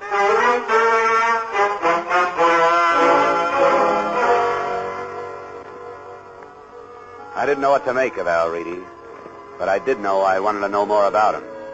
At the personnel office, I pulled out his application card. It looked good enough, and then I suddenly put it back. I had a hunch, and I headed for the Middleton Safe Company. The president and chief designer of the Middleton Safe Company was standing under a blue light in the center of a newly completed vault. He seemed lost in the huge room of shiny, gleaming metal all around him. Please excuse me for not receiving you in my office, Mr. Dollar. Inspection day? Something like that. Now, this is what I call the Big Haze. Beautiful, isn't she? Completed a fortnight ago for a firm of South American bankers. You work on the safes and vaults yourself, Mr. Middleton. Indeed I do. The drama that captured me as a youth. To compose and weld and conform metal into an impregnable stronghold. Oh, it's fascinating, huh? Yes, of course. Fine metal, case-hardened, perfectly alloyed Ohio steel. Strength, Mr. Dollar. Strength. But then I bore you, sir. And now then, why are we meeting? So you can tell me something about safes and vaults, Mr. Middleton? Oh, I dare say I could, sir. But I'm afraid you'll have to be more specific. All right. Tell me about the kind of vault you manufactured for the Elwood Faber department store. A vault for... Oh, yes. The fur vault. Oh, yes, of course. What precisely do you wish to know about that vault? How someone could open it without knowing the combination. Oh, an impossible occurrence. Have you read the morning papers? Papers? What about them? That particular vault was opened last night and all the furs taken. Yeah, well, what do you say? Looted? Well, that's impossible. It happened. And that's why I'm here.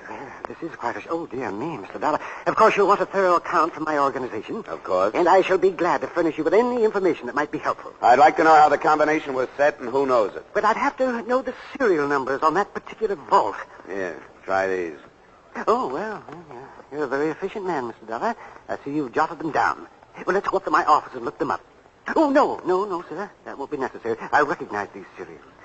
D4536. Oh, D. Oh, D stands for Dana. Mr. Dana set the final combination. Mr. Dana? My chief engineer for years. And who else besides him would know it? Myself and the person in proper authority at Elwood Faber, of course. Well, that would be Stroganoff. Anyone else here? No, sir. I'd like to talk to Mr. Dana, then. Well, I'm afraid that's quite impossible, sir. Oh? Albert Dana has been dead for 7 years. Up to and including that point, I had a whole lot of nothing to go on. But by the time I got back to Boylston Street, heading for my hotel, things began to happen.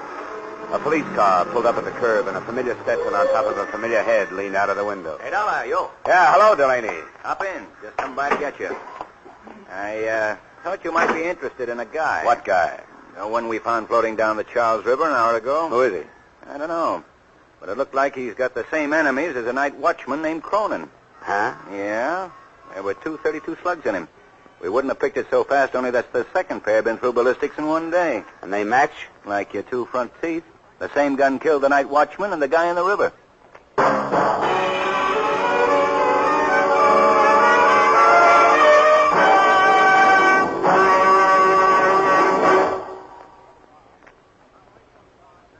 In just a moment, we will return to the second act of Johnny Dollar. But first, it's a family night on the Bing Crosby Show again this Wednesday. Brother Bob and Bing's son Gary already have scored with the Groner this month. And tomorrow night, Bing's 14-year-old twins, Philip and Dennis, make their debut as a guest team. You'll hear the kids trying to sell Dad a membership in the Bing Crosby Fan Club, a scheme that backfires. And you'll hear some rare and wonderful singing. CBS cordially invites you to hear the Bing Crosby Show this Wednesday and every Wednesday over most of these same CBS stations. Now with our star, Edmund O'Brien, we return to the second act of yours truly, Johnny Dollar.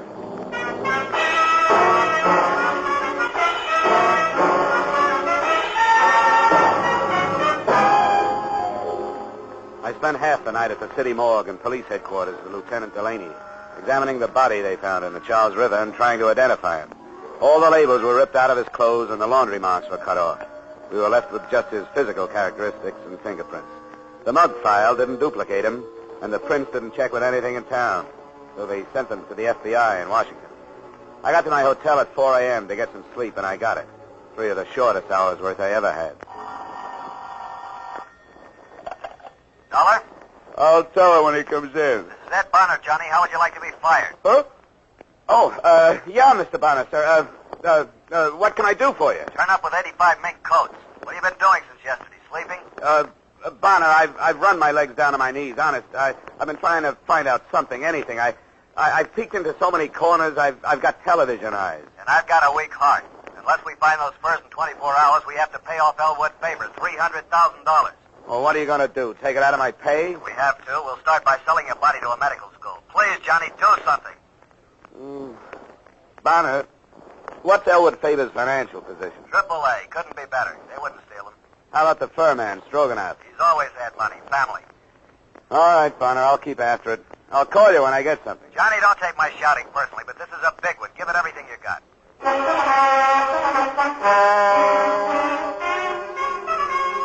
I forced myself to get out of bed, take a shower, and get my clothes on. I started for the door and had no idea where I was going Aha, Mr. Dollar. when somebody did my thinking for me. To see you personally, I, Stroganoff, maestro of the Elwood Favored Fur Department, am here. Do you have any news? News? Every paper in the country it should hit twice. Never in my 30 years of association with that foul little beast, the mink, has anything like this happened. What happened? You wouldn't believe me. Look, I'm pretty gullible. Well, it's incredible. I don't blame you for not believing me. Are we going to keep up this game, or do you tell me? Don't get huffy with Stroganoff. I will tell you. This morning, wrapped in dirty cardboard box, is arriving at the fur department. Guess what? A mink coat. Incredible? Incredible indeed. You mean one of the coats was returned by mail? Right. Well, that's encouraging. I am not overjoyed. You still owe me for 84 coats.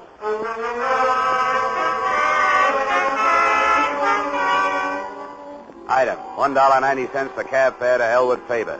It didn't make any sense that the men or man who committed murder to make the heist would return anything. But one coat had come back. And in the pocket, I found a small piece of slick cardboard. It was only 1/3 of an inch long, but there were 3 words on it. Country Club Dance. I was lucky. The country club secretary had a guest list, and one name on it stuck out like the nose on Jimmy Durante. Patricia Reedy. Yes? Oh, Miss Reedy? Yes. Who are you? Name's Johnny Dollar. Your father is employed at Elwood Faber, isn't he? That's right, but Is he in now? he's probably in bed. May I help you? Well, I don't know. I saw you at the country club dance the other night. Oh, were you there? Yeah, I couldn't keep my eyes off you, especially when you had that mink coat on. The mink. Well, I'll talk with this guy, Pat. What do you want, Dollar? Some information. Patty, will you make some coffee or something? All right, Dave. Is anything wrong? Oh, nothing I can't handle. Okay, Dollar, what are you doing here? Who asked you into my house? My job. I came to find out about a mink coat that showed up at Elwood Faber this morning. Look, let's go out in the hall and talk. Okay. All right, Reedy, let's hear it. Now, don't go into a long song and dance. I'll tell you everything. Just the way it was. And I'd be real interested. The way I figure it, you helped in the theft. You maybe even killed Cronin. You kept one of the coats, but you got scared you might be caught with it, so you sent it back. Your daughter left the dance ticket in the pocket. All right. Here's the story right down the line. I didn't help in the heist. I had nothing to do with it. I didn't even know what was happening. Like I told you, I was in my office, listening to the radio. Tell me, Reedy. You ever been arrested? Well, Dollar, you're smart enough to find it out sooner or later. I served time, sure. You might as well know. Lots of it. Elwood Faber would be interested to know a trusted watchman served time. Well, what'd you expect me to do when I got out? Curl up and die? I gotta live, too. I'm straight now. Well, almost. I had a wife and a kid. The wife died. You seen the kid in there. For 13 years of her life, she had nothing. But now I'm trying to make up for that. Everything I do is for her, not for me. What about the coat? Sure, I took it. I borrowed it. Or the safe was locked up for the night. I've been borrowing stuff right along. Whenever my kid needed anything, I always return them in good shape. I told Pat they let me do it. She don't know nothing. That's kind of a strange philosophy. I don't even know how to spell philosophy. But I do know this. That girl in there has a life ahead of her. Her mind's behind me. I got to give her every chance I can to look good, to act good, to use her brains, to meet the right people and go to the right places. Not just for dough, you understand, a millionaire husband, but just for a right guy and a fair crack at happiness. Uh-huh. Oh, you guys are all the same. You work from a little book, printed directions. Everything's black and white in life. Nobody's human. Oh, well, that's that. I don't know what you're going to do, but I hope it don't blast that kid's life to pieces. Reedy, you should have thought of this a long time ago. I don't want any lectures. You'll shut up and you'll listen to me. I think I believe you. Maybe you're right. Maybe we do work from printed directions a little too much. Well, I can use a little judgment on my job. I think, for now, I'll forget everything you told me and forget where that coat came from. Go on back to bed. Go on, Reedy. Oh, I didn't expect that from you, Dollar. Reedy, I know what bad breaks are like, too. Oh, come on. Look, you'll have me doing that in a minute. Hey, Dollar, I don't go in for this stool pigeon stuff. I never have. But now I see it another way. It doesn't matter what you tell as long as you tell it to the right guy. What does that mean? I'm going to give you something. It'll take them at least 24 hours to identify the guy they found on the Charles River. Picture in the paper this morning. Well, I can tell you right now who he is. Who? Who is he? Ted Gray. Worked in Elwood Faber about 6 weeks. Was fired 2 weeks ago. How do you know? I just know.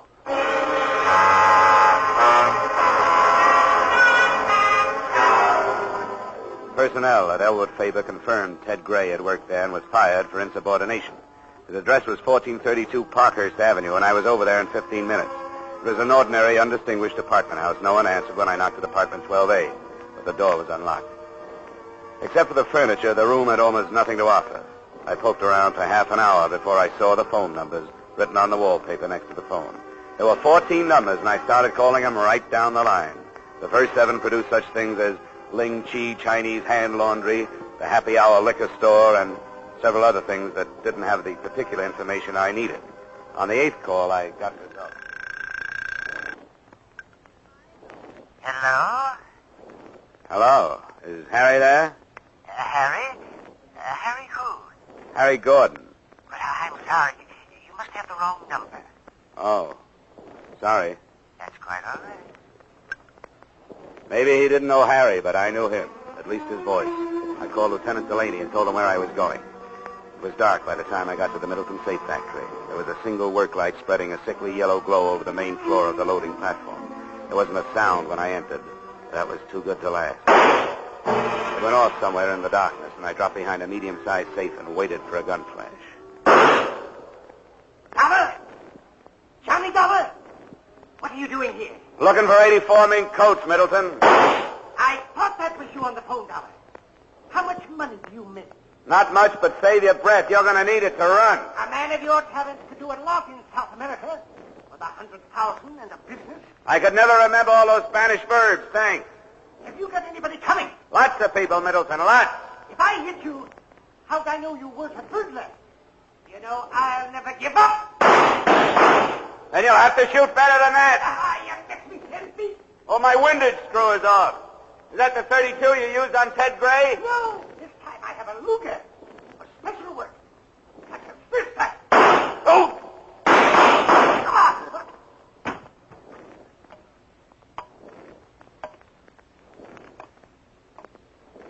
That Luger didn't help you much, Middleton. It was an ignominious end. Yeah, you blew a good life. Well, I could never find what I wanted. Look, I know why you kicked the watchman over, but why your own boy, Gray? He was in on the deal with me, but held out a coat for himself. That shows you how wrong you can be. It wasn't Ted Gray. You see, Middleton... Oh. Dollar! Over this way. You've been shooting up the town, Dollar. Now what's this? Jessup K. Middleton, he's your boy. Yeah, boy, for what? For the fur heist and the bodies at the morgue. How do you know? Well, there's a safe full of furs on its way to South America somewhere. If you hurry, you might stop it at the port of New York. Why would he kill the guy in the river? And who was that guy? Ted Gray. He was the man who cased the Elwood Favor job. He reported 85 coats ready to go. And when only 84 showed up, Middleton thought he was holding back on him. Well, okay, Johnny. Thanks for doing all the work. I was just lucky, Delaney. You sure were. You could have been hit where it hurt worse. Come on, let's have the ambulance doctor look at that shoulder.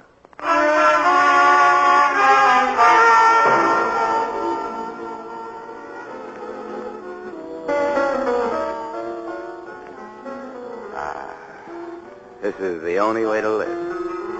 Miss Reedy, you... Make it Pat. You know, you're great on your feet. Well, what about you, Johnny? Dancing with your arm in a sling. Well, I took the no-hands course at Arthur Murray. Pardon me, Mr. Dollar. There's a phone call at your table. Oh, thanks, waiter. Come on, Pat.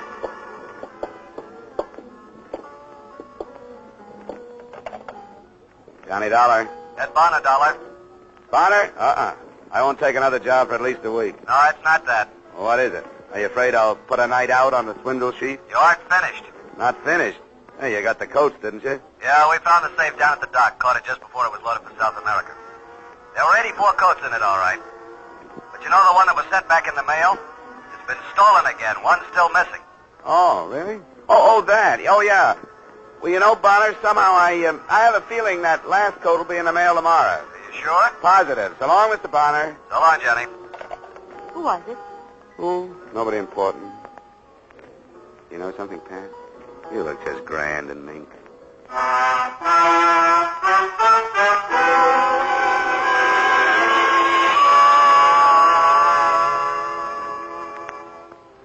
Well, the coat did show up the next day and in the mail.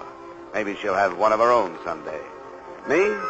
I stuck around Beantown for a few days to get a better look at the Bunker Hill Monument, Paul Revere's home, and her deep blue eyes, which began hinting at wedding bells. So, expense account item, $11.75 back home, but fast. Expense account total, $384.16. Yours, truly, Johnny Dollar.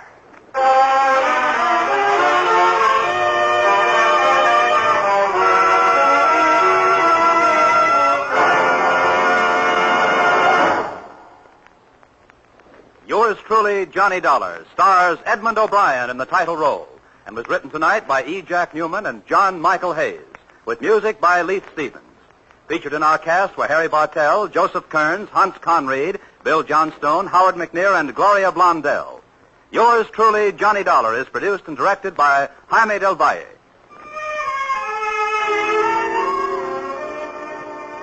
Join us next week when Edmund O'Brien returns in another transcribed adventure of Yours truly, Johnny Dollar.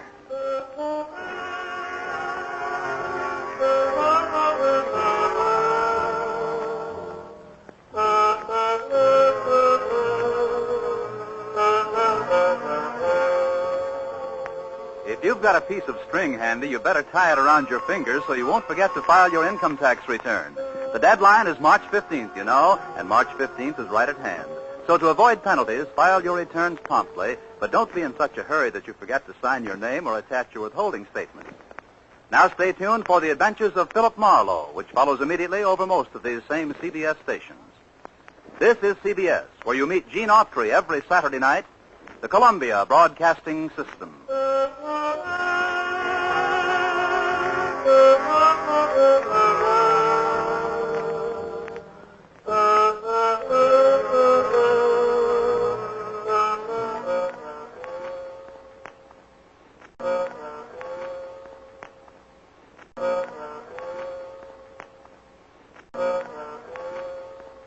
Now for Edmund O'Brien as Johnny Dollar. Mr. Dollar, this is Miss Ramey, Legal Department, Britannia Casualty and Life. Oh, yeah, Miss Ramey. Thanks for calling back. I just wanted to get something straight. If a murderer is executed, does his policy pay off? Well, that's an unusual question. As far as I know, yes, but we've never faced the situation. Well, put on your makeup. It's liable to happen any minute.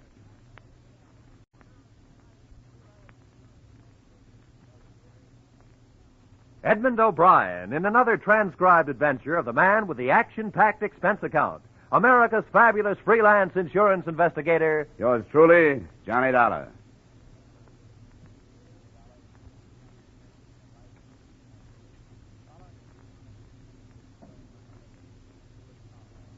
Expense account submitted by Special Investigator Johnny Dollar to Britannia Casualty and Life, Hartford, Connecticut.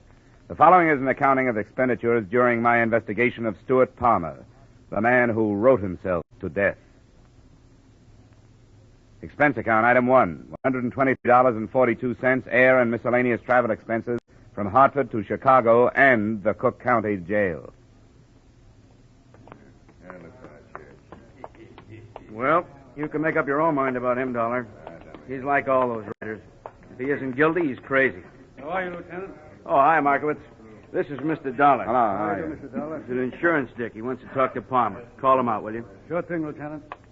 Hey, Palmer, your mother's here. I'll see you on your way out, Dollar. Yeah, thanks a lot, Lieutenant. Here's your boy, Mr. Dollar. You'll have to talk to him through the bridge. Stuart Palmer? Yeah. My name is Dollar. Britannia Casualty and Life sent me out here. I understand you're in some difficulty. If there's anything I can do to help... You didn't come here to help me. You came to investigate my new policy. Now, look. I don't need your help or anybody else's. I paid my first premium. That's all you or the company need be concerned about. They're concerned about the fact that you're being held on suspicion of murder. That doesn't affect the policy. Have you retained counsel? That's none of your business. Thanks for the cooperation. Nice to meet friends in a strange city. You can have him, Markowitz. Thanks. Well, Dollar? Lovable, isn't he? What have you got on him? Oh, not much.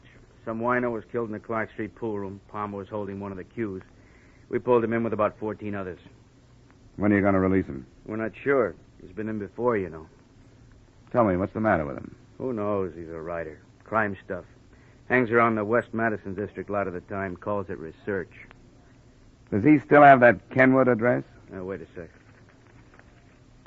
Yeah. 5715. Well, I hope his wife is jollier than he is.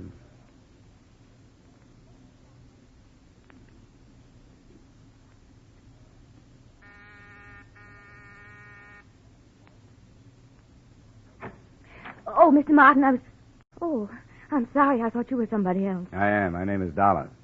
I'm an insurance investigator. Well, I'm sorry. We have all the insurance we can use. I said investigator. I want to talk to you about your husband. Oh, come in. Why do you do this to him? I know why. It's like he says. You're all after him. You don't like him because he's a genius. You don't understand him. You'll never understand Now, him. wait a minute. You can try all you want to. As Stewart says, when one human being does something better than another human being, that's when they attack him. Well, go ahead. Look, Mrs. Palmer, I'm on your side. I'm not the police. Oh. Now, why don't you sit down? I'll explain the whole thing to you. Come on. That's better. Now, your husband took out a $100,000 life insurance policy last week. Well, there's certainly nothing wrong with that. Mrs. Palmer, please. This week, your husband is arrested on suspicion of murder. There, now, you see? You don't know anything about him, and already you're accusing him of the most awful I thing. am not accusing him of anything, Mrs. Palmer. I'm just trying to help. I talked with your husband a little while ago. He wasn't very cooperative. I'd hoped you would be. Well, you put him in jail, and then you expect him to be cooperative. Does he have a lawyer? Yes, of course, Mr. Martin. That's who I thought you were. Well, how does Mr. Martin feel about this? But he's been very nice. Stuart isn't worried. Stuart knows that Mr. Martin can spring him anytime he wants to. I see. What does your husband write? Books? Well, he used to write for the radio. But as he says, it's a very limited medium. So one morning he went to his agent and tore that contract up right in his face. And that very day he started to write his play. 140 pages. With real people in every scene. He took every one of them from life. Is the play about crime? How did you know that? Well, I met your husband doing a little research in jail. Well, they put him in jail because they don't understand. As he says, they don't put a doctor to bed in a hospital because he's doing research on a dangerous disease. People don't know good from evil. That's what's wrong. They're afraid of the truth, and that's what Stuart writes. He practically lives with his subjects. Criminals? Yes, he studies them. Nobody can write believably about something unless they're familiar with it. That's the sacrifice he makes. You don't get to see much of him, do you? Well, his work is infinitely more important than I am. But as soon as his play is produced, we're going away together. Atlantic City or Bermuda. The manuscript has been in New York for 6 months now, so it shouldn't be long before he hears. What has your husband's income been for the past 6 months? Well, there hasn't been much.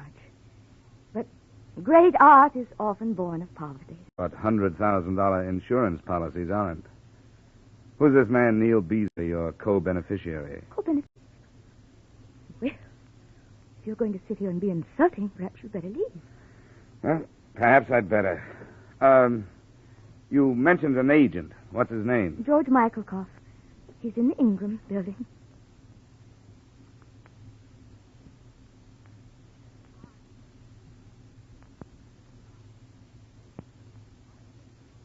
Crazy. The guy is crazy. You can't do business with a guy like that. Art, he talks. Everything's got to be art. Spends his time with bums, and he calls it art. Hasn't he done anything for 6 months, Mr. Michaelkoff? Not with me. Well, let's face it. Not with nobody.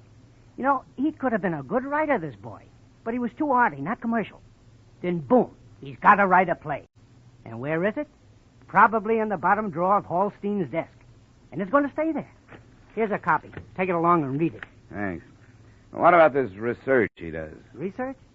Is that what he told you? I had to go down to the county jail and bail him out. Twice. That's what washed me up. Someday they're going to catch him with the goods on him.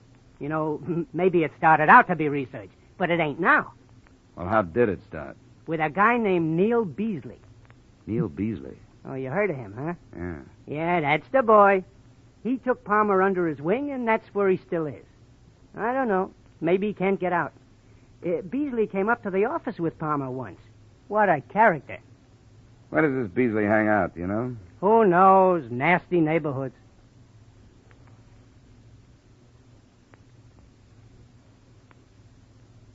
Expense account, item 2, 80 cents, cab fare to a nasty neighborhood. After a lot of questions and bad bourbon, I came across a character who called himself Roscoe. Roscoe was the walking who's who of the district. When I mentioned the name Beasley, he swallowed his drink, wiped the back of his hand over his mouth, and leaned over the table toward me. Beasley. Let's see. Beasley. Come on, here. Here's something to stimulate your memory. Oh, yes, of course. Beasley, Neil Beasley. Been a friend of mine for years. Slipped my mind. Getting old. Beasley was born in Cincinnati of well-to-do parents. They say he attended Harvard, but perhaps it's only a story. You know how stories start. Skip the history. Where can I find him? Any number of places. If the racetrack was open, you'd find him there, but the racetrack ain't open. There is his place of residence. Where is that? I don't know. But he must live somewhere. Obviously. What would you suggest?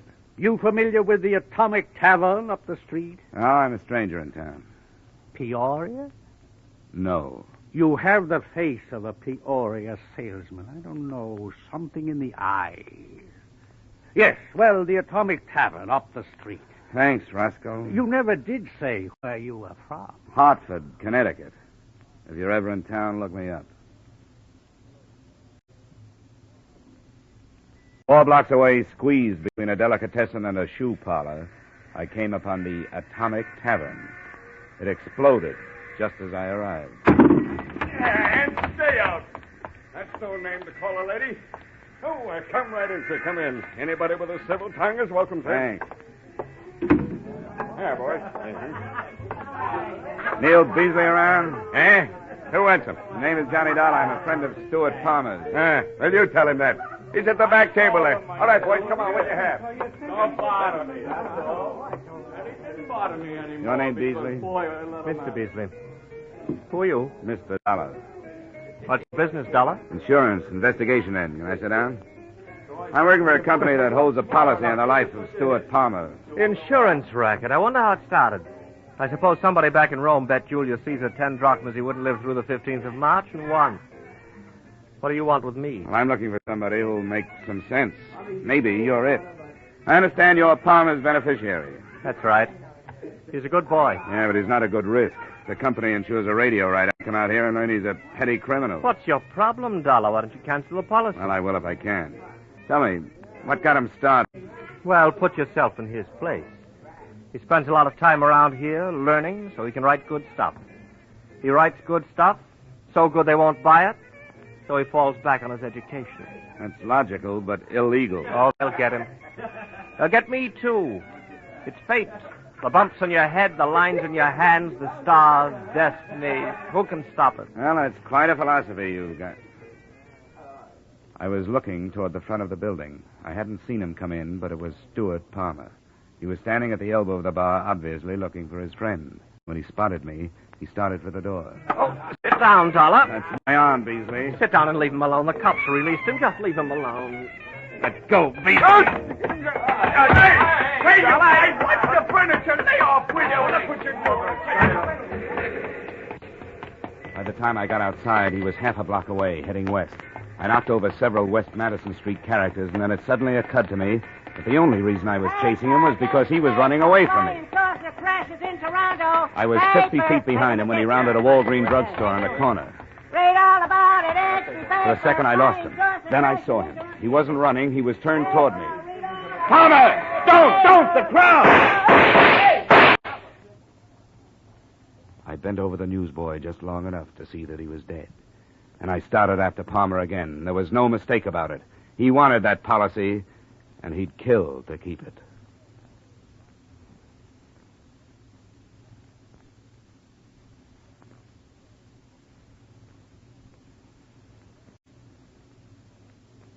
In just a moment, we will return to the second act of Yours Truly, Johnny Dollar. But first, the screen sophisticated, caustic Mr. Belvedere, alias Clifton Webb, will swap quips with Bing Crosby on the Groner CBS show this Wednesday night.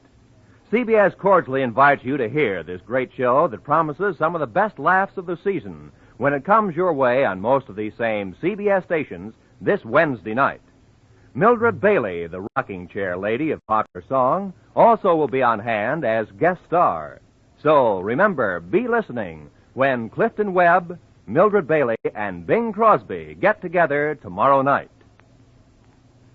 Now, with our star, Edmund O'Brien, we return to the second act of Yours Truly, Johnny Dollar.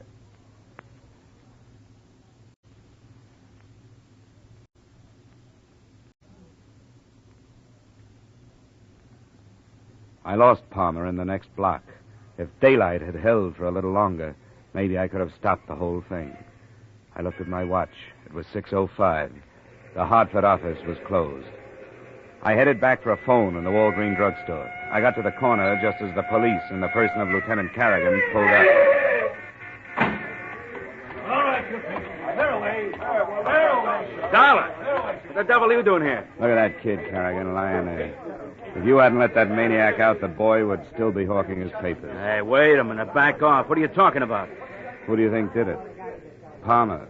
Palmer? Are you sure? Yeah, he was shooting at me. What'd you let him out for? Oh, look, Dollar, there are laws. I told you earlier we didn't have much on him. He was clear. Well, he's sure not clear on this one. Huh. Kid only had 3 papers left. I think you better tell me what happened, Dollar. Well, let's go away from here. Yeah. Oh, hey, folks, why don't you go home? Come on, move, huh? I don't know what there is about people. They're just glad it wasn't their kid. Well, here's the tale. I came down here to find a guy named Neil Beasley, a friend of Palmer's. Palmer showed up in the joint. When he saw me, he made a dash up the street. I took out after him, and when I got to the corner, he opened up. The kid was standing next to me. After the gunfire, I went after Palmer again. Believe me, I wish I'd caught him. Yeah. Sergeant? Yes, Lieutenant. Put out a general on Stuart Palmer. All the dope's in my office. Yes. Why would he want to kill you? That's a $100,000 question, Lieutenant. I'll be in the drugstore. Gotta make a phone call.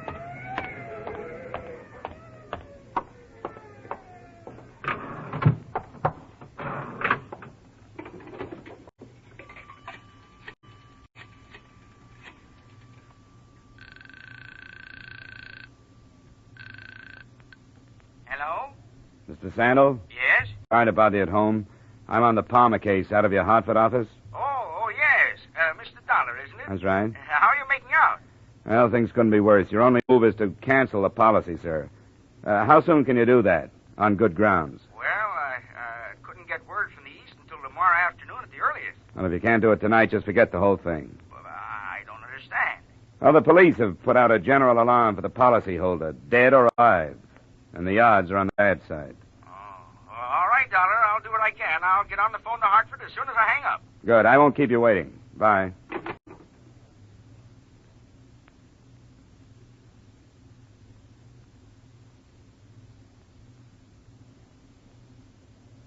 Expense account item 4, $1.80 cab fare back to Mrs. Palmer's apartment. On the way, I suppose I should have been worried about the $100,000 worth of policy, but that didn't seem to bother me. There was the newsboy who never knew what hit him, and there was Palmer's wife. I was going to have to tell her about it. But I knew even before I got to the apartment that she'd never believe me. I don't believe you. Of course you don't. And you don't want to. You don't want to believe anything bad about him. You want to just go on complimenting yourself on being married to the greatest man on earth. But you're way wrong. Where is he? I don't know. And you can't make me believe you. Why would he kill anybody? Well, my guess is that he's doing it for you. Oh, that's a terrible thing to say. He wouldn't do anything wrong, even for me. He took out an insurance policy that he couldn't afford. Why do you think he did that? I don't know. I never understood about business. Well, he sure got you. Some people have collie dogs, and he's got you. He comes home, pat you on the head, so you'll look up at him and tell him how wonderful he is. You know why? Because nobody else will. You just don't understand. You just don't understand at all. How long has it been since he treated you like a woman? Bought you things like candy, flowers. When was the last time he spent an evening with you? Why are you saying these things? Well, I'm trying to tell you that he failed, both as a writer and as a husband. Don't you see? He's trying to make it up to you. He wants the police to kill him so you'll collect the insurance. That's a lie. Where is he, Marion? Oh. Hello? Yes? No, he's here now. Why do you say that? No. Stuart, where are you? He hung up.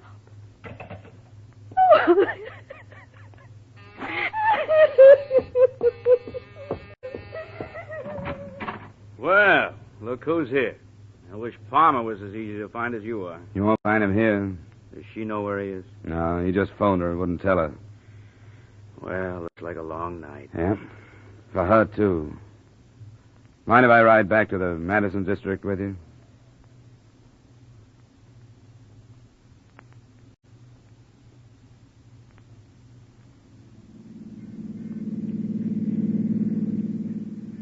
That's quite a theory, Dollar.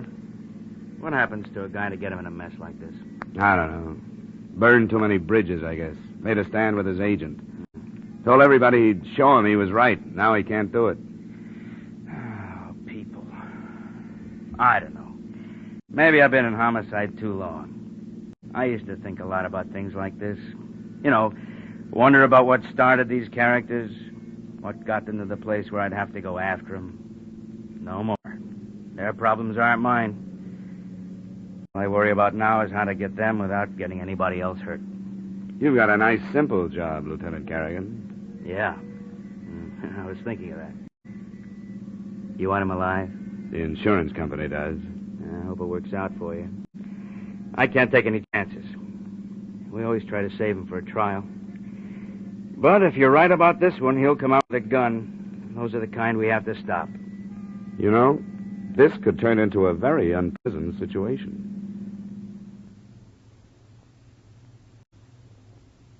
The lieutenant was kind enough to drop me at the Atomic Tavern. The place was empty. The sirens had frightened most of the clientele out of the precinct.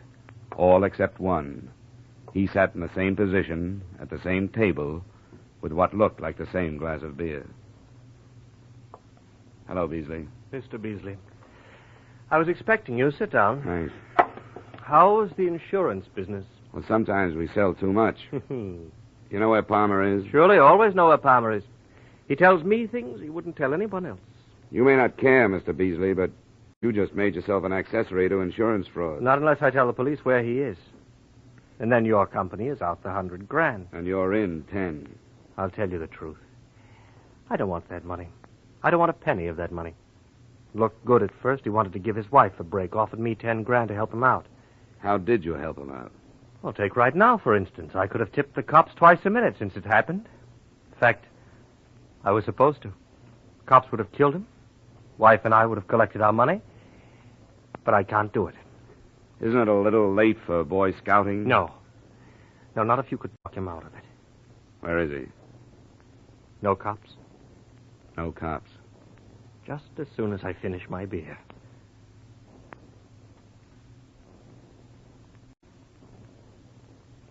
We walked down Halstead with the red streetcars rumbling by and the fruit trucks and the chicken wagons. I didn't notice the name of the street we turned west on, but a block and a half later, we stopped, 2 doors away from a basement barber shop. Well, that's where he is. You're crazy to go in there. Are you staying out here? No, I'm going in. But I'm crazy, too. Really? That's why you should never listen to a guy like me. Farmer's got nothing to lose. How much do they pay you for getting killed? Come on, if you're going, let's go. Okay.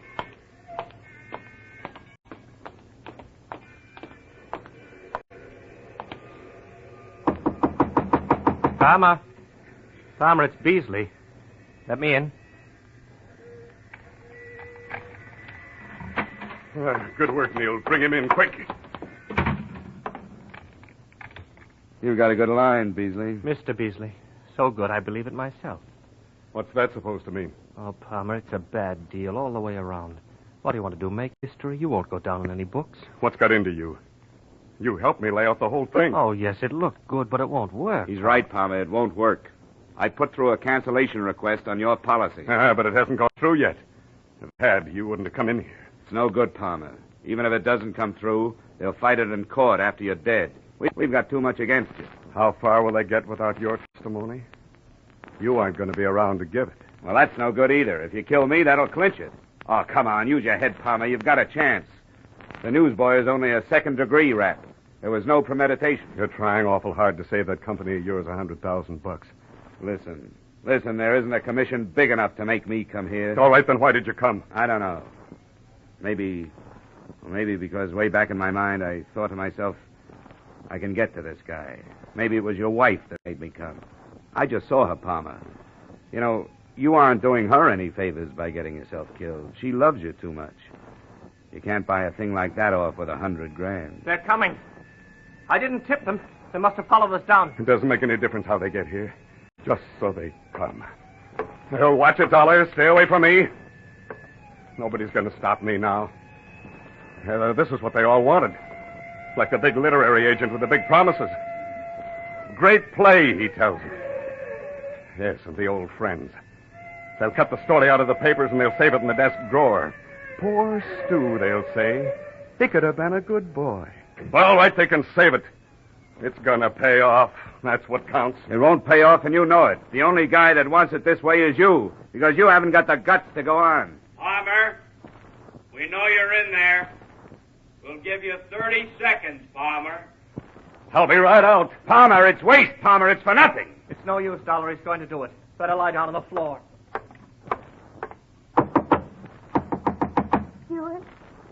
Stuart, are you in there? Marion, get away from here. I want to talk to you, Stuart. Open the door. Oh. Come on in here. Marion, what are you doing here? Come with the lieutenant. Don't do it, Stuart. I don't want money that way. Wait a minute. Did they make you come in here? No, I wanted to go. Don't do it, Stuart. Please. Goodbye, Marion. Stuart, don't go. Stuart, come back. Let go of me. Stuart. Get down on the floor. No. Come on, No, get down. no. There's nothing you can do.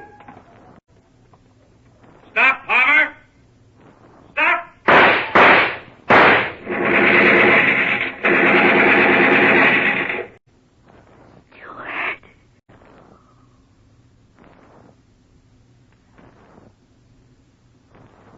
As you know, Palmer's policy was not canceled before he died. But I'm sure that with a staff of legal geniuses employed by the Britannia Company, you'll come out all right. A soft judge gave Beasley 60 days for attempted insurance fraud, and that was it. Expense account item 6, same as item 1, transportation Chicago to Hartford. Expense account total, $635.24. Oh, almost forgot. Item 7, 35 cents tip to Western Union boy. Telegram from Marion Palmer. Contents?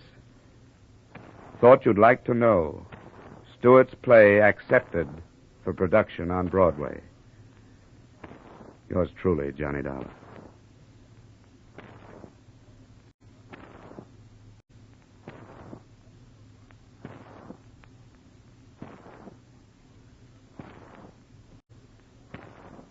Yours truly, Johnny Dollar, stars Edmund O'Brien in the title role. It is written by Gil Dowd and David Ellis, with music composed and conducted by Leith Stevens. Edmund O'Brien can currently be seen in the Harry M. Popkin United Artists production, D.O.A. Featured in tonight's cast were Lorene Tuttle, Larry Dobkin, Bill Boucher, Bill Gray, Jack Crucian, and Herb Butterfield. Yours truly, Johnny Dollar, is produced and directed by Jaime Del Valle. Jaime Del Valle. Jaime Del Valle. Jaime Del Valle. Jaime Del Valle.